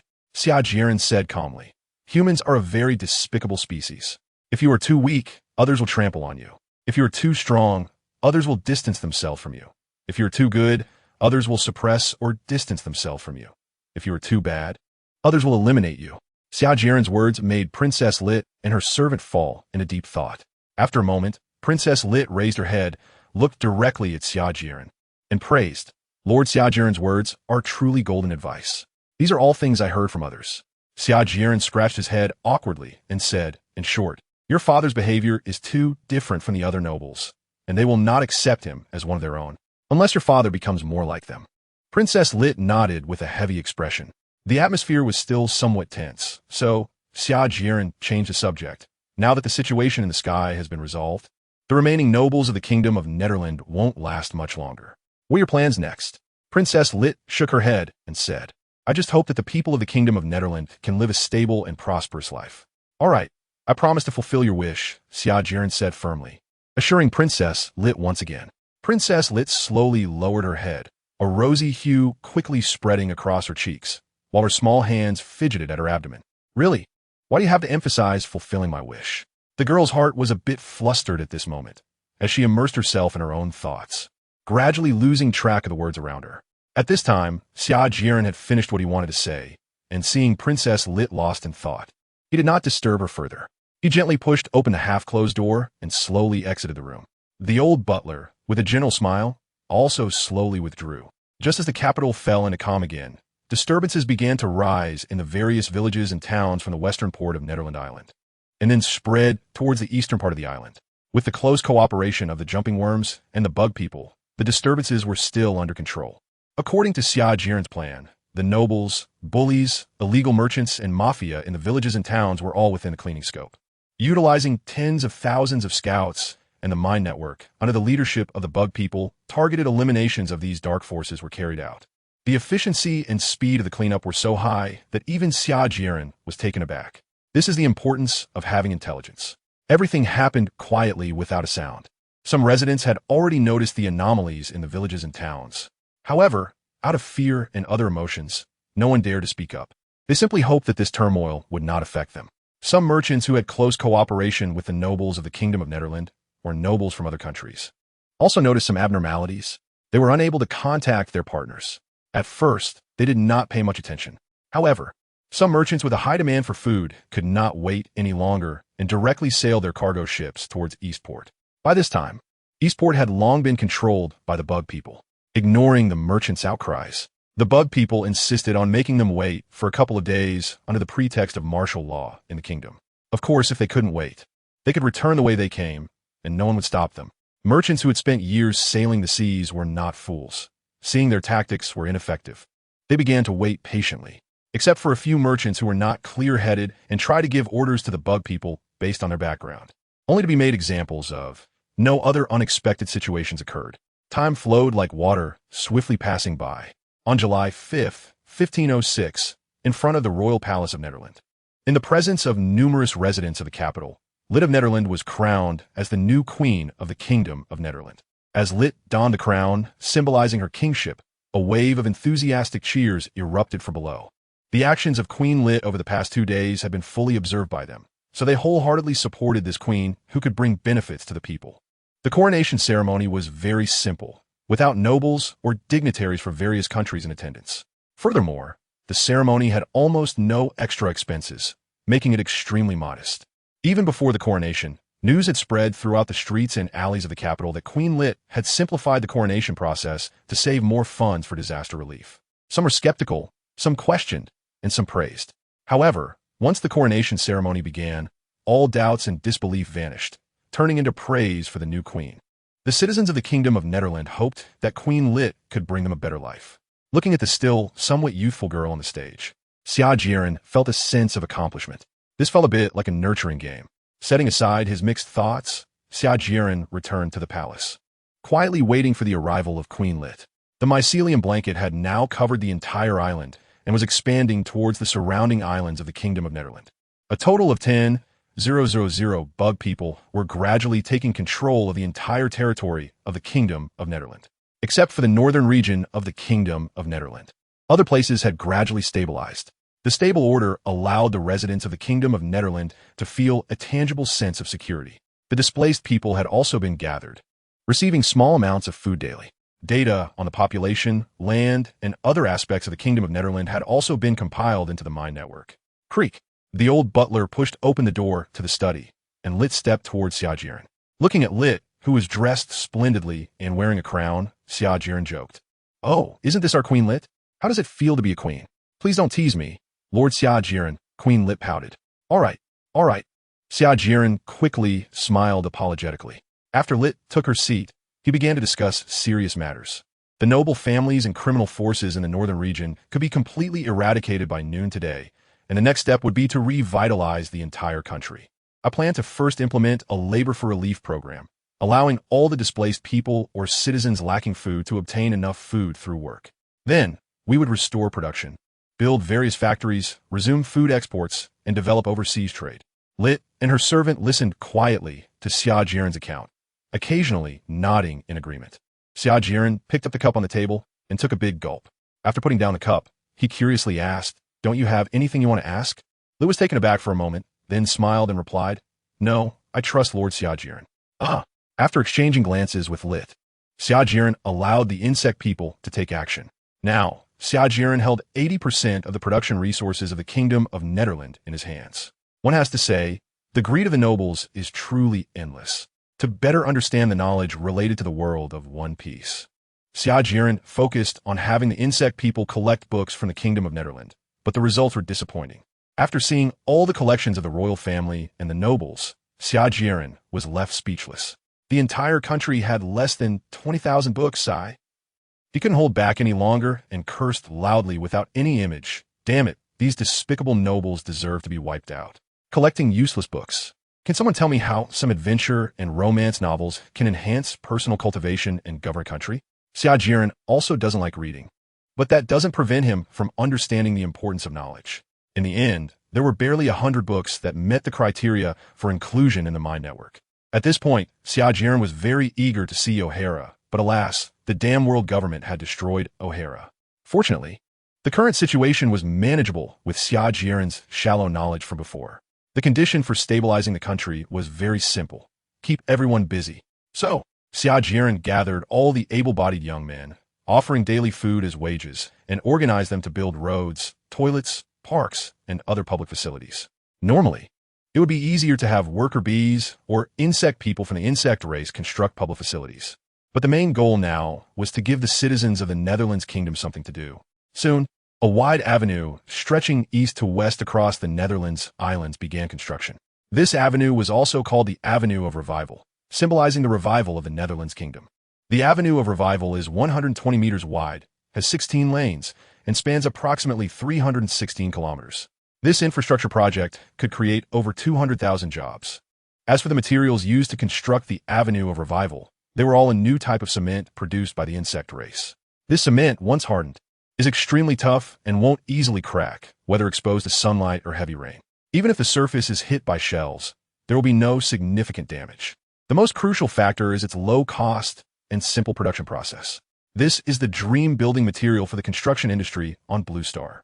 After Xia Jieren gave the order, the insect people began organizing the idle citizens to participate in the construction of the Avenue of Revival.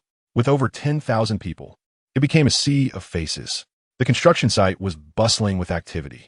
Leveraging the unparalleled computing power of the Mind Network, the insect people methodically arranged various tasks. At first, Xia Jieren wanted to train the commoners in the Netherlands Kingdom. However, reality was very harsh. In a short time, illiterate commoners simply could not become useful. After abandoning his unrealistic ideas, Xia Jieren increased the breeding efforts of the insect people. At this point, the Netherlands Kingdom had a total of 100,000 insect people, occupying all the more important positions. After solving the problem of the refugees, the next step was rural reform. This is an eternal truth. Xia Jieren followed suit and copied the homework. The first step was to reclaim all the land and then redistribute it to the farmers. But now they only had usage rights, not ownership. The second step was to unify the sale of seeds, fertilizers, tools, and everything needed for farming. The third step was to establish a talent information database, register all citizens, and issue ID cards. During this process, it was not always smooth sailing. With a large forest, there are all kinds of birds. Faced with the resistance of the common people, the insect people adhered to the principles of friendliness and harmony, patiently explaining the pros and cons of the policies to them. If they still did not listen and continued to obstruct the work of the insect people, then they could only be humanely eliminated. This is the benefit of having control over violence. The methods are simple and crude, but effective. The land distribution work continued to advance, with a maximum of 10 acres of land per day and a maximum of 50 acres per household, and adult males had to establish separate households. The grains produced on the land were no longer allowed to be sold privately and would be purchased uniformly by agricultural cooperatives. All seeds, fertilizers, tools, etc. used for farming were arranged by the agricultural cooperative. Thus, the agricultural monopoly of the Kingdom of Netherlands was born, firmly held in Xia Jieren's hands. The insect people in various villages and towns detailed the concept of cooperatives and the advantages of joining them to the farmers. The farmers were somewhat skeptical and found it hard to believe such good things could happen. Seeing this, the insect people no longer over-explained. As long as the farmers experienced high-yield seeds, effective fertilizers, and sharp, labor-saving tools, they would naturally understand the benefits of the cooperative. Under the coordination of the insect people, all rural affairs were steadily progressing. In slightly larger cities, individual businesses began to emerge, and factories sprung up around the cities, quickly absorbing the surplus labor force. Since the Kingdom of Netherlands was primarily an agricultural country, Xia Jieren chose to prioritize the development of light industry. Salt factories, canning factories, leather processing plants, wineries, furniture factories, paper mills, printing plants, ceramic factories, hardware factories. These factories could consume a large amount of labor. It is worth mentioning that the mineral resources of the Kingdom of Netherlands were very poor, previously relying on imports from abroad, but now could be fully supplied by the insect race. During this time, Kerrigan also did not stop to rest, continuously simulating some low-level technologies. For example, the insect race could now obtain refined salt, various precious metals, and pyrobroin particles, the effective component of sea tower stone, by separating seawater. In addition, Kerrigan also simulated a new type of soldier, the building insect. As the name suggests, it is a type of soldier that can quickly generate buildings. Building insect energy, 10.000 Introduction. Inherited the ability of worker bees to quickly develop into designated buildings. It can develop into various types of buildings. Relying on building insects, multi-story industrial buildings can be constructed in less than a minute. The downside is that this building insect can only develop into the target building on a mycelium mat and will continuously consume energy. Xia Jieren was able to build so many factories in one day thanks to the construction bugs. Everything was back on track. The pedestrians on the street were bustling, but their faces were filled with smiles. The last and most important step was to advance the national census and improve the national identity database. With a nationwide surveillance network in place, this step was also quite simple. Just one day later, the population data Xia Jieren wanted was available. The total population of the Kingdom of Netherlands was 3,482,864, and the number was still fluctuating. In that moment, new lives were being born while others were passing away. Upon hearing this number, Xia Jieren did not feel much. It was still less than the population of one of our provinces. However, both Lit and the old butler looked sorrowful. I remember when my father first ascended the throne. The population was about 4.52 million. This does not even account for the population hidden by the nobles. The old butler said solemnly, yes. Sigh. I didn't expect that just a few years of natural disasters and man-made calamities would lead to a loss of at least 1 million people in the kingdom. Sigh. Seeing the two immersed in sadness, Xia Jieren directly instructed Kerrigan in his heart. Send them the changes in the kingdom over the past 2 days. Ding, ding, ding. The ringtone of the phone startled the two. Queen Lit and the old butler skillfully took out their phones from their pockets, holding them in front of them. As the phones began to slide back and forth, Xia Jieren smiled as he watched the scene. Seeing the otherworldly people playing with their phones brought him an inexplicable sense of humor and a great sense of achievement. After more than 10 minutes of silence, Xia Jieren quietly sat aside sipping tea, showing no intention of interrupting. Queen Lit was sliding her finger across the screen, unable to hide her radiant smile. After a while, Queen Lit stood up solemnly, slightly bent forward, and bowed to Xia Jieren. Lord Xia Jieren, thank you very much for your help. Meeting you is my greatest fortune. The old butler also solemnly bowed to Xia Jieren. It's nothing. This is what we agreed upon. I assent to it. Xia Jieren waved his hand repeatedly, indicating that it was no big deal. After chatting with Lit and the others for a while, Xia Jieren got up, intending to leave. When he reached the door, he suddenly remembered something, turned around, and reached into his pocket. Right, here are your ID cards, just made. After saying that, he handed 2 cards of unknown material to Lit and her servant. After receiving the cards, Lit rubbed them carefully and curiously asked, is this the ID you mentioned? It's really exquisite. The surface of the ID card was exceptionally smooth, feeling metallic to the touch. However, it was very light, and the portrait on it was lifelike, indistinguishable from a person. The general style of the ID card was similar to that of Blue Star, but more advanced. The ID contained information such as a person's genes, fingerprints, retina, and behavioral habits. However, this information could not be disclosed, otherwise it might lead to trouble.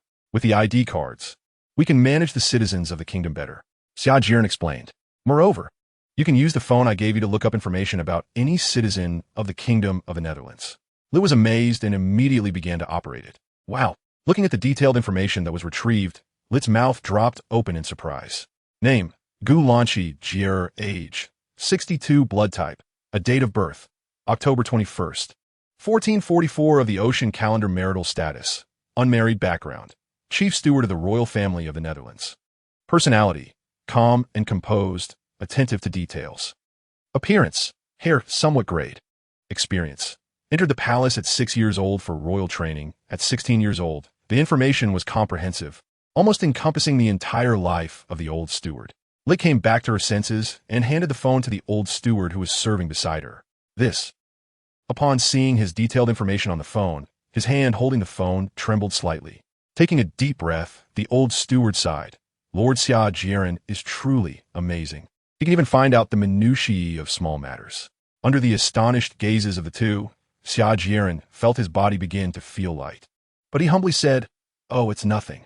Being able to gather so much information about Steward Jieren was just a coincidence, mainly because the living records in the palace are quite comprehensive. Xia Jieren wasn't lying about this. Collecting past information wasn't that easy. Aside from some documents or records, one could only obtain relevant information through others, but the truth of that information couldn't be guaranteed. However, from now on, with the surveillance network covering the entire island, Xia Jieren could easily obtain intelligence on every citizen. After being modest for a few more moments, Xia Jieren said in a bragging tone, "In the future, within the Kingdom of the Netherlands, one certificate will rule all. Without a certificate, it's almost impossible to move an inch." After saying this, he no longer paid attention to the shocked expressions of Lit and the old steward, and he stylishly turned to leave. At this moment, Xia Jieren felt extremely refreshed. This act of mine deserves a score of 99. The last point was deducted to prevent me from becoming arrogant. Once again in the mind network space, Xia Jieren looked at the constantly fluctuating data in front of him, and the sense of achievement in his heart was hard to describe. This feeling of having control over everything was truly exhilarating. Xia Jieren was walking by the fields outside the capital. At this moment, under the organization of the insect people, the previous crop had already been harvested, and the high-yield seeds produced by the insect tribe had been sown into the earth, waiting for the day of harvest to come again. The sun was still scorching the land today, and in such a hot environment, many farmers were still working in the fields. When they got tired, they would find a shady spot to sit down, looking at the land that had been allocated to them, chuckling foolishly. They seemed to have misunderstood something, but it didn't seem to matter. Xia Jieren shook his head in silence. Despite numerous explanations that the allocated land had a rental period and could only be used for growing food or specified cash crops, the citizens of the Netherlands Kingdom had limited cultural knowledge. They only knew that this land belonged to them until they died. Just this point made them incredibly happy. And compared to their previous lives as tenants, it was like heaven and earth. Now, smiles often appeared on the farmers' dark faces, and looking at them, Xia Jieren sighed.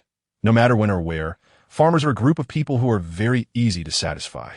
Xia Jieren no longer lingered and walked towards the newly built granary. The granary was large, with a bottom diameter of 12 meters and a height of 16 meters, equivalent to 4 or 5 stories high. The grain stored in this granary alone could supply the needs of 200,000 people. At the same time, this granary was also a storage facility for the insect tribe, just with a different appearance. The food stored inside could last for over 10 years without spoiling and 20 years without going bad. At this moment, the granary was completely filled, and the extra 20 tons of wheat had already been transported to the royal capital for sale. However, an unexpected situation arose for Xia Jieren. The grains were not selling. Xia Jieren quickly received the news, and after a careful look, he was shocked by the reason. Energy blocks. The newly launched energy blocks had taken over the market for staple crops like wheat, corn, rice, and millet. The situation needed to be traced back to the construction of various public buildings, such as the Revival Avenue. A few days ago, Xia Jieren had quickly ripened a large amount of grain using the excuse of asking a devil fruit user for help, solving the urgent food crisis in the Kingdom of Netherlands. However, shortly after the various infrastructure projects commenced, a large amount of grain was paid to the citizens as compensation, leaving the national treasury once again in a tight spot. Xia Jieren had to resort to rapidly maturing crops again to obtain a large amount of food in a short time. However, as time went on, Kerrigan felt that this method was extremely energy-consuming, so she switched to directly synthesizing solid food from the Zerg's nutrient embryos. This energy block was diluted more than 20 times compared to the food consumed by Zerg units, and could fully meet the energy and material needs of an adult. A palm-sized energy block could satisfy an adult's daily requirements. In addition, Kerrigan specifically developed various flavors and shapes of energy blocks. The energy blocks were delicious and fragrant, exuding a sweet aroma, and quickly became very popular. Everyone was enamored with this tasty and filling food. Since the introduction of energy blocks, they worked even harder. At first, Xia Jieren was a bit worried about using energy blocks as rewards for road construction, but the results exceeded his expectations. The response to the energy blocks was very positive. Win-win. Only this word could describe Xia Jieren's feelings at that moment. Win-win means I won twice in one go. The energy consumed was less than 1/20th of what it was before, while gaining the goodwill of the citizens. Indeed, appearance and taste are very important when it comes to food. If it were the old black-green energy blocks that emitted an unpleasant odor, no one would have been able to eat them. Of course, even if they tasted great, Xia Jieren had no intention of eating them, mainly due to the initial bad impression which had caused him a considerable psychological burden. Forcing himself to eat them would only make him uncomfortable. Thus, a new problem emerged. Everyone had developed a liking for these energy block foods, which were uniquely flavored and diverse. In no time, there was a surplus of grains and vegetables in the market.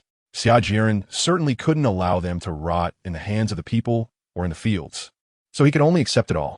After all, with warehouses around, the grain wouldn't spoil within 10 years. At this time, one warehouse was already stretched thin.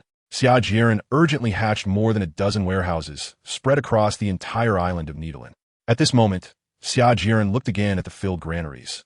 No longer feeling the excitement and sense of accomplishment he once had, only a headache, wondering what to do.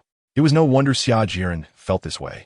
The harvest of grain was simply too much, and describing it as a mountain of grain was not an exaggeration. Let's do some calculations. An adult needs about 0.2 tons of grain per year. 1 acre of farmland can support 2 to 3 adults. This number has not changed much from ancient times to modern times.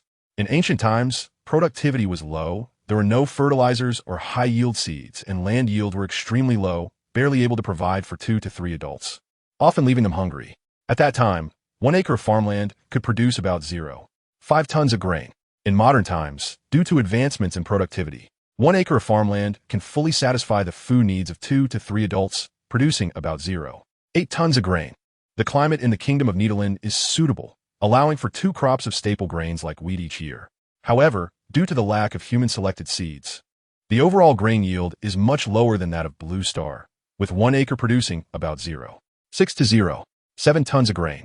However, the physical condition of the people here is noticeably better than that of Blue Star, so they tend to eat more at a time. To make matters worse, the oppression of the nobles means that in this world, 1 acre of farmland must support at least 4 people. In the face of these unfavorable factors, even in a world rich in energy and resources like that of One Piece, the common people often cannot fill their stomachs, let alone have the opportunity to eat regularly.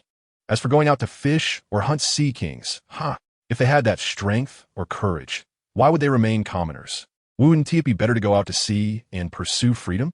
Long-term oppression and exploitation have made the common people easily satisfied, as long as they have enough to eat. In summary, due to this grain harvest, coupled with the citizens' newfound love for energy blocks, Xia Jieren found himself with a massive stockpile of grain. This batch of grain amounted to about 120,000 tons, enough to meet the annual needs of 600,000 people. According to Kerrigan's estimates, when all the grain from this season's harvest in the Kingdom of Nidolan is completed, the warehouses will hold as much as 400,000 tons of grain. After much thought, Xia Jieren decided to sell off a portion. Not much, just about 50,000 tons. As for the remaining grain, it would be treated as strategic reserves. Although the Zerg do not need such strategic reserves, Xia Jieren considered that there would eventually come a day when energy blocks would become monotonous, so he decided to sell all the grain. In the future, he also needed to store enough grain to meet the citizens' needs for at least a year, just in case. Managing a country is really exhausting. Xia Jieren sighed, saying that he had to be both father and mother, taking care of every aspect. Stretching lazily, Xia Jieren comforted himself. Just hold on a little longer, and once the country gets on the right track, it will give back to me. At the moment Xia Jieren made his decision, Kerrigan had already sent the order to the Zerg responsible for overseeing Eastport. To better integrate into human society, this Zerg had given itself a name, Van Long. The name had no particular meaning. It was just randomly chosen from a list of surnames and a dictionary. Since taking on the position of chief official of Eastport, using its intelligence, it had been navigating the treacherous waters with cunning merchants, officials, nobles, and pirates. Since Xia Jieren did not want to become the world's enemy, he did not choose simple and brutal methods to directly eliminate troublemakers, but instead opted to appease them as much as possible. After all, he might still need the help of these greedy people to develop the kingdom of Nidalee and his Zerg in the future. Just as he was about to lose control over the restless people, Xia Jieren's order arrived. Van Long let out a long sigh of relief and instructed, "Now let those grain merchants come see me." Just as the messenger was about to leave to relay the order, Van Long suddenly added, "Oh, and tell them that the grain they've been thinking about is ready." "Understood," replied the messenger, and exited the room. Van Long mentioned this mainly because he was afraid the arrogant merchants might not come. From his observations over the past few days, this scenario was quite likely. Half an hour later, the executive hall was filled with rotund, wealthy individuals. Their plump faces and large bellies making it clear that they were not ordinary. Just a glance at their figures indicated that they were quite extraordinary. In this chaotic era, such obesity was certainly rare, as most commoners had become skin and bones. Of course, those like Luffy, who could quickly digest food, were exceptions. Van Long walked gracefully to the podium, appearing calm and collected. Once he stood still amidst the noise of the crowd, he gently pressed his hands down. Suddenly, the hall fell silent, demonstrating the high quality of the attendees. Unfortunately, the reality was quite different. The merchants were quiet mainly for their own reputation. If they continued to make noise at this moment, it would embarrass others of their status to associate with them.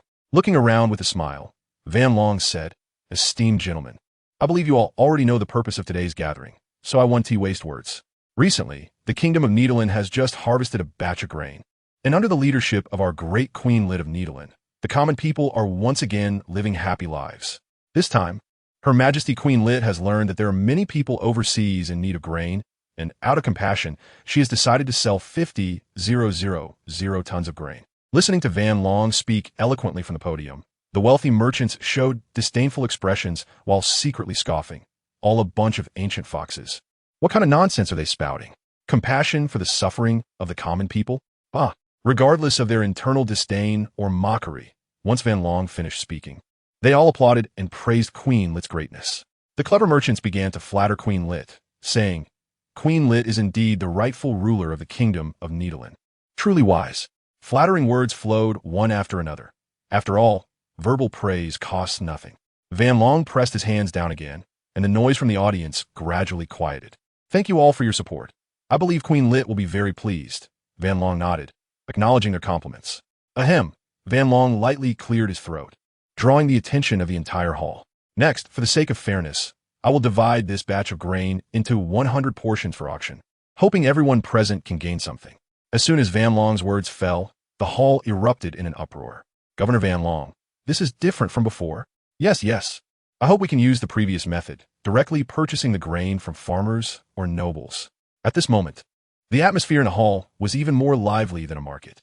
Many merchants looked anxious, their plump faces turning red, and some even began to sweat profusely. Watching their anxious expressions, Van Long felt particularly pleased, thinking to himself that these merchants dared not flaunt their power in front of him anymore. Why were they no longer maintaining their gentlemanly demeanor? Once it involves their own interests, the boundary between them and the local thugs becomes less clear. Van Long still wanted to watch the excitement, but several agitated merchants were about to rush the stage. Soldiers outside heard the commotion and rushed in as well. Seeing the situation getting out of control, he had to step in to stop it. Bang! Bang! Van Long struck the table several times. And although the merchants were very excited, they forced themselves to calm down and listen to him. He waved his hand casually, signaling the guards blocking the more agitated merchants to step aside. After surveying the anxious and frustrated merchants, Van Long slowly began to speak. "I have a few messages to inform you. Please decide whether to participate in the auction after listening. First, this is Queen Lit's decision, and I have no authority to change it. Second, all the food in the kingdom can only be sold by farmers to the royal-owned Netherlands Grain Company. Third, after selling 50,000 tons of food this time, more food will only be available for sale after the next harvest season. Sigh, we are also suffering. The country has just experienced several years of natural disasters and man-made calamities, and our own food supply is a bit tight. However, for the sake of people around the world having something to eat, Queen Lit is reluctantly selling some food, and we hope you can understand." Listening to the emotional speech of the governor on stage, the merchants below still looked indignant, secretly cursing the Netherlands kingdom for being unethical and thinking, what a load of crap. If it weren't for knowing you hired so many civilians, I would actually believe your nonsense. You want me to understand you? Who's going to understand me? Do you know how much less I will earn because of this? Seeing the crowd on stage fall silent, Fan Long said directly, of course. If you decide to participate in the auction, please wait here for a moment. If not, you can leave directly. After saying that, Fan Long opened the large door and gestured for them to leave. Those who could become big merchants were not fools. They couldn't just leave and let the opportunity to make money go to others. 10 seconds, 30 seconds, 1 minute after waiting a full minute, no one left. Instead, many merchants spoke up. Governor Fan Long, let's get started. Yes, Governor Fan Long, don't waste any more time. That's right. Exactly. Voices of agreement rose one after another. Seeing this, Fan Long smiled and said again, then we will begin now. Each batch of food is 500 tons with a reserve price of 150 million Bailey, and each bid must be no less than 1 million Bailey. Upon hearing this, the merchants' faces turned ugly, as if they had been constipated for days. Damn, this was previously our highest food purchase price. How did it become a low price? At this moment, these cunning and greedy merchants were disgusted, but had to hold it in. Fan Long did not give them another chance to complain. Bang! He picked up the hammer beside him and struck the table heavily, signaling that the auction had officially begun. Everyone fell silent, and the atmosphere became very quiet. Seeing this, Fan Long frowned slightly. These merchants wouldn't want to give me a show of strength, would they? Half a minute later, seeing no one bidding, Fan Long sighed and said, what a pity, it seems the first batch of food will go unsold. As he slowly raised the auction hammer to announce the unsold status, a weak voice came from the crowd. 151 million Bailey. This voice was like a thunderclap, drawing everyone's attention. Fan Long looked over in surprise, quickly recalling the information about the person who spoke. His name was Ortiz, from the Kingdom of Julu, a very influential merchant there, owning 3 large sea ships and 11 medium-sized merchant ships, quite powerful. Of course, in front of the many big shots in this venue, he still didn't seem enough. Fan Long quickly shifted his gaze back, his mind racing, and without much hesitation, he brought down the auction hammer. Bang! 151 million Bailey sold. Fan Long announced loudly. At this moment, a herd of expletives was racing through everyone's minds, all secretly cursing. Damn, that pesky Ortiz was waiting here. The expressions on the merchants' faces were so dark they could almost drip water. In contrast, Ortiz had a broad smile, his mouth almost stretching to the back of his head. Regardless of the mood of the crowd below, Fan Long said again, next is the second batch of food, with a reserve price still at 151 million Bailey. Bang! Auction starts. After Fan Long finished speaking, Ortiz stood up again and loudly bid, 151 million Bailey. His action undoubtedly ignited the anger of the crowd. Damn! This old man is relentless. Does he think we are fools? The crowd no longer cared about their image and all shouted bids. 155 million Bailey, 160 million Bailey, 220 million Bailey, 300 million Bailey, bang, 300 million Bailey, once, bang, 300 million Bailey, twice, bang, 300 million Bailey sold. With the sound of the auction hammer falling, these merchants urgently needing food joined in the fierce bidding. The final price rose higher and higher, with the highest price reaching 350 million Bailey. This shows how fiercely these unscrupulous merchants had previously suppressed food prices. Now the price was more than double what it had been before. Xia Jieren watched the entire rudimentary auction, and he was shocked by the financial power of these big merchants. In less than 2 hours, one merchant purchased as much as 5,000 tons of grain, spending at least 5 billion Bailey. There was little information about this merchant. It was only said that he was affiliated with the world government. However, Xia Jieren didn't care about that. As long as he could put up money, everyone would be good friends. Otherwise, after the auction ended, everyone began to leave. At this moment, except for Ortiz, the expressions of the other merchants, regardless of their gains, were not very pleasant. In fact, Xia Jieren understood very well. The opportunity to purchase grain at a low price and sell it at a high price was gone, which was bound to frustrate these profit-driven merchants. Some were happy while others were worried. The joys and sorrows of people differ. As the funds gradually arrived, Xia Jieren jumped up happily, his face full of smiles. Walking down the street, he sometimes couldn't help but laugh out loud, making everyone think he was insane, and they kept their distance from him. However, Xia Jieren was unaware of all this, and Kyrgyz wouldn't let these trivial matters disturb Xia Jieren's mood. The merchants who had already paid for their goods were anxiously waiting at the port. From their expressions and actions, it was easy to see that they were very worried about the Kingdom of Nederland embezzling their funds. The merchants gathered in groups of 3 or 5, either chatting casually or pacing back and forth. At this moment, Governor Van Long's carriage slowly approached. Seeing this, the merchants hurriedly surrounded him. After Van Long got out of the carriage and stood still, he scanned the crowd and didn't prolong the suspense. He directly said, "The grain you wanted is ready and will be delivered shortly." After a pause, he looked at the big merchants who seemed hesitant to speak and continued, "Rest assured, I will wait here until all the grain is loaded onto the ships." Upon hearing this, their tense expressions relaxed slightly, and they continuously praised Governor Van Long, saying he was truly young and promising, a responsible person, and that such a capable person would definitely be valued in the future. Governor Van Long wore a professional smile, responding one by one to this group of merchants. Building good relationships with these guys is really exhausting. The Kingdom of Nederland needs these powerful sea merchants, and these sea merchants also need the grain produced by the Kingdom of Nederland. It's a mutually beneficial relationship. However, there is still a lack of trust between both sides, and these sea merchants are afraid that the forces they collaborate with may misbehave. Even if they can retaliate later with their own strength, the losses have already occurred. Therefore, if it weren't for the enormous profits, these sea merchants would never trade with a country like the Kingdom of Nederland, which has an unstable political situation and lacks understanding. As stated in Capital, capitalists fear no profit or too little profit, just as nature fears a vacuum. Once there is a proper profit, capitalists become bold. If there is a profit of 10, they ensure it is used everywhere. With a profit of 20, they become active. With a profit of 50, they take risks for a profit of 100. They dare to trample on all human laws. From Van Long's understanding of these merchants, as long as they transport this batch of grain to countries or regions experiencing war or famine, the profit would at least double. Seeing that everyone was idle, Van Long led them towards the port's warehouse area to put their minds at ease. During the conversation, they arrived at an open area where 3 towering silos and 3 sturdy warehouses stood by the port.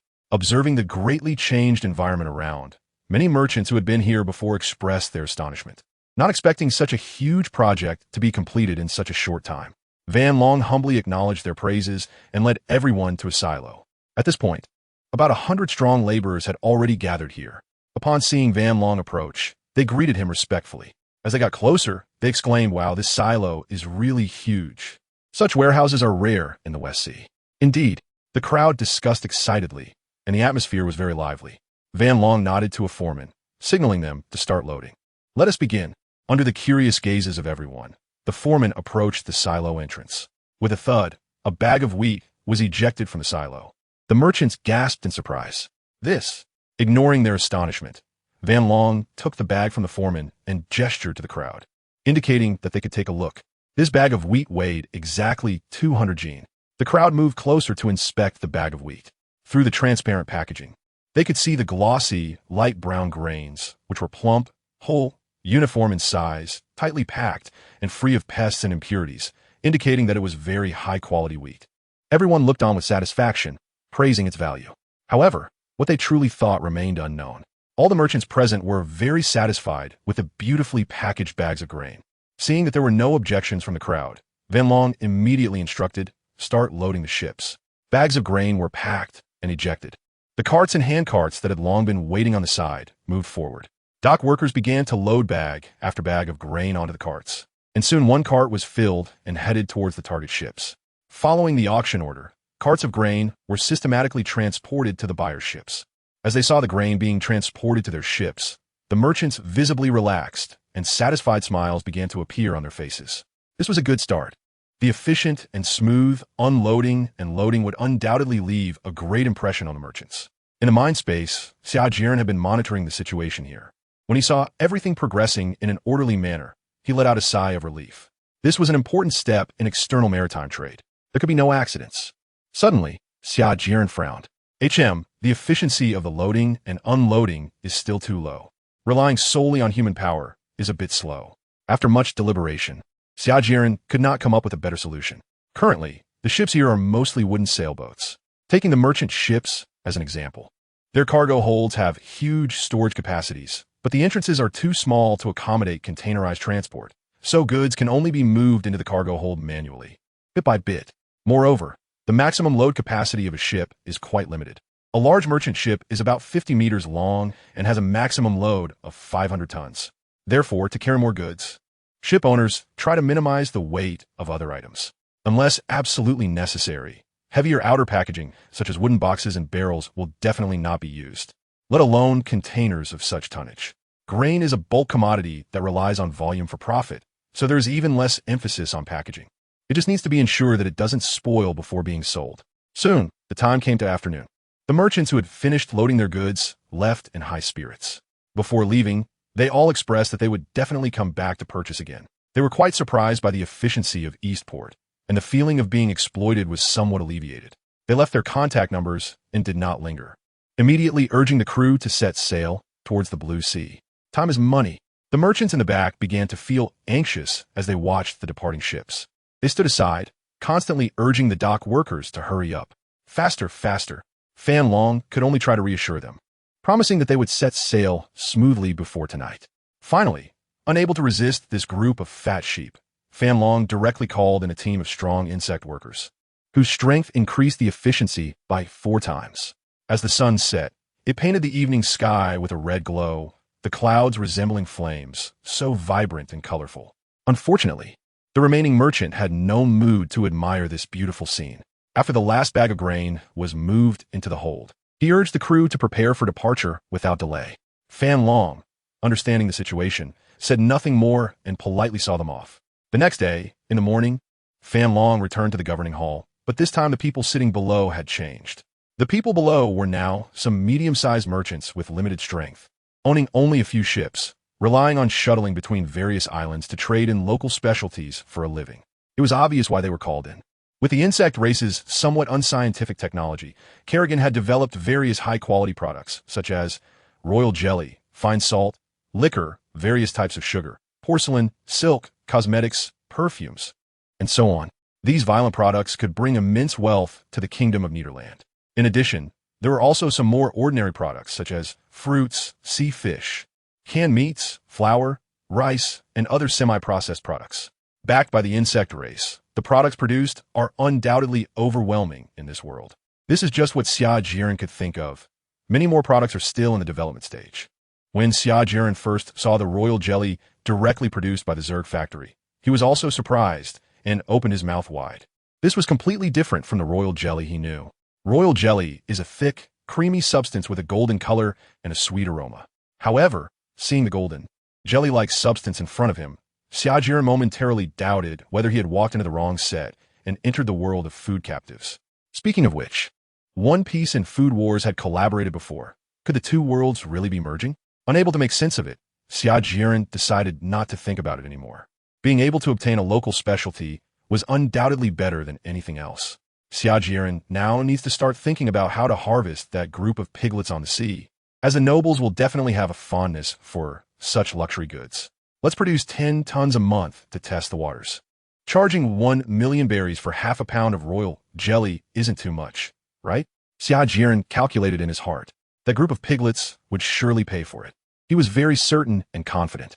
And indeed, the situation turned out just as Xia Jieren had anticipated. When Fan Long presented the samples, the entire hall fell into a brief silence, followed by a deafening uproar, as if the momentum could blow the roof off. If Fan Long hadn't been prepared and arranged for soldiers to guard the podium, those merchants might have rushed up directly. Grass, a type of plant. This quality of royal jelly could be offered as a tribute to the celestial dragons. A merchant sitting at the front, with fiery eyes fixed on the bottles on stage, was overjoyed. His name was Sergio Rice, a very ambitious merchant who had built his fortune from nothing. His vision was sharp, and he could see the value of this specialty at a glance. As long as I present it as a tribute to the celestial dragons, even if I can't gain their appreciation, I can build good relations with the people in the world government and become a merchant close to the world government. With this identity, I won't have to pay those damn leeches protection fees anymore. Those damned exploiters always squeeze at least 60 of the profits from me. Damn it. If it weren't for this, I would have already become a wealthy merchant and wouldn't have to be stuck in this small place in the West Sea. With thoughts racing in his mind, Sergio Rice's gaze gradually became firm. He had made up his mind to seize these goods at all costs. He was not the only clever person here. Many merchants quickly realized the additional value these goods could bring, and they remained silent, deep in thought. Fan Long took in everything happening below the stage, wasted no time, and directly started the auction for the purchasing rights of the royal jelly. In other words, the merchants below needed to obtain the purchasing rights first before they could buy the royal jelly at the price of 1 million berries per half-pound.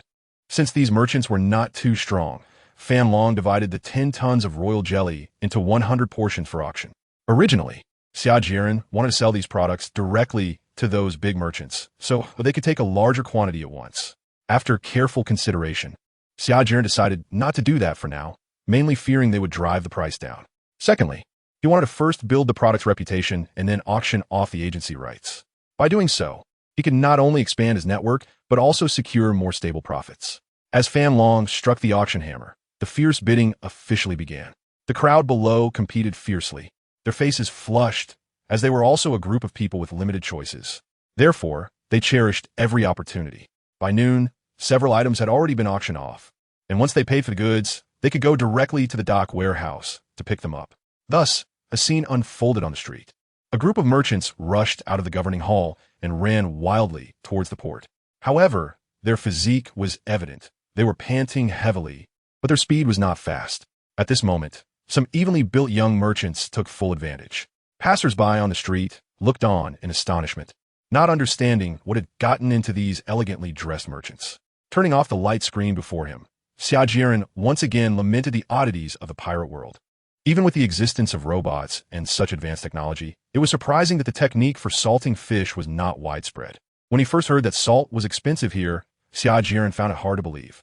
During the Judicial Island arc, the Water Seven had experienced the baptism of the water god Akula Lagna and could produce so much high-quality salt.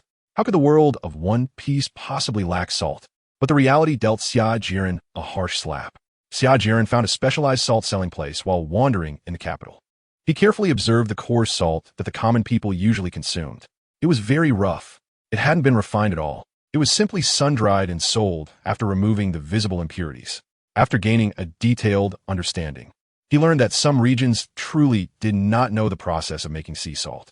However, most regions were aware of it, but could not produce salt themselves. The reason was simple. The world government prohibited individuals from making and selling salt without permission. Although this regulation meant nothing to freedom-seeking pirates, it was quite intimidating for the common people. Moreover, those in power were very concerned about this issue for their own interests, as salt was generally controlled by the royal families or high nobility of various countries. After Xia Jieren learned about it, he was somewhat speechless, but he didn't say much. It is precisely because of the current situation that I can make huge profits. I can be considered a beneficiary. Besides, I can't save everyone. A stable financial avenue has been successfully opened. From now on, the Kingdom of Netherland can obtain massive wealth through the sale of various specialties to develop the country, with money, food, and people. The Kingdom of Netherland has thus embarked on the fast track of development. In order to accelerate the development of the Kingdom of Netherland, Xia Jieren decided to open a new port on the eastern side of the Netherland Islands, which is at the other end of Renaissance Avenue, specifically to provide services for ships heading to the Great Sea route. However, there's only one natural harbor at Eastport on the Netherland Islands. The other coastal areas are filled with reefs or have very shallow waters, only allowing docking for small fishing boats a few meters long. The northeast of the Netherland Islands is even more filled with reefs and lacks sufficient water depth. But this is not a problem for the current insect race. The devourers are deployed. They quickly destroy the reefs, absorb the soft mud and sand from the seabed, and keep digging downwards. They only stop digging when they encounter hard rock at a depth of over 60 meters. On the shore, worker bees begin to level the surrounding land. 2 days later, the east port of Netherland was successfully completed. Seeing such efficiency, Xia Jieren couldn't help but exclaim, "The building insects are really useful." A single building insect, in conjunction with the underground fungal mat, can hatch into a building up to 50 meters tall in a short time. For taller buildings, the current building insects cannot manage. Moreover, taller buildings require more energy to maintain their stability. These are all areas that need optimization in the future, and Kerrigan has already recorded them. The prepared 30,000 troops moved into Eastport of Netherland. The various information about the Eastport city has also been announced nationwide, attracting people to come. Of course, even if no citizens are willing to come here, that's fine. It's hard to leave one's homeland, and Xia Jieren fully understands that. He can easily utilize the insect people to populate this new city, Population is no longer a problem for Xia Jieren. After the construction of Eastport was completed, Xia Jieren handed it over to an insect person named Xiulu to manage, while he became a hands-off manager. Xia Jieren is very self-aware, knowing that he is not cut out for management, but just checks in when he has free time. He took some time to look into the construction progress of Fuxing Avenue, and, at the current pace, it will take about another 20 days to complete. With over 300,000 people working in segments, this speed is already quite fast. Not only does Fuxing Avenue need to be built, but the infrastructure of various villages and towns also needs to be developed. Roads between villages and towns, and between towns and cities all need to be constructed. This is a relatively large project, and for the time being, there's a shortage of manpower. Therefore, Xia Jieren urgently hatched over 6,000 more bug people. And combined with the previous bug people, the total number has now reached 10,000. The whole country seems to have turned into a large construction site, with everyone performing their duties and enthusiastically contributing to the country's revival. Queen Lit and the old steward now derive their greatest pleasure from occasionally going out for a walk or curling up in the study, using their phones to keep an eye on the country's development. Since the nobles of the Kingdom of Netherland have all died out, the country's political system is facing a significant test. Fortunately, Xia Jieren has directly filled the government offices with a large number of bug people. To avoid any unpleasantness, he communicated with Queen Lit in advance, and she is very supportive of this. Judging by her expression, it does not seem to be a fade. Xia Jieren let out a long breath. He really did not want to fall out with Lit. After all, Lit was his first friend in this world, at least in his opinion. This result was the best for both parties.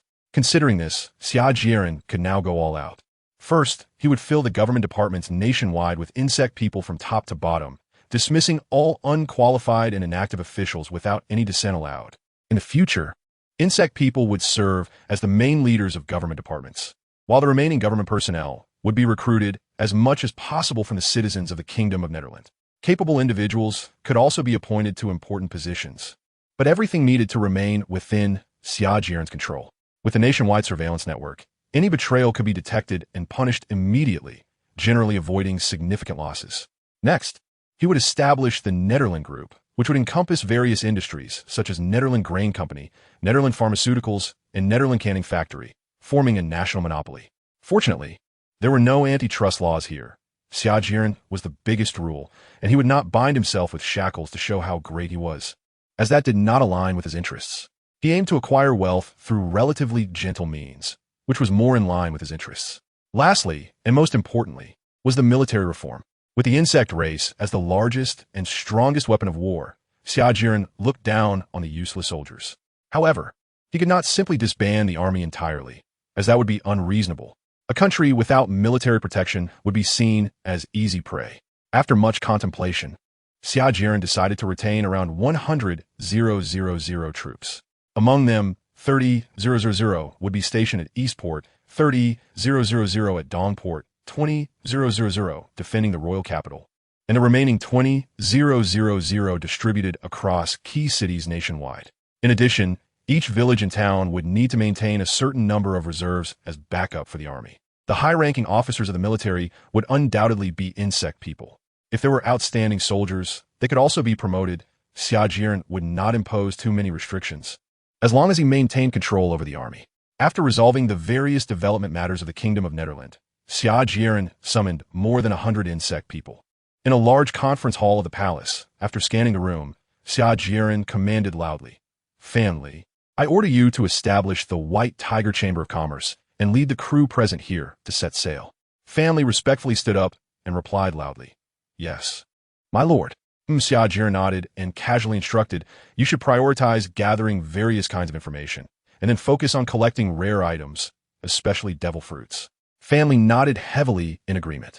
With all the instructions given, Xia Jieren waved his hand, signaling that they could set off. There's no time like the present. Over 100 flying dragons soared into the sky in an instant, carrying Fan Li and the others at great speed towards Eastport. Half an hour later, the swarm of dragons landed in a clearing near the port. Everyone stopped to watch, some even gasping in surprise. Those who already knew about the flying dragons looked at them with a condescending gaze, their expressions slightly arrogant, as if to say they were a bunch of country bumpkins making a fuss over nothing. That look, that expression, fully illustrated what superiority complex meant. Some well-informed merchants took a deep breath and said, "This is the pet of Beastmaster Xia Jieren." Truly impressive. As he spoke, his tone was filled with admiration. In the past few days, everyone had heard of the name of Beastmaster Xia Jieren to some extent. He had gained a bit of fame in the nearby waters. After all, he had single-handedly helped a deposed princess restore her kingdom, which resonated well with the stories of heroes rescuing princesses, making him quite popular among young girls and women who were fond of romantic novels. Some were amazed, while others were indifferent, thinking it was just a bunch of bugs that could be easily wiped out by true strong warriors. Fanli was the first to jump off the dragon's back and calmly walk towards the dock. At that moment, a sea vessel about 50 to 60 meters long was docked, bobbing gently with the waves. This large ship was one of Xia Jieren's spoils of war. One must say those nobles were indeed dripping with wealth. They had 32 large sea vessels, 130 medium sea vessels, over 1,000 small sea vessels, and 321 fishing boats. In addition, there were hundreds of ships of various sizes. Ultimately, only 32 large sea vessels were left, while the rest were sold to citizens or foreign merchants, yielding a total profit of 2.3 billion belly. Xia Jieren selected the best ship from the remaining large vessels and named it the White Tiger, which would serve as the initial transport for the White Tiger Commercial Association. It wasn't that Xia Jieren wanted to provide more ships. Rather, the White Tiger Commercial Association was still weak, lacking sailing experience. And having too many ships would only increase risks. Once they became familiar with the trade routes, they could engage in large-scale commerce. At the dock, 5 or 6 dock workers were busy loading goods, fresh water, food, and other necessities onto the ship. In addition to the 120 insect people setting sail, there were also 10 infected individuals, 20 flying dragons, 100 jumping insects, 1,000 scouts, and 20 worker bees. At the bottom of the White Tiger, there were 10 devourers following closely. To ensure that the insect units maintained their combat readiness at all times, countless energy blocks were installed on the White Tiger, enough to last for 6 months. Half an hour later, everything was ready. A majestic White Tiger flag was hoisted at the top of the mast, and the White Tiger slowly sailed out of the dock under the watchful eyes of the gathered crowd. Since the White Tiger was only loaded with less than 1/5 of its cargo, the ship moved quickly, watching the White Tiger gradually fade into the distance. Xia Jieren was filled with anticipation, hoping that Fan Li would bring back good news, so that my giving him the title of the Merchant Sage of China would not be in vain. Fan Li, circa 536 BC, 448 BC, from Sichuan County, Hunan, was revered as the Merchant Sage, the ancestor of trade in China, and one of the 5 sages of Nanyang. Although he came from a humble background, he was knowledgeable and talented. He became wealthy through trade 3 times, and each time he dispersed his wealth, calling himself Tao Zhugong. Unfortunately, the Kingdom of the Netherlands did not even have a single telephone insect capable of long-distance communication. It seems that in the future, I will have to rely on myself to develop a device for remote communication. Xia Jieren shook his head regretfully. The initial foray into the external business landscape had begun, but it was still far from enough. After resolving the issues with the White Tiger Chamber of Commerce, Xia Jieren began to establish an intelligence organization called Fire Eye and Golden Pupils. Xia Jieren positions this organization as one that collects and sells intelligence. With a god's perspective, Xia Jieren can uncover many secrets in the world of One Piece, such as the method to reach the final island, Laugh Tale. Some top-tier forces may know a bit about it, but the rest are completely in the dark. This is a vast blue ocean with great potential. Many people would likely pay for this information. However, there's no rush. For now, it's enough to establish a framework. The organization Fire Eye needs to make its debut in the Grand Line. If it gains notoriety in the Netherlands Kingdom first, it would directly expose itself to the scrutiny of the world government and others. As for why Xia Jieren is so certain that the world government will investigate thoroughly, well, if you strip the world government down to its underwear, it would be strange not to take action against the Fire Eye organization. Besides the intelligence organization, Xia Jieren also wants to build an underground force to do some shady work for himself in the future. After a bit of thought, Xia Jieren decided to postpone this plan. It's not needed right now, and he'll address it once the intelligence network is established. After planning the future organizations, Xia Jieren turned his attention back to the Netherlands Kingdom. He is quite motivated about this country.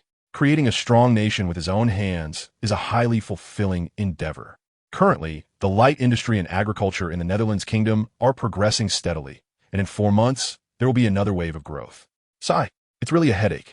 Thinking about the challenging heavy industry, Xia Jieren rubbed his forehead in frustration. The islands in the world of One Piece vary in size and contain vastly different resources, making it quite unsuitable for national development and expansion. Take the Netherlands Kingdom as an example. The island has a pitifully small amount of metal resources like iron, copper, gold, and silver. Even what little there is has been gradually depleted over the past 200 years of mining. In the past few days, Xia Jieren directly instructed the worker bees to extract all remaining mineral resources. Although this satisfied immediate needs, there will inevitably be a shortage of metal minerals in the future. Xia Jieren also attempted to separate commonly used minerals such as gold, silver, and copper from seawater using a type of insectoid membrane, but the yield was too low. On average, there are only 0.010 to 0.09 milligrams of gold in each cubic meter of seawater, and the amounts of copper and silver are similar. In desperation, Xia Jieren had no choice but to search on Yanhuang Island.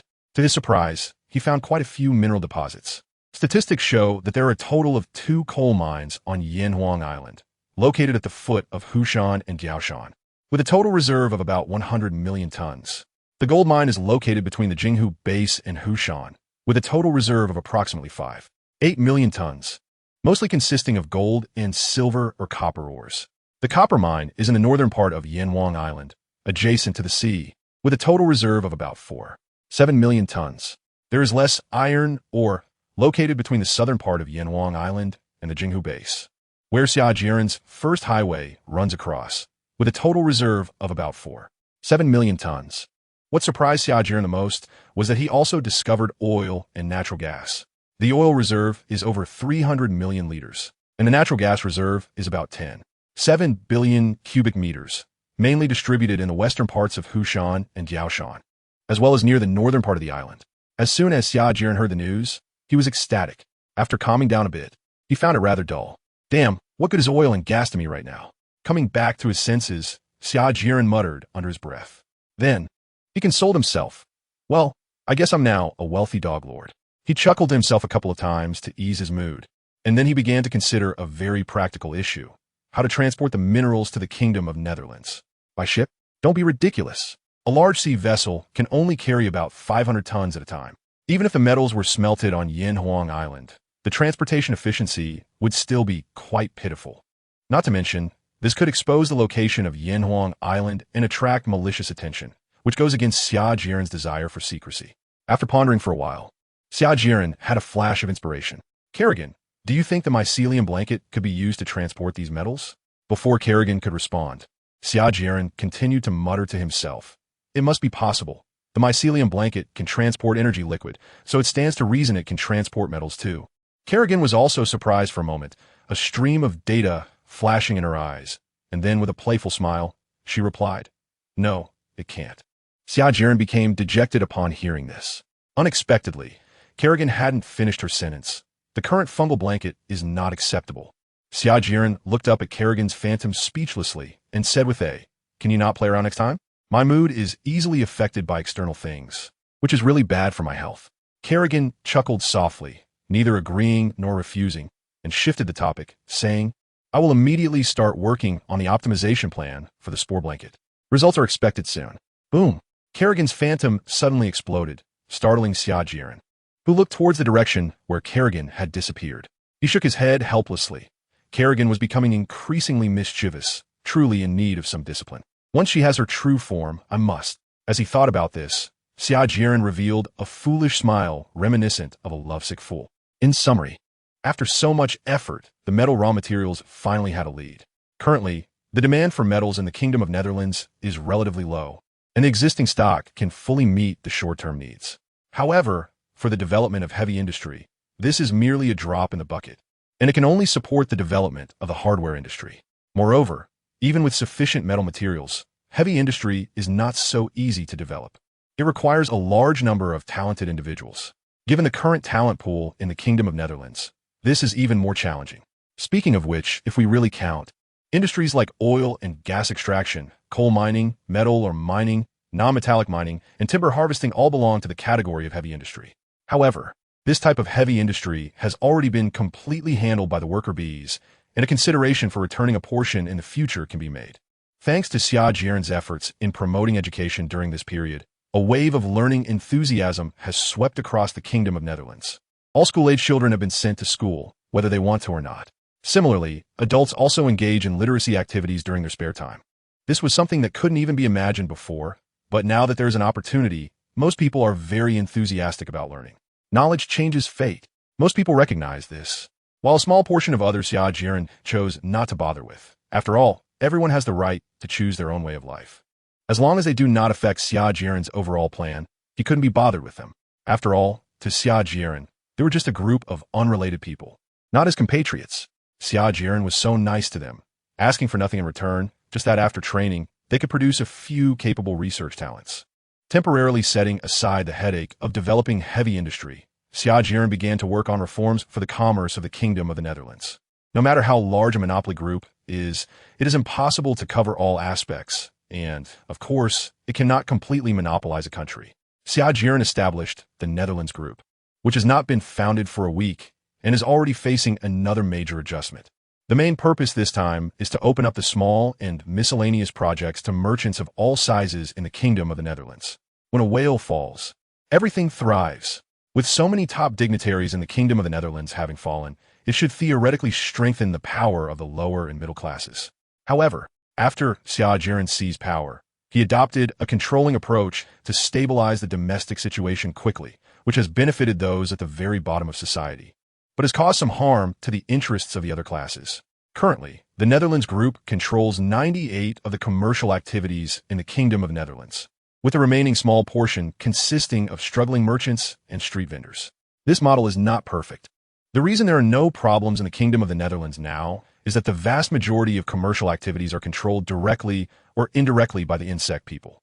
If the citizens of the Kingdom of the Netherlands were in charge, undoubtedly, most of them would quickly become corrupt in a short period. Very few can maintain enough rationality in the face of immense wealth. It is certainly good that insect people are responsible for the commercial activities of the Netherlands Group, which makes Xia Jieren very relieved. However, this is a great waste of their abilities. With the capabilities of the insect people, even in a weak country, they could lead it to rapid wealth. Yet now, they can only deal with trivial matters, their talents going to waste. After receiving requests from the insect people, Xia Jieren thought briefly and decided to streamline some organizational structures of the Netherlands Group to release more insect people. In the future, the insect people will only be responsible for the management and supervision of the Netherlands Group, while other positions can be handled by ordinary people. With the insect people keeping watch, they're unlikely to cause any trouble. After making the decision, Xia Jieren began to arrange things quickly. First, he assigned some less important factories and sales channels, such as paper mills, food processing plants, flour mills, and various small stalls and shops, to domestic merchants or individual operators. In the future, the Netherlands Group will only retain some more important factories and sales channels, with the main work shifting to regulating domestic price levels. The products of the Netherlands Group will mostly be used for export to earn more resources in Bailey, with a small portion supplied domestically. Secondly, he will provide some advanced machines and technologies to support the development of domestic manufacturing. Most of these technologies are researched by Insect2 and intelligent insect people, combining Xia Jieren's memories with the current production technologies in the Kingdom of the Netherlands, which can greatly enhance existing productivity. Some technologies still rely on the biological black technology of the insect race, which the current insect people cannot replicate, such as the production of energy blocks. These will have to be temporarily handled by the insect race. To accelerate research and development, Xia Jieren also established a research organization called the Hall of Truth. The primary goal of the Hall of Truth at this stage is to strive to replicate the technology of Blue Star. Alas, unfortunately, this is not an easy task. I shouldn't have been so reclusive before. I should have gone out more, seen more, and learned more. Xia Jieren thought with some regret. Only when you need to use the knowledge do you realize how little you have. Xia Jieren has now deeply realized the meaning of this sentence. However, it's too late for regrets. He can only rely on Kerrigan and the others now. In addition, Xia Jieren has also intensified his absorption of advanced knowledge from the Pirate King world. If there is an opportunity, he must arrange for someone to study abroad in the future country. He wonders if he will be able to meet Vegapunk. Having completed another task, Xia Jieren stretched and let out a big sigh of relief. Managing a country involves so much. Xia Jieren picked up the coffee and intended to take a sip, but his trembling hand was not obeying him. Sigh. Enduring the constant pain and weakness, he once again put down the cup in his hand. Releasing the strength in his body, he leaned helplessly against the back of the chair, feeling somewhat disheartened. After all the hard training every day, did it really have any meaning? Suddenly struck by this thought, Xia Jieren jolted and sat up straight. No, he couldn't think like that. Shaking his head, he tried hard to dismiss the thought. With his experience, he knew this was a sign of giving up, something he had gone through many times before. Striving to shift his focus, Xia Jieren immersed himself in his aspirations, scanning the fruits of his efforts, hoping to use them to strengthen his resolve. My future power framework has already been roughly established. I can gradually fill in later. Xia Jieren was quite satisfied. However, his happiness was short-lived as bad news arrived, causing a slight sense of unease in his heart.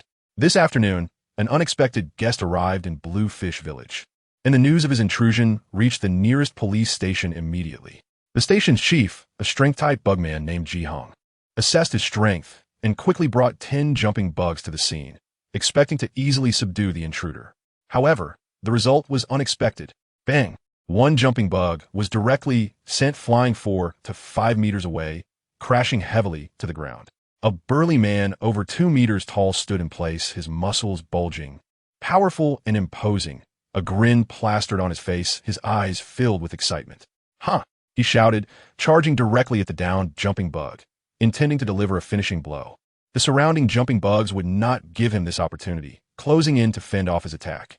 The downed jumping bug sprang back to its feet and, landing steadily, charged towards the burly man. Haha, this is good. What a formidable opponent. Though he smiled, his expression began to turn serious. The sounds of the fight quickly attracted many villagers. They saw these monstrous bugs from a distance and were too afraid to approach. Many villagers retreated far away, only daring to stop when they saw that the monsters did not pursue them. Some villagers, witnessing the scene, ran directly to the village chief's house to summon the elderly chief to take charge of the situation. An elderly man, trembling, was assisted by the crowd as they made their way towards the seaside. They stopped at a point where the battle could be vaguely seen when suddenly a voice exclaimed, "Hey, isn't that Brother Swan?" A young man, holding a simple monocular telescope, looked towards the battle with a face of uncertainty. His words piqued the curiosity of the crowd. "Kid, can you see clearly? Is it really Swan?" "Not good. Swan is being attacked by monsters. Let's hurry and call the police." Didn't they say there was a police station in town specifically for handling these matters? Yes, let's hurry and report it. The scene immediately became chaotic, and the village chief, annoyed by the noise, shouted, "Enough. Everyone calm down. Here's the plan. You all go and invite the village officer over to see how he handles this." "Okay, village chief." After agreeing, a simple, honest middle-aged man rushed straight to the village officer's office. Halfway there, he ran into the village officer who was on his way. Currently, all the main officials in the villages and towns of the Netherlands Kingdom were bugmen, and the village officer was no exception, which ensured Xia Jieren's control at the grassroots level. The village officer, named Wang Hua, was a strength-type bugman responsible for Bluefish Village. He was well loved by the villagers for implementing land distribution policies. He nervously babbled a lot, leaving Wang Hua looking confused. Fortunately, he had received relevant information early on through the mind network. Otherwise, he would have had no idea what was happening. Wang Hua stopped the middle-aged man's words and immediately took him along to run towards the scene. Half a minute later, Wang Hua arrived in front of the villagers and explained, "The monsters currently fighting are the battle pets of the hero Xia Jieren, who saved the Netherlands Kingdom. They will not harm you. On the contrary, they will protect you in times of danger. With their presence, pirates will no longer dare to cause trouble here." Upon hearing Wang Hua's explanation, everyone calmed down, having been terrified just a moment ago by the fearsome monsters. The village chief anxiously said, "Village officer, can you make them stop?" Wang Hua looked surprised and asked why. "That person illegally entered the country. He needs to be captured." The village chief explained nervously, "That's one of our villagers, named Swan, currently serving in the Navy's 173rd branch. Wang Hua was surprised and confirmed again, "Are you sure?" "Absolutely." The village chief nodded firmly. Wang Hua then connected to the mind network and uploaded the information he had received. Soon, Jiren, who had received the latest information, walked out from behind the trees and ordered all the jumping bugs to stop. At this time, Swan was covered in wounds, with dozens of long, terrifying cuts bleeding profusely. He looked at the halting monsters in astonishment, gazing blankly at Jiren as he stepped forward. "From now on, please enter the Netherlands Kingdom through the proper channels. Otherwise, even if you're killed on the spot, You cannot blame others. After saying this, Ji Hung left with the jumping bugs. As he walked, he thought, it is indeed as the Lord Overlord said, this world is really not simple. I never expected a mere Navy sailor to hold off 10 jumping bugs for nearly 5 minutes with just his bare hands. I can't imagine how terrifying the true strong ones are. Hearing Ji Heng's words, Swan was even more confused. Watching the retreating, jumping bugs, he let out a heavy sigh and slumped to the ground. The battle just now was extremely dangerous. At first, he had been quite capable. But when he realized that he could only knock one monster away with all his strength and couldn't even kill it, he knew his situation was perilous.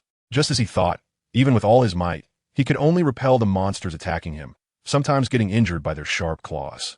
When he finally ran out of strength, he thought he was going to die, but unexpectedly, they stopped. Fortunately, he had dodged quickly. Otherwise, he didn't know how many times he would have died. Touching his still bleeding wounds, Swan felt grateful.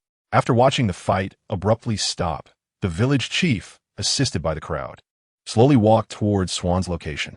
A minute later, Swan stared blankly at the familiar faces before him and grinned, saying, "Everyone, I'm back." Looking at his carefree, silly grin, the village chief couldn't contain his anger and shouted, "You fool. You could have just come straight to our village's dock. Why did you anchor the ship in such a place?" The villagers looked at Swan with amused expressions. He scratched the back of his head, looking gloomy and aggrieved, and said, "I originally wanted to surprise everyone. Who knew this would happen? You." The village chief pointed at Swan speechlessly, unsure of what to say. When his gaze fell on Swan's still bleeding wounds, he said with concern, "All right, we'll talk later. First, let's go treat your wounds. Lugo Gear, you two help him." After saying this, they led everyone back to the village. "Wow," Swan exclaimed in surprise as he looked at the outstanding building in the village. The village has prospered. Hearing this, the village chief couldn't contain his anger and struck the ground with his cane, saying, "Prospered? What do you mean prospered? This was built with funds from the Netherlands royal family." Lugo proudly said, "Now every village has one. This place is called the village office, where the village officer handles village affairs and holds meetings with the villagers." Gear chimed in, "Such a large building was completed in less than an hour. Isn't that amazing?" Swan was baffled and quite confused. After a moment, a woman hurried over with a medical kit. "Oh," she exclaimed, then frantically took out some antiseptic and bandages to treat Swan's wounds. While cleaning the wounds, she couldn't help but scold him. "What happened to you? You got so many injuries." Swan scratched his head and chuckled. "Aunt Kate, I'm fine. It's just some superficial wounds." As he spoke, he flexed his arm muscles, indicating that he was quite strong. Aunt Kate lightly patted his wound and admonished, "All right, stop moving." "Ouch, that hurts." Swan gasped and stopped moving, letting Aunt Kate do her work. However, his mouth was still busy chatting with the villagers who were watching. 10 minutes later, Swan's upper body was wrapped in bandages. "Aunt Kate, is this really necessary?" Swan complained, but when he saw Aunt Kate's resolute gaze, he wisely fell silent. Aunt Kate stood up, clapped her hands, and said, "The medicine I'm using is provided by the Netherlands group. It's very effective for external injuries. Your wounds should be mostly healed by tomorrow." Swan was astonished. Is this medicine really that effective? It might rival the Navy's special medicine. Lugo chuckled and proudly said, "This is just the beginning. Even more surprising things will happen in the future." Gore also laughed. Since Queen Lit took control of the Netherlands kingdom again, everyone's life has been getting better. Upon hearing this, the surrounding villagers nodded in agreement, saying, "Yes, and that's right. Queen Lit is truly a good king who cares for the country and the people. We will always support her." Hearing the heartfelt praises from the villagers, Swan was even more surprised. It was well known that in the past, people had a poor impression of the Netherlands royal family. Even when it was time to pay taxes, they would secretly curse to vent their frustrations. What had changed? Was the world really so different now? The village chief noticed Swan's conflicted expression and calmly explained. "Now every village and every household in the Netherlands kingdom has been allocated their own land according to population. Plus, the children in the village can attend school for free. If adults want to learn, they can also receive free education. All the harsh taxes have been abolished. You only need to pay a small agricultural tax and personal income tax." After this explanation, Swan felt even more confused. To put it simply, he understood nothing at all. Looking at Swan's increasingly bewildered eyes, the village chief said impatiently, "Just know that the villagers can now eat enough and stay warm. In short, everyone is living very happily." Swan grinned foolishly and said, "All right, I understand. As long as everyone is doing well." Watching this silly boy, the village chief felt quite exhausted, but no matter what, he had watched him grow up, and even if he was silly, he had to endure it. The village chief curiously asked, by the way. Why did you come back so early? Didn't you just finish your vacation last month? Remembering this, Swan suddenly became animated and said boastfully, Grandpa Village Chief, I have become a high-ranking officer in the Navy. Eh? The village chief and the surrounding villagers were quite surprised. Swan continued to boast about how he had defeated pirates, how he had beaten his peers in the Navy, and how he had challenged his superiors and won. At this moment, Swan resembled a child bragging about his good grades. The village chief and the villagers had no doubts about his words, looking at him with proud eyes, as if they were watching their own offspring grow up. However, thinking about Swan fighting enemies at sea made them feel heartbroken. Sigh, if it were possible, they really wouldn't want Swan to join the Navy. In the past, the villagers faced difficulties from the nobility, pirates, and the three great mountains in the sky. Life was very hard. Even so, they often gave their saved food to the lonely Swan, raising him up. Swan wanted to help the villagers live better, so when the Navy started recruiting, he joined and sent most of his salary back to the village. The villagers greatly appreciated such a grateful person. After chatting for a while, the villagers went back to work under the village chief's urging, while Swan followed the village chief home for a meal. Walking on the smooth country road, Swan curiously stomped his feet to try out the new cement surface.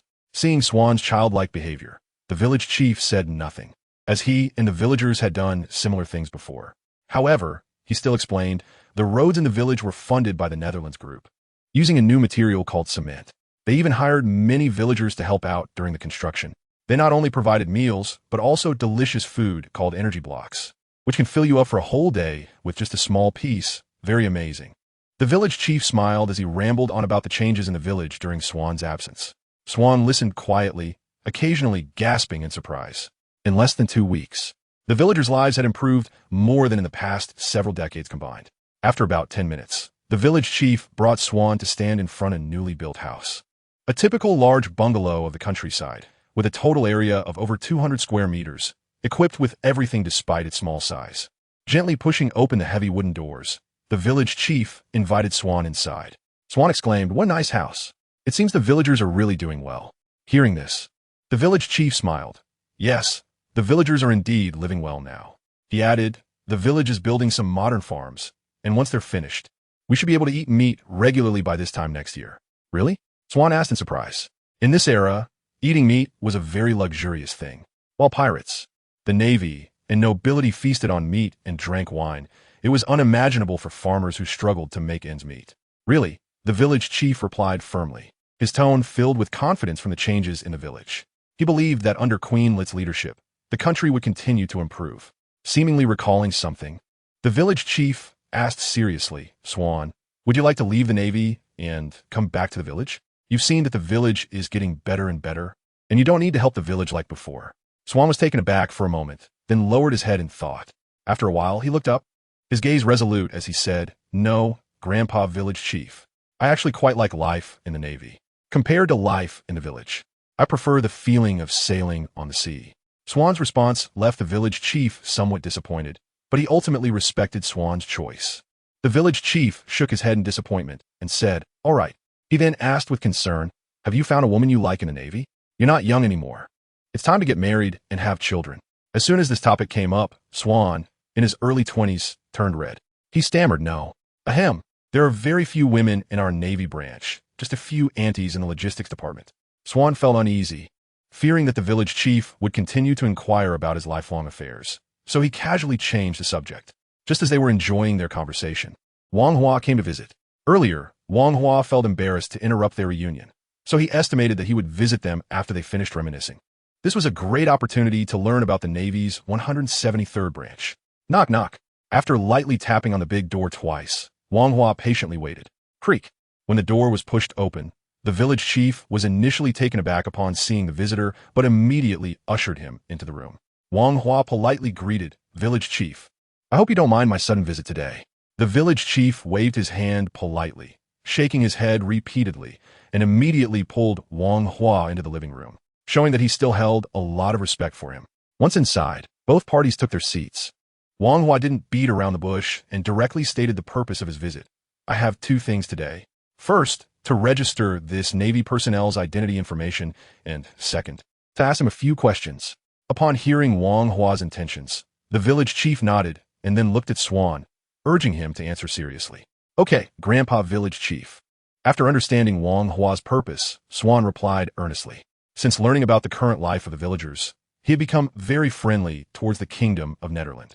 Seeing both of them agree, Wang Hua took out paper and pen and began asking for information such as name, gender, date of birth, place of origin, and experience.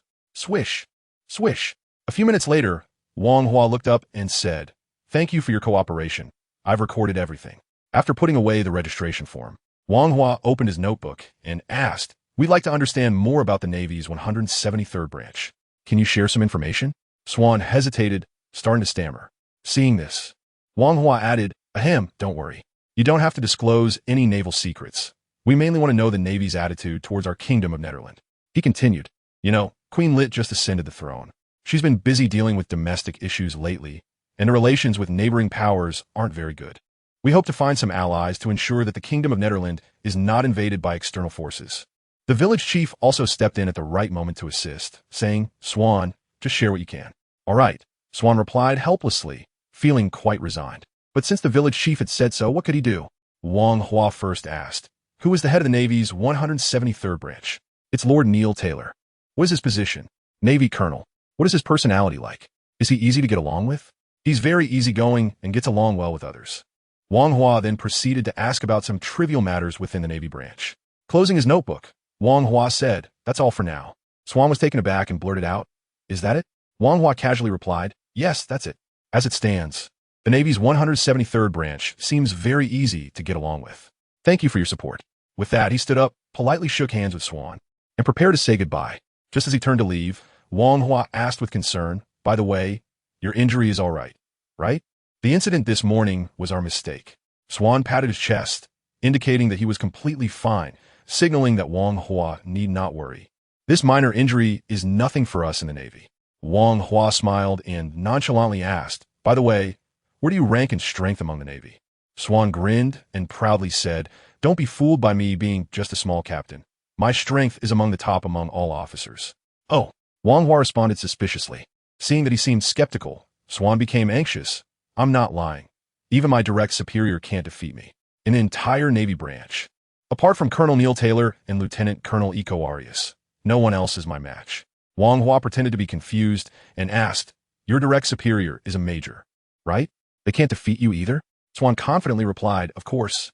Recently, we held a martial arts event in our Navy branch, and all 14 captains of my rank and 3 majors lost to me. However, the major's strength is similar to mine, and I won with difficulty." As he spoke, he lowered his head in disappointment, sighing, "But I can't compare to the Lieutenant Colonel and Colonel. Lieutenant Colonel Eco Arias defeated me in just 3 moves." Wang Hua consoled him, "I believe in you. There's no need to belittle yourself. You're still young. I believe that after a few more years of training, you will definitely be able to defeat them." "That's right," Swan shouted, cheering himself on. "Thank you for your encouragement." After gathering all the information he wanted, Wang Hua didn't linger and directly left the village chief's home. Walking on the country road, Wang Hua uploaded all the information he had obtained to the Mind Network.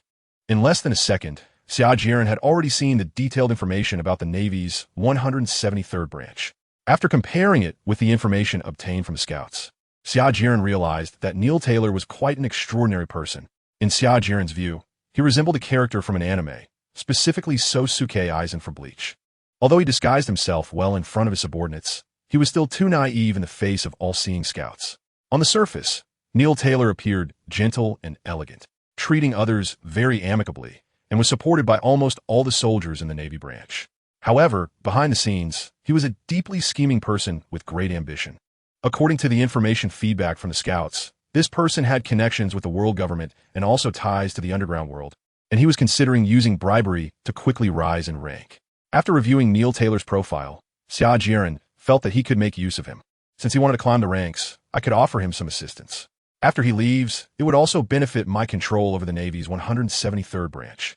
Dealing with deeply scheming individuals is simply exhausting. In comparison, I prefer people like Eco Arias, who are easy to manipulate and control. After some thought, Xia Jieren decided that he could help Neil Taylor when the opportunity arises, and if that doesn't work, he could just eliminate him. To be honest, he didn't really want to confront him directly. According to Swan, Neil Taylor was very strong, capable of taking on at least a dozen Eco Ariases. and Eco Arius could take on a dozen swans, while Swan could face off against dozens of jumping insects. Calculating that, it would take at least 1,000 jumping insects to take him down. Thinking of this, Xia Jieren felt a bit weary. Damn, the military power in this world was just too strong. After a rough estimate, Xia Jieren despairingly realized that the swarm tactics of a Zerg were meaningless against strong individuals above the rank of Rear Admiral in the Navy headquarters. No, perhaps it had some significance, which was to exhaust their stamina. Shaking his head and putting aside the complicated thoughts, he decided not to think about it anymore. It was still too early for that. In any case, the strength of the Navy's 173rd Branch was still quite formidable. The 173rd Branch had 3 medium-sized warships, 15 small warships, and 2 500 naval soldiers. This glimpse alone showed how powerful the Navy was. It should be noted that this was just a naval branch near the Kingdom of Netherland. Turning off the holographic screen in front of him, Xia Jieren closed his eyes and contemplated. After a while, he spoke. Kerrigan arranged for someone to visit Colonel Neil Taylor in the name of Queen Lit, releasing some goodwill and agreeing to his earlier request. Some time ago, Neil Taylor had proposed recruiting some naval personnel in the Kingdom of Netherland, but Xia Jieren had directly rejected it at that time, as he was busy with domestic affairs. Xia Jieren continued. As for the insect people joining the Navy, don't forget to perfect their identity information to ensure traceability. Kerrigan replied, Understood, Master. Watching Kerrigan disappear without a trace, Xia Jieren sighed. I've been so busy lately that even the chance to have a proper conversation with Kerrigan has become scarce. In the afternoon, at the Navy Branch 173, Governor Fan Long arrived and respectfully waited in Colonel Neil Taylor's office. Creak. The door opened behind him, and Fan Long turned to see a middle-aged man with glasses. A gentle expression and an elegant demeanor enter, followed by a young man with a long knife at his waist, looking lazy. Fan Long slightly sidestepped, and after they were seated, he spoke with a hint of apology. Colonel Neil Taylor, Lieutenant Colonel Eco Arius. I apologize for visiting unannounced today. A few days ago, due to many domestic affairs, I couldn't communicate with you promptly. Listening to Fan Long's sincere response, Eco Arius was indifferent. However, a hint of unusual expression flashed in Neil Taylor's eyes. He showed a warm smile and said casually, It's all right. I understand your country's situation. Then he changed the subject directly. So, what brings you here today, Governor Fan Long? Fan Long didn't waste words and said directly, After discussions with Queen Lit and other cabinet members, we have agreed to your earlier request. Oh, Neil Taylor was surprised and confirmed again. Your country allows us to recruit soldiers domestically? Fan Long nodded heavily and explained, Supporting the Navy's work is our obligation as a member of the world government. Not only that, but we will also provide certain material support and discounts to you. Neil Taylor's mind was racing, contemplating the intentions behind the Netherlands' actions. Seeing him silent, Fan Long subtly said, Our Netherlands has suffered severe losses from this natural disaster and cannot support more troops. We hope your Navy branch can better ensure the safety of the surrounding seas. Upon hearing this, Neil Taylor understood. Although he felt that the Netherlands' intentions were more than just that, he didn't press further. Subsequently, both sides reached some cooperation agreements and reluctantly said their goodbyes. After Fan Long left, Eco Arius curiously remarked, These noblemen and officials from the kingdoms have changed their ways. Colonel Neil Taylor chuckled. What are you thinking? They certainly have their calculations. But that doesn't concern us. Anyway, we won't be at a loss, and, on the contrary, it can strengthen the capabilities of Navy Branch 173. Eco Arius nodded. Then Neil Taylor said, You will be in charge of this recruitment matter. I have reported it to the Navy headquarters, and they have agreed. Eco Arius was somewhat reluctant, but did not refuse. How many people do we need to recruit this time? Neil Taylor thought for a moment and said, A total of 500 people. We'll start by recruiting 100 to test the waters. Eco Arius was quite surprised and said, Why are we recruiting so many this time? Sigh. It's not just because of the pirates.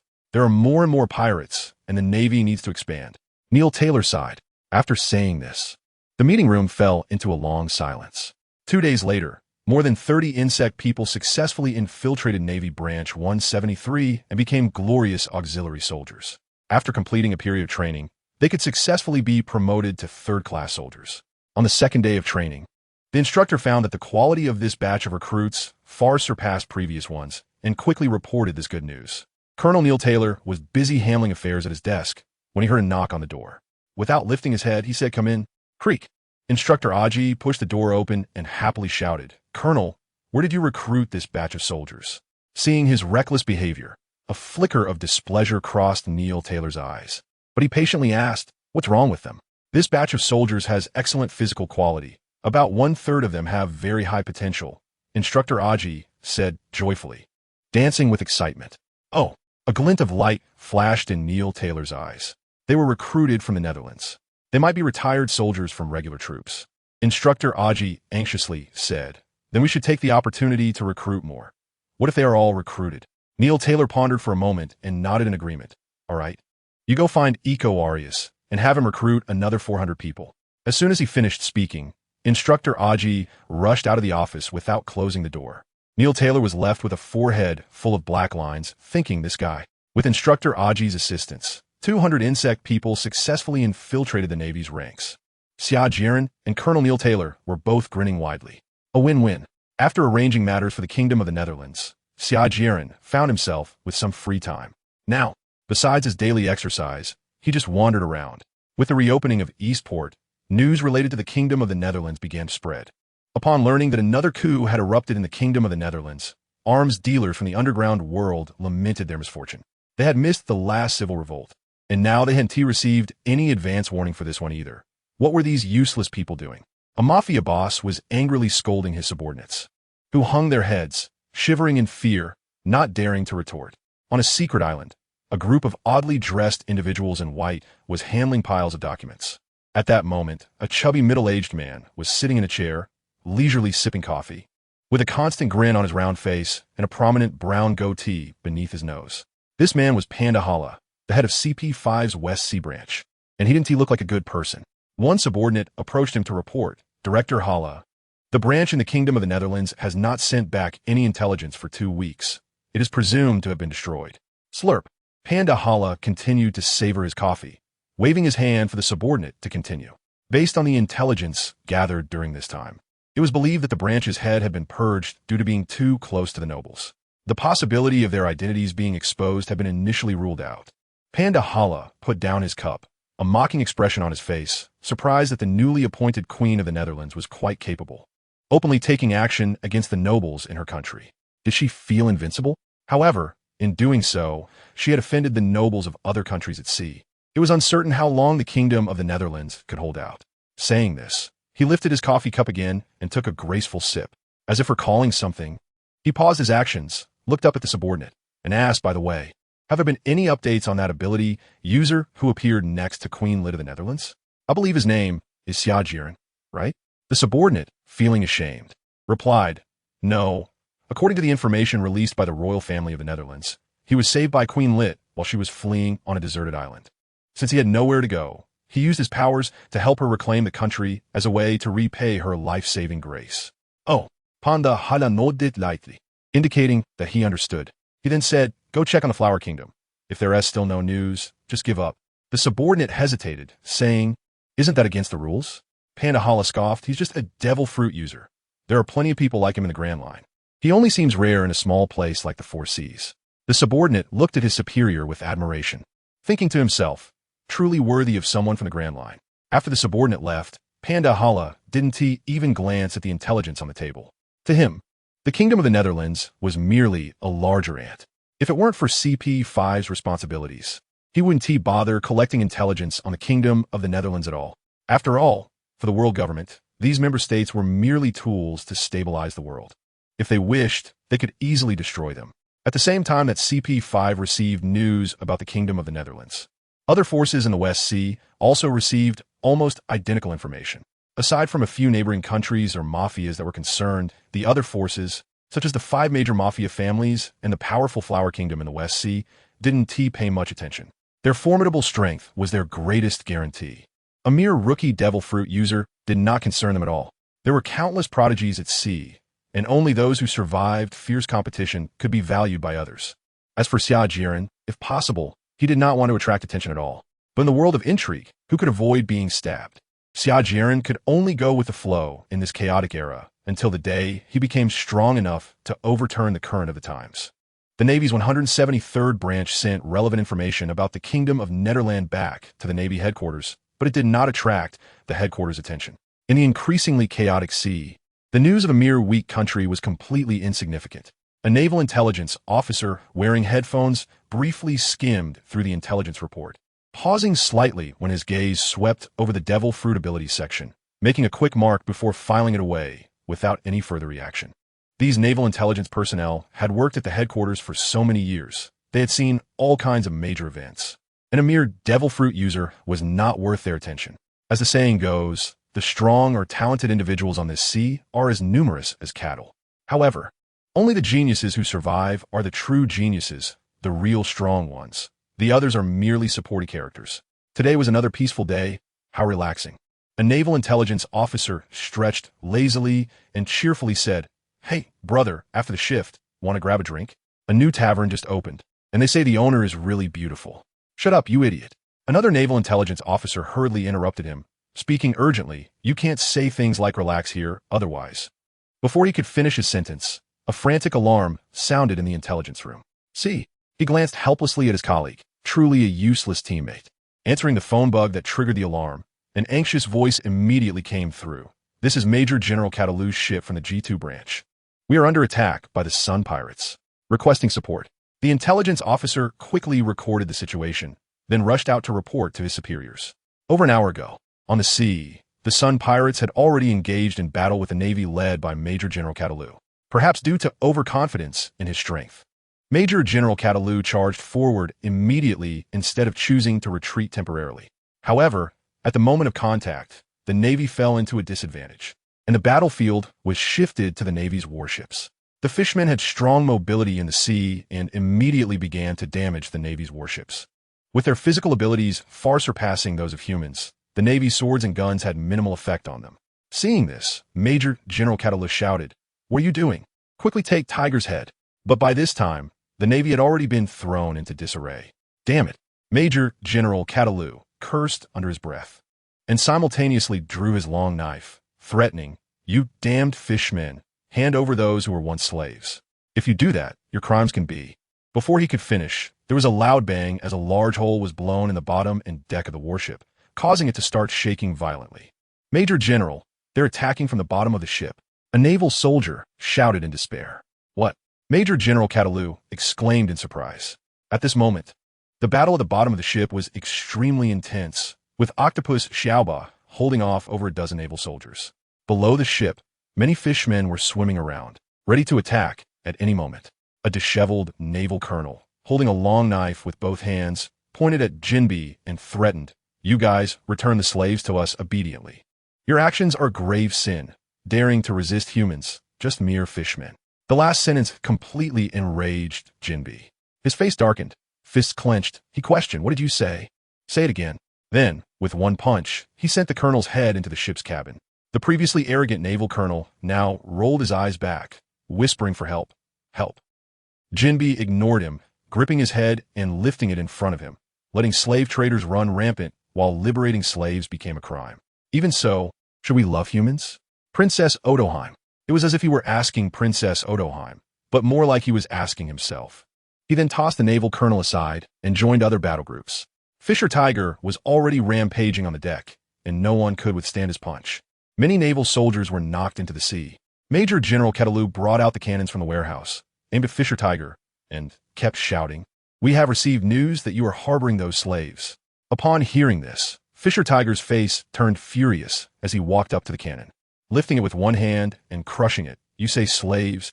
Seeing this, everyone was frightened and retreated. Fisher Tiger hurled the mangled cannon at the fleeing Navy, knocking them down one after another. Then, he gave Major General Catalu a heavy punch, knocking him to the ground. "Do you have evidence that those people are among us?" Fisher Tiger questioned as he walked toward Major General Catalu. Grabbing the collar of Major General Catalu, he pointed at the nearby fishmen and said, "I heard that every slave has a brand on them. Where's that on them now?" In order to prevent the originally rescued slaves and non-slaves from being treated differently, all of them were branded with the sun's mark to cover up the slave brand. After saying this, he held Major General Catalu and reached toward the sea. As long as Fisher Tiger let go gently, Major General Catalu would sink to the bottom of the sea. At this moment, Major General Catalu, lacking dignity, began to beg for mercy. "Let me go, stop. What do you want? Help." Tears welled up in Major General Catalu's eyes from fear. while Fisher Tiger expressionlessly threw him onto the deck. Don't worry, I will spare your life. I'm not like humans. Brothers, grab the valuables and food and return to the ship. At this time, Arlong suddenly kicked the door open, holding a serrated sword, grinning as he looked at the trembling Navy. Huh, you'll be sentenced to death. Humans, this alone is a grave sin. After saying this, he swung his sword toward the poor, weak naval soldier. Stop it, Arlong. Fisher Tiger wanted to intervene, but it was already too late. The serrated sword slashed through, blood splattering. The naval soldier fell to the ground with a look of despair. Fisher Tiger shot a dark glance at Arlong, silently jumping off the warship with the fishmen. After the Sun pirates left, a naval officer tremblingly got up, enduring pain all over his body, dialed the Navy headquarters phone, and began to report the encounter of their warship. This led to the scene at the beginning. Once all the fishmen returned to the Sun pirates' ship, Arlong faced Tiger's iron fist punishment. So painful, Arlong held his head, crying out. Laughter erupted from his fishmen comrades around him. Why? I only eliminated 1 or 2 inferior beings. In response to Arlong's dissatisfaction, Fisher Tiger said sternly, You guys have gone too far. We are not a killing group. Don't get carried away. Jinbei said loudly, Captain, they are all targeting your head. Since they have murderous intentions, we could be a bit more extreme. It's infuriating. Fisher Tiger said expressionlessly, If it's just for the sake of killing, then we have lost. Do you want to become like them? This isn't revenge for the discrimination against us in history. Why didn't marry Geos was the same. Although I broke the boring rules of that world, it was only to liberate those who were enslaved. The Sun Pirates advocate for liberation and freedom, nothing more. If we seek revenge on humans driven by hatred, the tragedy that will follow is that humans will retaliate against us. Those innocent future fishmen will be seen as thorns in their eyes. Do you understand? While we will fight those who relentlessly pursue us and seize their possessions, we must also hold our final bottom line. We will not kill anyone. Fisher Tiger said firmly. Bang! Arlong slammed his hand on the table, his face twisted in anger, saying, Big brother, I wanted to say this for a long time. To bring about human retaliation, we just need to kill them all before they can take revenge. We need to become more brutal, making humans tremble in fear. That way, they won't have thoughts of revenge against us. They simply don't know how powerful and terrifying fishmen are. We just need to make them remember this fear. His arrogant words were cut short as Jinbei punched him. Fisher Tiger silently watched this scene, taking in all the reactions of the fishmen. At the Navy headquarters, in the office of a Vice Admiral Kazaru, wearing a gray hat and smoking a cigarette, had his feet propped up on the desk, looking very relaxed. A long-headed man with an expressionless face and a long skull stood respectfully in front of the desk, reporting. The warship of Rear Admiral Catalu from the G2 branch has been sunk. Why challenge them? I said just report their location, Vice Admiral Kazaru said, adjusting his hat, looking quite speechless. The long-headed man, no, Vice Admiral Stoloberry, said that they were instantly surrounded by the enemy as soon as they reached visibility. Oh, how terrifying. Truly worthy of being the legendary sea experts. Vice Admiral Kazaru casually turned his chair and asked, What kind of guys are there? Yes, it seems that Arlong's gang, who had been pirating near Fishman Island, is among them. But since they are already in the sea, their combat capabilities are hard to gauge. Vice Admiral Kazaru, pinching the cigarette with his fingers, said indifferently, I've heard of Arlong. Also, I heard there's a terrifying and powerful man who looks very similar to Tiger, but I'm not sure of his name. Oh, what a hassle. The next day, the news of the Sun Pirates attacking Navy warships was reported. Oh, it's been a long time since I've seen any information about the Sun Pirates. Xia Jieren thought to himself. Surely the future Empress Boa Hancock has returned to Amazon Lily. He really wants to see her. 10,000 meters underwater, Fishman Street. The younger group of Hody Jones has gradually begun to show their brutal nature, constantly shouting, Kill all humans. They deserve it. Wipe out these lowly creatures. Captain Tiger truly deserves to be the boss here. He can make the celestial dragons grit their teeth in anger. Those celestial dragons. Ha! The other thugs in Fishman Street cheered for Captain Tiger's feat Fishman Island. At this time, Princess Odoheim was still tirelessly giving speeches, trying to gather more signatures. Everyone, please listen to me. We have been living in fear, hiding, and escaping. But what do we really learn from this? If we give up on all humans just because of the atrocities of a few noble humans, there will be no future for Fishman Island. Come, let us coexist with humans. Let's understand them more under the bright sun. Saying this, she bent down to take out a signature sheet. Many fishmen exchanged glances. Even so, Well, I'm sorry, Princess. Despite Princess Odoheim's pleas, the fishmen left one after another. Amazon Lily, the Boas sisters, rescued from the den of evil, were now diligently training. Although they still had psychological shadows regarding the celestial dragons, having strong power was essential to prevent the same thing from happening again. At this moment, Granny Xia came over with a smile, handing a newspaper to Hancock. Hancock here. This newspaper has news about Fisher Tiger. Hancock immediately put down her training and ran over. Really? How is my benefactor doing now? Marigold and Sandersonia also gathered around. After reading the newspaper, Hancock said, I really want to help my benefactor. Granny Xia poured cold water on her, saying, right now, you would only cause trouble for him. Hancock snorted coldly, displaying her charm, instantly mesmerizing Granny Xia, and then turned back to continue her training without looking back. Her two sisters exchanged glances and followed Hancock away, across various places in the Grand Line. The slaves rescued by Fisher Tiger were paying attention to his movements. Most of them were very grateful to this fishman and held goodwill towards him. But in a large forest, there are all kinds of birds. Some people hated Fisher Tiger even more than the celestial dragons. They felt that Fisher Tiger should have rescued them sooner. If it weren't for Fisher Tiger, they wouldn't have suffered so much. These people can no longer be called humans. It would not be an exaggeration to call them beasts. They were originally ruthless criminals, and bullying the weak and fearing the strong was their nature. When a navy captured runaway slaves, they prioritized capturing this type of person. Compared to civilian slaves, these people's harmfulness was greater. However, the Navy's strength was ultimately limited and could not cover everything. Many ruthless criminals escaped the Navy's encirclement by relying on their cunning. The Navy was also very helpless about this. The world became lively again because of Fisher Tiger's appearance. The celestial dragons were frantic, constantly putting pressure on the Navy's higher-ups. The Navy's higher-ups were overwhelmed, busy dealing with the celestial dragon's difficulties, and eventually dispatched the most mobile Admiral Kazuru to chase after the Sun Pirates. The surviving slaves concealed their identities and struggled to survive. Those with abilities and intelligence chose to leave the Grand Line and return to live in the Four Seas. At this time, an inconspicuous merchant ship was drifting in the waters near Twin Cape. This ship did not fly any flags and looked somewhat dilapidated. Other ships passing by would glance at it, either with sympathy, glee, or indifference. Such things were too common. One should have this awareness when sailing in the Grand Line. The ever-changing bad weather is not something everyone can adapt to. Many ships gathered under Twin Cape, quietly waiting for the waterway of Reverse Mountain to reverse flow. This would be their opportunity to return to the Four Seas, with only a few days each month. If they missed it, and if they were unlucky, they would have to wait another month. At this moment, an even more dilapidated ship passed through the merchant ships. The captains were about to curse, but when they saw the skull flag hanging from the mast, they all swallowed their words and instructed their crew to steer clear of the area. What bad luck! It turned out to be the crushed skull pirates. A merchant from the West Blue muttered, I hope they don't cause trouble here. The merchant immediately ordered his crew to steer the ship further away while curiously looking at the crushed skull pirate ship, thinking they were returning to the West Blue. Oomph. A bunch of losers, the merchant thought disdainfully.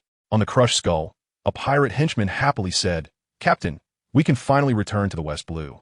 His words drew cheers from his companions. Great, finally leaving this damn place. Long live the captain. Thanks to the captain. Crusher Carl finally showed a long-lost smile. But deep down, he still felt a bit unwilling. Damn it, I am the notorious West Blue pirate Crusher Carl with a bounty of 5 million berries. How could I be in such a miserable state?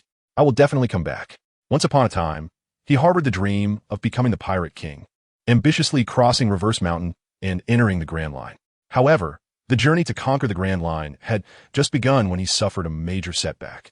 With more than half of his crew lost, the harsh reality left an indelible shadow in his heart. Now he just wanted to return to his hometown, recruit more crew members, recuperate for a few years, and challenge the Grand Line again. Time quickly reached noon. The wind direction near Twin Cape suddenly changed, and the water that had been rushing down from Reverse Mountain suddenly reversed direction, rushing towards the mountaintop. Incredible. Those seeing this scene for the first time were shocked. Don't just stand there. Hurry up and get moving. The captain's shout brought the dazed crew back to their senses, and their bodies instinctively began to move. They raised the sails, and the ship slowly began to move forward. Passing by the lighthouse, they were particularly careful, with the observers keeping a close watch on the sea surface, fearing that at any moment a giant island whale would breach the surface. Phew! The captain felt slightly relieved after safely passing the lighthouse and entering the waterway. At this moment, it was basically safe. There were not many people acting up in the rapidly flowing waterway, unless they were tired of living.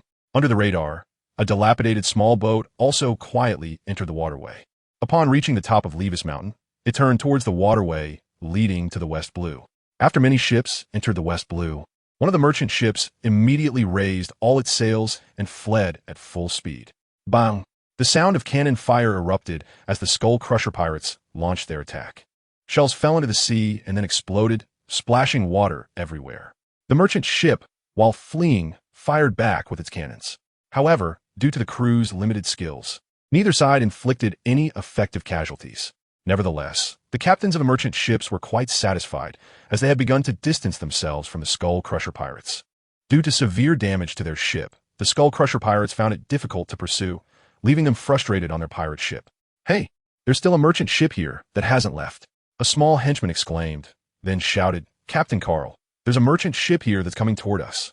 At that moment, the two sides were only about 100 meters apart. The pirates turned to look at the approaching merchant ship with great interest.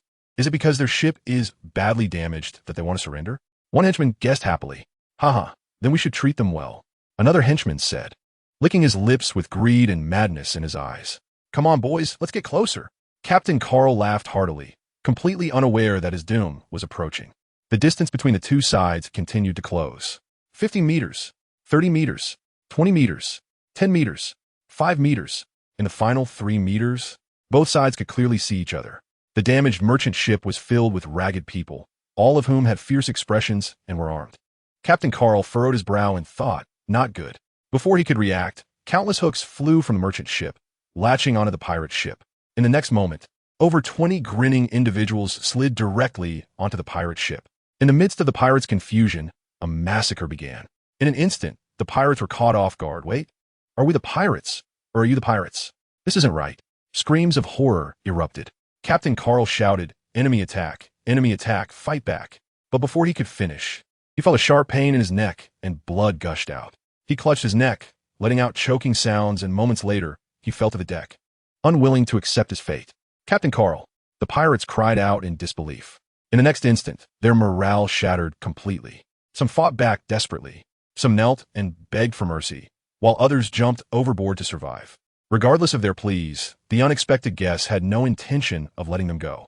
Their eyes were bloodshot, filled with brutality like starving wolves. After licking the blood from the corner of their mouths, they charged at the pirates. Despite their small number of fewer than 20, they slaughtered over 50 pirates, causing chaos. "Please, let me go," one pirate pleaded, sitting on the ground and trying to crawl away. The bloodthirsty beasts showed no mercy, grinning as they approached the pirate, laughing maniacally. "Ha, what a pathetic sight, begging for mercy. As fellow pirates, I feel ashamed for you." Yes, you're right. Please spare me." The pirate from the Skull Crusher pirates nodded frantically, agreeing with his powerful pirate comrade. His words only made the pirates from the merchant ship laugh even louder. Perhaps due to laughing too hard, his loose and tattered clothes slipped from his shoulders, revealing the mark on his chest, completely exposed to the eyes of the Skull Crusher pirate's henchman. The henchman widened his eyes and stammered, "A celestial dragon slave." The pirate, still laughing, froze upon hearing this. His expression turned to one of fear, and he began to tremble uncontrollably. "Who am I? Where am I? Someone save me. Just kill me, please." Scenes of being a slave flashed before his eyes, and the blood-stained knife slipped from his hand. Clang! At this moment, the remaining henchmen of the Skull Crusher pirates had mostly finished dealing with their side, so the situation quickly attracted the attention of the others. When they saw the mark on the frozen pirate's chest, they cursed loudly, "You bastard! What are you doing?" Bang! A nearby pirate slapped the dazed pirate, sending him crashing against the ship's railing. The remaining henchmen, crying and begging, said, "I didn't see anything. I don't know anything. Please spare me." The pirate who had been knocked down regained his senses, stood up, adjusted his clothing to cover the celestial dragon's mark, and walked toward the henchman with a dark expression. After stopping in front of him, he grinned menacingly and raised his fist to strike, ignoring the pleas for mercy, hitting him again and again until he was unrecognizable and lifeless. Only then did he stand up, retract his trembling hands, and return to the damaged merchant ship. At this point, the deck of the damaged merchant ship was filled with people, drinking and eating heartily, reveling in their victory. Their identities were clear. They were all slaves of the celestial dragons. On the night Fisher Tiger attacked Mariehua and liberated all slaves, they had escaped from Mariehua along with the main force of slaves. They allied together, robbed a merchant ship docked in Sabadi Archipelago, and headed straight for the entrance of the Grand Line. Along the way, they had to stop at some remote islands to rest, daring not to approach villages or towns. Thus, they cautiously made their way through countless trials and tribulations, finally returning to the West Sea. But unexpectedly, they were discovered at the last moment. At this time, one pirate, with one arm around a fellow pirate who was quietly drinking, joked, "Hey, Mata, you really embarrassed yourself just now." His words caught the attention of nearby pirates, who curiously asked, "What do you mean?" Then, the slightly drunk pirate began recounting Mata's earlier blunder. "Oh, so Mata exposed a mark on his chest, right?" A grim voice came from the head of the group. Everyone turned respectfully and called out, "Boss Amos." "Yes, boss, but all the pirates on that ship have been killed, so we didn't expose ourselves," the slightly drunk pirate explained. Bang! With the sound of a gunshot, a beautiful spray of blood blossomed from Mata's chest, and without a sound, he fell straight to the deck. Blood gushed from his chest, staining the deck red. At this moment, the slightly tipsy pirates were startled into sobriety. Looking at the fallen Mata, stammering, "Boss Amos, this." Amos shot him a glare and silently tucked his firearm into his belt. He scanned all the pirates on the deck with a commanding gaze and said flatly, "This is the consequence of exposing your identity." The entire place fell silent. Amos waved his hand, and a few pirates beside him understood and walked over to Mata's corpse, lifted him up, and directly threw him into the sea. The crowd fearfully glanced at Mata's body and then quickly withdrew their gaze, responding in unison, "Understood, boss." The people greatly feared Amos, as he was the strongest among them. Amos was originally a small thug from Songatown. After the pirate king Gold, Roger triggered the Great Pirate Era. He went with the flow and became a pirate, quickly making a name for himself in the West Sea, earning the nickname Cold Gun Amos. He was about 2 meters tall, broad-shouldered and stout, with a long knife and a short firearm at his waist. Amos was cunning and treacherous, contrary to his appearance. He was very intelligent and often played the Navy like a fiddle. His nickname Cold Gun came from his preference for hiding behind others and using his short firearm for sneak attacks during battles. After entering the Grand Line, he thrived for a time, with a bounty as high as 45 million berries. Unfortunately, after an accident during a battle with a powerful pirate crew, they both suffered heavy losses. He was picked up by slave traders and sold to the Celestial Dragons, beginning a painful life as a slave. After narrowly escaping from Mariehua, he was well aware of the dangers of staying in the Grand Line, and thus gathered more than 20 people, seized a merchant ship, and planned to return to the West Sea to hide for a while, waiting for the incident in Mariehua to pass before making his move again. It turned out that his decision was very wise. He was smart enough to lead his temporary crew all the way to the West Sea. Amos thus naturally became the leader of this group of pirates. However, not everyone was submissive to him. Besides Amos, there were 2 others on the ship whose combat abilities were not much inferior to his. One was named Jürgen Wolf, and the other was Dudley. Both were skilled with blades. Jürgen Wolf came from a fallen noble family and was forced to become a pirate. He was very proud and looked down on heroes everywhere. His arrogant personality led him to offend a powerful pirate. After being defeated, he was sold to a slave trader and eventually ended up in the hands of the Celestial Dragons, becoming a proud slave. Years of slavery dulled his pride, but made him increasingly brutal and vicious. He harbored resentment towards Amos, but knew he couldn't beat him, so he could only engage in some petty schemes behind his back. Dudley, on the other hand, was forced to go to sea and become a pirate after killing a noble who sought to persecute him. He was very low-key, and during his long life as a pirate, he became influenced, turning ruthless and bloodthirsty. After becoming a slave to the Celestial Dragons and fighting in their gladiatorial arena, his personality became even more insane. However, after escaping from Mariehua, he became very cautious, deeply hiding his brutal emotions and treating everyone around him very amiably. Mata's death did not dampen the pirate spirits at all. They continued drinking and dancing. "All right, since you've all rested enough, let's set sail." Seeing that the pirates had rested almost enough, Amos pointed in a direction, instructing everyone to steer the ship towards where he indicated. This was a necessary route for entering and exiting the Grand Line from the West Sea, and they could not linger. The damaged merchant ship raised its sails again, heading towards its destination. On Yinhuang Island, Xia Jieren lay in a nutrient solution, his eyes tightly closed, and his mind had long entered the heart network. Xia Jieren lay dejectedly on the soft sofa, boredly watching a detective show. After adjusting his lying position again, he rubbed his eyes and thought to himself, the 3D viewing mode is still a bit unfamiliar. It feels a little awkward. An hour later, Xia Jieren was starting to feel drowsy. He waved his hand and turned off his 3D cinema, muttering, "This is really boring. It seems I need to develop the entertainment industry more vigorously in the future. Without entertainment activities, wouldn't the joy of life be reduced by more than half?" Returning to his avatar, Xia Jieren sat up and looked around. No matter how many times I see it, it still feels a bit too gaudy. Xia Jieren thought to himself. At this moment, there was no ripple in his heart. After the novelty wore off, the luxurious decorations and furniture were just like that. Today, he probably had nothing to do. He stretched lazily and yawned, then lay down again for a little nap. Soon after, Xia Jieren began to daydream. The next morning, Xia Jieren was still idle. Just past 11 o'clock, when he planned to look for delicious food in the capital, Kerrigan reported, "My lord, a ship has entered our surveillance network." "What a fuss," Xia Jieren murmured to himself and asked, "Just go in. It's not the first time a ship has entered. With the expansion of the mycelium network, there might be more and more in the future. Don't report each one to me.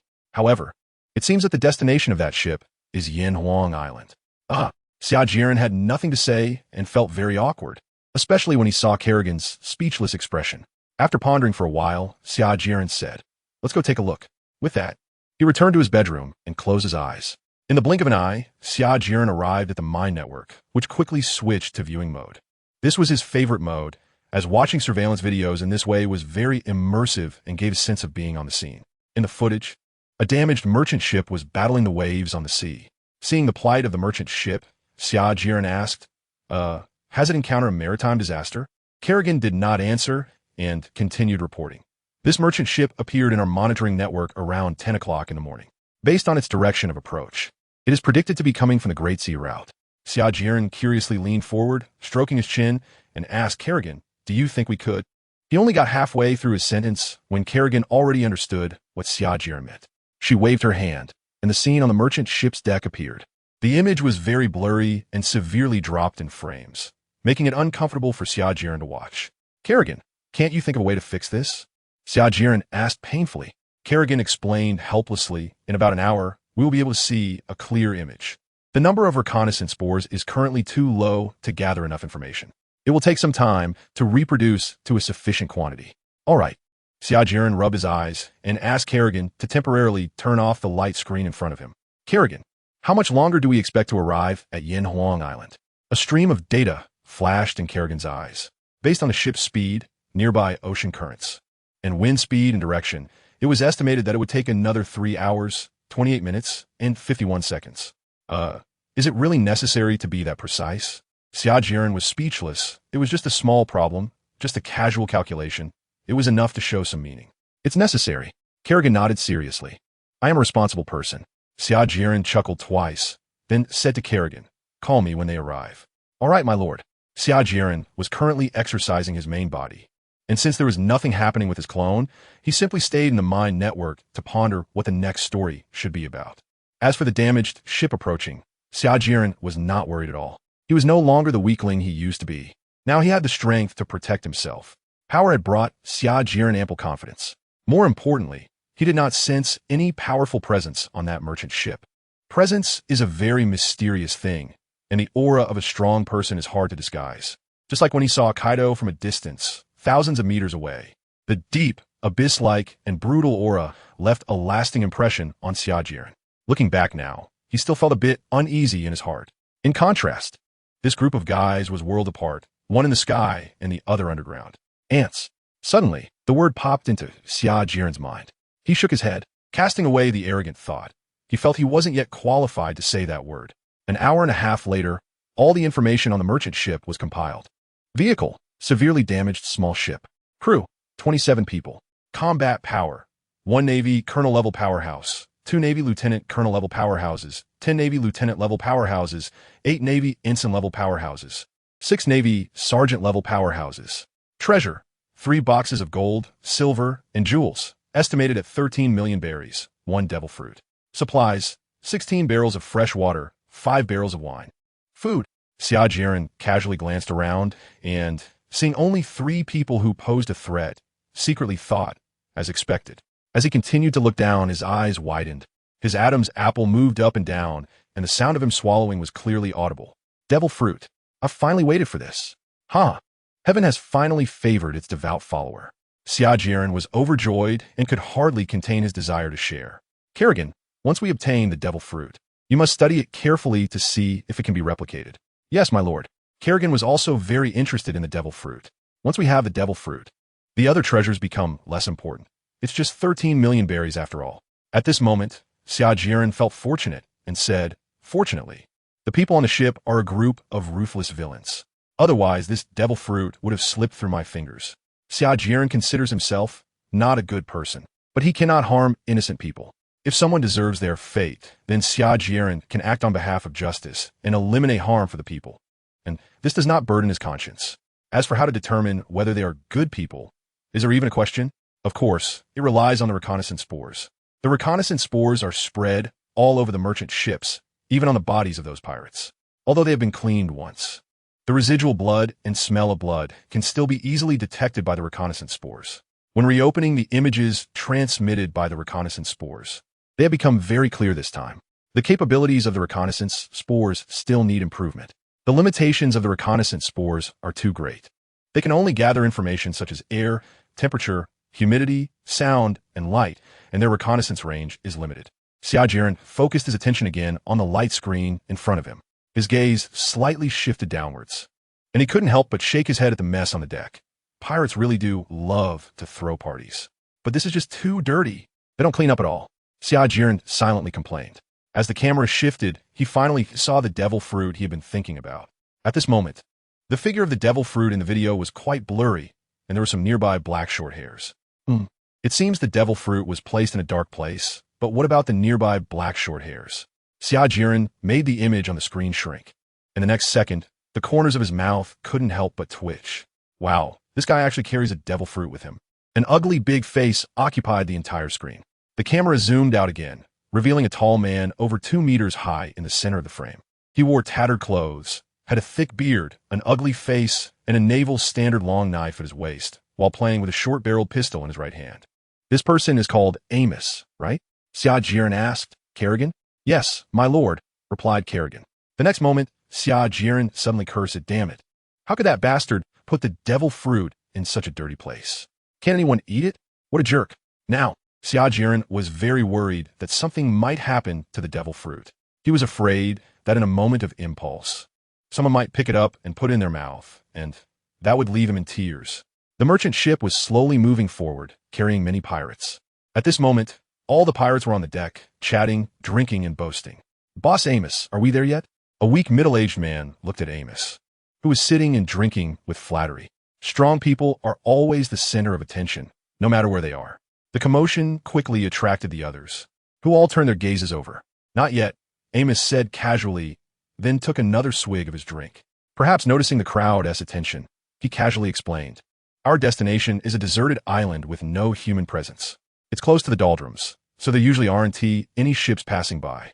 Once we arrive, we'll rest for 2 days, relax a bit, and then make plans. The crew exchanged glances, hesitating to speak. We've already reached the West Sea. Why we still have to hide like mice? A voice drifted over from the other side of the ship. The speaker was Jürgen Wolf, the ship's third strongest. He had a frosty expression, a sinister gaze, and an arrogant demeanor, as if everyone owed him money. At this moment, he was holding a standard naval long knife with both hands, leaning against the railing on one side of the ship. The question just now had come from him. He was in a very bad mood. However, this was understandable. Anyone who had drifted at sea for so many days wouldn't be in a good mood. Amos glanced at him and disdainfully said, Idiot, do you want our previous efforts to go to waste at the last moment? You. Jürgen Wolf's face darkened, ready to explode. Just then, a figure appeared between them, blocking their line of sight. The newcomer was Dudley, the ship's second strongest, but he was low-key and easygoing. All right. Everyone hold on a little longer. A bright future is waiting for us. This is not the time for infighting. His mediation provided Jürgen Wolf with a way out. Jürgen Wolf snorted coldly, then turned and walked toward the stern of the ship without looking back. Although he did not respect Amos, he was not a fool. He understood the gap in strength between them. He just wanted to vent his dissatisfaction, not to fall out with Amos. After giving Jürgen Wolf's back a deep look, A trace of disdain flashed in Amos's eyes, and he continued to drink. The surrounding pirates breathed a sigh of relief, and the deck once again became lively. When Amos and Jorgen Wolf were arguing just now, they didn't even dare to breathe.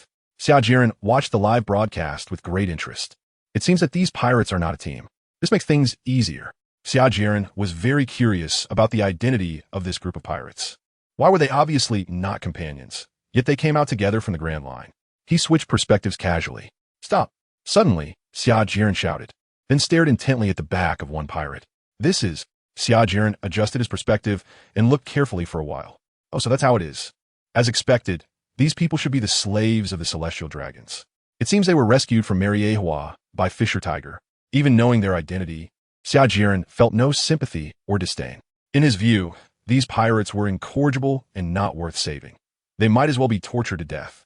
The strong smell of blood lingering on the ship was the best proof. They must have killed many ordinary people along the way. As Xia Jieren guessed, they robbed any weak merchant ships they encountered while fleeing. If they came across a strong merchant ship, navy, or pirates, they would flee immediately. Furthermore, when supplies were low, they would secretly sneak onto islands at night, steal food from villagers, and kill all witnesses before fleeing overnight. Because of this, they arrived at the West Sea so quickly. For those who refused to repent, Xia Jieren had only one attitude: kill. If it weren't for the devil fruit, he would have sent the flying dragon to crush them immediately. However, to avoid any accidents regarding the devil fruit, he forcibly suppressed his impulse. Soon, they would arrive at Yinhuang Island. At this time, the jump bugs, flying dragons, and stinging snakes were advancing toward the northern beach of Yinhuang Island, where Xia Jieren had initially lived and operated. Looking at the familiar surroundings, Xia Jieren sighed. It's truly nostalgic. Without too much sentiment, a moment later, Kerrigan had arranged the positions of the Zerg units. The jump bugs and flying dragons concealed themselves in the mycelium forest, while the stinging snakes ascended the cliffs on both sides of the beach and then burrowed underground.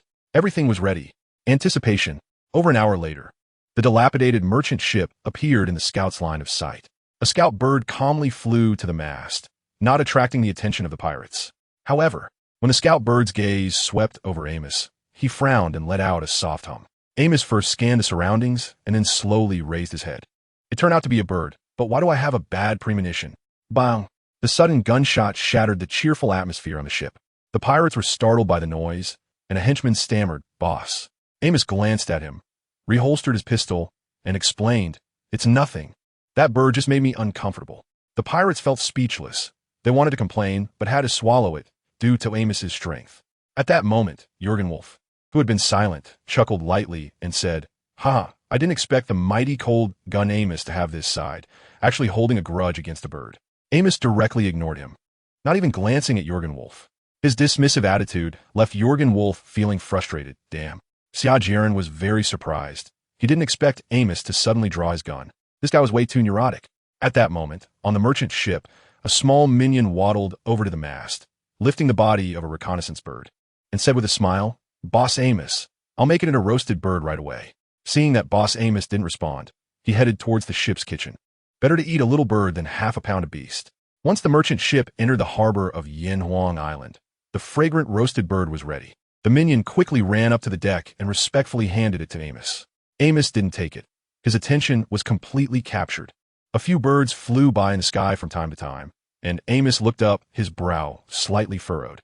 For some reason, he always had a feeling of being watched.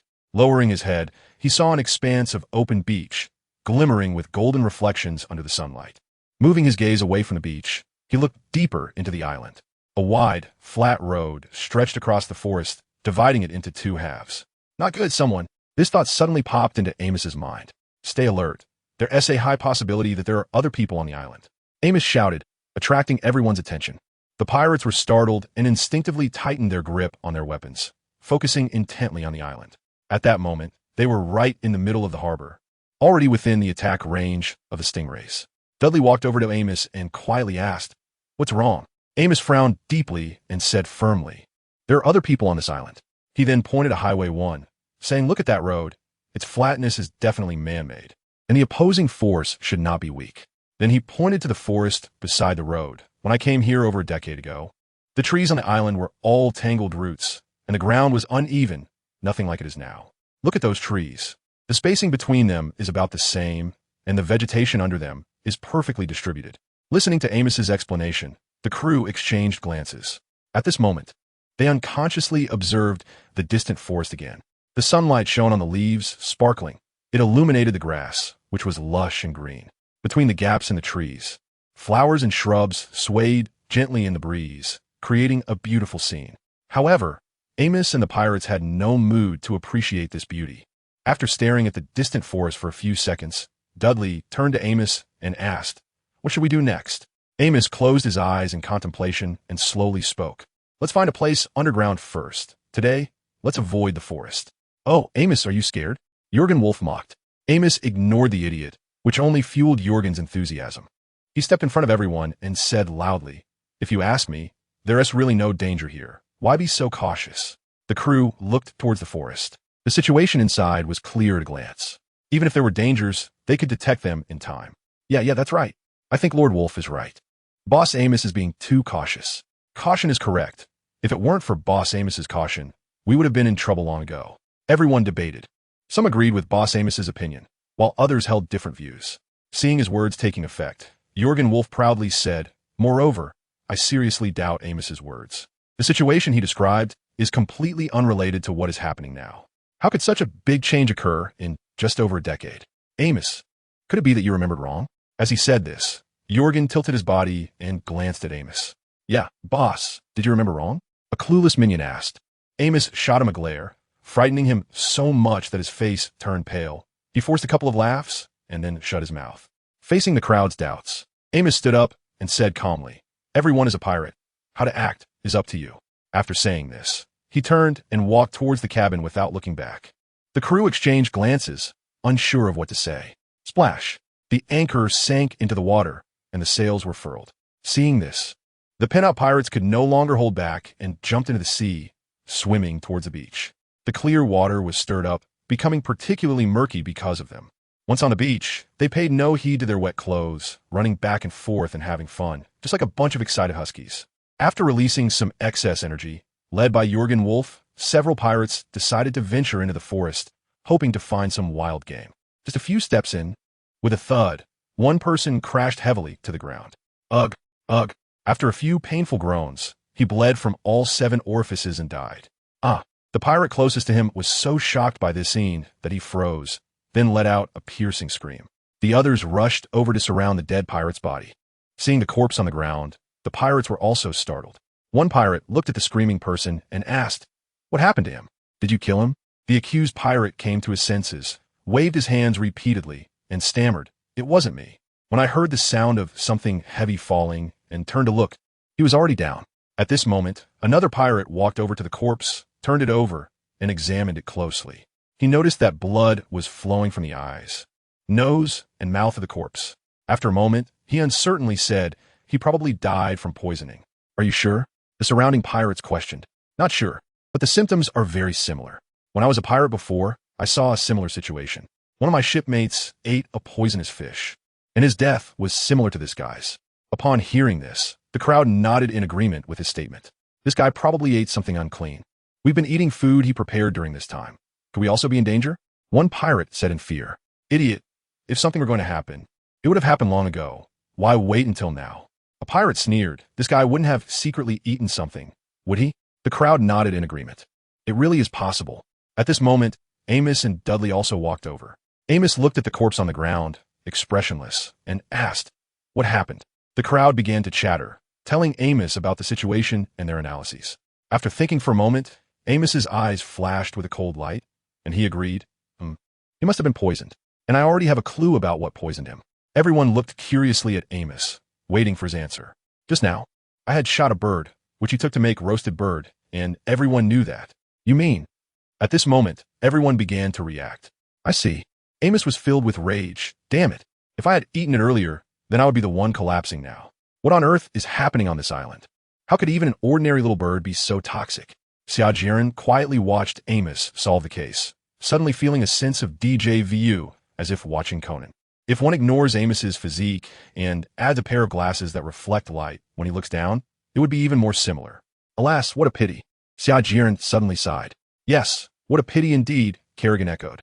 When the unfortunate pirate offered Amos a roasted bird, Xia Jieren was filled with anticipation. Hurry up, hurry up. Please, just take it quickly. Xia Jieren kept praying in his heart. However, Amos ultimately did not take the meat that was brought to his mouth, and in the end, the roasted reconnaissance bird ended up in the pirate's stomach. If Amos had eaten it, it would have been much simpler. Forget it, that guy Amos is lucky. I just don't know if he can avoid the attacks that follow. Xia Jieren muttered to himself. Then he stared at the surveillance screen and instructed Kerrigan, go ahead. As you command, my lord, Kerrigan immediately replied seriously, putting away her smile. Crash! On both sides of the harbor, spiked serpents broke through the rocks.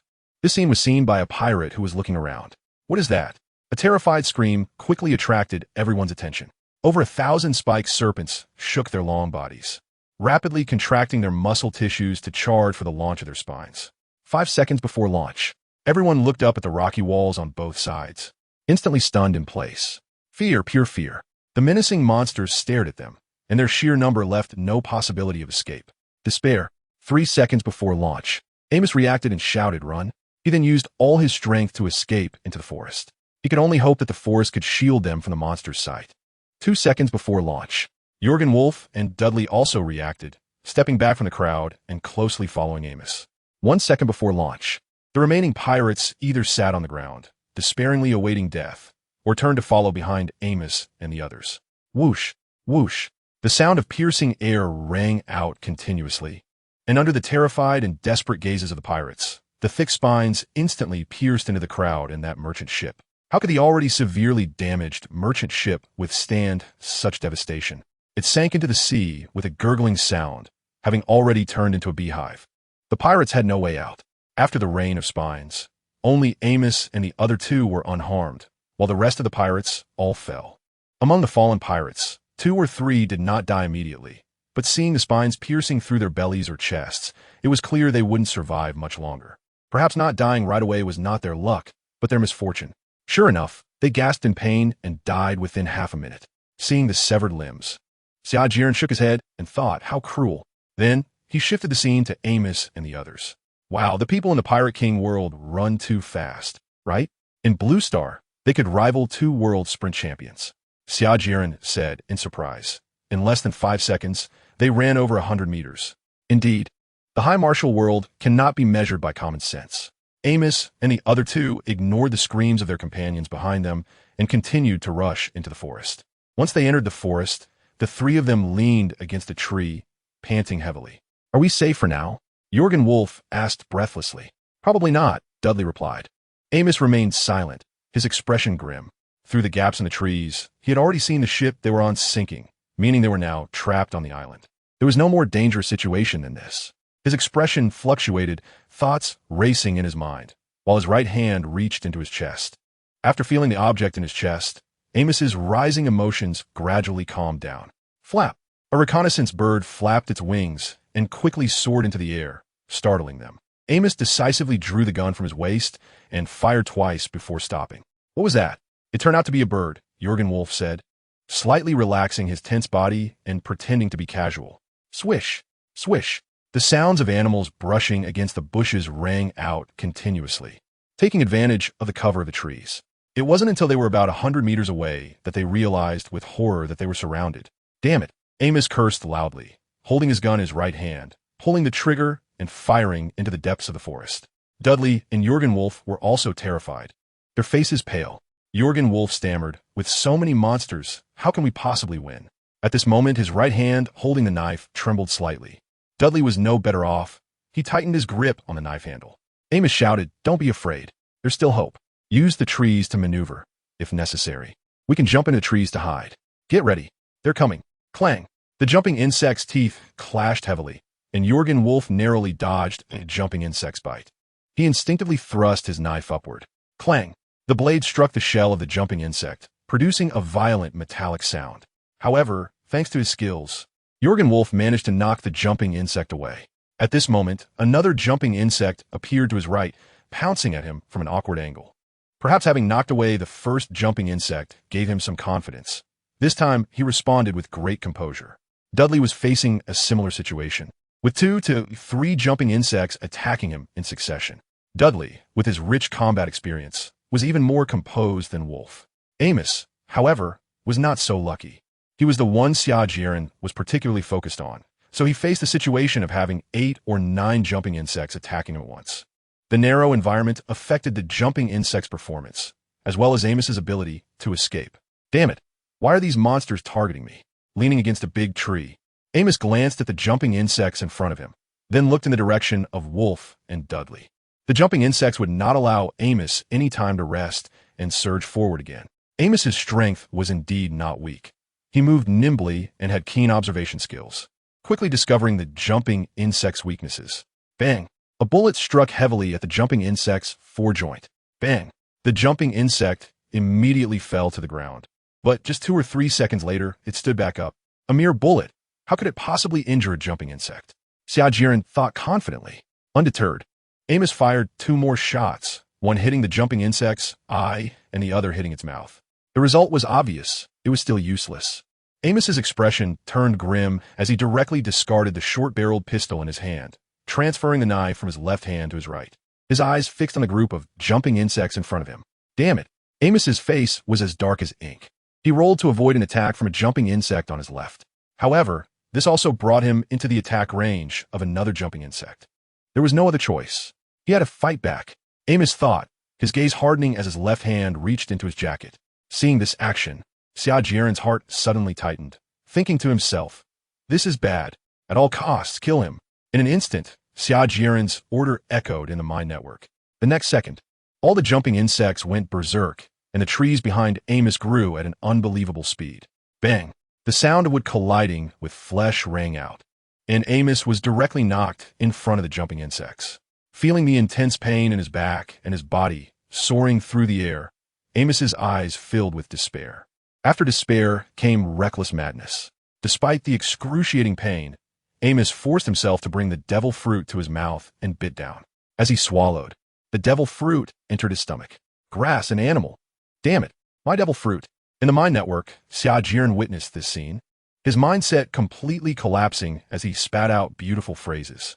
As for Amos, his fate was already sealed.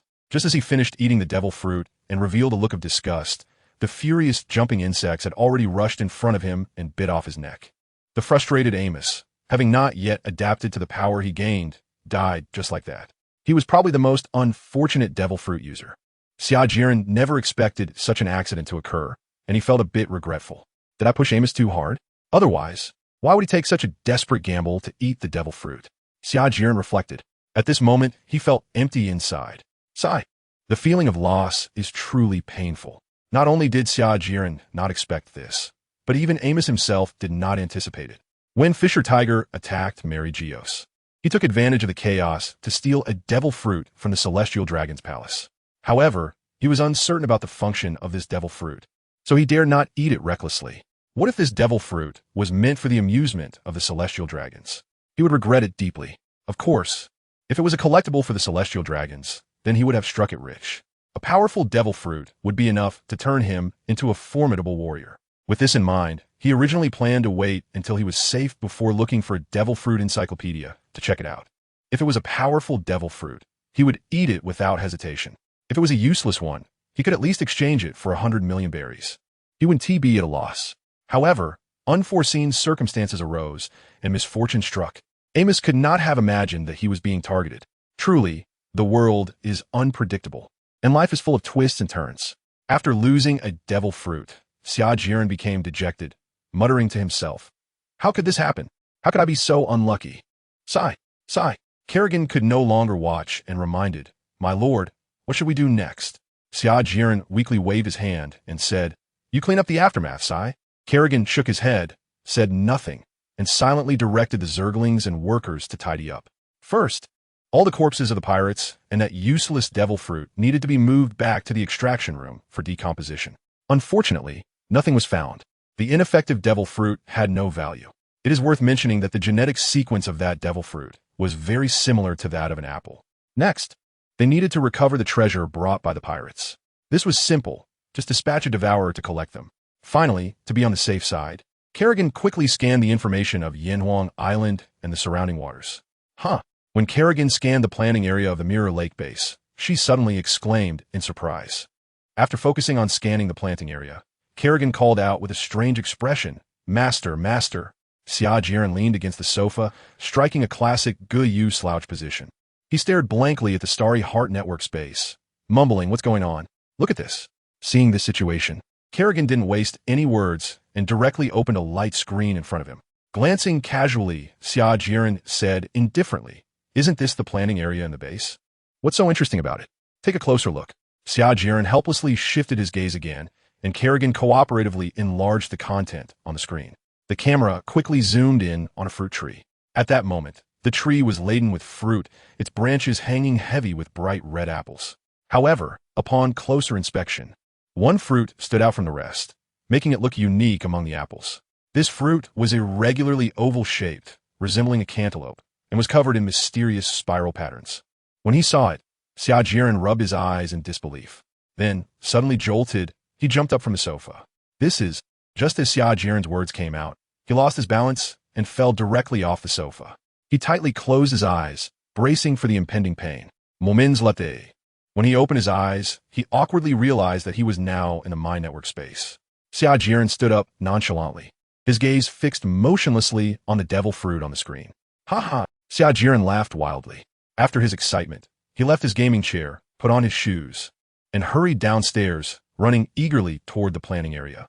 It turned out that Xia Jieren's efforts during this time had not been in vain. He reached the planning area in just 20 seconds, running at full speed, and when he arrived, he was calm and composed, not out of breath at all. The fruit-laden orchard didn't capture Xia Jieren's attention at that moment. Following Kerrigan's guidance, he quickly approached the fruit tree. Standing under the tree, looking at the devil fruit just within reach, Xia Jieren couldn't help but grin broadly. Climbing up the fruit tree with a few swift moves, Xia Jieren carefully plucked the devil fruit and then leaped down from the tree, landing gracefully. Hey, hey, hey! Holding the devil fruit, Xia Jieren wore a silly grin on his face. Back in his bedroom, he sat at his desk, resting his chin on his hands, gazing dreamily at the devil fruit on the table. Kerrigan couldn't bear to watch any longer and reminded him speechlessly, "My lord, you've been staring for half an hour. Haven't you had enough?" Xia Jieren was interrupted by someone and said somewhat unhappily, "What do you know? This is a devil fruit. A devil fruit. This is the dream of countless people on Blue Star. What's wrong with me looking at it a bit longer?" Kerrigan pouted in dissatisfaction. Devil fruits are indeed precious. In One Piece, they are referred to as treasures of the sea, with a market price of at least 100 million berries. They are the embodiment of the sea's demons, granting different abilities upon consumption. However, as a price, the consumer is rejected by the sea and becomes a landlubber. Devil fruits are also known as the incarnations of sea demons. The most expensive is the Op Op no Mi, valued at 5 billion berries. The abilities of devil fruits are divided into 3 major categories: Paramecia, Zoan, including 2 rare types, mythical and ancient, and Logia, the strongest type of devil fruit. The abilities of devil fruits do not repeat, and when the original fruit holder dies, such fruits will continue to appear. After consuming a devil fruit, while gaining powerful abilities, there are also severe side effects. Users cannot swim, fear seawater, sea prism stone, and hockey. In addition, users have different weaknesses based on their abilities. For example, sand cannot disperse when it comes into contact with liquid. Lightning is ineffective against rubber, and candles are not afraid of poison and magma flames, etc. This can have a significant impact during battles. Some users, when fainted, may cause their abilities, originally cast on others and objects, to lose efficacy. All devil fruits are unique. There are no fruits with the same abilities during the same period, only fruits with similar abilities, for example, the Mera Mera no Mi and the Hai Hai no Mi. Unless the user dies, the devil fruit they once consumed will not appear again. When a user activates their abilities, their body, clothing, and accessories will change accordingly. A wealth of information about devil fruits flashed quickly in Xia Jieren's mind. Then he began to wonder what kind of fruit his was. He didn't know if it was a devil fruit that appeared in the original work or one that had never appeared before. Unfortunately, he had never seen this devil fruit in the anime. Oda is really unprofessional. He doesn't even draw the devil fruits that have appeared for everyone to admire. Xia Jieren complained in his heart. Staring at the devil fruit in front of him, Xia Jieren suddenly asked, "Kerrigan, do you know how these devil fruits appear?" "Yes." This was captured by Scout's footage. After saying that, Kerrigan projected the footage onto Xia Jieren's retina. In the video, a fruit tree laden with ripe fruits swayed gently in a breeze, the leaves rustling against each other. However, the round, bright red apples were unaffected, hanging steadily on the branches. Suddenly, on a branch located in the middle of the fruit tree, one apple began to grow larger. When it reached the size of a cantaloupe, it stopped growing. Afterward, the color of this fruit changed, starting from the stem. The whole fruit transitioned from red to a noble purple. Finally, mysterious spiral patterns began to appear on it out of thin air. After completing all the changes, a devil fruit was born. Xia Jieren was greatly surprised and asked Kerrigan, "Can you see anything?" Kerrigan nodded and then shook her head. Without a doubt, there was a force influencing the apple's genes, changing its shape, color, and taste. Apart from that, nothing else could be discerned. However, based on the Overlord's understanding of the devil fruits, it could be inferred that when a person takes the first bite of a devil fruit, this unknown force would enter the human body along with the fruit's flesh. Once the flesh is digested, this force would likely directly transform the person's soul and body, granting them extraordinary abilities. Hearing Kerrigan's explanation, Xia Jieren nodded in agreement. After a moment of thought, he slowly spoke. "Before I came to this world, I read the latest few chapters of the One Piece manga. In it, Vegapunk discussed the origins of the devil fruits. Vegapunk stated that the devil fruits represent the possibilities of human evolution desired by humanity, and this unnatural existence is despised by Mother Nature, the sea. Therefore, it carries a punishment. The ability users are actually imagined by someone, many beings living in different dimensions." From Vegapunk's response, it seems that devil fruits stem from humanity's expectations of evolution, or can also be said to be desire. Simply put, some people desire that humanity can evolve the ability to control flames in the future, hence the flame fruit. Others desire the ability to control ice, thus the ice fruit. Does human expectation interfere with rules? There are no related records in the Zerg database. Can it really be realized? However, the universe is vast and full of wonders. The universe is magnificent and magical, even at the peak of their power. The Zerg are just a tiny speck in the vast universe. Thinking of this, Xia Jieren smiled freely. "Yes, you are right. It is still too early to ponder these questions. As long as we continue to grow stronger, the mystery of the devil fruits will eventually be unraveled." Kerrigan chuckled twice and then tentatively asked, "There's a way to accelerate our understanding of the devil fruits. Would you like to give it a try?" Xia Jieren's curiosity was piqued. "Yes, of course I want it. But how do I do it?" At this point, Kerrigan also revealed her true intentions and said directly, "It's simple. Just put the devil fruit in the extraction room." As soon as Xia Jieren heard this, he immediately jumped up like a protective husky, tightly clutching his devil fruit. "What do you want to do? Don't think about anything funny regarding my devil fruit. What a joke. This is his precious treasure that he has regained. How could he easily part with it?" Kerrigan immediately acted cute and said, "What do you mean? I just want to see if I can discover the principles of the devil fruit." "Aren't you curious, my lord?" Xia Jieren thought for a moment. Feeling a bit restless inside, Kerrigan continued to tempt him. "Just think, if we can analyze the principles of the devil fruit, it would be possible to mass-produce them." Xia Jieren was dizzy from the pie drawn by Kerrigan. He was about to agree, but the words stuck in his throat. "Forget it. Studying the devil fruit is not that easy. It's better to wait until I find other mediocre devil fruits to study later. This is my first devil fruit, and it holds significant commemorative value." Kerrigan nodded regretfully, acknowledging Xia Jieren's words. "Lord Overmind, you must get me some devil fruits to study."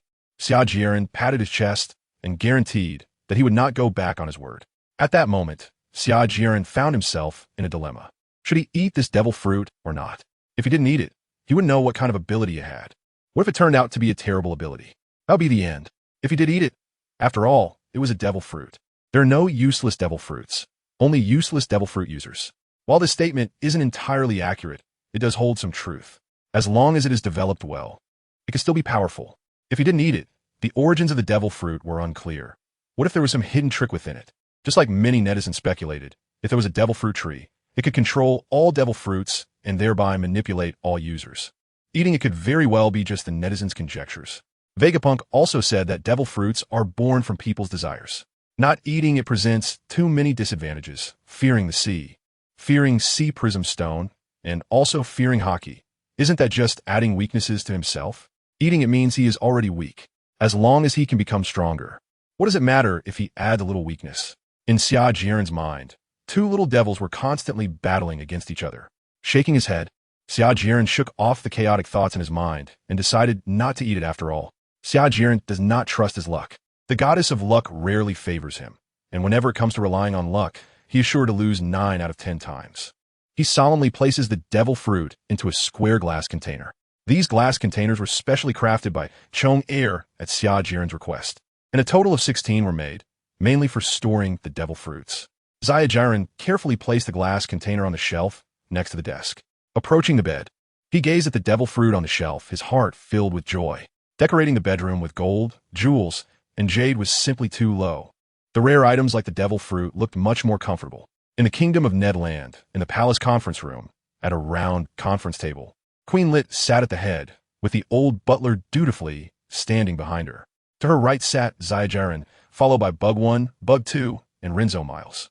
In order to better integrate into society, Bug 1 and Bug 2 had given themselves new names, Redo Wuda and Farron Oliva, respectively. No matter how you looked at it, they sounded better than the lazy names Xia Jieren had taken. Redo Wuda was the current marshal of the Kingdom of Nedland, commanding all the kingdom's armies. Farron Oliva was the head of the Hall of Truth, managing all research work. As for Rinzo Miles, he was a wise bugman that Xia Jieren had hatched to better manage the Kingdom of Nedland. He was the current chairman of the cabinet, overseeing the kingdom's government institutions. Queen Lit, for reasons unknown, voluntarily relinquished control of the kingdom. As long as the people of the kingdom can live happily, I am satisfied, Queen Lit said candidly. When she said this, the brilliance she emanated was so dazzling that it nearly blinded Xia Jieren's eyes. In any case, compared to Queen Lit, Xia Jieren felt a little bit ashamed, just a little bit. Overall, for Xia Jieren, Lit's proactive concession was a good thing. From then on, Xia Jieren took the initiative to have Miles report work to Lit and, in some minor matters, respected her opinions, publicly granting her the rights and status due to a queen. The two sides got along very harmoniously. Back to the main topic. When everyone was seated, Wuda spoke first. Queen Lit, Dominator, after this period of reform, the army has been reduced to about 100,000, with a reserve of 60,000. According to your plan, 30,000 troops are stationed in Eastport, the royal capital, and Eastport of Nedland, while the remaining 10,000 are distributed among the coastal towns. After training, the army now possesses initial combat capabilities, and I believe it won't be long before it becomes a disciplined and formidable force. Xia Jieren already knew about these developments, so he was not surprised. However, Queen Lit was astonished by Wuda's efficiency. She exclaimed, "Hasn't it been less than half a month? How is it so fast?" Looking at Queen Lit's slightly agape cherry lips, Xia Jieren's desire to show off surged. Ahem, Lit, there's no need to be so surprised. My people are always this efficient. They're not those slow-moving nobles who can compare. Queen Lit tilted her head to look at Xia Jieren, curiously asking, "What about training the army? How is that so fast too?" I remember my father took over a year to train the Royal Guard before they had initial combat capabilities. Hee. Xia Jieren let out a charming laugh, shook his finger, and proudly said, "The military training method used by Wuda is the most commonly used method in my country's army. It guarantees that the troops are well-trained and can follow orders both in daily life and in battle." Queen Lit praised, "Your country is truly impressive." Upon hearing this, the smile on Xia Jieren's face spread across his entire face. Ahem. Just as Xia Jieren was happily chatting with Queen Lit, a light cough came from the left side of Lit. Xia Jieren and Lit turned their heads to the side and immediately understood the old butler's meaning. Queen Lit sat up gracefully again, while Xia Jieren rubbed the back of his head, feeling embarrassed as he straightened his posture. It really wasn't appropriate to chat in a meeting setting. Ahem. Xia Jieren coughed a couple of times to hide his embarrassment. Then he changed the subject and asked Olivia, "Olivia, how are things on your side?" Farron Olivia stood up, turned his body towards the main seat, and reported, "Currently, there are 662 researchers in the Hall of Truth. After this period of effort, we have completed some simple mechanical designs and manufacturing and conducted research on common diseases, developing more than 50 different types of special medicines. However, due to technical issues, we are temporarily unable to achieve mass production. The main work of the Hall of Truth now is the research and application of steam engines." Xia Jieren lamented, "It's a pity we are not on the Great Sea route. Otherwise, we could go to the City of Water to learn from the iceberg." Seeing that Fei Luan Oliva had finished his report, Xia Jieren nodded and signaled him to sit down. After Oliva sat down, Xia Jieren turned to the last person. Rinzo Miles stood up and reported loudly, "The reforms at all levels of the government in the Kingdom of Netherlands have been completed, the administrative tasks have been sorted out, and the rights and duties of each level of positions have been clarified. Afterwards, I will continue to strengthen the supervision of officials. Xia Jieren nodded and made a suggestion. By the way, he also remembered to ask for the opinions of the citizens. You can judge for yourselves whether it is worth adopting. If you can't make a judgment, just bring it up in time. Yes. Myers responded and, at Xia Jieren's signal, sat down again. Silence. The meeting room fell into an eerie quiet again. And Xia Jieren proposed, since there's nothing more to say, let's adjourn. Queen Lit nodded in agreement, saying okay. After speaking, she felt a sense of relief. To be honest, she didn't like meetings much, just like Xia Jieren, but they had to hold them. As Myers was tidying up the documents on the table and preparing to leave, Xia Jieren called him back and directly instructed, have the people below pay more attention. If they encounter any strange fruits, report them in time. As long as they confirm it's a devil fruit, there will be generous rewards. Understood, my lord. Keeping the command of the Lord in mind, Myers left the meeting room and headed to his office. In his office, his subordinates had already gathered, waiting for Myers to convey the orders. I hope we can find 1 or 2 devil fruits. Xia Jieren prayed in his heart. Not long after Xia Jieren left the meeting room, Family came to see him. My lord, we are back, Family said, slightly bowing as he spoke. Xia Jieren nodded and asked, how was the voyage this time? Family replied casually, the voyage went very smoothly, and we reaped considerable rewards. Oh, let's go take a look together. After saying that, Xia Jieren teamed up with Fan Li and entered the Mind Network. A light screen suddenly appeared before Xia Jieren, displaying the experiences Fan Li had over the past few days. Fan Li also explained at the right moment, we set off from Easterport, sailing northwest. In the first few days, we only encountered a few scattered small countries or autonomous islands. Then, sailing westward, we reached the military power of the West Sea, the Flower Nation. The architectural style there is very unique, resembling the ancient buildings from the memories of the Master, but with significant differences. The Flower Nation. Xia Jieren stared intently at the familiar buildings in the video. He had a certain fondness for this country with familiar elements. The scene switched again, and Fan Li slowly continued to the southwest of the Flower Nation, in the central region of the West Sea. There are numerous islands and countries like stars in the sky. This is the main area of mafia activity. However, since our goods had already been sold out and we acquired specialties from other countries or islands, there was no need to continue forward, so we turned back. According to the information we gathered, to the southwest of the Mafia lies a vast continent, home to several countries of varying sizes, all in mutual enmity and frequent warfare. Xia Jieren nodded, indicating that he understood. Then he asked, Family, have you set the time for your next voyage? No, the goods on the ship haven't been sold out yet. After they are sold, I'll replenish a batch of specialties before setting off again. Xia Jieren pondered for a moment and said, how about this? You sell the acquired goods directly to the Netherlands group and let them help you sell them. Besides that, you can let them acquire the materials you need in the future. I'll have Fan Long provide you with 2 more ships, equipped with enough bugmen and other insectoid combat units. Upon hearing this, Fan Li was overjoyed and said, I will not disappoint the expectations of the Lord Master. After saying that, Fan Li left the Mind Network to prepare for the next voyage. Kerrigan, Xia Jieren called softly twice. Kerrigan appeared in front of him, and then Xia Jieren pointed at the simple map in front of him and said, have the mycelium expand according to this simple map. Slow down the expansion towards the East Sea and South Sea for now. Kerrigan breathed a sigh of relief and complained, it should have been stopped long ago. The Red Earth continent consumes too much energy. Indeed, Xia Jieren sighed. The Red Earth continent was like a giant pit. He didn't even know how it formed.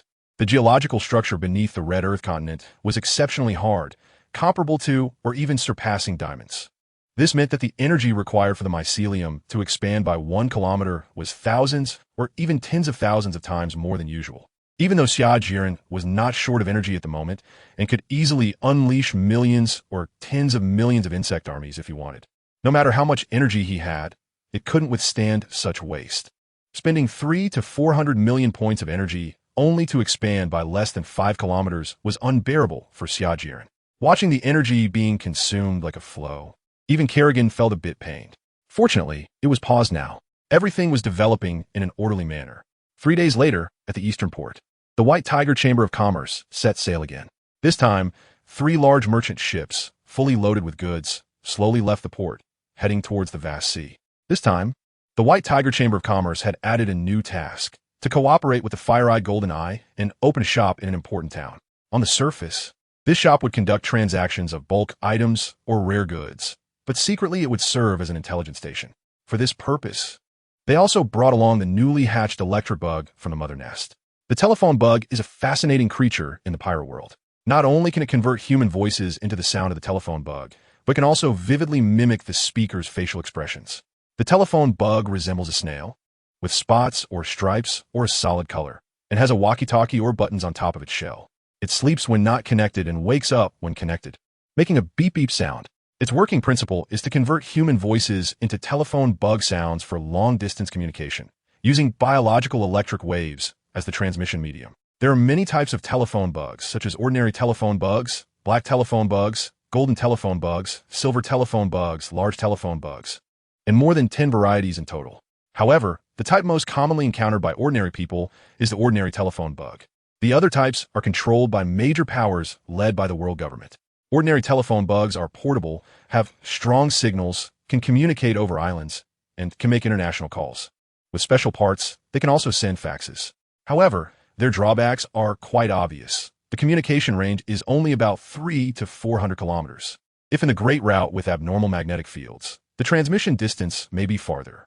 A bigger drawback is that the number and variety of telephone bugs are scarce, at least for the Kingdom of Netherlands. The entire Kingdom of Netherlands has fewer than 100 ordinary telephone bugs. In the monitoring telephone bugs and imaging telephone bugs that Xia Jieren, one of the most, were not available. After Kerrigan's careful research, the capabilities of the ordinary telephone bugs received a significant boost. These telephone bugs hatched from the mother nest showed no change in appearance, but their communication range had increased by 2 to 3 times. Moreover, they could generate their own unique biological electric waves, which could also be simply encrypted and were not easily eavesdropped on by black telephone bugs. Once these telephone bugs were launched, they received great acclaim and became a new profit growth point for the Netherlands group. Their affordable price and longer communication distance were their selling points, leading to a rush for purchase by overseas merchants. No matter the era, the importance of information to merchants is self-evident. Xia Jieren was pleased with this development. The telephone bugs hatched by the insect race were also part of the insect race, and they too had interfaces connecting to the mine network. As long as they were within the coverage area of the mine network, the messages received by the telephone bugs would also be retained by the mine network. This undoubtedly enriched Xia Jieren's sources of information.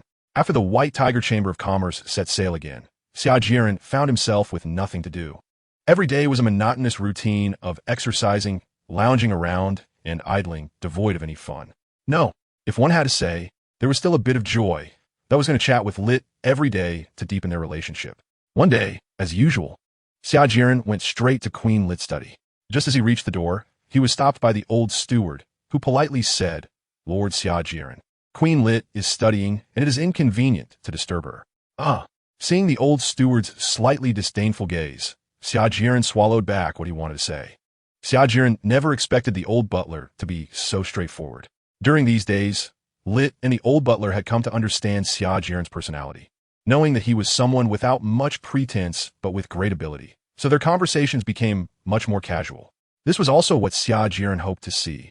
After all, it would be too awkward to greet each other with formal bows or salutations upon meeting. A few days ago, the old butler had subtly indicated, "Master Xia Jieren, Queen Lit needs to study, so please do not disturb her all the time. If you really have nothing to do, you could also take the time to study." Unfortunately, Xia Jieren was quite straightforward and did not understand such subtle hints. So today the old butler spoke plainly. Xia Jieren's happy expression suddenly fell, and he lowered his head, saying, "All right, then I'll head back first. If Lit has time, let her call me." Back in his room, Xia Jieren sat at his desk, pondering, what should I do now? Study. It's impossible to study again in this lifetime. If I need any knowledge, I could just have Kerrigan feed it to me directly.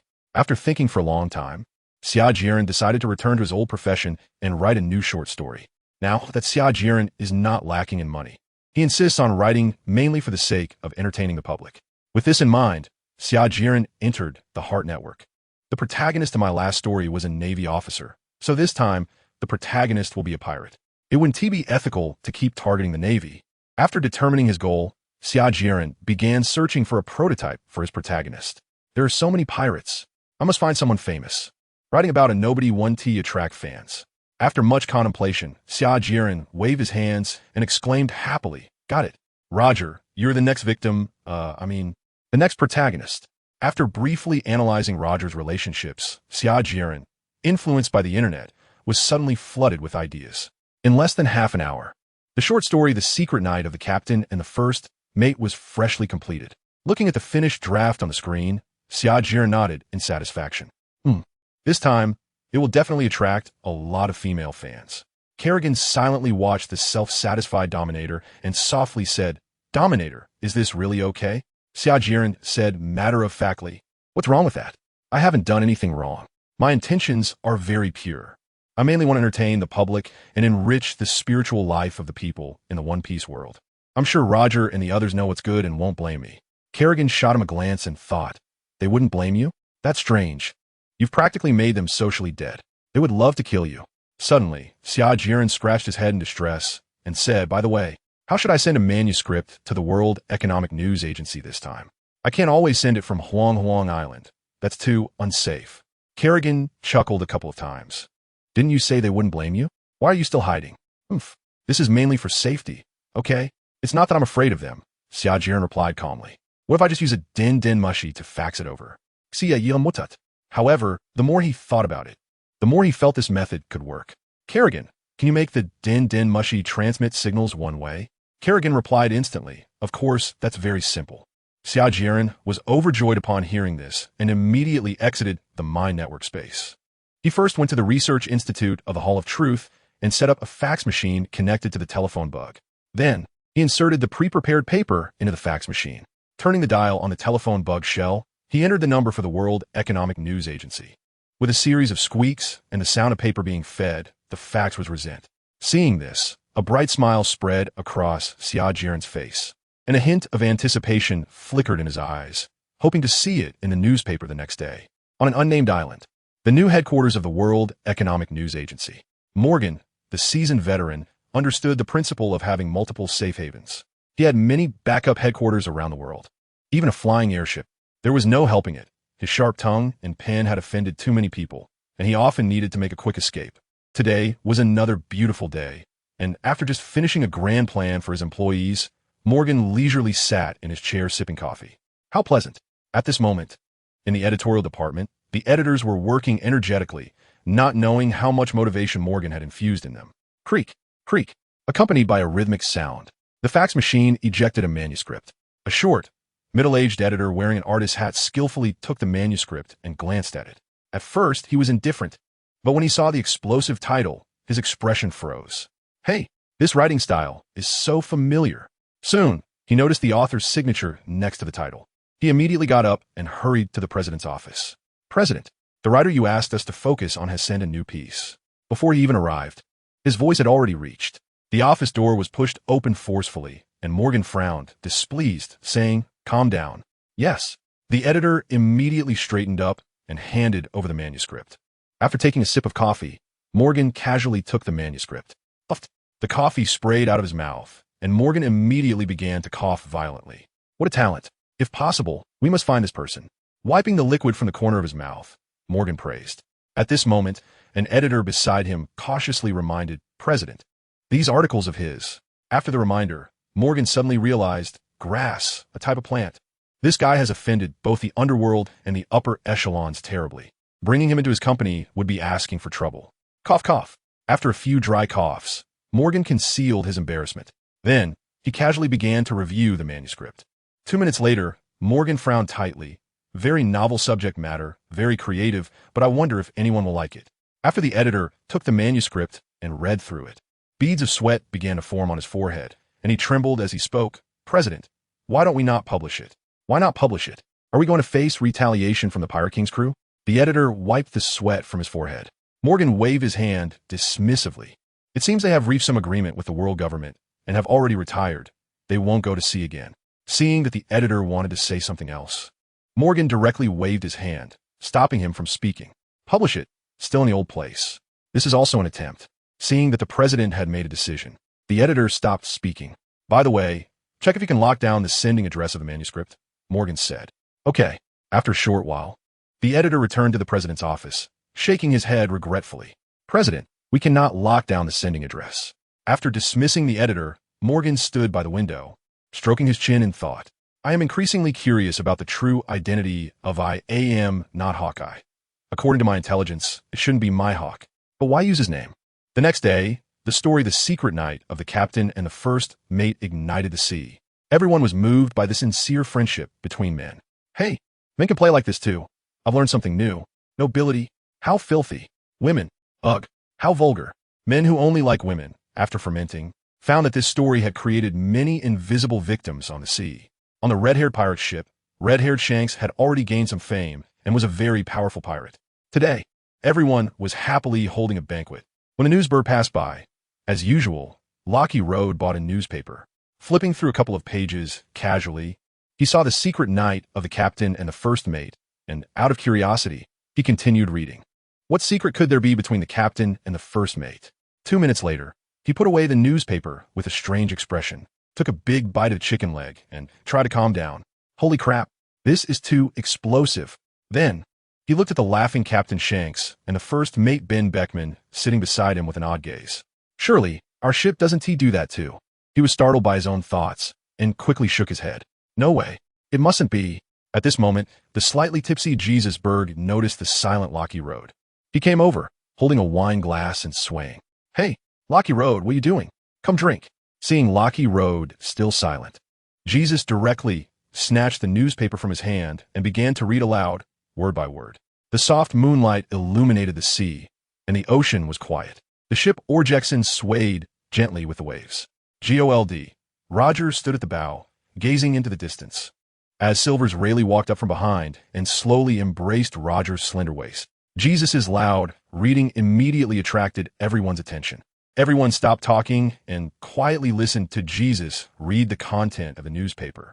However, as they listened, they realized something was off. The crew exchanged glances, Shank's mouth fell open, and Beckman was covered in black lines. The red-haired pirate ship fell into an eerie silence, with only Jesus' intermittent reading voice clearly audible. As the last few words fell, Jesus, confused, put down the newspaper and dragged Locky Road back to drink. After sitting down, Jesus looked around at the quiet environment and shouted with a smile, "Why is everyone stopped? Keep drinking, keep having fun." Jesus had no idea he had done something significant and continued to drink on his own. Glug, glug. Now his drinking